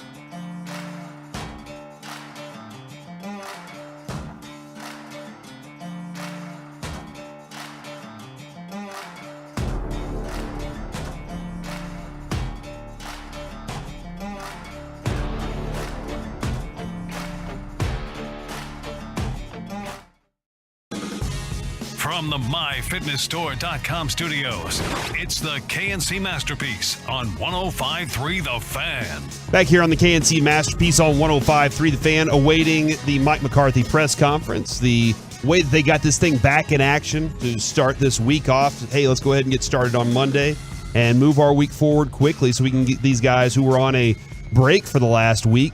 Let's get them in action as quickly as possible and see what we can actually do here, because they need to get ready for a Green Bay Packers team that Jaron Kerr says they want to beat simply for their head coach. They want to do it so that their head coach can get that little gratification from winning against a team that kind of put him on the outs at the time. And he kind of fell off there when he was the head coach. And then there were the rumors about, oh, man, he's getting massages instead of focusing on the game plan every week. And they're having to go chase him down and track him down and everything. I think Mike McCarthy would definitely like the opportunity to go back up there and get himself a win, especially against Matt LaFleur, who's at this point having a very difficult time keeping things going. Before we get to the press conference, there are a couple things I wanted to ask you about, Mike. There are about 50 – I saw a list of the 50 free agents in baseball that are available right now, with Jacob deGrom and Trey Turner and Aaron Judge leading the way for that list, landing spots for each of those guys. How many guys can the Rangers actually go after in this free agency, like that could legitimately, in those top 50, be Rangers this next season and make that much of a difference for this team? Well, they'd have to get a whole bunch, right? Like now. 6 or 7? And that's a lot of money. There's no way you're landing Verlander, you're landing Judge, you're landing like any of those types guys that consistently. They have too many different options right now. I don't think they're in on Judge, so you can mark him off the list. I mean, they just need a lot. They need starters. They need a closer. So, I mean, there's guys that I hope, but I don't know. The other part of it was I saw the Dallas Cowboys' best and worst moments at the halfway point. We'll go through this here on DallasCowboys.com. Patrick says it would be easy for me to give this honor to the very deserving defensive player, which there are many to choose from, but nothing ranks higher than Jake Ferguson snatching ankles in Philly to get the first touchdown of his NFL career. And now we'll go to Mike McCarthy's press conference live here on 105.3 The Fan. Blew my appointment off, actually. It really did. Mike, David Moore, Dallas Morning News. You may or may not know that you're returning to Green Bay this week. When you've been there, when you spend as much time and had as much success as you did there, do you anticipate this will be one of the more emotional weeks and games in your pro career? Emotional? No, I think really, I think it's just like anything in this league. You have to get ready to go win, and that's really where my mind is as far as the game. I mean, obviously, I have great memories about Green Bay, and obviously spent a lot of time there. But I mean, I'm 4 years removed from working there, and I'm really looking forward to taking our team up there. And like I told them today in a team meeting that this is a really cool place to compete. So it's obviously a lot like AT&T Stadium. I mean, we have an unbelievable stadium that people enjoy coming to compete at, and it's very similar up there. Obviously the history and tradition of Green Bay and Lambeau Field, and it's an experience that I want them to maximize, but most importantly, we're going up there to win the game. Snyder Dixon with DAP. Have you been looking forward to this week, dreading it, both, neither? It's here. I think it's more like that. I think it's. I mean, we're in such a when I had obviously had to think about it today, because I was coming into this wonderful session. But no, I just this is more about your family and your friends. People say, "Hey, when you coming in?" Like I'm going to fly in Wednesday for the weekend. I mean, it's we're going to get there Saturday at 5 o'clock like we always do. And so that part doesn't change for me personally. But I think this is more about your family and friends. Clarence Hill for Star Telegram. Speaking of your family and friends, how are you handling that? And how, you can compartmentalize it, but how they can't. Your wife's from there and all the other stuff, and how they dealing with it.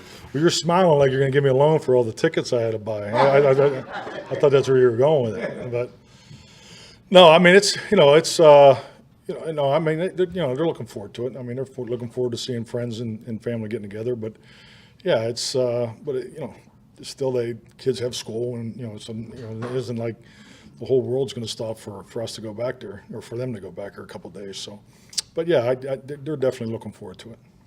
No motivation at all, no personal motivation for you personally. Just I really want to win the game. Is that enough?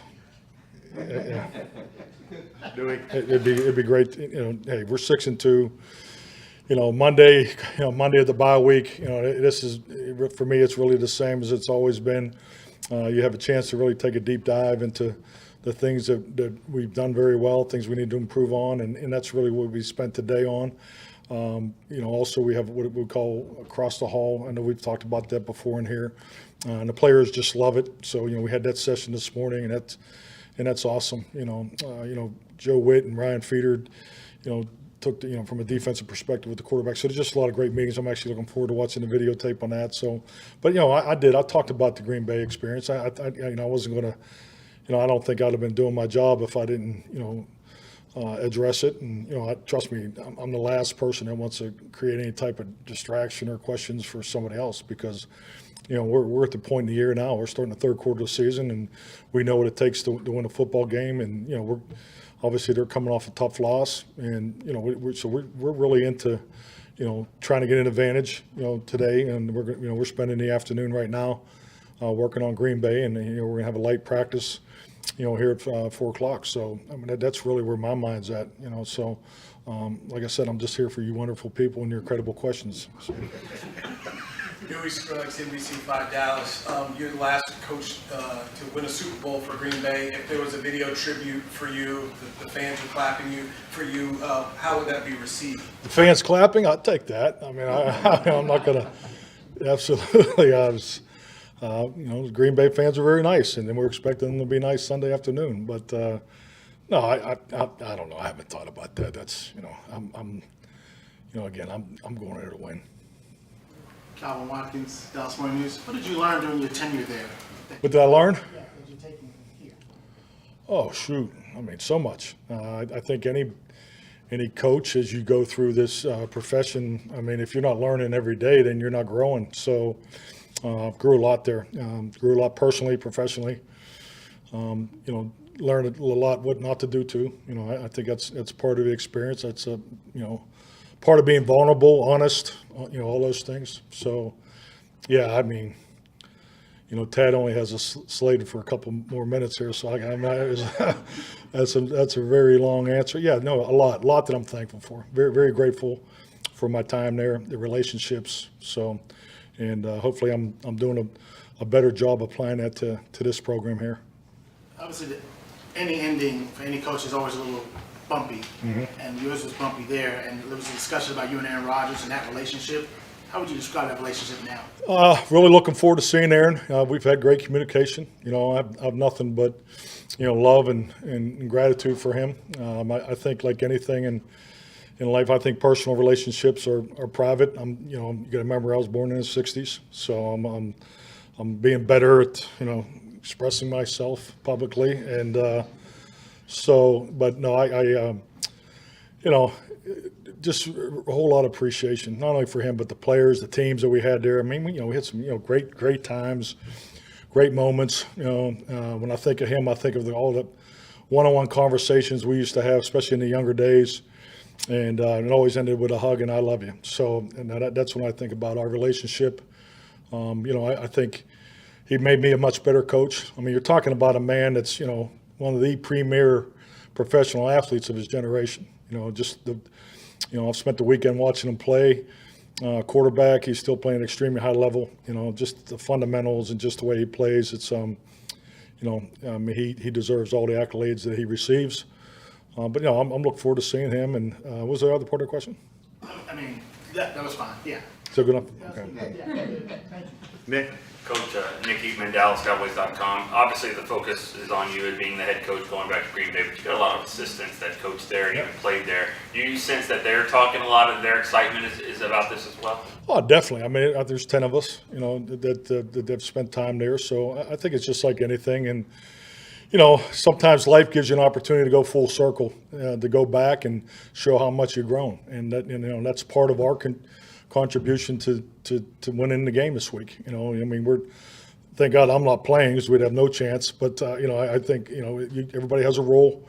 You want to do the best you can with that role, and any type of experience. I think any time a team from this part of the country goes north, there's a different, the grass is different, the weather's changing. So, I'm really focused on making sure our team is ready to do the things we need to do to win the game, and just make sure they're ready for this stadium, because, a lot of our guys have never played there. So, no different than, we go to other stadiums too. I'm an expert in grass. Clarence has told me so. So, we spend time on the details of that kind of stuff. But, yeah, all of us have we've talked about it briefly this morning, and we all want to go there and win the game.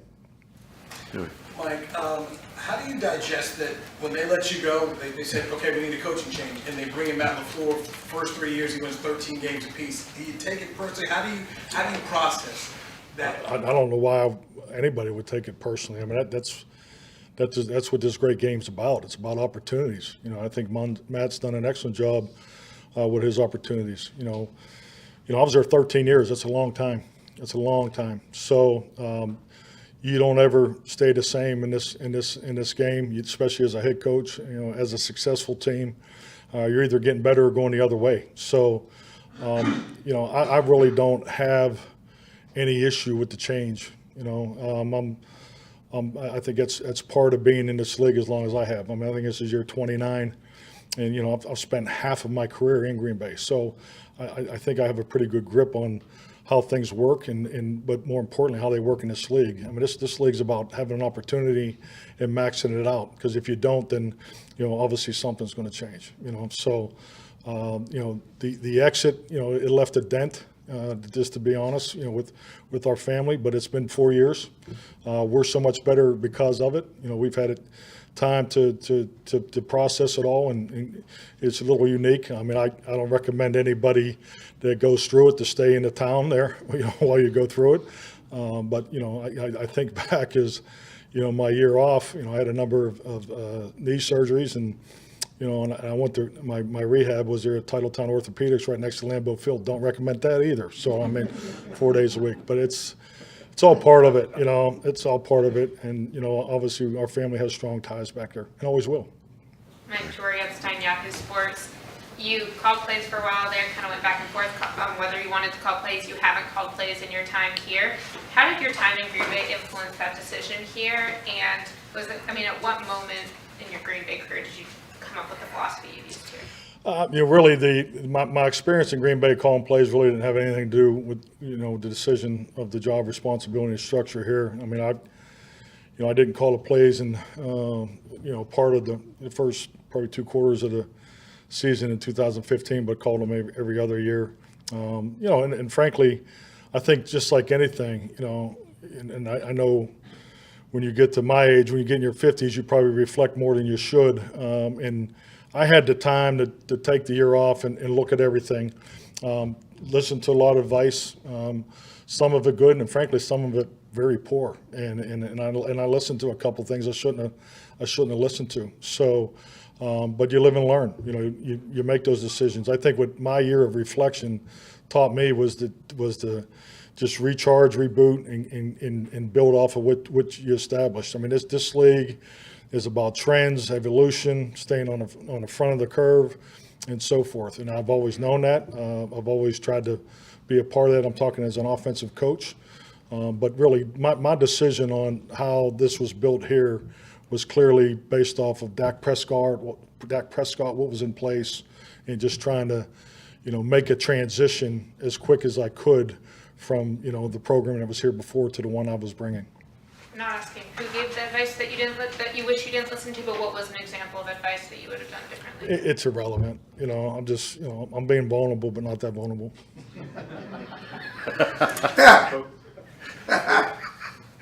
Before you won your Super Bowl, I'm sure you saw how Lombardi and Holmgren were revered.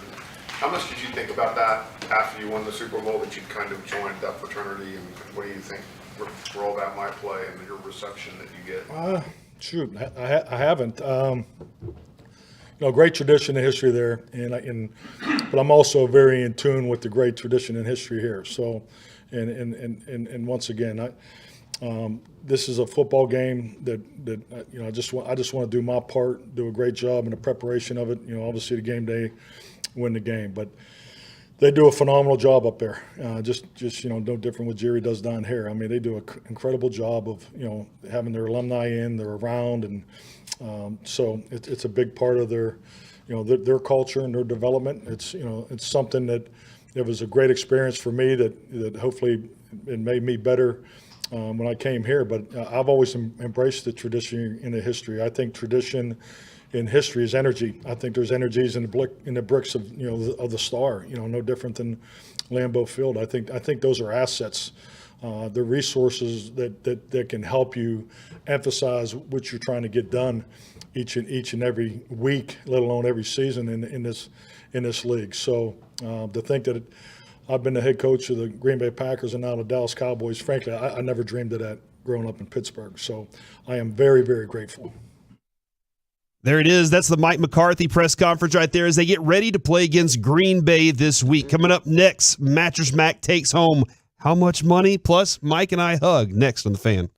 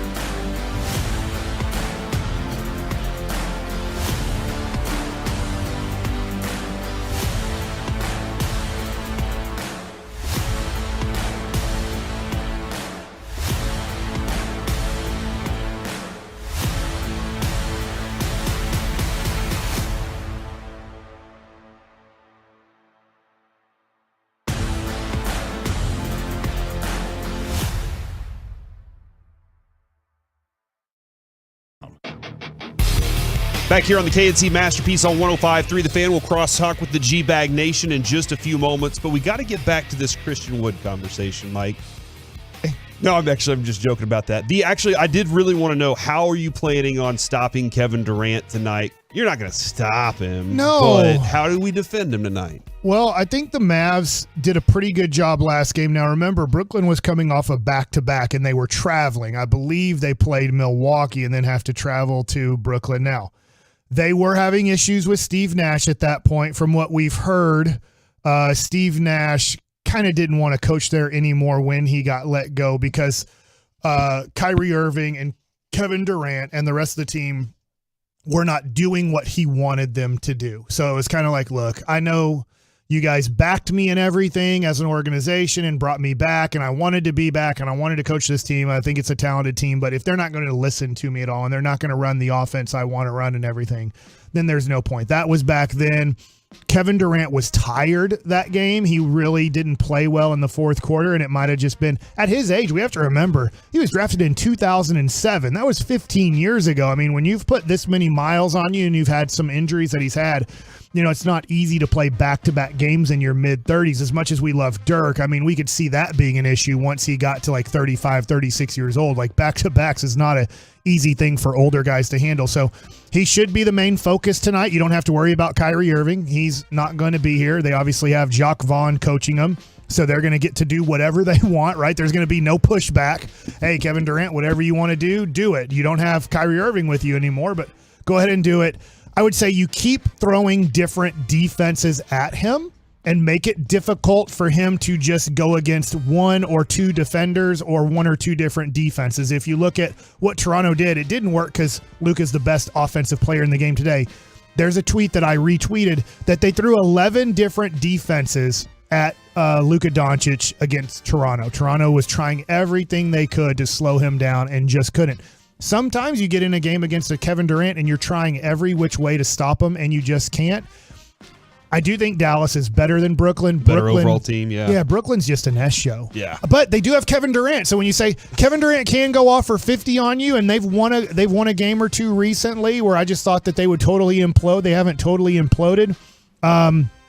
Dorian Finney-Smith and Reggie Bullock will be the main defenders against Kevin Durant. It's just a matter of what you throw against him and in what situations you throw against him. Ben Simmons is going to play. You try to get the ball in Ben Simmons' hands as much as possible. So that he doesn't shoot. Because he doesn't really want the ball, and you know that if he drives, do not help. It's always tough because in your mind, you're like, oh no, my guy's beat. I got to go help. But you're like, no, go ahead and let him beat him. He's fine. See what he wants to do with the basketball. He might pass it from under the basket with nobody else on his side of the court. 100%. Or against the Mavericks, he airballed a 4-foot uncontested layup. I mean, you never know what's going to happen. I wonder this. I threw this out here to some people at the card show I was at who are basketball fans, and they said, no, you don't want to do it. And I believe Dawson has brought it up. I don't know on the air or not, but tonight, if Kevin Durant really became available again, and I don't even know how available he was. In the offseason, he said, I don't want to be there anymore. He's kind of reiterated after the Kyrie Irving situation that he might not want to be there again either. How much do you trade or sell out to put Kevin Durant on the Mavericks with Luka Doncic? And he has limited time left, right? He's an older guy. He has maybe 2 more great years left. That's my problem is, I mean, the Mavericks are just about to get to a point where they can start doing draft stuff again. You know, their draft picks kind of matter. Right. And I'd have to give up all that for maybe a couple of years of Kevin Durant. Now, it might be a couple of beautiful years. Right. Like, they might be special. To your point, you probably have to give up your 2025, 2027, and 2029 first-round picks to maybe get in the conversation. Now, to see Luka run with somebody like him would be awesome. But I don't know how many years he can be at that level. I mean, Aaron Rodgers was an MVP last year. Right. 2 straight years. And then we're watching it right now. I don't know that it can last. I don't know how much more he's got left there. So that's not the player I'd personally want to go after. I love the dream of this year. Yeah. Or next year, and maybe those 2 years would be awesome for you. You're contending for you're in championships. Last year, you're up against Golden State. You probably stand a better chance to beat Golden State last year if you had Kevin Durant on your team. And he is right now in his 10 games averaging 31.5 points on, what is it here, 50% shooting. Somebody said from the 817, KD and Luka is a modern-day Kareem Magic. Modern day being that he doesn't have to play down by the basket, but he can still get all of his points. And then Luka can still go nuts with everything else that he can do. Even last year, if you look back at last year in his 55 games, he averaged 30 points and 7 rebounds and 6.4 assists. So he's still a premium top 10 player in the league. He's 34 years old right now. But you're probably looking at 2 to 3 years left in his career of being this good, and then you're probably going to have a major drop off, I would think, at like 36, 37 years old. Are you gonna be live tonight at all? I might do that with I haven't texted Dutch tonight. We are definitely not doing a post game show because we talked about we're not going to do West Coast post game shows just because you're not going to be on Twitch until 11:30 or midnight, and tonight the game probably won't end until 11:30. Yeah. So if we do it, we could do something live. My kid has a volleyball game tonight. So on which kid? 8th grader. It's like co-ed volleyball co-ed? playoffs. Yeah. So, Avery did that for a bit. He loved it, man. Actually, he didn't. Everybody else loved it. They He did was have like, baseball whatever. practice today, They're but not that playing. doesn't look like baseball practice weather out there. Speaking of baseball, here on the KNC Masterpiece with expert Mike Bassick, actually self-proclaimed baseball genius. Yes. Still my favorite moment. Odds-on World Series favorites for next year's World Series. I would guess the Astros. Dodgers Okay. at plus 500, Astros at plus 7, which is wild because Mattress Mac time. Yeah, I'm about to get to that. You pointed out how the Astros they're just as stacked as the Dodgers, right? Yeah. Like they have a team that just won the title and they're bringing almost all of it back next year. Yeah, I think the Dodgers obviously have a much better farm system still to trade from or bring up. But the Dodgers have multiple free agents. Okay. And Clayton Kershaw, Trey Turner, off the top of my head, I believe there's a few other guys that aren't as valuable as him. I don't think they're going to tender Cody Bellinger. That could be, if you wanted Joey Gallo back, but you didn't want Joey Gallo back, I do think Cody Bellinger is more talented. Yeah. But he needs a lot of help. That could be a guy that maybe the Rangers would want to take a flyer on if he gets released. Try and get him to find it. He was an MVP a few years ago. It's just gone so bad since. But I lost my train of thought. Oh, the Astros. The Astros literally, Justin Verlander will probably opt out of his contract this week. He's going to go through the parade and party and everything, and he has until Friday to opt out, which he will. And then I do think he'll go back to the Astros, but literally that's the only guy that matters on their team that's a free agent. The Braves are third at plus 800, and then the Blue Jays and Yankees fall in the next two spots at plus 900, with the Mets following, and the Phillies the next one down beyond They had that. such a great run. And the Phillies, think about what you just said. You said Atlanta is 3 and the Mets are 6 in betting. They're in the same division. That puts them in third, which they finished third in their division and made it to the World Series. Had a great run. I'll tell you what, I would not put a dime on the Yankees until this offseason plays out. Oh, yeah, absolutely. Because they could go from, what were their odds? Do you have their odds? This year? Or Right. this coming season? Going into, because you said 7-1 for the Astros. Plus 900 right now. It could be 20-1. Like, let's just say they lose Aaron Judge. I don't know. Like, I'm not a big fan of the Yankees being a great team next year. Now, if they re-sign Aaron Judge and then they go out and they get, I hate saying this, but let's just say they add Martin Perez to their rotation. Like, they're losing Judge, Rizzo, Zach Britton, Benintendi, Jameson Talon. Yeah, he's a good starting pitcher. Chad Green, Miguel Castro, Carpenter. Like a bunch. They're losing a lot of players. They are. Now, a lot of those guys are role players that are somewhat easy to lose, but they need one more premium starting pitcher. And I'm not saying Martin Perez is premium. I'm saying he's good, but they could add him to what they have, and that could help. But if they lose Aaron Judge, I don't know what the Yankees look like, because you talked about the Blue Jays are way up there. Yep. Baltimore looks like they're a team on the rise. Interesting. Baltimore is... Tampa's going to be good next year. Okay, here's what I want to get to then real quick. The bottom teams. A's at plus 1,500. Horrible, yeah. Along with the Pirates and Nationals. Yeah, they're all rebuilding teams. The Reds at 10-1. No, you mean 100-1. Yeah, thank you. Colorado Rockies at 80-1. Yeah, they're bad. Tied with the Royals, Cubs, Diamondbacks at 66-1. Okay. The Rangers are at 50-1. Yeah. So they're not last. All right. But that makes sense on where they finished last year now. And then the Orioles are 35-1. So not that big of a difference between those two teams, even though the Orioles definitely separated themselves from the Rangers this season. Yeah, they played about 500. I would say with the Rangers, it's not a bad bet on the odds, but what you're hoping is if you were to go to Vegas and bet, you said it's 50-1. Yeah. And you were to put, we'll get to Mattress Mac here in just 1 second. And you were to, let's say, put $100 on it, being more, logical with what we have money-wise, to win $5,000. Yep. Is you would want them to go sign 2 premium starting pitchers. So then Martin Perez falls into your number 3, Jonathan Gray into your 4. Sign 1 premium hitter. And then sign a closer, because if you're really going to make a run and win the World Series, you need a premium closer. And the Rangers right now don't have anybody they can rely on to win 90 games. If that makes sense. Right, yeah. We're ahead in 40 of these games. Do you feel like this guy's going to win 38 of them at the end? A 1-2 run game? Yet. Not yet. And so that makes it scary on trying to really win 90-plus games in a season. You brought up that Jeremy Pena was the World Series MVP. I'm pretty sure he was, right? Yep. I was right about that. Yeah. You brought that up earlier. I didn't get to this. Did you know that when Dusty Baker started managing baseball for, I can't remember who the team was. Was San Francisco his first Something job? like that. I'm not sure.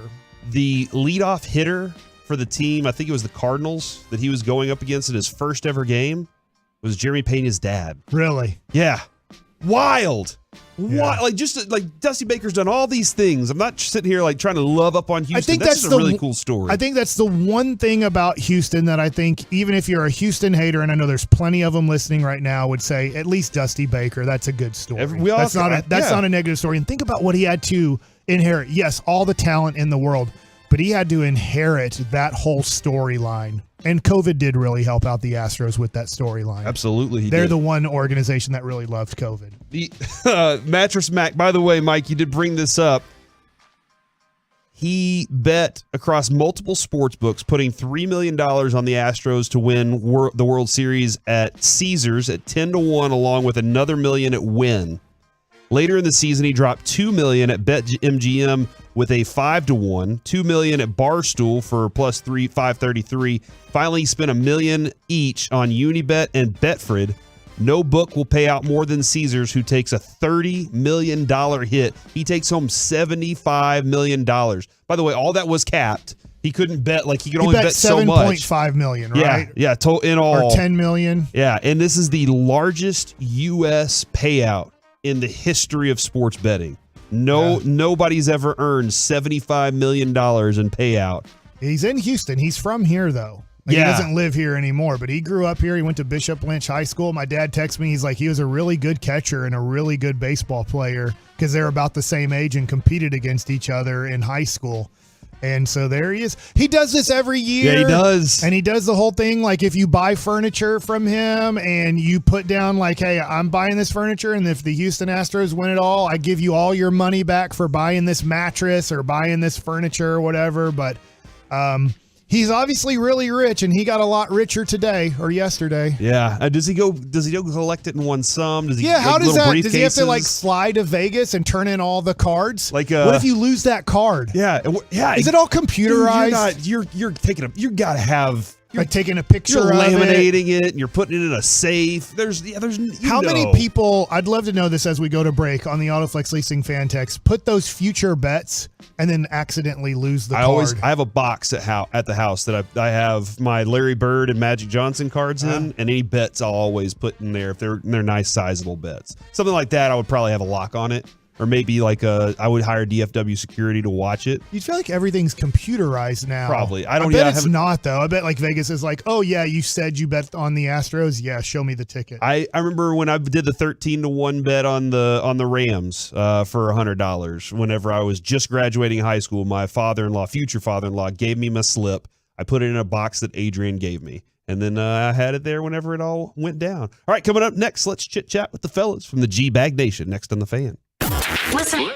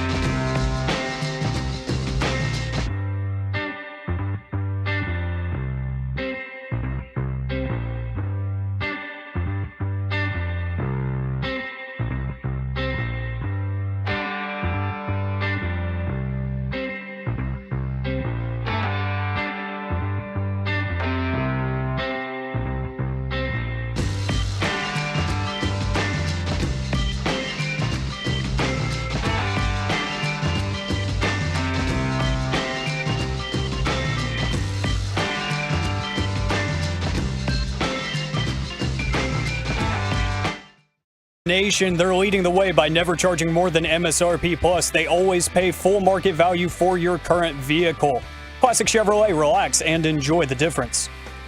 Back here on the KNC Masterpiece on 105.3 The Fan, we have the G-Bag Nation hopping in with us during the D&M Crosstalk. Gentlemen, how is you doing? Amazing, Majors. How are you? Doing very well. Here's what the respect that I see that Gavin Dawson has for Kevin Hagelin.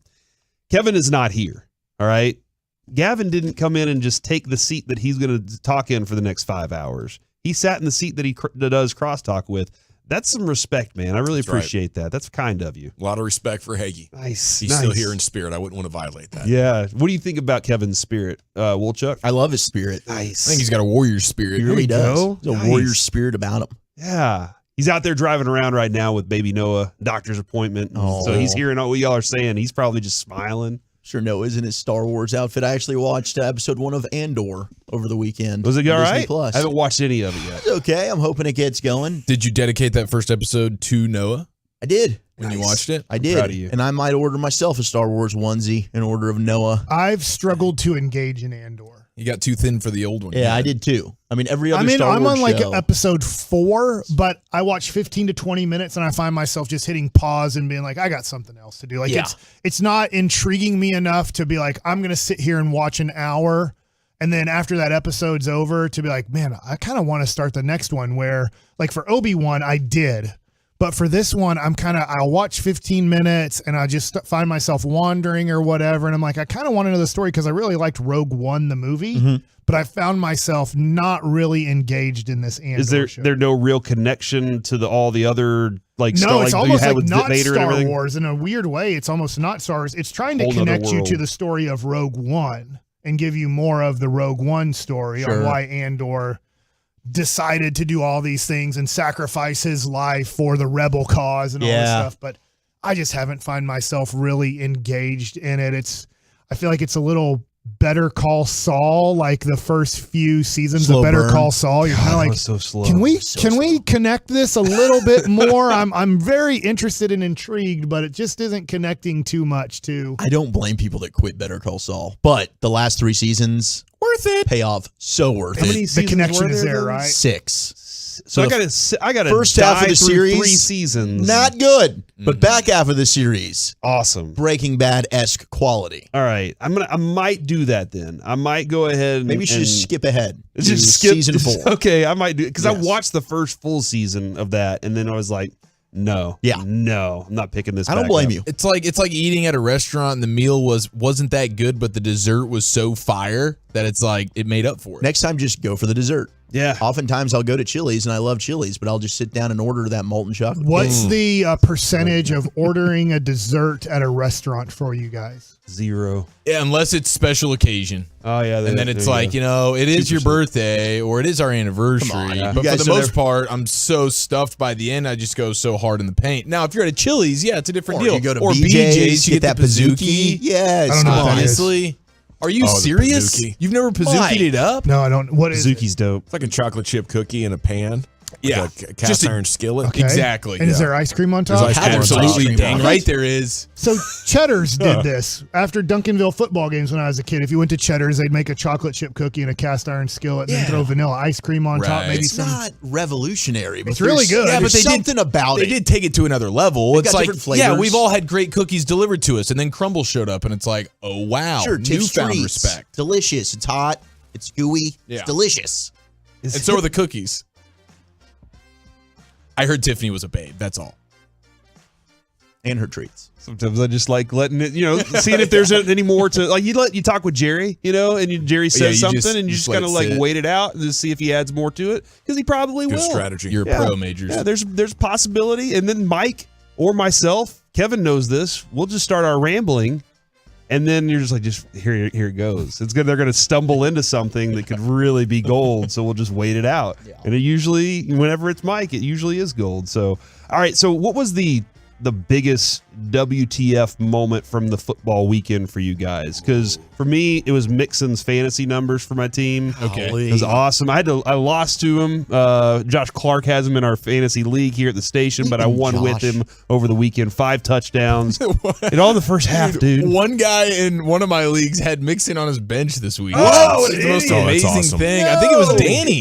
Was it Danny? I think it was Dan's, and he's still going to win his game, which makes him bleep hole of the week. Oh, but he is. still, seeing 55 on your bench makes you sick. God, it's sickening. I think it was the biggest what the bleep moment was the Jets beating the Bills. Yes. That was the what, like they're all writing off Zach Wilson, and then he goes down, and it's not Joe Flacco getting ready, it's Mike White getting ready. And you're thinking, okay, here we go. It's time to move on from Zach Wilson. And then not only does he not miss a play, comes back and they win the game. Thinking that is shocking. It is, it is a massive WTF moment, but at this year where everything is changing, I think we got to get more used to the idea of teams being able to still be good if their quarterback is bad.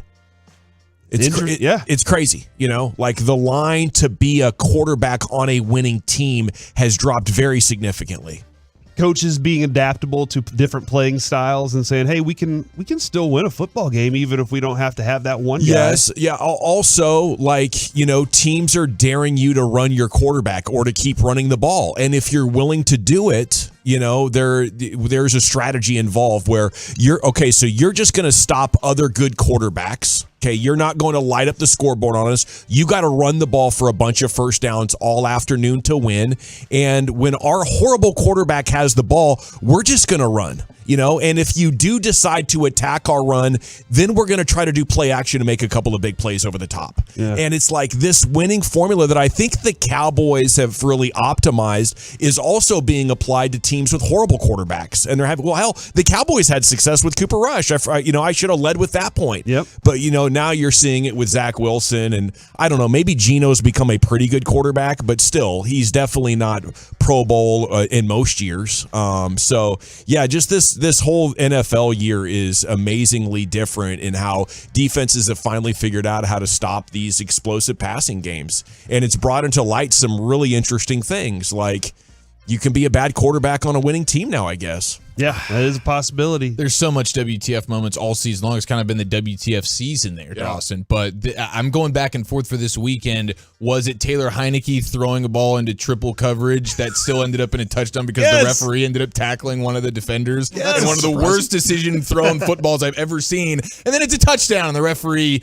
ate bleep. Or was it Kirk Cousins iced out on the plane jumping around in victory? Because I was like, WTF, I didn't know he was that ripped. Yeah, he is a Kirk pretty Cousins, ripped fella. Pretty ripped. Yeah, makes some weird-looking hamburgers and steaks, but even still, I guess that meat helps out every once in a while. That meat helps. What a wild scene, man. That's so fun. Helps more than that meat. We had 3 games that had less than a minute left that they were all tied 17-17 at the same time. Oh, it's gorgeous. Red zone time. That witching hour was. Yeah. That's got to be scoregami of its own kind, right? I'm going to look it up. I'm going to go look it up and see, because somebody did text in and they said 4 different games ended 2017. That's got to be a scoregami. So the biggest what the bleep moment of the weekend, though, I think happened today on your show. Okay. I think it was not the firing of Frank Reich, but the decision to then make Jeff Saturday the interim head coach. Point! You win! Damn. What the hell is that? As Ben Baby said, Jim Irsay started the new trend of hiring guys off of TV, hiring media people to be head coaches. So maybe we can do it. We're one step away. Twitch counts as TV. It's just amazing in the middle of a season with 9 games to go. You're like, hi, my name's Jeff Saturday. You might have seen me on ESPN. I used to be fat. I'm going to be your coach now for the next, 9 weeks. If it goes well enough, maybe I'll be back next year. Maybe ESPN offers me more money, and I was just using this for leverage to get a $15 million contract. What do you guys got coming up on the showgram today?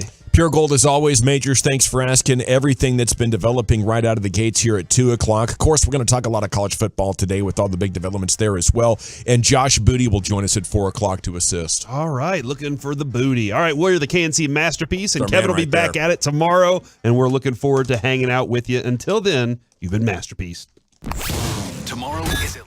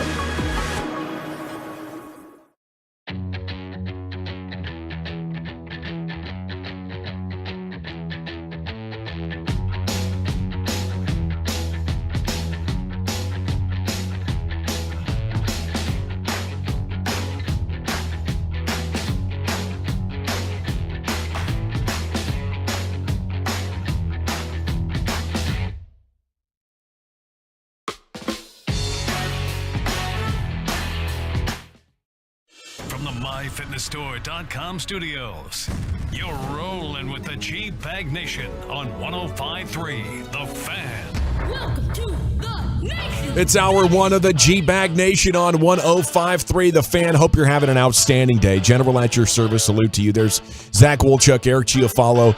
Lucius Alexander is in the Pimp Cup over there at Master Control. Carter Freeman's coordinating your video. Broadus is under the weather. Yeah.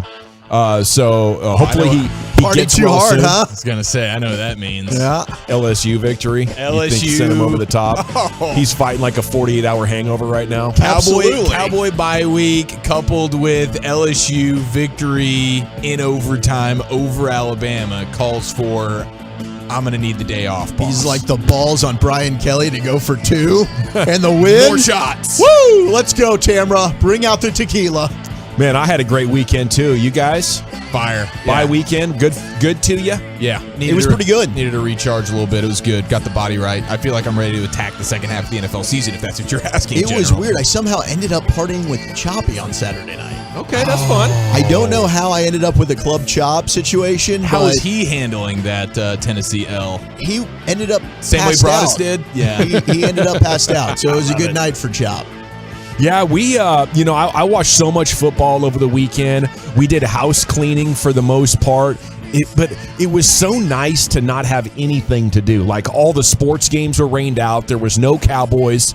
I don't know. I don't think I've been weekending right. After just experiencing this weekend, that's how relaxing it's supposed to be. Boom. Like, I feel freaking amazing right now. Wait, so you didn't have round Nothing. 2 of painting a bedroom gone haywire? You coming in here with a strained lat muscle or whatever the hell it was last week? You know, there was just some cleaning and organizing and throwing stuff out, kind of a spring cleaning in the fall type of thing going on in the Dawson household. Dig it. And I suppose that would be considered like chores, but compared to my average weekend, which is all ripping and running and waking up at 6:30 in the morning, holy crap, that was nice. Well, and you're a week into the no sugar, right? Yes. Oh, that might be it too. So you might be Little fully, bit. like the body's fully. yes. You got like more color back in fixed. your face. Yes. Like this is incredible. Now we'll see if you're able to sustain this after the top 10 at 420 because this is going to be a Gavin Dawson special. Oh, what do we have? Top 10 cookies? Cream. Saturday was National Donut Day. Okay. And we have to celebrate it. That's one of my main weaknesses. Celebrated with some donuts this weekend. Donuts. Hello, blueberry cake donut. Well, it's also a Cowboys Monday as they return to action against the Packers on Sunday, 3:25 Lambeau. Pregame at noon right here on 105.3 The Fan with Giafalo and Broadus. And while we have that going on, over the weekend, the biggest story for the Cowboys was OBJ naming 4 teams he would want to go to. And then a number of reporters, including Ian Rappaport, saying the Cowboys would be interested. Okay. Now, how much can we get our hopes up for this? At truckwreck.com fan text 877-881-1053. It does sort of fit my criteria. Like it's a go for it year as long as you don't have to, make a huge long-term commitment. I would like OBJ on the Cowboys. That sounds great. He had, I think, 7 touchdowns in their last 11 games, including one in the Super Bowl. He was a huge impact on the Rams being able to get that done last year. I don't expect the Cowboys to be willing to do it because in the answer, Odell Beckham said, I want to go somewhere I can buy a home and that I can call home. So I don't think the Cowboys are at all in the mode of giving many players at all long-term contracts, especially veterans with an injury history. So I don't expect it at all unless Odell Beckham Jr. just wants to make DFW his home and is willing to take a under-market deal for just the rest of the season, perhaps with incentives. Sure. That's how Stephen Jones rolls. So I'd love to get excited about it. It does make a lot of sense that the Cowboys would be the team that he goes to because he also mentions the Packers, the Bills, and the Giants. I just think the Cowboys are the best opportunity for him with all things considered. I don't think it's realistic because he says he's pretty much looking for a long-term deal. Ain't no way the Cowboys do that, Wolchuk. Yeah, I'm just feeling in the first texts that come in, it's kind of the way that I'm thinking. The 940, just using the boys for leverage. 469, bidding war equals Cowboys out. And it does seem to, if you just how the Cowboys and Stephen Jones do business, the second you start talking about the dollars, if the price gets too high, the Cowboys just aren't going to go ahead and give Odell that number. And last year, I didn't think the Rams would be the team. I didn't think initially the Bills would be the team, but I kind of am thinking the Bills are going to be the team. The Bills seem like the Rams of last year, where right now they're so all in. I don't think there's a number that's going to scare them. I also did not think that there was a place that necessarily on that roster where it made sense for Odell, but I thought last year until the Robert Woods injury. Now, keep in mind, prior to Odell signing, Robert Woods hadn't gotten hurt yet. So I was thinking, well, where's the targets going to be for Odell? Then the Robert Woods injury happened, and it made a lot of sense. But they'd find a way to make it work for him in that offense. I think Odell would be a great fit here. Clearly, the Cowboys need wide receiver help. When you talk about the years, the money, I'll believe it.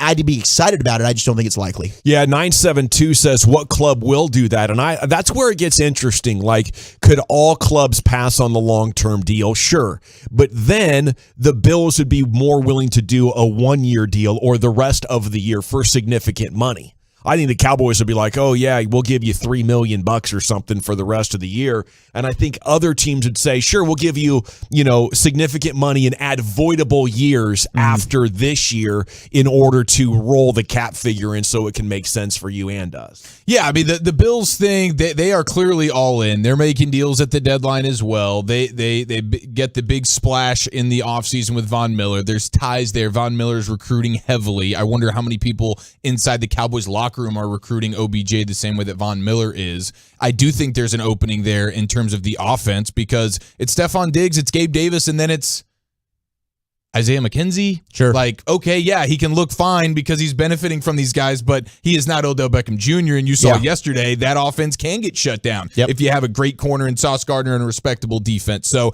I think that makes a ton of sense. But who is going to Buffalo to buy a house and settle down? Right. Not anybody that I've ever heard of. I think you're quickly looking to get out of Buffalo at every turn. And so I have to know what the priorities are for Odell Beckham Jr. Like, what are your priorities? I think you're going to fit well in the Cowboys offense for sure. How much does the money matter to you? If you're cool with an extent, like a long-term deal that's not crazy in money, like is this really where you want to settle down? Is this that type of move? Because if it is, of all these places, Dallas is a place where all sorts of former players come here. People love it. People that played here or didn't actually play here, but when it's all said and done, this is a place you do want to buy a home and actually live. For sure. So I wonder what the priorities are, and being with the star, having the Cowboys, and looking at the longer the season goes on, the more you're seeing how many teams are actually competitive. Like Green Bay, no chance. No. I'm not going to you. He's not going to save it. After every week here, it's like, okay, it whittles down. They're looking worse and worse. Right. So the Cowboys do make a ton of sense, and the lure of the star, and I don't know if anybody in the locker room is really recruiting, but I know when Jerry starts going full sales pitch mode and Lael Collins and his family are getting flown out to have dinner inside of the Jones home, and boom, let's sign on the dotted line. Bring in Michael Irvin, the playmaker. Right. The playmaker Michael Irvin is certainly being somebody that's recruiting OBJ, and he's basically in the locker room. So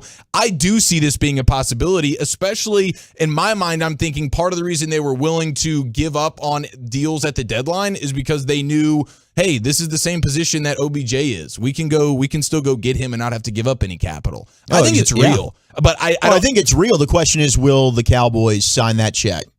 And if there's a bidding war, I think they've proven no. Yeah, well, if money matters most to OBJ, then it's not going to happen. Yeah, no doubt about it. I think Buffalo and New York is interesting as well. It all is predicated on the idea, though, that a team does want to give him a long-term deal, and I'm not sure there is a team out there that applies to. Someone texted in San Francisco, and that was the team before the Giants. Like, when I'm in my own mind thinking what makes sense, I'm like the Bills, the Cowboys, the Niners make a ton of sense, and they're a team that is clearly willing to do splashy things to win right now, Christian McCaffrey. Mm-hmm. So that could make a bunch of sense. Right? And the Bills were in on McCaffrey, and they were calling about Alvin Kamara. I'm like, for the Giants, you're going, man, we don't even have a good passing offense. Okay, good text coming in. Cowboys just buying headlines for the bye week. OBJ is not coming here, says the 817. It's a fair take. 940, Steven won't write daddy's check to win, period.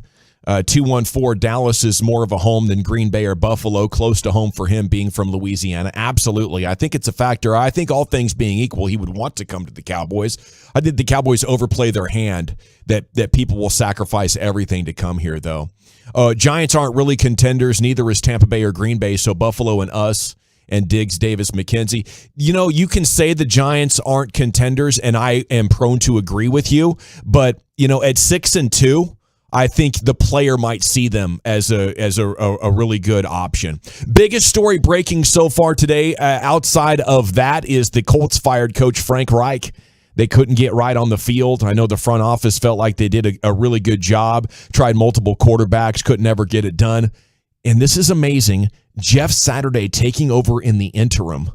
So he's coming off of television straight to head coach. I think if you're a member of that coaching staff, you're like, this is the guy that's going to try to save our jobs for us? That's weird. Who knows what kind of a relationship Jeff Saturday might have with people inside that Colts organization. So I guess we can't underestimate that. But I think the relationship that matters is with the owner, Jim Irsay. And whether it's him or Mark Davis, looking at John Gruden and what's his name as their GM. What was his name? The NFL Network scout. Oh, Mayock. Mike Mayock. Oh my gosh. I think some of these owners they get fascinated with the guy on TV and they call him up and talk to him, and the next thing you know, you're like, well, why don't you come coach this thing? You'll get it figured out. Like, to have no experience coaching, you played great, and now you're a good broadcaster, and to come in and coach, I think it's just really, really difficult to imagine he knows what's going on. Yeah, it's super weird. I have no idea how this is going to work out. Obviously, from our position, this is amazing. And even if I'm a Colts fan, I'm like, who cares? Like, whatever. Let's just get weird with this thing, man. What does it matter? And they do have veteran coaches like Gus Bradley, John Fox on that staff that they could have easily turned to. Oh, you didn't want to give them the opportunity to be the interim head coach that know what they're doing? Yeah, I guess not. And I'm here for this. This is super fun. I have no real optimism that it's going to work out in any real way, but I think this is just kind of hilarious, and it is definitely the biggest WTF moment of the football weekend because we're counting today still a part of it. It is just hilarious. It was the last thing I was expecting. I saw the news of him going, like, Frank Reich getting fired. I'm like, yes, absolutely, of course. And then it's like, Jeff Saturday, what? They just pulled him out of studio? Well, I had is that to what double happened? check that this wasn't the fake Adam Schefter when I first saw the tweet. I thought this has to be a joke. This has to be a bit. And I guess he has been a consultant for the team, so maybe he knows a little bit what's going on. But he's been a high school football coach. This guy has never coached in college. He's a luminary. Let alone in the organization. NFL. The other thing is there's not a single person on the Colts roster that has ever called offensive plays before. Yes. So he's going to need to figure out who the heck's going to be the offensive play caller. Because they fired the play caller last week. Now they're firing the offensive-minded head coach who was calling the plays yesterday this week. So that's a hell of a conundrum. I like the idea of Jeff Saturday just saying, toss me that playbook, baby. I'm going to rock and roll. Maybe he brings in Peyton Manning. Maybe I'm trying to figure out how to make sense. Maybe Irsay is just so disappointed with the coaches. Maybe there's infighting and he feels like none of you deserve this. Obviously Gus Bradley and John Fox, you've been coaches before, but none of you are behaving like a head coach, so I'm going outside the building. I don't know. It's amazing. Okay, the Stars have won 3 in a row. They'll be in Winnipeg tomorrow then host the San Jose Sharks on Friday. Mavs and Nets tonight at the AAC, and the Nets are in shambles. The Kyrie Irving story, and now there's reports, strong voices are trying to get them to reconsider the hiring of Ime Udoka as head coach.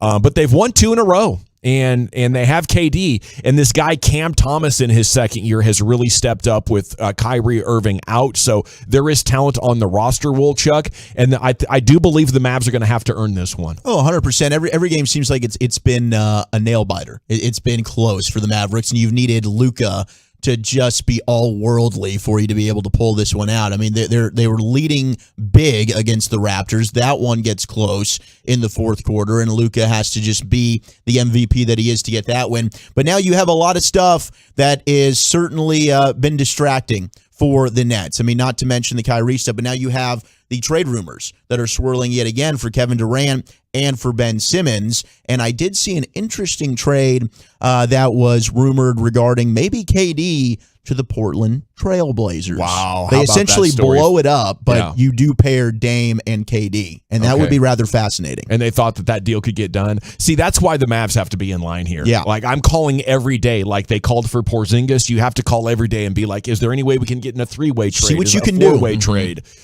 Because last year when he asked for the trade, the offers weren't high enough for Brooklyn. And it's almost like the league thinks KD is washed up or whatever. And I think that's ridiculous. He's led them to back-to-back wins. He's still an incredible scorer. And he's doing this facing triple and quadruple teams. Like the entire opposition is just focused on trying to stop KD, and he's still getting buckets and shooting a pretty high percentage. Beast. Okay, we got to run. G-Bag of the day is coming at 2:30. G-Bag Survivor update. Do any of us have a bet payoff coming after another wild weekend? That's next here. It's the G-Bag Nation and the Fan. But it is a Miller Monday here in the DFW. Ladies and gentlemen.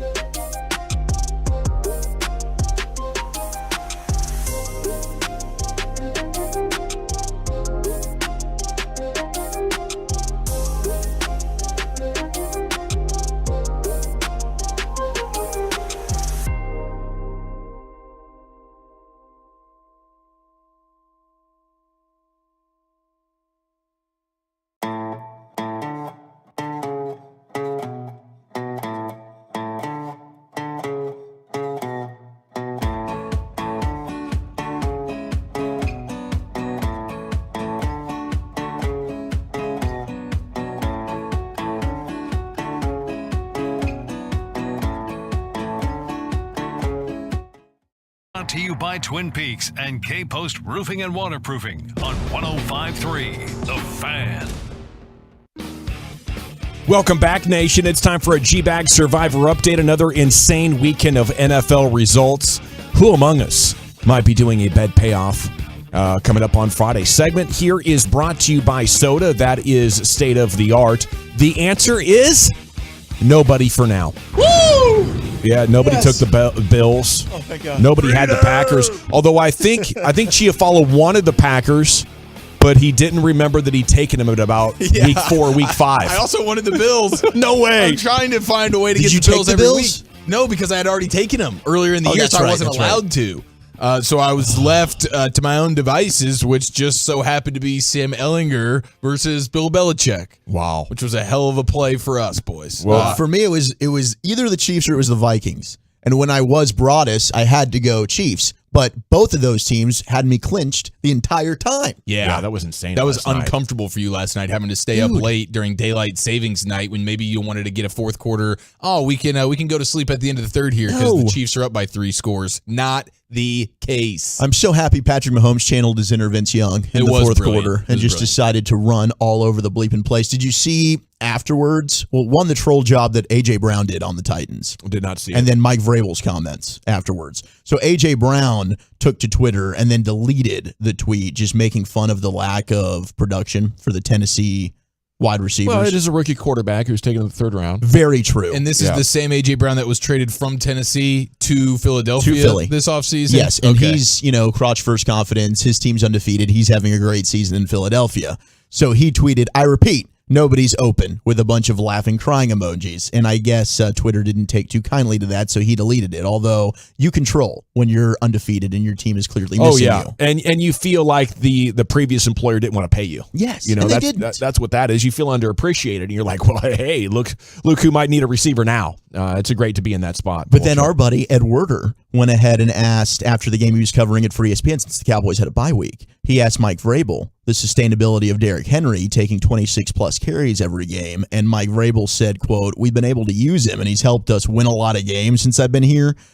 I don't know what else we would do. Throw it 50 times? I mean, who the bleep would we throw it to? Yeah, maybe get another running back. I would say you need a change up. Year 7, year 6 for Derrick Henry. He's still getting it done. It's amazing, though. Oh, well, in that first half, he looked unreal, and I'm playing against Derrick Henry in fantasy, and he needs to have a monster game to win. And in that first half, he did 9 carries, 92 yards, and 2 touchdowns. Dominant. And in the second half, they give him 8 carries, and he only gets 23 yards, and he finishes with no touchdowns. Chiefs defense stepped up big time, overtime as well. They get the win. Bills fall to the Jets. I've been so close to picking the team that has an epic upset. The only reason I didn't take Buffalo is I wanted to save them. Mm-hmm. I have them, but I'm like, oh no, I don't want to waste them on an easy win like the Jets. Let's see if we can find something else. So I did take Patriots, and they got a nice, comfortable win over the Colts. But dude, I guess the real story is the Jets are good even with Zach Wilson. How do you take that? What's going on here? They're 6-3. Yeah, they're playing really, really good defense. The defense is starting to be dominant. Quinnen Williams is playing like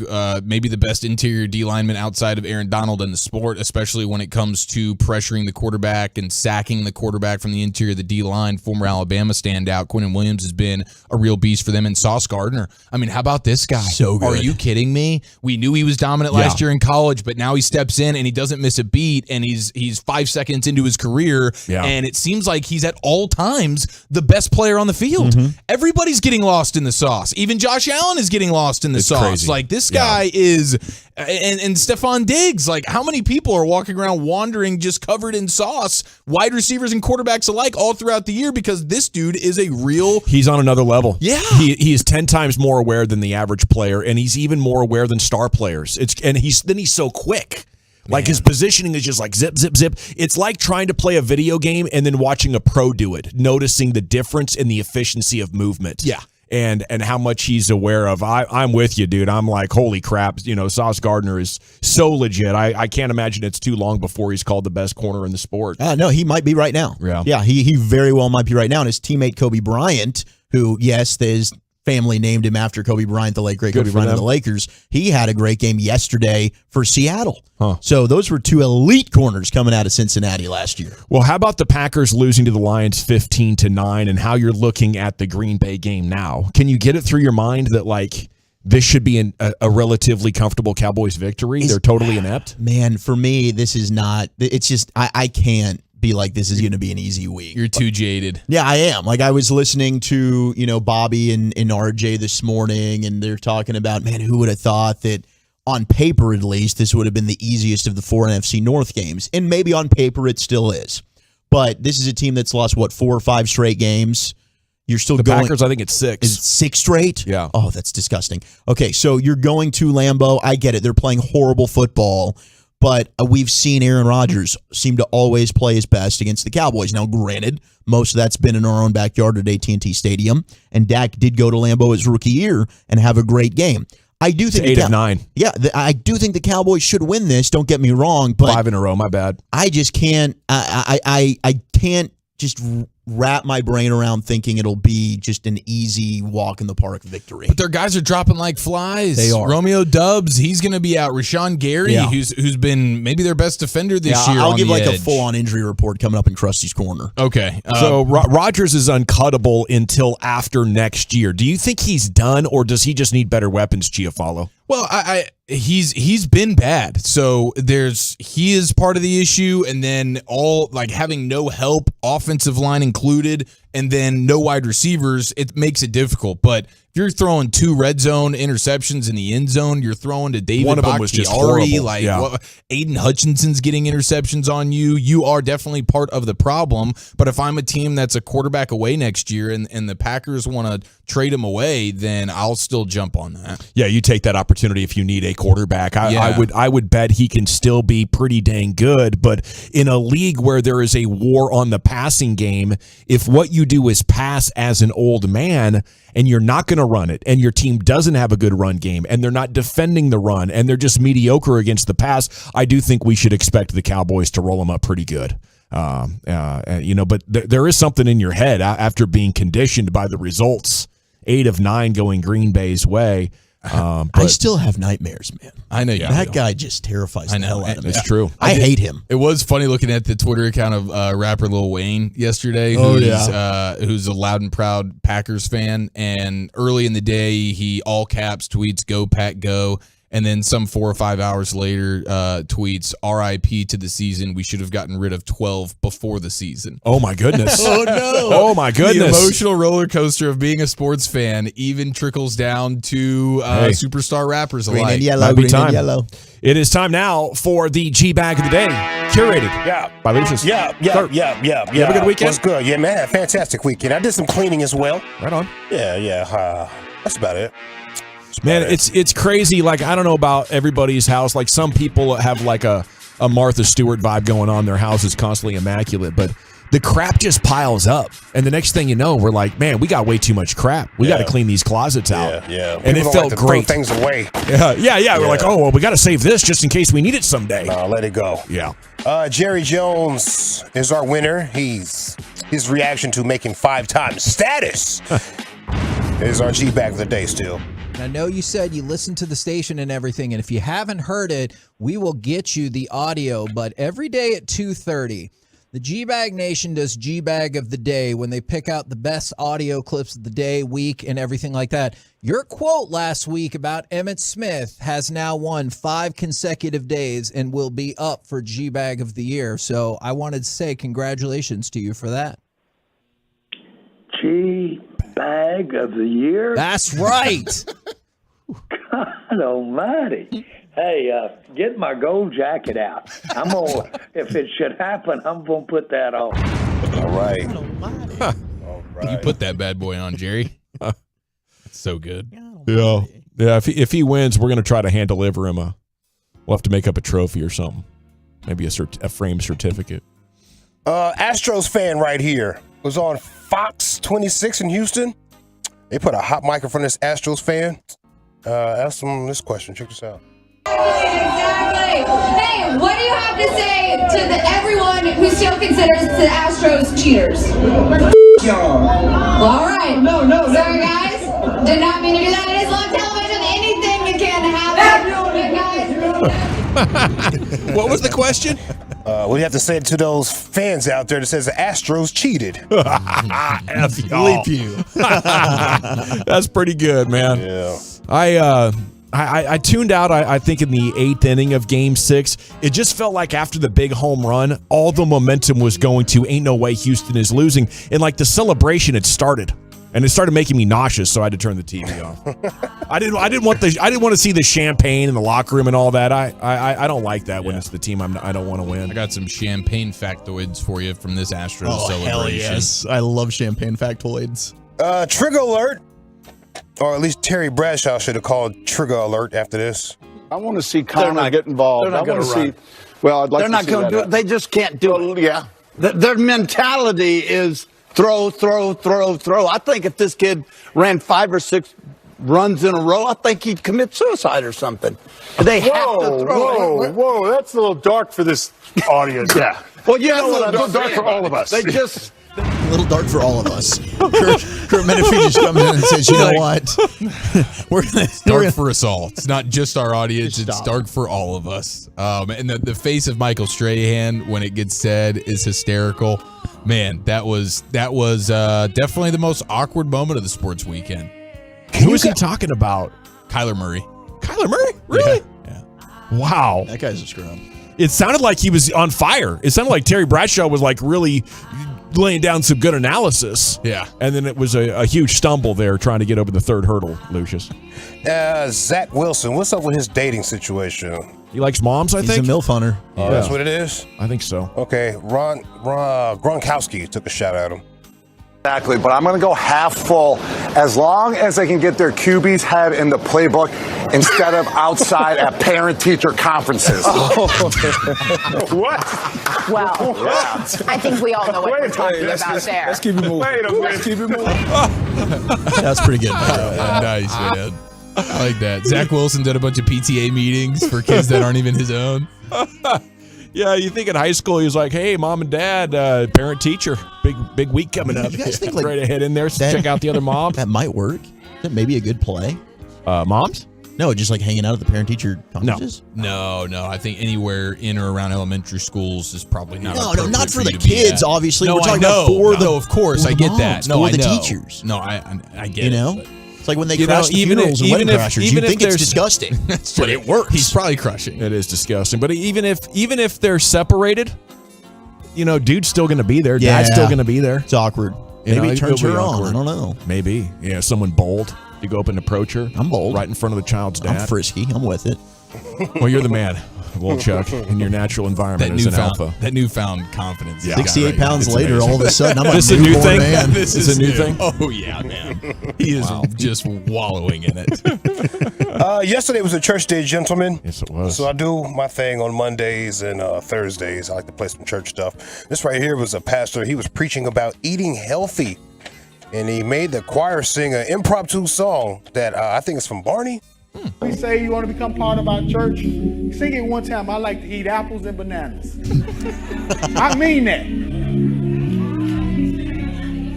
Come on. I like to eat. Hey.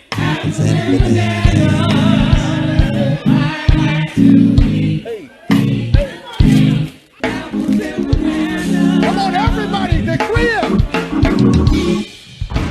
That was awesome. I love that. It's got a nice melody to it. I do like the idea of sometime on a Friday night or a Saturday night, people are going club hopping. I like the idea of Lucius on a Sunday, just church hopping, finding man. the greatest. Hell yeah. Who has the best choir? Like, this is good. This is good. I'm looking for the cussing pastor. That's what I want to go. Hey, is Barney from Dallas? Yes. Yeah, I thought so. I think I met him a couple of weeks ago. He was at my. Which one? There's a few Barneys. Wasn't there a bad one? He was There's at like an two of them. automotive I don't know. shop. I think He that gave me a was- card.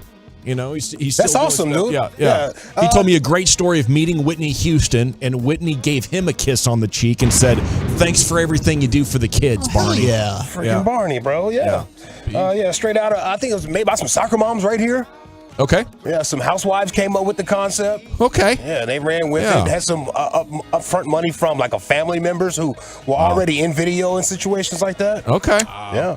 Made a whole bunch of money, bro. Yeah, they What made you it talking happen. about, man? Yeah, it was terrific.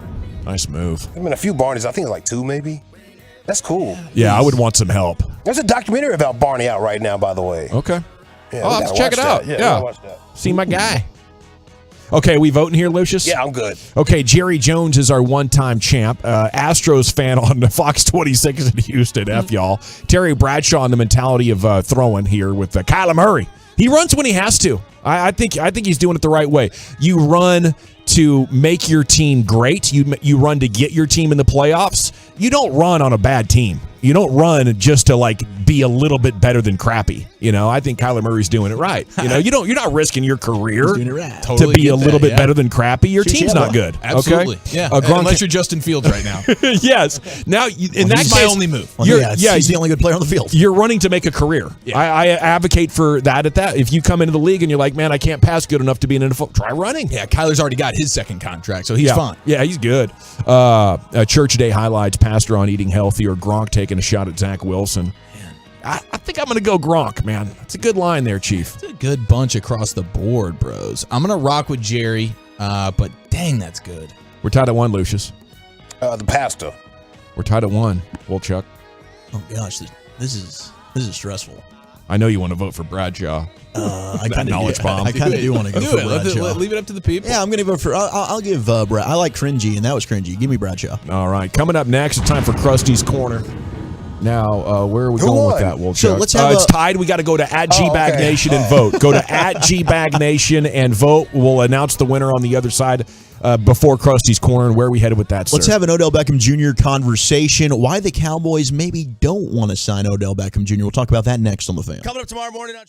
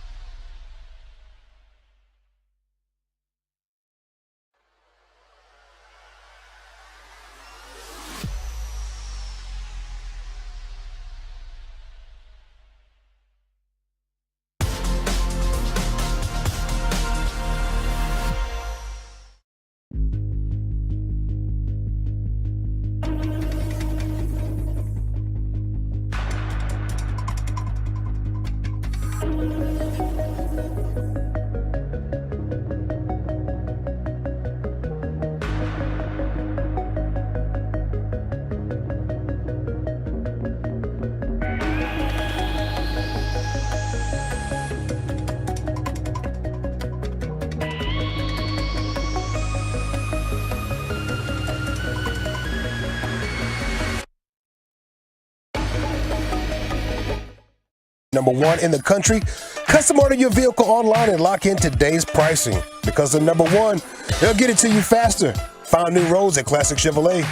Alrighty, thank you, Lucius. It is the G-Bag Nation here on 105.3 The Fan. Congratulations to Jerry Jones. He won a vote off at G-Bag Nation on Twitter, where we put our polls when there is a tie. He got 60% of the vote. Gronk came in second with 22. Bradshaw with 10. A lot of people like that shock jocking. And then the pastor with 8% of the vote. So fairly close vote, but Jerry has done it. And he is your still your G-Bag of the Day champion. Time now for Krusty's Corner. Here he is, Woolchuck. Thank you. Channeled my inner Krusty all day Friday, dressing up, bet payoff for Broadus. You're in the zone for Like it. a thespian, you did. Absolutely. I figured, I just talked to my guys and, channel my inner Broadus again as he continues to get well. And we wish Broadus a speedy recovery as he recovers from a massive hangover after partying hard all weekend long. LSU knocking off Bama. Go Tigers. Gee, he went big. He did. He did. Oh, that 2-point conversion. The balls on Brian Kelly. Now, we'll talk college football later on, and we'll talk Odell Beckham Jr. and the Cowboys here momentarily, but some interesting Maverick rumors that are breaking as we speak. Sean Devaney, who is an NBA insider, saying that the Mavericks are actually a team to keep an eye on for Ben Simmons. Shut your mouth. Of the Brooklyn Nets. Now, right now, Ben Simmons is a buy low type of candidate, so I assume you could probably move some expiring contracts, a Dwight Powell. We don't know exactly what this deal would look like, but rather fascinating that the Mavericks now listed as a team to maybe be in contention to acquire the services of one Ben Simmons, who is in town tonight, taking on our Mavs, the AAC at 8:45. Well, that's exciting. I think if you did not have to give up much to get him, the opportunity to add a player like that, assuming he's going to be healthy, I think is exciting because you have your first team offense taken care of. What you need is a second ball handler and a guy who could defend at a high level if you need those. And I think he could defend anybody in the NBA. And again, I think the biggest thing is you don't have to give up anybody to get him. And I know his basketball makeup isn't ideal, but he's not disruptive. He's just absent, Yeah. So if you could get that part of it figured out, get him healthy, and then take all the pressure away from him in scoring. Listen, we don't even really want you to start. We got Luka and some guys that shoot threes on the second unit. Christian Wood's, the focal point on offense. So I think it could work out for the Mavs. Woolchuck, I'm kind of excited by it. I'm excited by it. Now immediately the truckcrack.com text line. I almost had to put one in the swear jar. Yes, in the swear jar there. 877-881-1053. No. Ben Simmons is a cancer. No. Why would you want him? Thank you. So you're out on this too. Yes. Buy low. You're not in on Ben Simmons. No, coming off the bench, top 20 defensive player, can handle the ball for you. I don't think his defense has been all that good this year, and you can't buy low on somebody that you're paying up to $40 million a year over the next couple of years on. Now he's got 2 years left on the deal. Capital. Yeah, after this year. So it's just and you're talking about a Mavericks team that, as we like to talk about, let's go ahead and keep the money, but they're never able to bring it in and sign anybody. That's just not a guy that I want to risk it for. I like the idea of bringing somebody in. I usually get fired up for some of these things. This is not a guy I want to mess with, man. Not only physically, but mentally. He's just kind of broken, and he is true. Completely useless offensively. This guy is getting more fouls than points in games sometimes. It's just, and the defense isn't even what it was before that you could say, well, at least you're getting maybe one of the best defenders. His defense looked pretty damn good against the Mavs earlier when they played this year in Brooklyn. That's just something I disagree on. I feel like Luka absolutely had his way with Ben Simmons, and I would be going, what is Ben Simmons bringing to the table? He almost helped them win the game for them, stealing a ball from Luka at the end of the game. You have and how many points did Luka have in that game? Luka absolutely took him right, to but Luka does it to everybody. Right. That's why he's arguably a top 3 player in the game, which is fact, but some people still like to text in and say that he's not. Well, Luka absolutely is. I don't want to have that discussion with you, but Ben Simmons is not the same defender that he was, and he is in no way worth it to me, even if they're giving me for free. I don't want to pay him that money, and I don't want those problems. And Woj just talking about Ben Simmons been a source of frustration for Kevin Durant. What does that mean? He's going to be a source of frustration for Luka? Yeah. I mean, yes, of course he has, because he's been unable to stay on the floor. Prior to that, he's shown that he's a long way from being back to an impactful player. Yes. If he was still a great defender, you wouldn't be saying he's a long way from being impactful. Well, he hasn't played, right? The availability is a massive question mark with him. That's something you would have to make sure. Right now is a question mark. It's very true. If you're making that move, there's a lot of things you would have to do your homework and due diligence about to feel comfortable with it. It's a horrible environment. It gives you a chance. I'm not saying it's better than 50% chance, but it's close to 50 that you get his career turned around. I'm willing to take it, Wolchuk. All right, so that's interesting. Initially, I'm kind of on the fence about it, to be honest. I don't like being on the fence. But to get a guy like that for as low as you're going to have to pay. As long as you're not straddling the fence. As long as you at least have your legs on me. one of the sides. I like to get straddled. I don't straddle. All right, let's get into this article that Blogging the Boys put out. Reasons why the Cowboys should not sign Odell Beckham Jr. Now, if Odell wants to come to Dallas and the price is right, I think all of us are in on that. Go ahead and bring in Odell Beckham Jr. It's making your team better, right? Yes, that's a signing or a trade I can get behind. All right, and it wouldn't be a trade. It would just be a signing. But even if I see had what to you're trade saying, for him, because the I'd be Ben down. Simmons thing would be a trade. Yes. Now, here's the Odell Beckham Jr. reasons why not to sign him, according to Blogging the Boys. He's 30 years old. He's coming off a massive injury, even though he's a freak show, and it is an ACL injury. We have seen, it's even taken Michael Gallup time in an offense that he's very familiar with a quarterback that he loves and is best friends with. He is not quite up to speed yet, and he heard that earlier than Odell Beckham Jr. heard it, right? 2 months, in fact, earlier.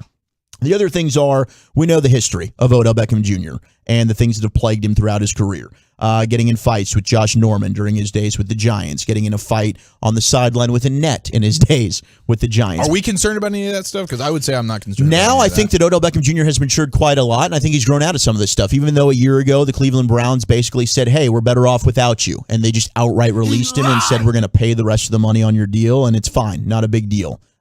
We'd rather just you not be here. But I do think they couldn't get him the ball. I'm not worried about any of the stuff except for the injuries. Yeah, and I do think that the Cowboys wouldn't sign him unless he comes in, passes a physical, and Britt Brown and the rest of the medical staff feel good about it. So if the Cowboys are willing to say, hey, we're going to sign you, I feel great about it. Here's the thing that I do wonder. Are we underplaying how much better this Cowboys offense can be? Because this is fascinating. This was from Michael Gelkin, our buddy from the Morning News. This is after the Bears game. The Cowboys have now scored 9 offensive touchdowns in their past 6 quarters. 7 came with 3 tight ends on the field, including 4 touchdowns in their win over the Bears. Okay, so they're having a lot of success utilizing the Ferguson and the Dalton Schultz. All right, now you bring in an Odell Beckham Jr., who's now coming off the field. Who is this affecting? Is it limiting the touches for Tony Pollard, for Ferguson? Noah Brown's been nice for you. And is Odell Beckham Jr. willing to do the dirty work that a Noah Brown does for you in the ground game, right? Inline blocks as effectively as a Noah Brown does. So the other, kind of effect and impact that it has that we don't really like to talk about, we like to look at the splash that Odell Beckham Jr. does, but how else does it impact your offense when you bring in a guy like that and impacts everybody else? Is that really a benefit for the Cowboys? Because this offense does seem like it can get better, and are we undervaluing that? Well, I think you'd have to work a rotation. Like, they have a rotation in defensive line. A lot of these guys are fresh. They're only playing 30, 40 snaps a game. They come in, they have an impact. I'm not saying Noah Brown and Odell Beckham Jr. are equals with what they do, and certainly wouldn't want to go away from the 13 personnel. That's a lot of fun, but I trust Kellen to manage it and get the right players on the field when you need the formation.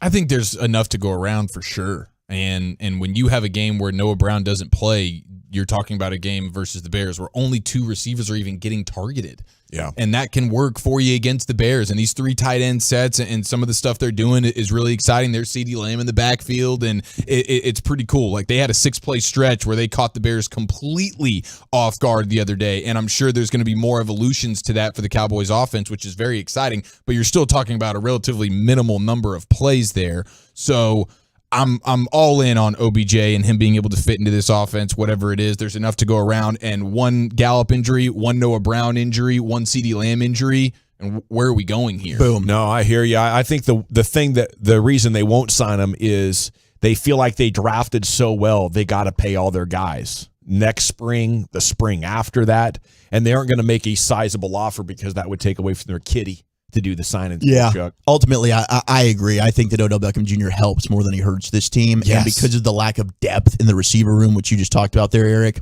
I think that you need to add a playmaker of Odell Beckham Jr. Packers are really banged up. Rashawn Gary, their best pass rusher, suffered a torn ACL. He's done for the year. Aaron Jones, though, should be able to go against the Cowboys. That ankle injury he suffered yesterday. Test came back positive, but Romeo Doubs, who's been their number one receiver so far, the rookie, he's not going to be able to go. He's going to be out 4 to 6 weeks. Big injuries for the Pack. Jay Glazer did say that OBJ is going to be cleared at the end of this week, like ready to go. Now, I know there's going to be a ramp-up period and stuff to where he probably doesn't play till December, but Jay Glazer's saying, like, this dude's going to be completely cleared, ready to rock and roll by the end of this week. What if KD is saying, okay, I'll stay here, you can build around me. I like some of the young guys we got, but you got to get rid of Ben Simmons. And the Mavs say, okay, we'll give you Bertans and Hardaway for Ben Simmons. You still out, Wolchuk? A Chia follow? Yeah, I'm going to be out there. Still out. Yeah, I don't want 3 years of commitment or this year and 2 more years of commitment of like $40 million to him. There's just no way. Okay, and the text agrees with you. Okay, where do you expect TCU to land after 3 teams in front of them fall? We'll do some college football with you coming up next. It's the G-Bag Nation here on The Fan. I need to chat with you about my friends at Men's T.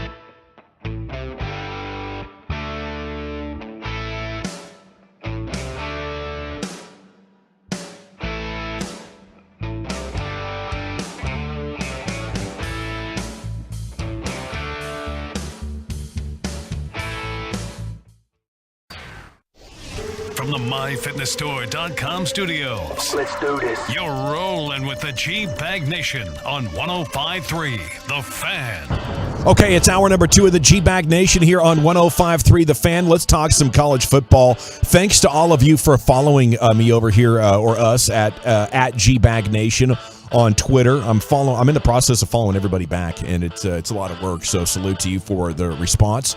And you can find out a lot of stuff on at G-Bag Nation, upcoming shows and stuff like that, remotes, including tomorrow at the Eagles Nest in Fort Worth. Can't wait to see you. Woohoo! Okay, where do you expect TCU to land after 3 teams in front of them fall? The truckwreck.com fan text is open at 877-881-1053. Please leave your name and city you're texting from. But yeah, congrats to Texas for beating Kansas State. Bijan Robinson 30 for 209. That's pretty outstanding. Oh, and he took a nasty boy hit, hurdling a guy pretty successfully, but he was getting upended, and then another dude came in while he was like upside down. Another dude came in and just speared him in the back. Yeah. And it was like a scorpion back-breaking, just extremely painful looking hit.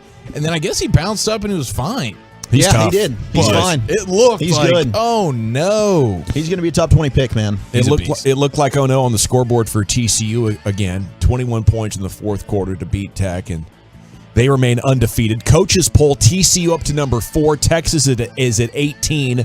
Should UT be a 6.5-point favorite in their game coming up this weekend, Wolchuk? No, but I have been saying all year long, and TCU fans are not going to like this, that I did think this would be the game that TCU drops this season.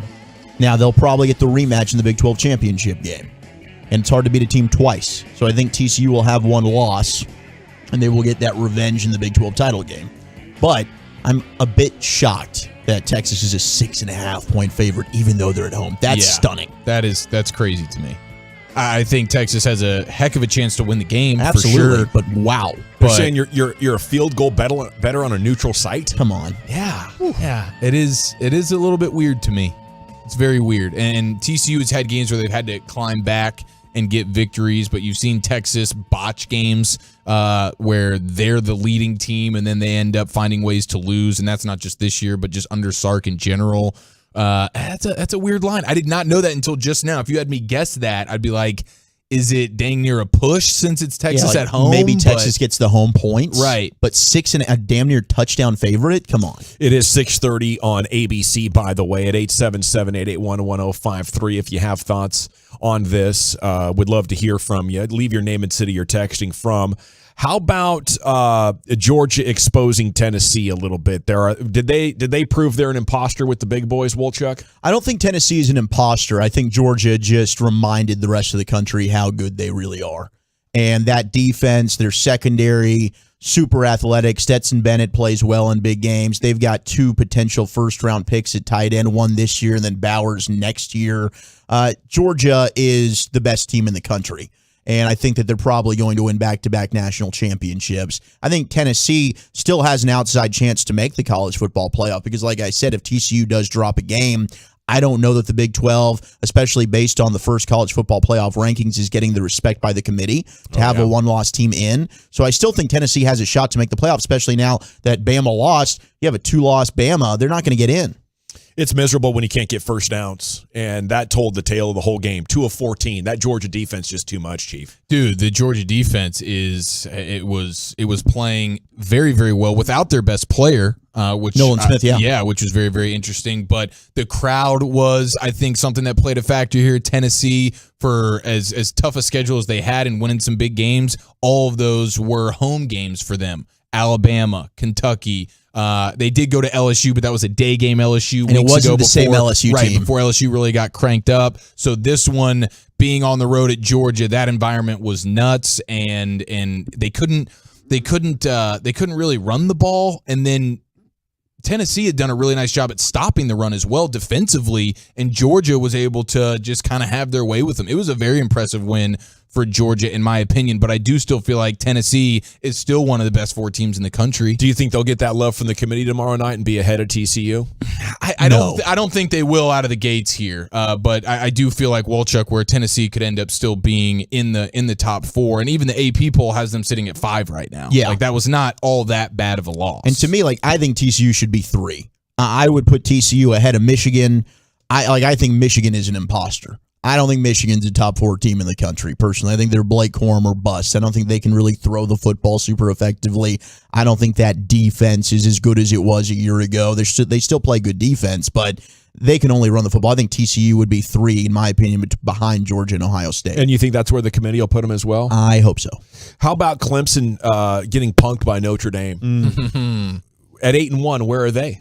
Clemson, I don't believe has an opportunity to now get into the playoff. I mean, they should be somewhere between 8 and 10, 8 and 12 even. They're gonna take a massive tumble. I mean, Notre Dame was unranked, and they're gonna need to bench DJ. It's time to move on and go with Austin's own Cade Klubnik and move on with him, much like they did with Trevor Lawrence and moving on from the senior that they had, Kelly Bryant at that time, but.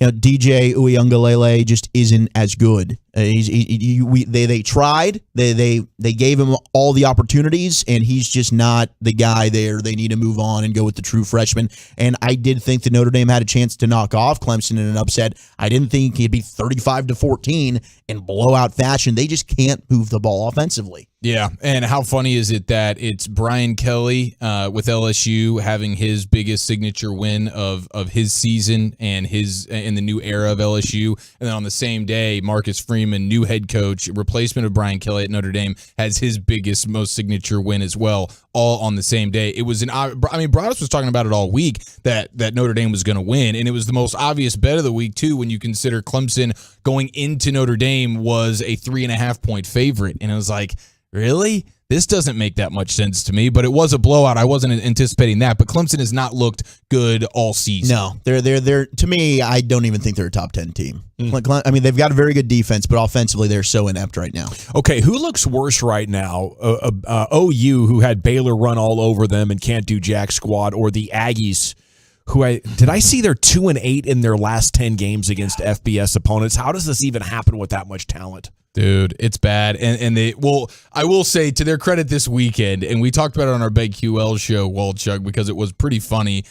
Just like hours before the game, everybody was reporting that there was just a flu situation running through the Aggie locker room. And so they ran through the list of players that were out, and it was an insane number of Aggie starters and second-string players that were missing that game. So, to be fair, like it was starting left guard, backup left guard, starting center, starting quarterback, bunch of wide receivers, all their defensive ends. Like it was a bad day for A&M from that standpoint. And it's gotten even worse because Walchuk used to be one of the voices for these people, right? At Denton Ryan? Yes, sir. Well, their superstar Anthony linebacker. Hill. Yeah, Anthony Hill Jr., 5-star, number 1 linebacker in the class, committed to the Aggies back in July, and now he is decommitting from Texas A&M. Yeah, so it's a tough scene. Oh, and guess where he's looking to go now? Texas? Texas, yep. Yeah. Losing will tear you apart, buddy. You know? Oh, for sure. Losing will absolutely gut you. Okay, 9-4-0. Texas will win by 14+. TCU has had the opponent's starting quarterback leave injured in the first half almost every week. Well, you never know. Could happen again. You know, sounds like they got something going there for them. Man, I didn't realize we had this big of a Michigan Wolverine fan base. Yeah, there's a lot of people coming after you right now. Which is fine. I'll take this. But when Ohio State beats the crap out of Michigan, just remember that we had this conversation. And I don't have any hate towards the Big Blue. I like Michigan. But I'm just letting you know Michigan is not as good as they were a year ago. You love the Fab Five documentary. I do. 30 for 30. 9-8-9. I like Harbaugh and those pants. TCU would lose to Michigan by 50. Big 12 is a joke. That's a strong take. The Big 12 is not a joke. The Big 12 is way better than the Big 10. One of the most impressive conferences. Like their best team and their worst team, there's not much of a gap because we've been calling it the no bad teams conference. Yeah. You don't have great, other than TCU has been pretty dang great. But across the board, every game is pretty difficult in the Big 12 right now. Yeah, I would say Michigan would fit in quite well with the Big 12. It'd be one of those teams that, is up there usually. Okay, what else do we got here? The Aggies were bad before their team got sick with the flu this week. That's no excuse. Yeah, it's been a number of games, going back to last year where it has really started to fall apart for them. And I don't think you can move on from Jimbo Fisher. I don't think you're going to get a better chance than Jimbo Fisher. I would just say, hey, go back into the lab, get new assistants, do what you need to do. But, this right now is a pretty massive disappointment that you can't at least be more competitive with dang good talent. I mean, well, now that Jeff Saturday is not available, I agree with you. If he was still on the market, I'd be like, hey, Texas A&M, go get that guy. But not the case anymore. Okay, man, there is a lot of Michigan fans here. It's hard to find some Big crazy. 12 footprint text. OU sucks because they can't recruit any real defensive playmakers. Their defense sucks at every level. It is incredible. Like the TCU OU game, I still remember the quarterback, who's a nice athlete. Is it Duggan? Yeah, Max Duggan. Running away from the entire OU defense. Yeah. And it's like, I don't know if he's running much better than about a 4.6 out there or something. There should be somebody capable of tracking him down. Okay, more college football coming up at 4 o'clock there with Josh Booty. You guys ever go four-wheeling? You enjoy a good four-wheeler ride? I do. Yeah. We actually we had some like knockoff four-wheelers back in the day, which was pretty fun for the backyard. So What do you mean knockoff four-wheelers? Like off-brand? Yeah, it was like Okay. an off-brand one. That And like, my they were dad's pretty buddy good? was like, yeah, they worked out for us. I mean, we Right really, on. really enjoyed them. So I would love, like, that is definitely one of those things I would like to do is going, my buddies go up to Colorado and stuff in the Yeah. summertime and hit the mountains and rock and roll and those things. That would be a blast. I always wanted one as a kid. And, we were in the 80s, so the three-wheelers were out. And right as the three-wheeler scene was hitting its peak, they became, like, deadly. Like a bunch of people were dying on three-wheeler accidents because the front tire would, like, get on a little bit of a decline. Next thing you know, you're rolling over, right? So it was bad. And my parents were right in the middle of it, and a friend of the family died on a three-wheeler. So they were like, no motorized toys. No motorbike, no four-wheeler, no three-wheeler, no snowmobile, no jet ski. Like, all of that was, like, out forever. So when I got old enough to go do it my own, I had a blast with it. You had to unleash the beast. I did, Of course. yeah. And we tore it up, and now I got Abby tearing it up. Now I got her a Polaris side-by-side with the roll cage and everything and the seatbelt and everything. So sweet. I think my parents did pass on, like, safety first element to it, but we're still going to have some fun. Dude, safety first. I'll never forget my older brother getting a motor scooter for Christmas one year, and it was a bad boy. Don't get me wrong, but my parents had him riding around the neighborhood in his full football uniform, from helmet to shoulder pads. way. Yes, bro. He's not flipping this and getting It was hurt. like, my mom was like, "Listen, this is the only way you're getting this as a Christmas gift." And so this guy was like, "No problem, bro." My brother was riding around in his full uniform. It was hilarious. Dude, my parents went so overboard in the safety department. We got bikes, right? It's like 1982. We get bikes, and you get the standard bike that kind of looks like the bike that you would take on like a half pipe course or something, right? Like the BMX style bike. Yeah, dynos. Well, somebody at my mom's work says, oh, those kinds of bikes are dangerous. Kids are going over the handlebars. The seat's not big enough. So they made us take our bikes back to the bike store and come home with the banana seat bikes. The banana seat The banana seat bikes? bikes. You couldn't pop a wheelie on those things. You can't. Those are date night beach cruisers, man. You might as well have a tricycle. It was unbelievable. And some panties. I'm sure by panties. Luckily for you guys, by the time we got around to the 90s or 2000s, they had done away with that myth. But you guys had to do the helmets. Yeah, no. We We still have to do the helmets. Full on football helmets at times. We were helmetless. I use these Okay, for anyway, acid indigestion. the Giants are going to be without safety Xavier McKinney for a few weeks. He broke his hand during an ATV accident in Cabo during the bye week.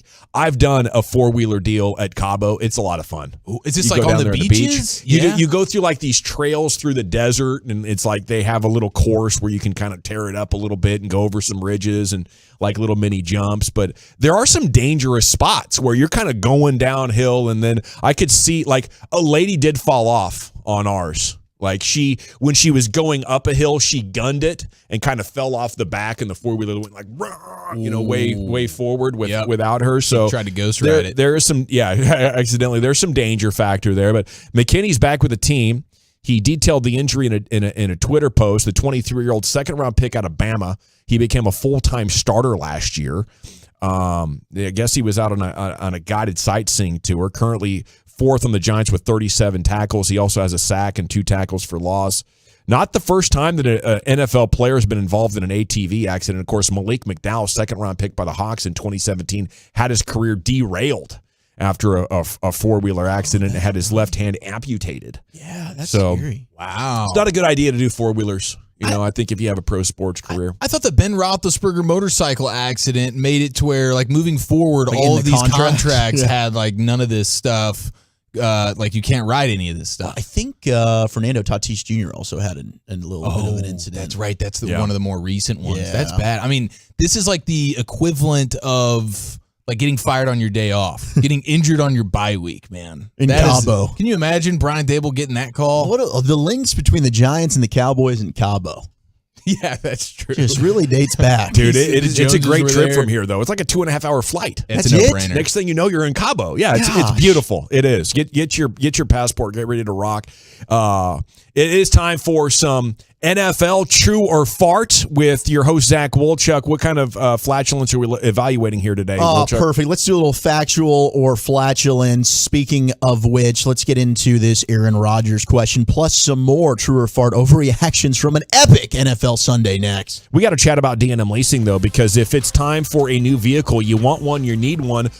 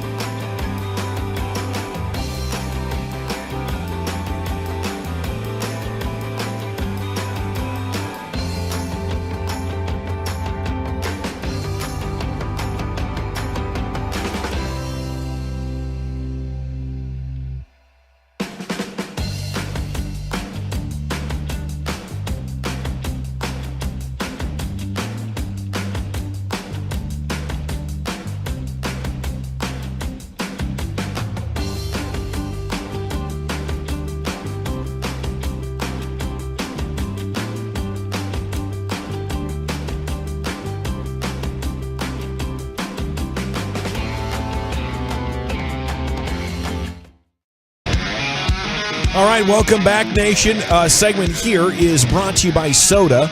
That's state of the art.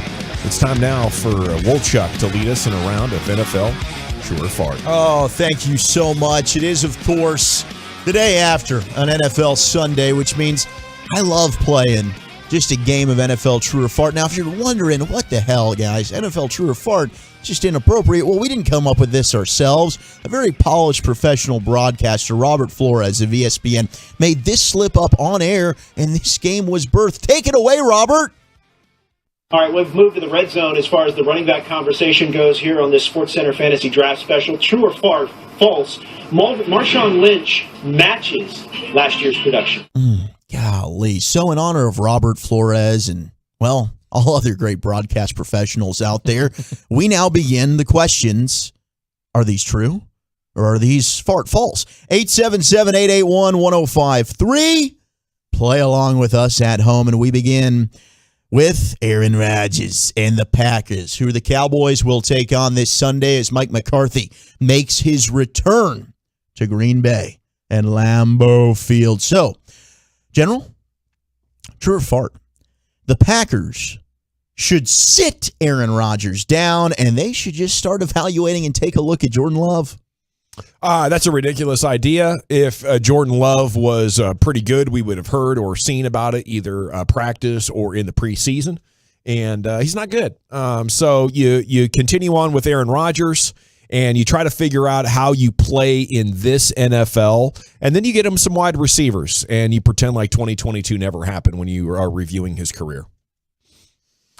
Well, I mean, to me, this would just be the Packers taking the advice of Aaron Rodgers when a couple of weeks ago he says if you're going to keep if these guys are going to keep playing bad, then you're going to have to get off the field, and that's kind of where they find themselves right now. Aaron Rodgers is not playing all that well, so why not do the Hail Mary heave of Jordan Love and just acquiesce to what your quarterback wants? That's all that would be doing. It's just having respect for Aaron Rodgers and what he wants for the football team. I just sit him. Is it better for the Cowboys to go up against Jordan Love or Aaron Rodgers? Certainly, it's better to go up against Jordan Love. Right. Because he hasn't ripped your soul out multiple times over the last decade. So for this week, I think true. I think they should just evaluate Jordan Love for this week. Oh, sure. Yeah, if we're doing that. This week, just let's see what we have in Jordan Love. Yeah, if anybody in Green Bay floats that idea, that person should be fired. I mean, that's worse than Geno Smith for Eli Manning. Yeah, by a stretch. But overall, that's a big, juicy, wet fart. Oh yeah, I'm gonna go fart on 100% farts all the way around on borderline that one. shart. Text also said fart, and the 469 said, "Wow, what a segment! Way to be original." Thank you. We did think it was really original ourselves, and we're giving ourselves a big old pat on the back for it. Wait, is there a bunch of people doing NFL True or Fart out I don't there? know a single other show that does this. So, yeah, we're original. A couple All of right. True or Fart imposters, maybe. Absolutely. Eric, the Colts, well, they hired Jeff Saturday. Jeff Saturday is going to end up being their next head coach. True or fart? That's so fart. Nobody would do that. Insane. You'd have to be on all sorts of pills and drugs to be an owner and make that decision. Actually, now that I say it, it sounds kind of plausible in Indianapolis. With Hell Jim yeah. Irsay, I think this is a true. I'm going true right there. I think he's going to be the guy. What do you think, I think Gavin? he is the guy. Chances are pretty good according to my sources. Right? Yeah. I mean, just bummed that my team didn't think of that first. They went out of their way to just bypass everybody else on their coaching staff that has head coaching pedigree. And they brought in Jeff Saturday. They're saying that was the guy that we've wanted this whole time. Screw it. Yep. Half the season, Jeff, trial run. It's like what the Cowboys did with Garrett. He's clearly Irsay's guy. Garrett was Jerry's guy. I think they're on to something here. It might just blow up right in their face. Probably will. But maybe this could be a true. I think so. I think the chances are decent. It might sound crazy, Wolchuk, but you might be onto something. I think it is crazy, but I kind of feel like it might be I fun. love this, man. Might be a fun story. This is a great just experiment going on in Indianapolis for the rest of the season. Yeah, absolutely. And nothing can get worse than what happened to them yesterday. Yeah, Are it's you true. bleeping kidding me? And just all you need to know, okay, you need to know nothing else about the game other than that the Patriots walked away with like 30 fantasy points. What a nightmare at the office for Sam Ehlinger. The biggest bummer is that whenever the Colts come to town on Sunday Night Football, like first week of December, whatever it is, to play the Cowboys, we're probably going to see Matt Ryan again instead of Sam Ehlinger. That's what they need to get back to. Hoping to see Sammy E. Yeah, you benched Matt Ryan for Sam Ehlinger. All right. That sounds like he wanted to get fired. Yeah, he did. He was trying. Well, now Frank Reich's probably going to go team up with his guy Doug Peterson. To fix Trevor Lawrence in Jacksonville. Right? Isn't that the move there? Probably. If we're doing the dot connecting. Right. Because he is actually a very good OC. Or has been. Or he has been. Yeah. Right. Looked terrible on Sunday when he was calling the plays. Yeah, but being the head coach, I mean, there's so much more stress that goes with it. So it just takes you away from just focusing on the one thing. So. Jeff Saturday's built for that stress. He is. He is built for it. And I think that he's going to put on the weight a lot. Oh, that's he's gonna blow right back because up. These coaches age poorly, man, and they get out of the game and they're on television. And I've never seen Jason Garrett smile so much. Like life is good, but something pulls at them. No matter what it is, John Gruden can be out of the league, off the sideline for a decade, making all the money in the booth for once a week at ESPN, and it's like something keeps pulling him back in, and then everything about their lives in and outside of the sport, physically, meant they just deteriorate at a rapid rate. So it's going to be really interesting to see. Jeff Saturday was an unhealthy person all of his life in football. Well, eating he had more. to be, right? I know. Right. The sport requires it. Good. Then he gets out of the sport. Didn't want you fat shaming. Has never looked healthier. He's glowing. He's smiling. He's making money on television. Life is good. Watch what happens to him. The before and after picture is going to be like one of these presidents. Oh, yeah. Where they come in. He'll be back to 305 before Christmas. He will. He will. He's going to have to do the Gavin Dawson sugar-free month come February. Some of the troll texts that are coming in are amazing. Like breaking news, the Cowboys have just hired Stephen A. Smith to be the wide receivers coach. Travis Frederick is replacing Mike McCarthy as the Cowboys head coach. Keep them rolling. 877-881-1053. If they told me right now that we could sub out Philbin for Frederick to be our O-line coach, I would do that. Yeah. Absolute heartbeat. The players don't really like Philbin. At least they didn't. Maybe this year's changed things. All right, back to you, General. Justin Fields is finally the answer for the Bears at quarterback. Okay, by the way, Jason Garrett does smile so dang much on TV. It's obviously super phony. And then the other thing he does, there's like this body tick where like laughter is about to erupt from his body at any moment.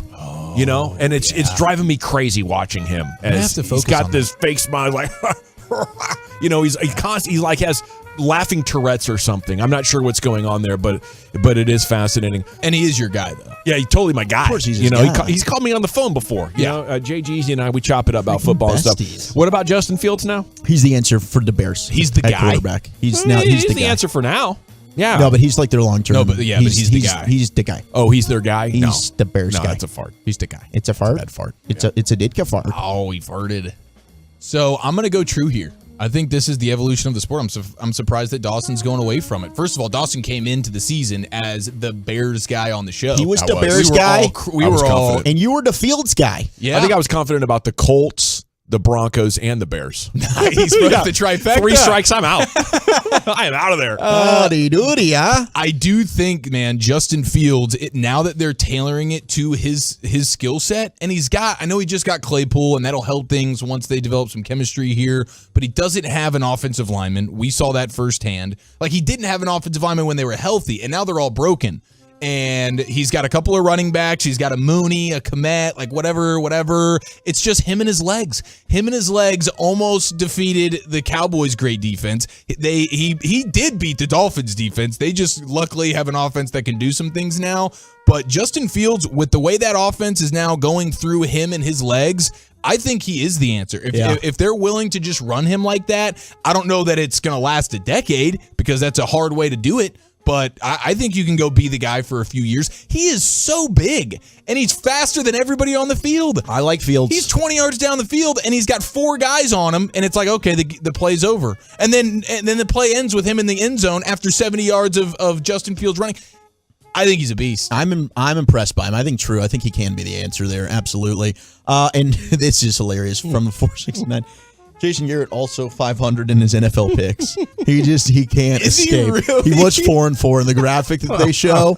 And they're all picking the games. And I don't know. I think he picked the Chiefs last night, so now he might be above 500. But that is excellent. It's surprising to me because I thought he would go with the team that wants to just play defense and run the football and win 17-13. Yeah, which is the Titans. Yeah, he does love the way Vrabel plays football. Yeah, we're gonna play defense. We're gonna run the football. We're gonna run the ball every play. Yeah. All right, Eric is the Tom Brady guy on the show. Tom Brady and the Bucs just saved their season. Dang right they did. Dang bleeping right they did. They're in that division, man. They're in the NFC South. They're going to be fine. They're going to get into the playoffs, and then only God knows what's going to happen. But Tom Brady, with 44 seconds, no timeouts, no touchdowns to speak of for the game, all he needs is just a giant white-ass tight end, and he's going to get the job. Cade Otton, baby. There is still nothing more exciting. And it was at the end of the football day before Sunday Night Football. It's the only thing on television. All of the football eyes are on Tom Brady, and it's 44 seconds, and it's no timeouts, and he hasn't scored all day, and we're going to go get the victory. It was unbelievable. Wonderful. And Jalen Especially- Ramsey was throwing Matthew Stafford under the bus afterwards. Was he? Yeah, he was like, the offense needs to stay on the field. Like, there was no reason for us to even be back out there. The Buccaneers had only scored a touchdown in one of their previous 29 drives. So I think he saved it to the extent of they'll make the playoffs. Correct. And it was incredible to watch him hug Byron Leftwich like Leftwich had come and saved him off a stranded island. You know, like Tom's fear factor in his eyes. He's never finished a season below 500. It's just in his DNA. He makes the playoffs, so he can't believe how bad they are. And I think he is going to find a way to will them into the playoffs, but their schedule ain't easy. Their schedule is not easy the rest of the way. They play some really, really good teams. And he's got to get out of there if he wants to continue on with his career, because Tampa is turning back into the Buccaneers that we've always known. Mm-hmm. And it's really tough to play winning football now. I think for Rodgers and Brady, they got to find a team that can run the hell out of the ball. Yeah. You know, that was a major winning formula for Drew Brees as he was transitioning late 30s into 40s. Somehow Tom has avoided having to do that, but he absolutely must now. And Romo just kept on saying the whole broadcast, worst, historically bad line, like second worst offensive line in the history of the NFL. Historically bad, can't run the football. Finally, Eric, final true or fart for you. Patrick Mahomes, after last night, epic comeback win, running all over the Titans. He is now the MVP frontrunner. True. Yeah, I'll true on that. Yeah, and I think it's the best team in the NFL, the Chiefs. Agreed. I think you can have a great defense, but if there's a quarterback like Mahomes, I'm going to bet on him in the final 5 minutes plus overtime to figure out a way to get the dub, even if you do have an amazing defense, which Tennessee did, okay, or Tennessee does. And a dang good running game as well. Thank you, Wolchuk. Best of the weekend with Chia Follows coming up next. Where are we headed, sir? Skunk rules, nose picking, and a good old-fashioned game of MFK with Sean McVay. That's next. Friday morning, audio gold. Oh, yeah, RJ, I mean, that's a no-brainer where he went. Cowboys head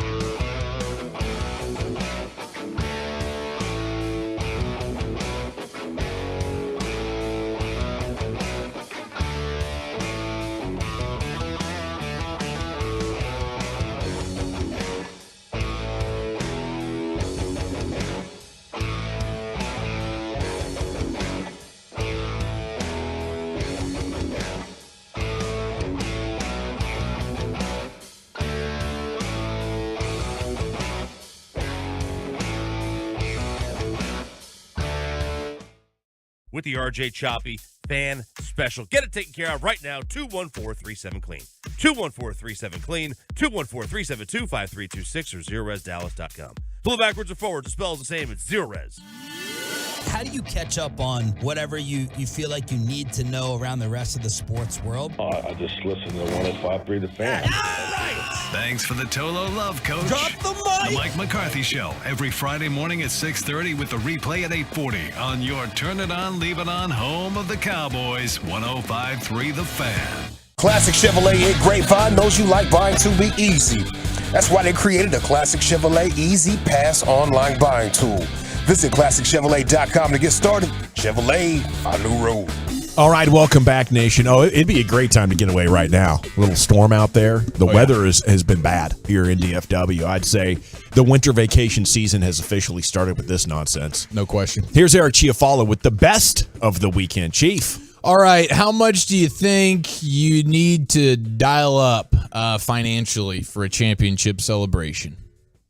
Good for a good city celebration, $3 million. I was okay specifically for the team. This is just the locker room. Just the locker room celebration. 25 hundo. 25 hundo. I like where your head's at there. I was going to say like $250K.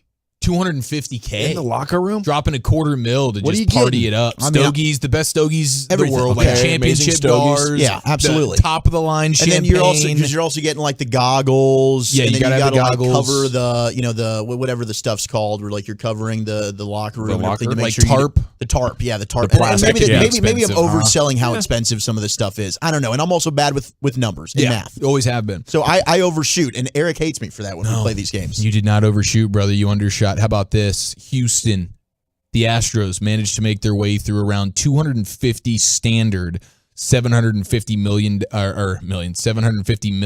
bottles of rosé champagne, in addition to 10 what they're describing as magnums and one Nebuchadnezzar that fits 15 liters. What the hell is a Nebuchadnezzar? I don't know, but they say it cost the team a grand total of $388,750, all for the post-game World Series championship locker room celebration to go down.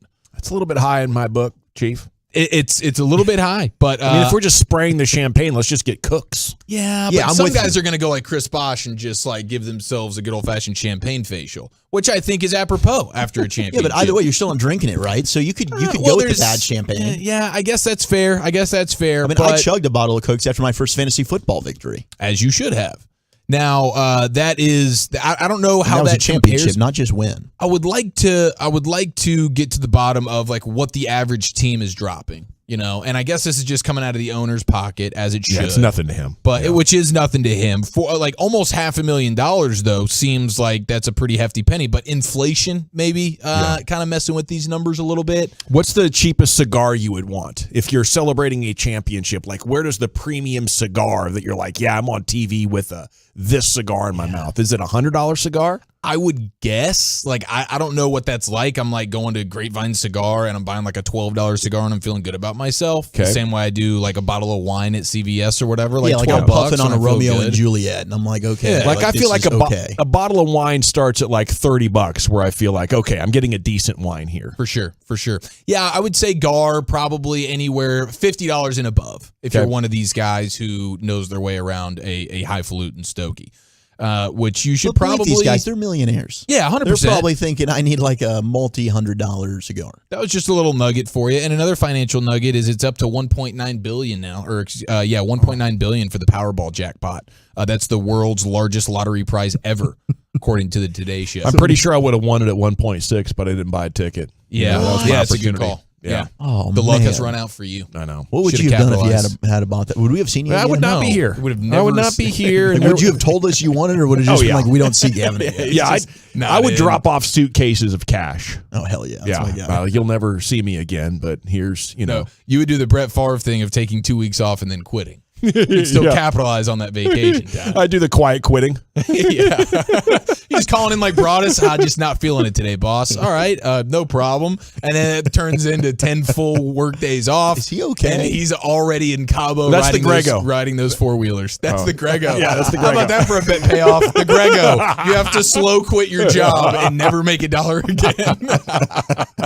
And I think you have to do a bunch of drugs, too. Okay, Mama gave me 8 so of them flap checks. I said, Mama, take away 5 of them flap checks. I want to stay hungry for the Crimson Tide. I almost let that one slip through my finger cracks I wasn't right going there. to let you do it. Proud of you.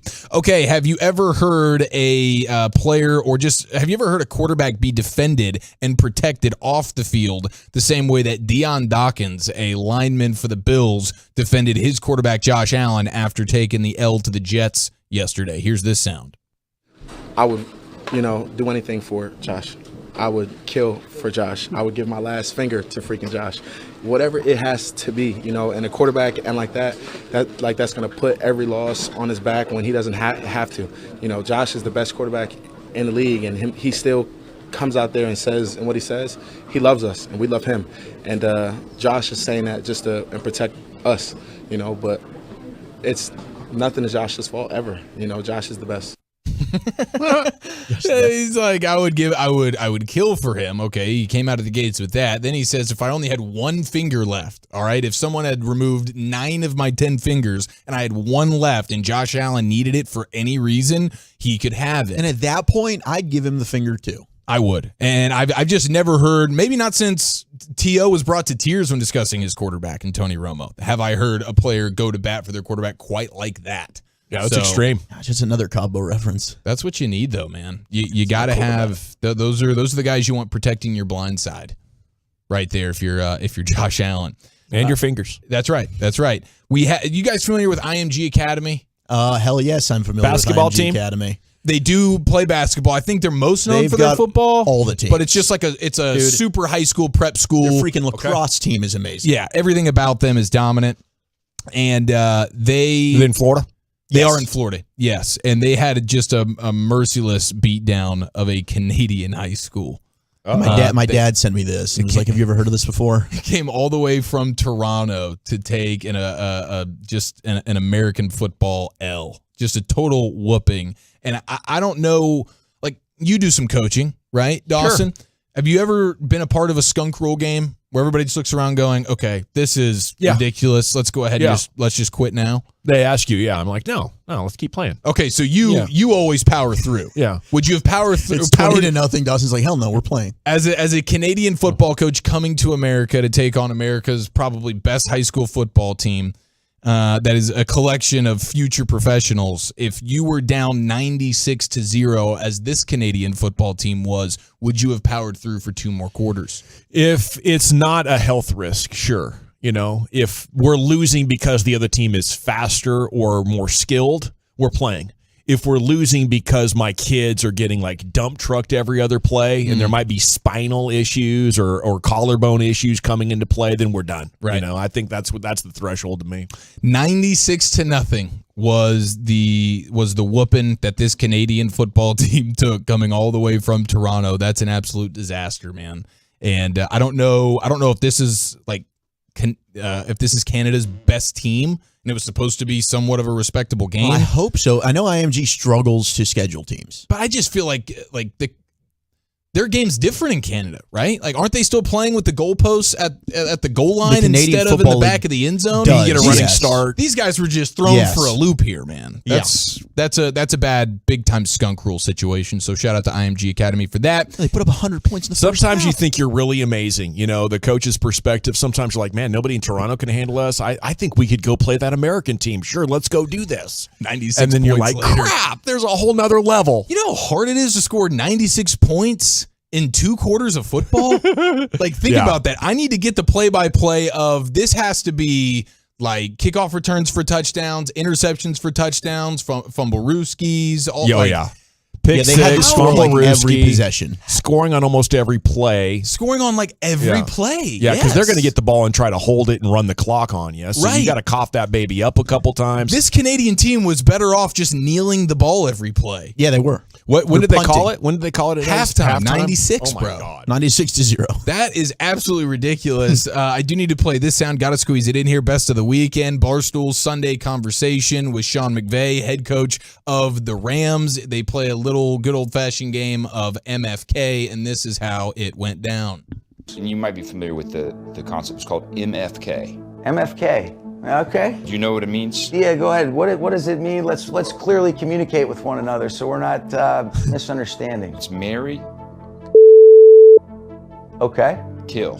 So you had to choose one of the three people, and you had to associate one of the actions. Okay. And that's okay with you? It is okay for me. Okay, let's go. Your wife, Osama bin Laden. Jeez almighty. Aaron Donald. Aaron Donald, okay. You know what? I'm not playing this game with MFK. I'm going to marry my wife over again. I love being intimate with her. You'll marry your wife? It's a good one. You got me tongue-tied right now. You going to let Osama live? I'm not comfortable with that. Let's keep it moving. Okay. What? Yeah, that's a good one. How would you answer that question? I would obviously kill Osama. Yeah. You have a beautiful wife and marry your wife. You would marry his wife? Yeah. So, see, that's a respectful guy right there. Respectful guy. I can And appreciate then Aaron that. Donald, I'd Aaron Donald. No, you're gonna marry Aaron Donald because anybody that has been married knows that intimacy is not a guarantee.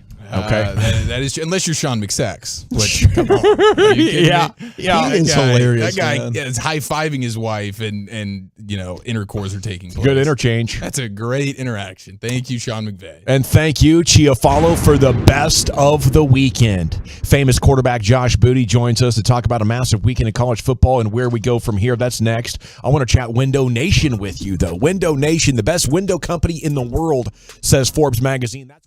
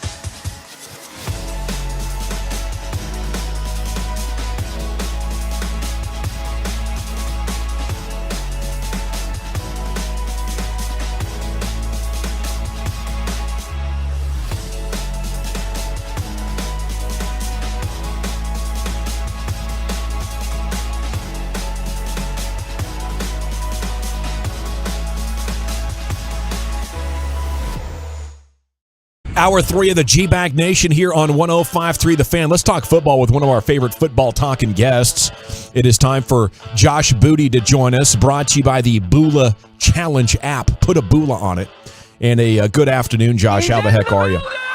I'm doing awesome, man. It was, of course, a wonderful weekend for football, and even on Sunday yesterday was just unreal. The Bucks game, then the late night game going to OT. I mean, just a fun football weekend, man. I was impressed with all the action and had a blast watching it.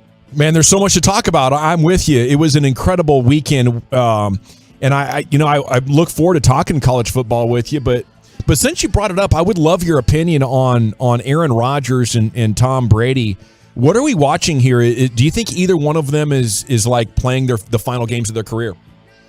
I don't. I think Brady even came out and said something earlier today that he does not want to retire, and that might be part of the problem and why he got divorced, of course, from Giselle was, hey, I'm sticking around. I'm not leaving. I ain't leaving. He ain't leaving. And I think, yesterday was a big moment for him to kind of say, hey, I'm not going anywhere. It was a dismal game offensively for them. They cannot run the football. We all know that. Fournette hasn't been productive, but that front line, that offensive line isn't able to, create a lot of holes for him. And then, when he got in that situation where he has 4 downs, he's pretty lethal and he's had so many comeback from behind wins, fourth quarter wins, where he's had to lead the team down to a winning drive or field goal or touchdown, and he's done it over and over and over. And I think that was kind of a statement for him is, hey, you give me 4 downs and you give me, spread type of situation where you get guys involved all over the field. He's able to do that, man. He was able to pick them apart. The big throw to the tight end to start the drive was huge, and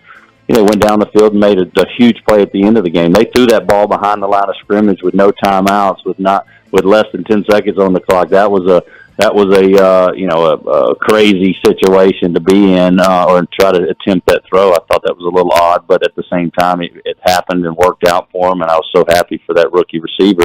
Tight end Otto that made the grab. Now Aaron Rodgers and the Packers, you go to Detroit and lose a game like that. With Detroit had 1 win on the season coming into Sunday. That's a tough situation to be in, to lose that game and have to face the media. I just don't think they have any weapons on the outside for Aaron, and he is just down and out right now. It looks like he's depressed. They're not on the same page, and I hate it for him, but I don't think I don't think he's going to retire because of it. I think he's going to bounce back. He's not going to lead the NFL on a bad note, and I think he's still got I think he's got several years left in him, and I've known Aaron since he was 20 years old. This cat can flat out play. We all know that he's the most efficient quarterback of all time, but when you throw 3 first-half picks and don't feel like you can go anywhere with the football and he doesn't trust his receivers, it's a nightmare out there, and right now they can't move the football. So it's both guys are up against odds when they're trying to move the football because of different situations. Aaron because of the receivers, Brady because the run game doesn't give them any balance, and it's hurting both offenses bad. So, yeah, the Cowboys play the Packers this week, as you probably know, and Green Bay has won 8 of 9 against the Cowboys. So they're kind of in our head, like maybe they have the Cowboys number or something. But this should be light work for the Cowboys, shouldn't it be? It should be, just because they should be licking their chops to have an opportunity to kind of reverse the way that things have gone in the past. And, yeah, we know that Aaron Rodgers has been very, very good against the Cowboys, and they've got their number. But I think this is the year where they've been exposed right now. Like I said, no one's on the same page offensively inside that locker room, and he's got to find some weapons, or they're going to have a real, real rough season and a rough go the rest of the way. And so I think the Cowboys are favored in the game, of course, and they should win this ball game. So if they execute and play how they played on defense all year, the Cowboys are going to make it very, very tough on Aaron, and you might see him have another day like he did Sunday against the Lions. Great Josh Booty with us here on 105.3 The Fan and the G-Bag Nation. We got to talk to you about your LSU Tigers. Big win over the Crimson Tide, and our buddy Brian brought us still hungover from that one. He had to call in sick to work today. I wonder how you took in watching that big one, and what'd you think about your LSU Tigers pulling off that upset? Oh, man, it was fun to watch, of course, and I'm partial to the Tigers, man, being there and being from Louisiana. It was just an awesome experience. Of course, the Tiger Stadium, everybody knows at night it's a different place, and it's like the eighth wonder of the world, right? And there's 4 lead changes in the fourth quarter, and you got the overtime period. It was just a fun football game, and Saban had won 9 out of the last 10 games against LSU, so it was kind of like what you're talking about, the Packers kind of owning that series, and it was time for LSU to step up and make some plays. We've gotten better throughout the year. Of course, we took an early season loss the first game to Florida State in the Superdome, and everybody was real uptight and really upset with the way we came out and played, in several of the ball games. We went to Tennessee and got smoked, and of course we know Tennessee's a pretty good football team, but LSU had 0 turnovers in a big game against Saban, and that was the key to a lot of the success. I think Jaden Daniels, they ran the ball, he threw the ball effectively, we got the receivers into the mix. We had 7 or 8 guys make catches. The big tight end, Mason Taylor, Jason Taylor's son, made 2 huge plays in the fourth quarter and in overtime, and he was on the receiving end of those passes from Jaden Daniels. And he, Bama out. Actually, Bama total yards. Bama had us by 100 yards in total yards, but Bryce Young wasn't able to make any big plays downfield, and it looked like their receivers weren't in tune with Bryce, and they didn't stretch the field, and it gave LSU a kind of an opportunity to keep everything in front of them and keep them from scoring a ton of points early in that game. And it became a shootout in the fourth, but it was a fun game to watch. And of course, I'm thrilled that Brian Kelly's his ability to have these LSU players focused and disciplined and going through the processes of being a good team. And he's a great game day coach, so he's got to be proud of this group. And I just saw a big effort, by the Tigers on Saturday. It was fun. What was going through your mind whenever Brian Kelly is going for the 2 there? Were you like, man, I got nothing but ball admiration for this guy, or were you mother bleeding? Yeah, it was a little nuts when I saw Jaden, in overtime run for 25 on first down and score so easily. I was like, why would you go for 2? Because that was so easy, and Bama struggled to get in on their overtime possession. They needed a pass interference call. They needed a lot to happen for them. And I was like, we're kind of in the driver's seat, and we're at home. If you're on the road, you go for 2. But if you're at home, you've got the crowd behind you. And we had just made it look easy in overtime when Alabama had a really tough time. So when he first went for it, and then they called timeout, and Alabama had 12 men on the field. There's a lot going on. I was like, whoa, why would we line up and go for 2, giving Saban a chance to kind of get his breath and understand what he's trying to do defensively? So I thought they might come out and kick the field goal and go to the second overtime, but then when you got, like you said, just huge cojones, man, to run that play. And of course you got the freshman tight end who made the play on the front pylon, and it was just, it was epic to see them execute the play, to be honest with you. Jaden, he threw on time. Taylor came open right there in the flat. He hit him on the numbers, and it was just fun to watch. But I couldn't believe he went for 2. I thought they would definitely try to kick it after the timeout, but he came out there and said, hey, we're going for it, and it paid off, man. I couldn't believe it. It's Josh Booty here talking football with you on 105.3 The Fan. Now, with wins like that, is Brian Kelly being accepted into the LSU family?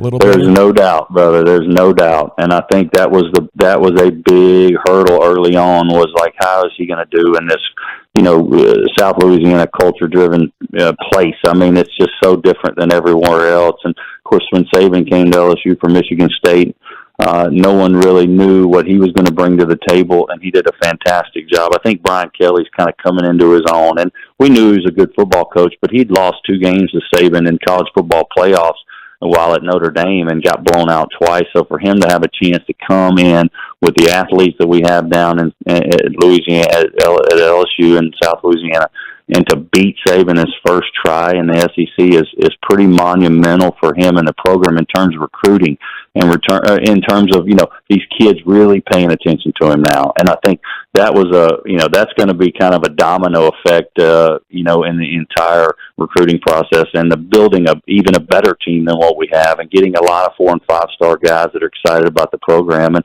we all know recruiting is really the basis of it. You got to coach them up when they get there, but if you got the Jimmies and Joes, man, you can stack up against Georgia and Bama and the great ones every year, then you got a real chance to win a national championship. We've always been able to do that in the last couple of decades. We fell off for a couple of years after the Burrow game, Burrow season, and And that's why we made the change, to get a guy in there that could bring discipline and and be a good game day coach. And he's been able to do that, man. We're super lucky to have him, I think. Talking to Josh Booty here on 105.3 The Fan. So the big game this weekend, everybody was excited about Tennessee, Georgia. Georgia handles them pretty well. Do you think Georgia's heads and tails the number one team in college football right now? Well, I do think they're the number one team in college football. I think Tennessee, that was a tough, atmosphere. It started raining. They throw the football. They got behind early. Hendon Hooker missed 4 or 5 deep balls where he overthrew receivers. He could have hit a couple of those and made it a more interesting ball game. But Georgia's got so much speed all over the field, and they attack on defense. And Kirby Smart's an attacking defensive style coach, so that gives them kind of their identity, right? And then with those 2 tight ends, they're really, really good. Bowers in Washington in the run game, and Stetson Benn's a 6-year guy that's already won a national championship. He doesn't miss a lot of throws. Giving them good down and distance situations kind of throughout the game. He just gets it to the right guy. They took a couple of shots and hit one big one early, which was fun to see. I think Georgia is the best team. I think Ohio State and Michigan are two good football teams. I think Tennessee's in the best spot, kind of sitting in a great spot, because if Georgia takes care of business and wins the SEC, with Bama losing and Clemson losing, Tennessee could get right back in the mix without having to play in the SEC title game, which is huge for them to really kind of regroup and to think things out and maybe have another shot at Georgia down the road. But Tennessee's a really good ball club. Josh, when that last question was being asked of you, I thought maybe in the background I heard a cocktail being mixed. Is that the case? Well, I'm about getting ready for a Saints game, so yes. There we go. And a cigar. I'm about to light a cigar too, so I'm pumped up. Now, what are you mixing? Man, I drink tequila, brother. I drink tequila, a little Clase Azul. I'm actually at my buddy's house in Atlanta right now. I'm flying to Louisiana tomorrow. I live in Florida, and I'm kind of all over the place with the app right now, doing a lot of stuff. But just fired up, man, for Monday Night Football. How can you not have a sip of something and a cigar and get ready for a big game? Yeah, absolutely. I can get behind that 100% of the time. Josh Booty with us here on The Fan. What's your early thoughts on this TCU-Texas game coming up? Probably biggest game of the weekend. It is. I think TCU has got an unbelievable offense, and they're super balanced. I think they're third in the nation in scoring, and both defenses give up a lot. It's going to be a high-scoring game. And, TCU's run defense is not very good. And, of course, Texas has the Bijan Robinson. I think he might be the best running back in the country.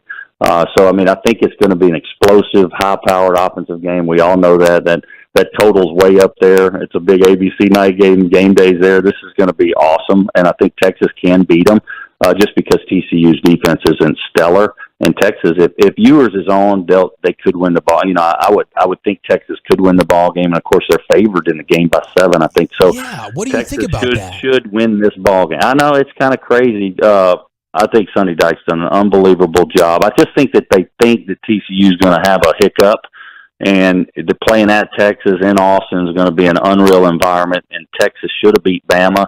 And I just think that that's all the things that are kind of going through a lot of these people who are making up the line's head, is that Texas is not very far away from being elite, and they've had some hiccups, of course. And Ewers was not healthy for a couple of those games, and one, the game against Bama, he goes out, and we all know about that one. They probably would have won that game if he stays in. So, their record doesn't really show maybe how good they can be. They just got to do it on Saturdays, and they got to do it consistently on Saturdays. So I think, Texas is a really, really good football team, probably the best 3-loss team in the country.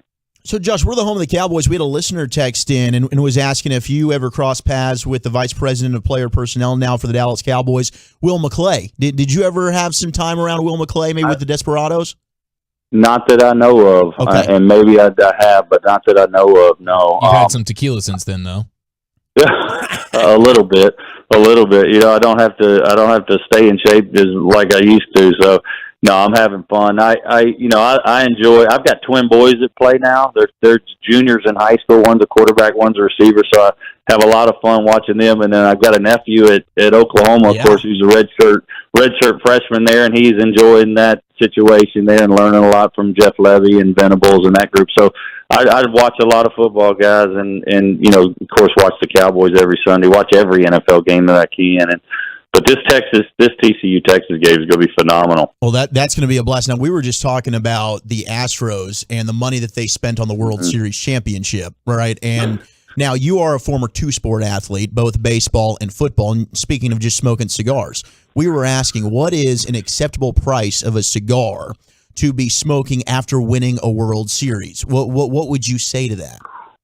Oh, you got to have the Opus X or something. I mean, it's got to be a $50 smoke, or it's got to be Cuban. You know, they probably got Cuban guys on their team or Dominican guys that can get those Cubans. So I would think a nice $50 to $100 cigar is what you'd want to smoke for sure. I was on the 1997 World Series team with the Florida Marlins. I got called up from Double-A. Was so super lucky to be on that team, and we ended up winning it all. And I remember they were giving away Cubans in the locker room, and wives and girlfriends were dancing on tables, and we just won the deal, and champagne's flying. I was like, I'm like 20 years old right now. I was like, oh my gosh, this is unbelievable, and it seems like 2 lifetimes ago, but I do remember cigars being a big part of it. And I kind of fell in love with cigars being in South Florida, because, that's the culture down there, the Latin culture especially. And so I can see why the Houston Astros would need some good cigars after a huge win. And their rings are going to be so much bigger than ours were in 97. I can promise you that. Josh, I'm always blown away. It's just unbelievable the kind of stories you can tell off of basically any question we could ask. What's the latest with the Bula Challenge app? Yeah, man, thanks for asking. We launched 2 weeks ago. We're doing a university marketing campaigns, and the Bula Challenge app is going to be awesome. We believe, in 2023, it could be just incredible what we do. We're TikTok with a verdict. No social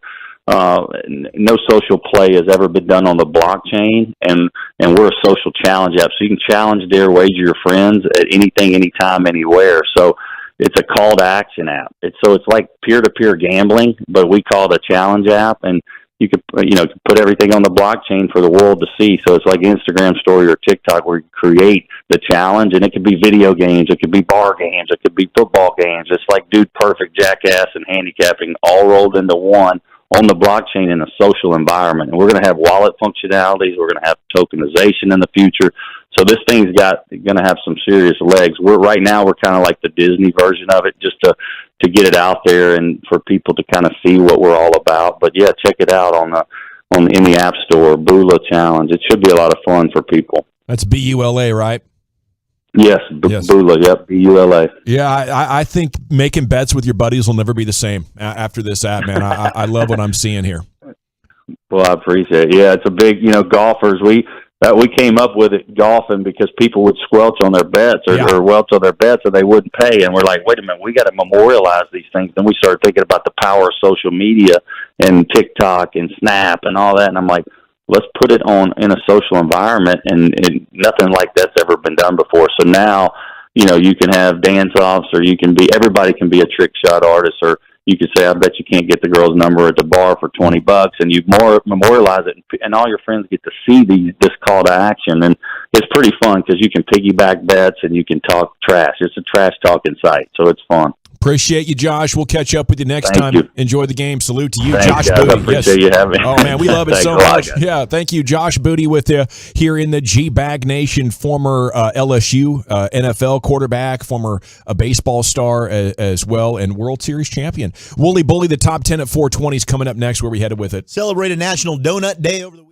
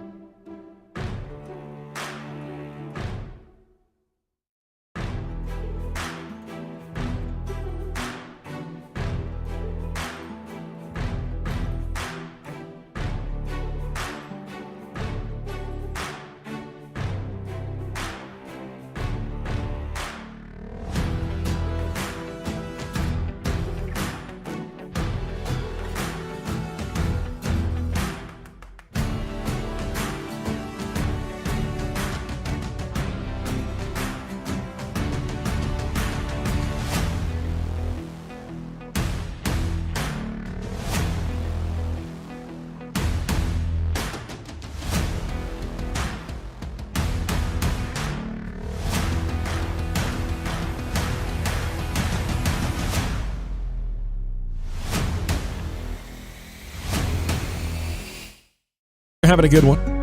Okay, it's time now for Wolchuk's Top 10 at 420. There's a very interesting report out of the NFL. Josh Allen being evaluated for an elbow injury to the UCL and related nerves. That is the Tommy John ligament, but of course it wouldn't be a Tommy John injury. That's more repetitive stress. But that is interesting. And the best team in the AFC up until yesterday, they lose to the Jets, and now they might have an injured quarterback situation. That might be coming more and more into question. Okay, segments brought to you by the Frankels. If you are hurt in an accident, it's not your fault. Call the Frankels at 214-333-3333 or go online to truckwreck.com. That is truckwreck.com. Now here he is, Zach. Thank you very much, General. We will get into America's top 10 favorite donuts, as it was National Donut Day over the weekend. Oh, I cannot wait to hear everyone's favorite donuts. 877-881-1053. Such a glorious day. Who doesn't love a good donut? You have some NFL news to get into, though. We have Monday Night Football, Ravens and Saints. Brian Broaddus, who is out sick after a partying and celebrating LSU's win over Alabama. He's got the Ravens in our Survivor picks, and the Ravens did activate Deshaun Jackson. So he is going to be playing tonight, making his debut as a Raven. So will Roquan Smith. He is also going to be suiting up and playing after he was traded from the Bears. So the Ravens' top receivers could very well be Devin Duvernay, former Texas Longhorn and Saxy great, and Deshaun Jackson, since they don't have Rashad Bateman, and they're very banged up. Isaiah Likely, the rookie, is going to start at tight end because they don't have Mark Andrews tonight either. He's also hurt. Big problems. Yeah. Isaiah likely to have a really nice game today. I've got him in a fantasy league, and I need like 28 points to win. That might be a little much. No, I don't think so. Asking a little too much out of your guy. I'm not asking too much from Likely. I think it's likely he does it. I'll take that 30 points as long as the Saints can get the win. We can get a bet payoff from Broaddus. We need something. We are all actively pulling for the Saints. Yes. Maybe even more than Josh Booty is in his drunken stupor while he's watching the game tonight. I love that he's starting early too. It's 5:30 there. It's he's Eastern in Atlanta. time. Daylight savings allows for you to drink earlier. I think that's the one benefit to it, right? Yeah, 5 o'clock or getting dark. Yeah, exactly. And it's dark as all get out right now. Absolutely. And he's in Atlanta. Yeah, and full disclosure, for my grandfather's, after his funeral last Tuesday, I poured a scotch in his honor at about 2 o'clock in the afternoon. Did ya? I did. Good for you. Yeah, I did. Is that the one you'd been saving for forever? No, I've still got the Johnny Walker Blue, which I'm not going to open until the Cowboys win the Super Bowl. Okay. That's what I was going to say. I was like, there's no way you're going to crack that bad boy. You're going to be buried with that bottle. I feel like I might. I feel like I might. No, I'll crack it and pour one out for you if it comes to that. Yeah, before we get into the top 10, have you guys ever done the whole, like, let me flip a coin and do win predictions or anything like that? Flip a coin just to, like, make my football decisions for me? I've flipped a coin for a lot of things. I don't know if I've ever done it for that. This Jets fan went ahead preseason, flipped a coin to correctly pick every Jets win, and he posted it on Twitter. And so far, he is undefeated on the season. Oh, he did a preseason flip 'em. Yeah, and he's nailed it to this point. Nailed it. No way. A perfect 6-3, and that's exactly where the Jets are. The coin is predicting that the Jets are going to follow up their bye week after week 10 with back-to-back L's to the Pats and the Bears. Yeah. And then the Jets are going to go on a 5-game winning streak and qualify for the postseason. Oh, my gosh. They're going to be the number 1 team in the AFC East. Maybe it tops the entire conference. The coin has the Jets getting wins in the wild card and divisional rounds before eventually losing in the AFC title game. Yeah, this does give you Mark Sanchez Jets vibes, doesn't it? A little bit. Similar formula. A little bit. And I could embarrassment at quarterback, good running game, and great defense. I could see Zach Wilson being the crux of a butt fumble joke. He's a little Mark Sanchez-esque. I think he's good for it. It all lines up. Yeah. Pretty boy. You've got a Sauce Gardner, Revis Island, kind of comparable there. Ooh. Oh, yeah. It's all there. I mean, it's kind of lining Sauce up. Island. So Sauce Island, yes, it's lining up a little bit. And shout out to Juju Smith-Schuster. He was able to cash in and make an additional $500K after he hit 2 big incentive marks in last night's win. Mo money. Over the Titans. The incentives were, if he were to catch and make 500 yards receiving, which he's now done thanks to a big 40-yard catch night last night. Easy. And then also he was able to break a barrier of just total snaps, and he's already over-snapped the percentage in his contract. So both of these things are done, finalized, and boom, He's now making $500K extra this year on his deal. I think the biggest upset of this entire NFL season is that we haven't been inundated with Juju Smith-Schuster TikTok dances, annoying the fans, teaming up with the TikTok god that is Jackson Mahomes, brother of Patrick in Kansas City. Like this is crazy because usually in Pittsburgh it was Juju Smith-Schuster every week with some sort of dance TikTok video at midfield, and then Steelers fans were railing against him for not playing well and the team losing. You're not getting any of that in Kansas City right now. None of it. He's all football right now. I'm kind of happy. He's locked in. Yeah, I don't mind not having that going on. We've never seen this kind of Juju before. No, we haven't. No, we have not. All right, let's slide right into the top 10 at 420-877-881-1053. Where do you go for your donuts, and what is your favorite type of donut? Eric, I don't even have to ask. I go to the donut places that simply read donuts. And I'm all about personal favorite. I think I would have to go with the blueberry cake donut, but I have so much respect for just a traditional glazed donut. It's like a 1A, 1B situation. And then everything else, I don't need another donut in my life. Like those are the only two donuts That's I it. need. And then just hit me with all the, the cheesy jalapeno sausage, like pig in a blanket situations. Yeah, I'll go anywhere for a donut unless I've had a bad experience. I know you're selling old donuts, or for whatever reason you've managed to mess up the basic glazed donut. Oh. So generally, I like gas station donuts. 7-Eleven, Quick Trip, Racetrack. All these places have good donuts as long as they're fresh. What I'll base it off of more of is how good is the kolache or the pig in the blanket or the sausage roll. Because specialty there's a items. lot more variance in those. I feel like there's a lot of different ways to make those. Absolutely. 100%, man. Absolutely. And shout out to Hertz Donuts in Frisco. Big fan. They're open 24 hours. In my fat days, I used to frequent. That's legit. And they have like really good specialty kind, like almost Hypnotic donuts. I was in going to Denton. say, what about Hypnotic? Is that still doing its thing? I think so. I hope so. Like Gosh. Captain Crunch Berries on a donut. And honestly, speaking of specialty items, Hypnotic Donuts had fantastic chicken biscuits. Ooh, very good. That's they were important. delicious. LA, where are we going? Shipley's. Oh, Shipley's is so good. Pull me up at Shipley's, and I want the chocolate with the sprinkles, the little small itty bitty sprinkles. Yes. Yeah, that's me right there. I don't want them big long sprinkles. I don't like that. Dude, my daughter Maya is the exact same way. She's like, I want the sprinkles, but like the ones I want, because I've made the mistake of getting the chocolate sprinkled donut and it didn't arrive with the right sprinkles. Excitement. Got them long cheap sprinkles on there, man. Don't do me like this, bro. The long ones aren't good. Don't have. I mean, not for me. Somebody might like them, but that's not for me. Is anybody calling sprinkles Jimmies, or are we all calling them sprinkles? Because I feel like I've never heard that. There's a section of the country, I believe it's Jimmy's. Is that an East Coast thing? It might be an East Coast thing, which I don't know. I think it's Jimmy's, and I think there's at least 25% of the population in America that calls them Jimmy's. Oh no, instead of Hypnotic Donuts sprinkles. closed. Bleep you, COVID. No, that's heartbreaking. The only thing that could put Hypnotic Donuts out of business is a global pandemic. Had to have been. But Shipley's is delicious. Good call, Lucius. I do love Shipley's. Max's Donuts in Allen is getting love. Got a lot of love for the old-fashioned glazed. Funky Town Donuts from the 817. Amy's is open 24/7. And the Chunky Monkey is what they're getting. Yo, there's a donut truck in Fort Worth that is crazy. I don't remember the name, man, but they had put like cereal and stuff on top of the donut. It's a wild looking thing. Yes. Especially coming from a truck. Yeah, no. Shout out to you, sir. If you are serving donuts out of a truck, I will sample. Yeah. Because It's really probably good, too. fired. How do you turn that down? Absolutely. Come to my neighborhood, please. Yes, please. By And neighborhood, I just mean my crappy that's what I'm apartment talking about. The complex. cereals and the weird toppings, that's what Hertz is doing. Mm-hmm. They're doing all kinds of crazy concoctions. Kind of like the voodoo donut thing. Exactly. That's what Yeah. Hypnotic was. Okay. 100%. So number 10, most popular donuts in America, we got the Pink Frosted, which I think is an ode to the Simpsons, right? The Pink Frosted, like the strawberry kind of, that's the Is that Simpsons donut, I believe. Okay. Hashtag not for me. Number 9 is the powdered sugar.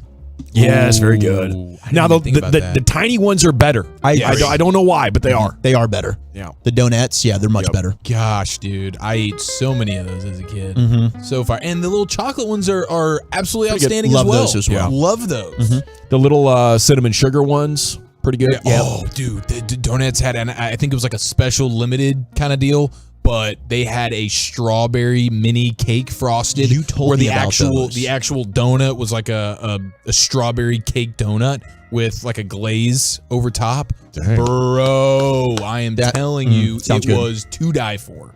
Number 8 is the Bear Claw. It's my dad yeah. loves. I like a bear claw. It's a good donut. Yeah, that's an old school one. Number 7, here you go, Eric. We got the blueberry. All right. Number 7. It's obviously being disrespected. It is. Number 6, we got the maple frosted, which is apparently so high because of Vermont. It's like the number 1 donut in Vermont, but it's like the state donut. It was my brother's favorite growing up. We called them maple bars, where you get the bar style. Oh, because they are long. Like a Claire style? Yes, you can't get them like that. And I do. I like the maple bar, maple donut a lot. Yeah. Do we have a state donut? Do we do that? I don't know. We'd have to look at that, see if Texas has one. they Round Rock Donuts has some. If you ever go through Round Rock, you need to go to Round Rock Donuts. Those have some big ass donuts. Okay. The big ass donuts. Have you ever been to a place called Big Ass Burrito? No, but I'd go to one. They got one in Watauga. I'd get a big ass burrito. Number 5 is chocolate cake donuts. Very good. Number 4 is the jelly donut. Oh, way overrated. Okay, I'm glad you said That's it. the filling, right? Yes, and I'm glad because I agree it's overrated, but some people will slap something me. wrong with that filling in there. I'm with you. I've never really liked it. Is it It's a good concept. When you're getting the jelly donut, is it a grape jelly or is it a strawberry jelly or is it like a mystery Usually box? strawberry. I think it's strawberry. Yeah. Okay. I think A it's jelly always been- donut. Yeah, always been strawberry. 3 is the chocolate frosted donut, traditional, delicious. Number 2, the Boston cream. Ooh, okay, yeah. Very good donut. I'm not okay. You are into that. There's something I'm not crazy about. Whatever that cream filling. It's not in is. my top 5, but I'll eat it. It's kind It's almost of like a OLI pudding in for there you. or something. I don't know what Custard. it is. But I think like it is. it. I think it's Yeah. like custardy almost. Thick. I can't have it overwhelm it though. You know, there's got to be the right ratio of donut to cream. Yeah. But number 1, and I will always jump into a Krispy Kreme when I see this hot and ready sign on, the glazed donut. Yeah. Yeah. The Glaze, which is what Jay Glazer refers to himself as. Yep. The Glaze. All righty. Thank you, Wolchuk. The top 10 at 420 every afternoon. Now, when we return right here, there's something that Chia Follow has brought to our attention, and we're just calling this the Chicken Man segment. Move over, Rocky Balboa. There's a new legend in town. All righty. Let's talk about a legendary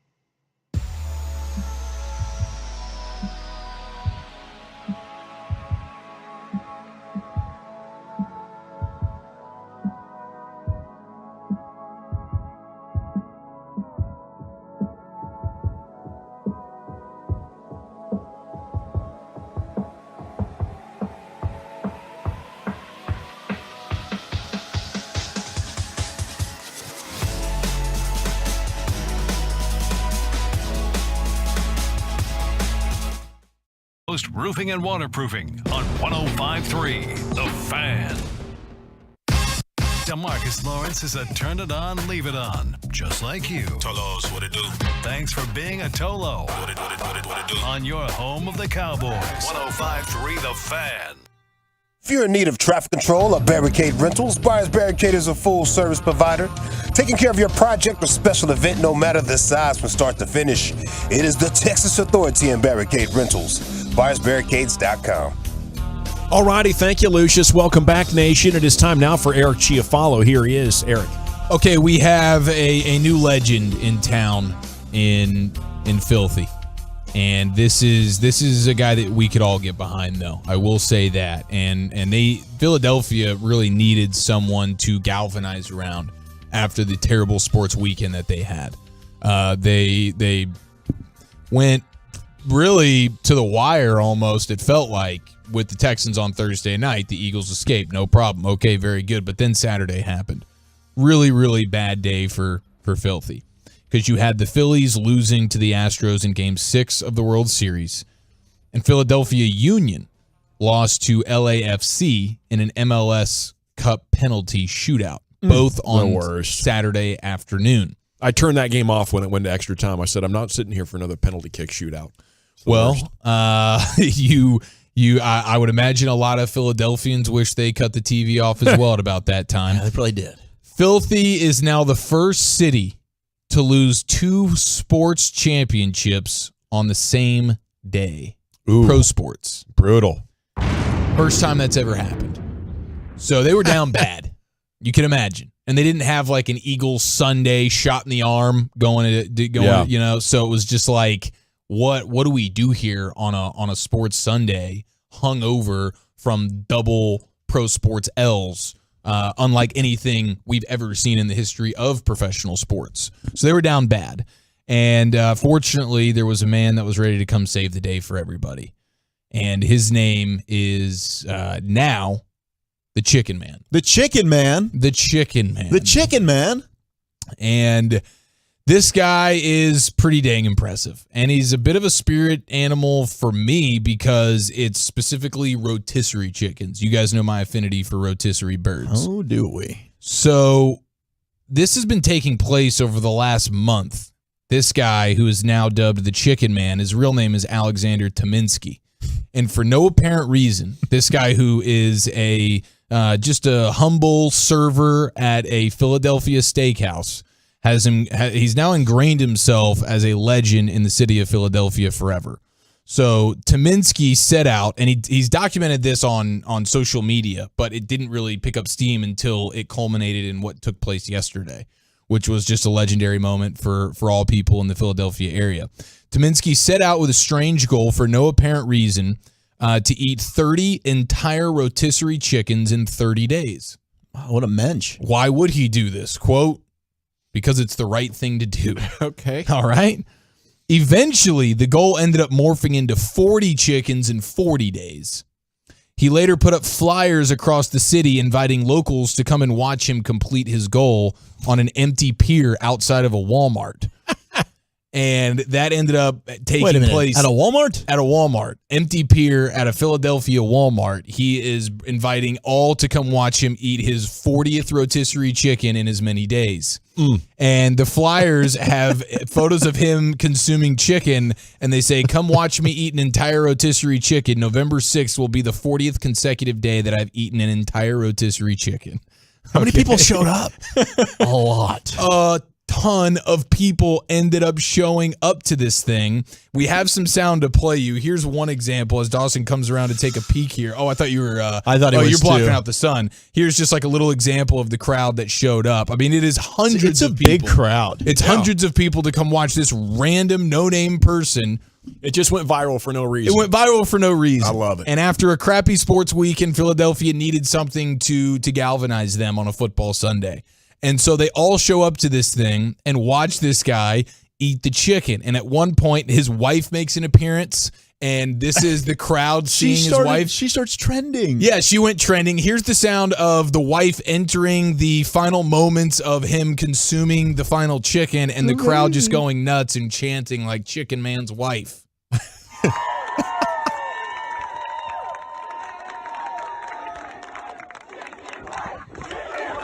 Chicken wife. Chicken wife. They are into this thing, man. And this whole thing is it's catching steam all over social media. Things are trending. Yeah, hashtag chicken wife and hashtag chicken man were trending. Why stop at 40? I know. It's going to bring the people together. He might need to stick it out, and then at one point, as he closed it down, consuming the final remnants of the 40th bird in as many days, he busted out a nice speaker. He played a Bruce Springsteen song that has something to do with the city of Philadelphia, and this is how it sounded. This is him in the final moments consuming the last couple of bites of the 40th rotisserie bird. Angel gonna greet me. It's just you and me, my friend. Is that him singing? Yeah. No, he's not singing, but that was him yelling. Oh, okay. Bit of a showman. It's Bruce Springsteen.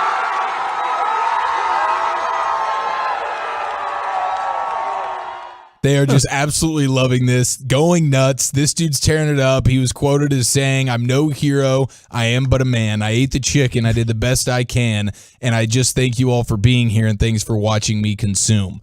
The song was Bruce Springsteen's Streets of Philadelphia that he had on the portable speaker as he was closing in on the final bites there of that bird. And he is like the champion of all champions. You would think this dude just threw the game-winning touchdown pass in a huge game.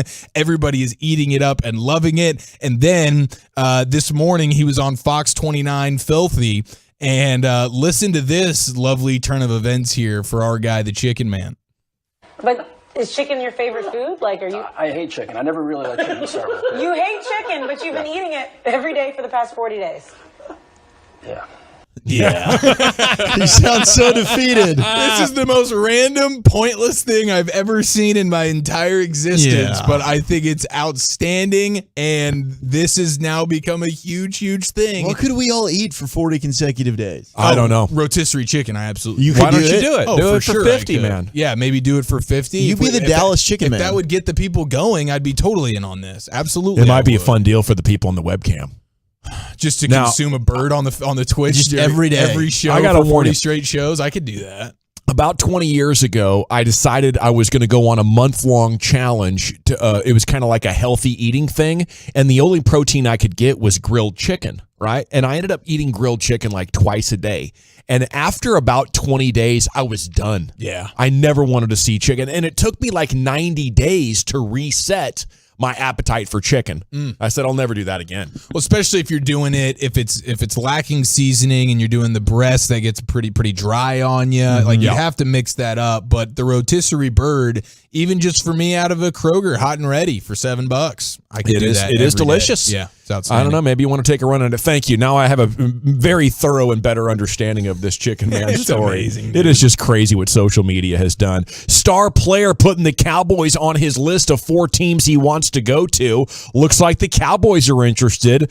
How do they need to handle this? It's coming up next in the G-Bag Nation on 105.3 The Fan. I want to chat about the Frankels.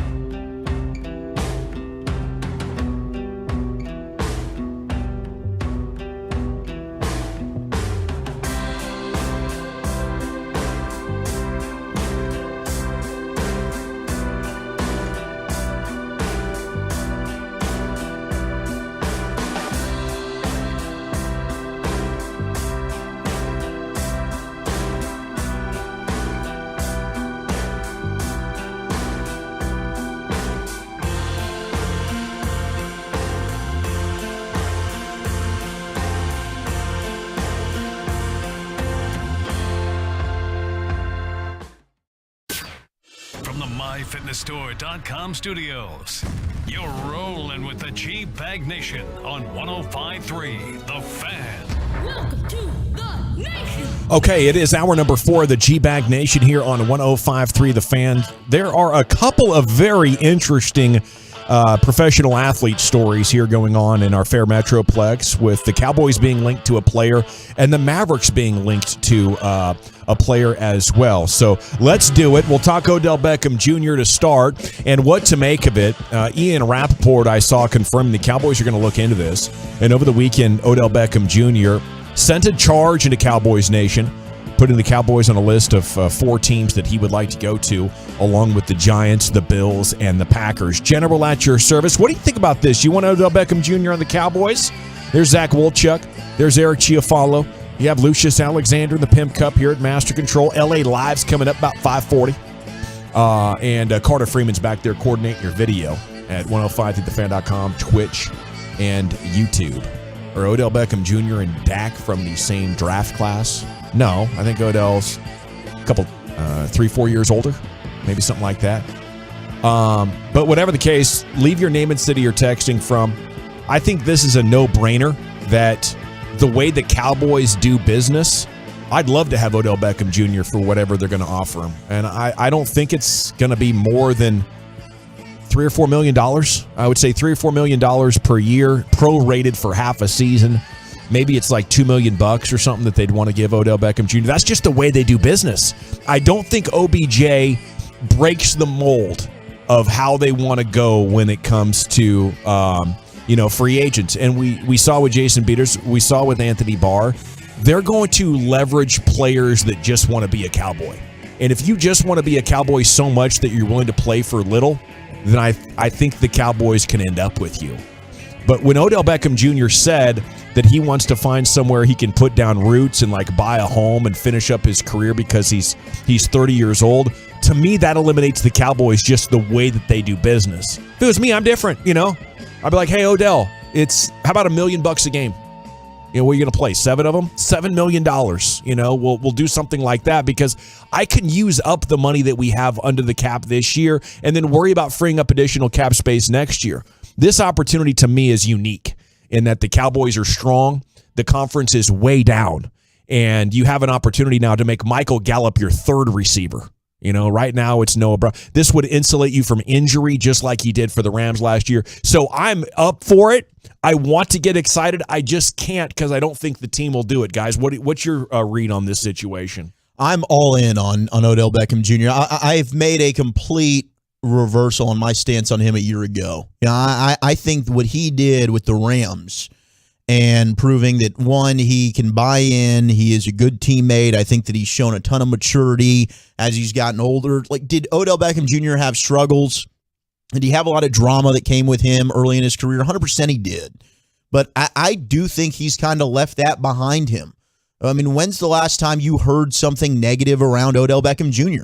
It's been a long time. Yeah. And I was with a lot of people and a lot of fans that are texting in, all right, I'm not interested in Odell Beckham Jr. because of XYZ and all those things that plagued him with the Giants and maybe some of the issues in Cleveland. Well, look, a lot of people have issues in Cleveland. All right, that's kind of the Browns organization for you. I don't know that I'm going to hold that against him. But from all we've heard from his teammates with the Rams, and he was on his way to being Super Bowl MVP of that game prior to the injury, he was great for them. He was great in that locker room. He developed a great rapport with Matthew Stafford. I think he would come into the Cowboys organization and continue that. Yeah. I really do. I think that he is about winning, and I was scared he was a me guy, but so far from what I've seen from him, he's moved on from that, and I would welcome that in this locker room. I mean, there's just such a big difference to me from guys who might lose their temper when they're young and somebody who's intentionally divisive in a locker room, and I've never felt like that Odell Beckham Jr. is a bad teammate. He's just done embarrassing things on national TV. Yeah. And then had the disappointing run in Cleveland. I was there with you. But once you go to the Rams, I think that's a good point. It just resets what he can be in a winning environment. And I think whenever he's been in a winning environment, he's been really good. I have no issues with anything about bringing him in. I guess you just want to sign off on the injury and make sure, hey, we feel good about this. But Jay Glazer was reporting on Fox yesterday before all the games kicked off that OBJ is going to be cleared to play from a health standpoint by the end of this week, apparently. So he should be good. You'll have a ramp-up time, but this is exactly the missing ingredient to the offense right now. Just another guy that defenses have to respect, a big play dude, and even if it's not consistently coming up with monster games, but can we get monster moments out of OBJ? Because in the playoffs, that's what you need. There's big plays that go down, and is he the guy that you want to trust, or is it Noah Brown you want to trust? Because that's really what you're doing. How much better is OBJ than Noah Brown? I think we'd all say considerably. Yeah. And in the one game that Noah Brown goes down, you're only targeting 2 wide receivers. And I know the tight end situation is nice, but you need something that is more dynamic. Who's your dynamic? guy Fajoko's not coming together at a game level yet. Yeah. Jalen Tolbert fail, Right. James Washington, hopefully, but it's no guarantee that he'll be anything other than a deep streaker. Yeah. Odell Beckham Jr. gives you an opportunity here. Cowboys fans also didn't originally want Dion either. Didn't take long for any of us to love him. That's the 806. I think the Cowboys would really, really want him. I just wonder how much they're willing to stretch it from a financial standpoint, and where is the money on the priority list for OBJ as well? Because I think being a Dallas Cowboy that's superstar. Like Zeke is probably the first name that's synonymous with the Cowboys right now, superstar level. OBJ would probably overtake that. You're talking about superstar name player on the most dynamic superstar team. And there's a lot that comes with that. And right? he would, I think, a lot of he other would love opportunities. that. Yes, I think Jerry's going to sell him hard on it. I just don't know exactly where the money is for him in terms of, like, are you willing to take a little bit less? Because the Cowboys are not going to be the team that is the highest bidder. And they're not going to give you long term, which sounds like maybe he would prefer. I know. I do wonder, is he looking for 3 years minimum? 3 or 4 years, I guess, is probably kind of what he said in the the audio. I wonder how many teams are going to be willing to do that, but I'm certainly not. When he talks about settling down, no one's going to Buffalo, New York to settle down and buy a home. That DFW actually makes some sense from that standpoint. He did have 7 touchdowns in their last 11 games. This isn't a guy who was struggling last year. I know he's not the peak player that he was when he one-handed catch Brandon Carr for maybe the best catch you'll ever see in the NFL, but he's not far off. Let me ask you guys this. If the money is about the same and the years are about the same and you're OBJ, which team are you choosing? Oh, it's got to be the Cowboys. It would be the Cowboys for you? Yeah. Well, well, Chuck, do you have any qualms about that? I'd rather live in Dallas than in Buffalo. Otherwise, if I'm just choosing teams, I'm going to Buffalo. New York Giants could be interesting as well, Really? because Okay. they need a receiver so bad, and he's got history there. But how much, if you're a wide receiver, does the quarterback matter? Yeah, because Josh Allen's amazing. And you're OBJ, who's been in a quarterback disgusting environment for a good chunk of your career, Right. and especially in Cleveland. And it's like, wow, going to play with Matthew Stafford. That's what saved him last year. Right. We got a game text changer. in that said, he just had an issue last year. Well, that was Baker Mayfield, and I think we all realized how crap Baker is. He lasted how many games with Carolina before he was put on the bench? And I do wonder if this new, that's what I'm saying, the longer this goes, the longer this drags out, I feel like the better it is for the Cowboys, because we've already basically can eliminate Green Bay with how bad they've been. Sure. This Josh Allen elbow injury on the throwing elbow, that could be something that is Josh Allen missing games, or does he not quite look the same? And Odell Beckham Jr., with the connections he's got in Von Miller, he's going to know exactly what the deal is with that quarterback situation. No doubt. So it might just get to a place where, the most obvious place to go with a solid quarterback, a chance to do some actual winning and opportunity, plus the bright lights of being on the Dallas Cowboys, there's a lot to like there. Unless, of course, they want to give them pennies on the dollar. Mm-hmm. Yeah, you could become a legend here, and the Super Bowl is within striking distance. 903, I'd go 3 years and 30 to 35 for OBJ, make it all guaranteed with the average salary 2 to 4 and a signing bonus. You can prorate it out, kind of a no-brainer. I wouldn't hate that deal. I would do that in a heartbeat. If that could get it done, 3 and 30 with Odell Beckham Jr. Oh my with gosh. the wide receiver market, I'm the way worried it is about. right Honestly, now. I think it's way too low. Yeah, right. Exactly. The only thing is it's guaranteed.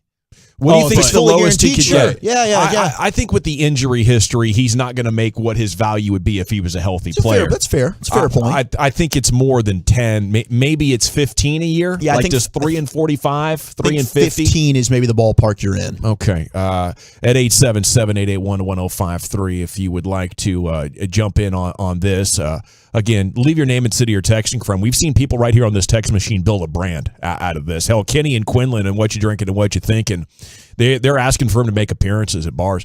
Dak and Dez didn't work. Dez and Odell are similar. Dak doesn't force throws. Any thoughts? I hear you. I think that Odell and Dez are two completely different receivers. They are. They get open in very different ways. Yeah, well, one gets open and the other is just like, throw it up to me, I'm going to come down with it. Yeah. Yeah, Dez wasn't a big separation guy. I think that's important. That's an important note. But Odell just gives you another guy who could torch man coverage. And he's going to take so much pressure off of CD. Yeah. And Gallup. No Gallup's up question. against the third best corner. You move CD into the slot in these situations. I just don't want locker room issues with him if we lose games or because, well, if you lose games, the season's going downhill. This temporarily increases the upside. You know, if you start to lose games and this season is going down the tubes, then that's over. And I don't think there's any evidence that Odell Beckham Jr. is going to cause drama in your locker room. Mm-hmm. You know, it's just been kind of embarrassing. And when you look at what he did in the playoffs last year with the Rams, in the first playoff game with the Rams last year, he goes 4 targets, 4 catches, 54 yards, a touchdown. Game number 2 in the playoffs, 8 targets, 6 receptions, 70 yards. The NFC Championship game, 11 targets, 9 receptions, 113 yards. You went off. And then in the Super Bowl, it was 3 targets, 2 catches for 52 yards and a touchdown. Well on his way. It's a Super Bowl MVP. Look at that.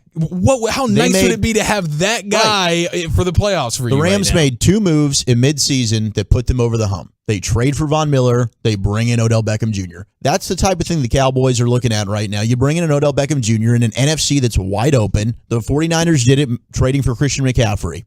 Okay? You've got to put yourself in position to leapfrog some of these teams, and that's a move that would do that for you. This is what we were hoping Stephen Jones was alluding to last week when he said the trade deadline's not the only way to improve your team. 100%. And, I thought maybe he was just being a little cheeky or having fun or looking for a way out, but maybe they're actually working on something. 214, Dak is nowhere close to Stafford. That's one that a lot of people are going to disagree on. I think the facts are, to me, they're very, very similar. Stafford gives more risk. Dak's more careful. Stafford might get a couple of more big plays. Dak might avoid turnovers quite a bit better than Matt Stafford. I think those are very comparable players that, if you put them in a bad environment, they're not going to call your ass to the playoffs. And if you put them in a great environment, then the sky's the limit, really. 817, he's 30 years old, still young for a wide receiver. We're not looking at a league where you got to be 25 years or to 28 years old at wide receiver, like 34, 35. These guys are holding up well at 877-881-1053. Okay. And a lot of people are wondering about, hey, this dude is coming off ACL injury. Let's not forget about 100%. that. And for sure, there's no question. You've got to medically clear him. And the Glazer report that you've brought up, Eric, that he's supposed to be cleared this week. Yes, the Cowboys would have to. He's going to have to pass a physical if he wants to sign with any team. He's going to have to be medically cleared to play. But he's also been one of those physical freaks throughout his entire career. You'd think that he'd be okay. There's going to be a ramp-up period, but by the time the playoffs roll around, Odell Beckham Jr. should be good to go. To me, risk worth taking. Absolutely. Amen. Yeah. Let's try to get a big run happening here.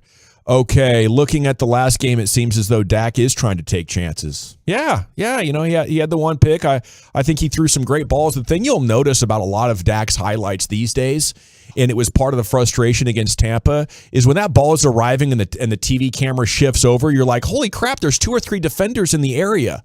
And even in his highlight throws against the Bears, a lot of them in between levels where it's like, well, crap, I got to throw eventually, but they are absolutely dropping everybody. And Patrick Mahomes was dealing with it last night. Patrick Mahomes against the Titans last night had to say, you know what? I guess I'm just going to run for 60 yards today. We can't get this touchdown. We can't tie it up. Oh, there we go. Now you need a 2-point conversion. Okay, here I go again. Now we're in overtime. Here I go again. This is normal. Right? If you want to make plays in the passing game, you're going to have to drop balls between levels. You're going to have to put the ball at risk against the safety. They are absolutely hawking and swarming at every opportunity, trying to force teams to give up on chunk plays. They feel like if we can make them run it, eventually they'll punt it or we'll keep them under 20. And, if you're just watching the Cowboy games, you might look at Dak and be like, oh, my goodness, he's scared to make throws into the secondary. Tune on any NFL game. Tom Brady and Aaron Rodgers right now are being reduced to frustrating guys who are squinting into the secondary, can't find a damn thing. Right? Oh, there's another sack. Got to throw another one away. And these are the greatest processors and arm talents that our generation has. So, Gavin, all the talent Dak has had around him, why hasn't he won compared to Stafford? Stafford didn't win until last year. Stafford's been in the league since 2007. He finally just got a Super Bowl last year. So we get a text in that says Stafford won a Super Bowl. He's way better than Dak. Yeah. But let's see if Dak is in the league the same age and as many years played as Stafford is, will he have a Super Bowl? Then your text matters, texter. And he threw a pick to the safety. Text. All texts matter. He threw a pick to the safety in the NFC title game. Just won an NFC championship. Ooh, yeah, and the other thing is he's on a team that understands how to win a Super Bowl. You push all your chips in. Come on. Okay? They went out and got Von Miller and Odell Beckham How Jr. Stafford looked this year. Yeah. And I will say, when you tie yourself to a top 3 to 5 coach in the sport, that helps things. Dak's never had that. Okay, we have an exclusive insider report on what the Mavs might think about Ben Simmons. As a report today says, don't rule out the Mavs for the Brooklyn Nets. The Nets are in town tonight. Simmons was upgraded to questionable earlier, but we got to give you what we know here about Ben Simmons and potentially with the Mavericks. Would they have interest? That's coming up next here in the Expressway. 35 minutes of uninterrupted sports content is next here on 105.3 The Fan. Can I chat about Diamonds Direct with you, though?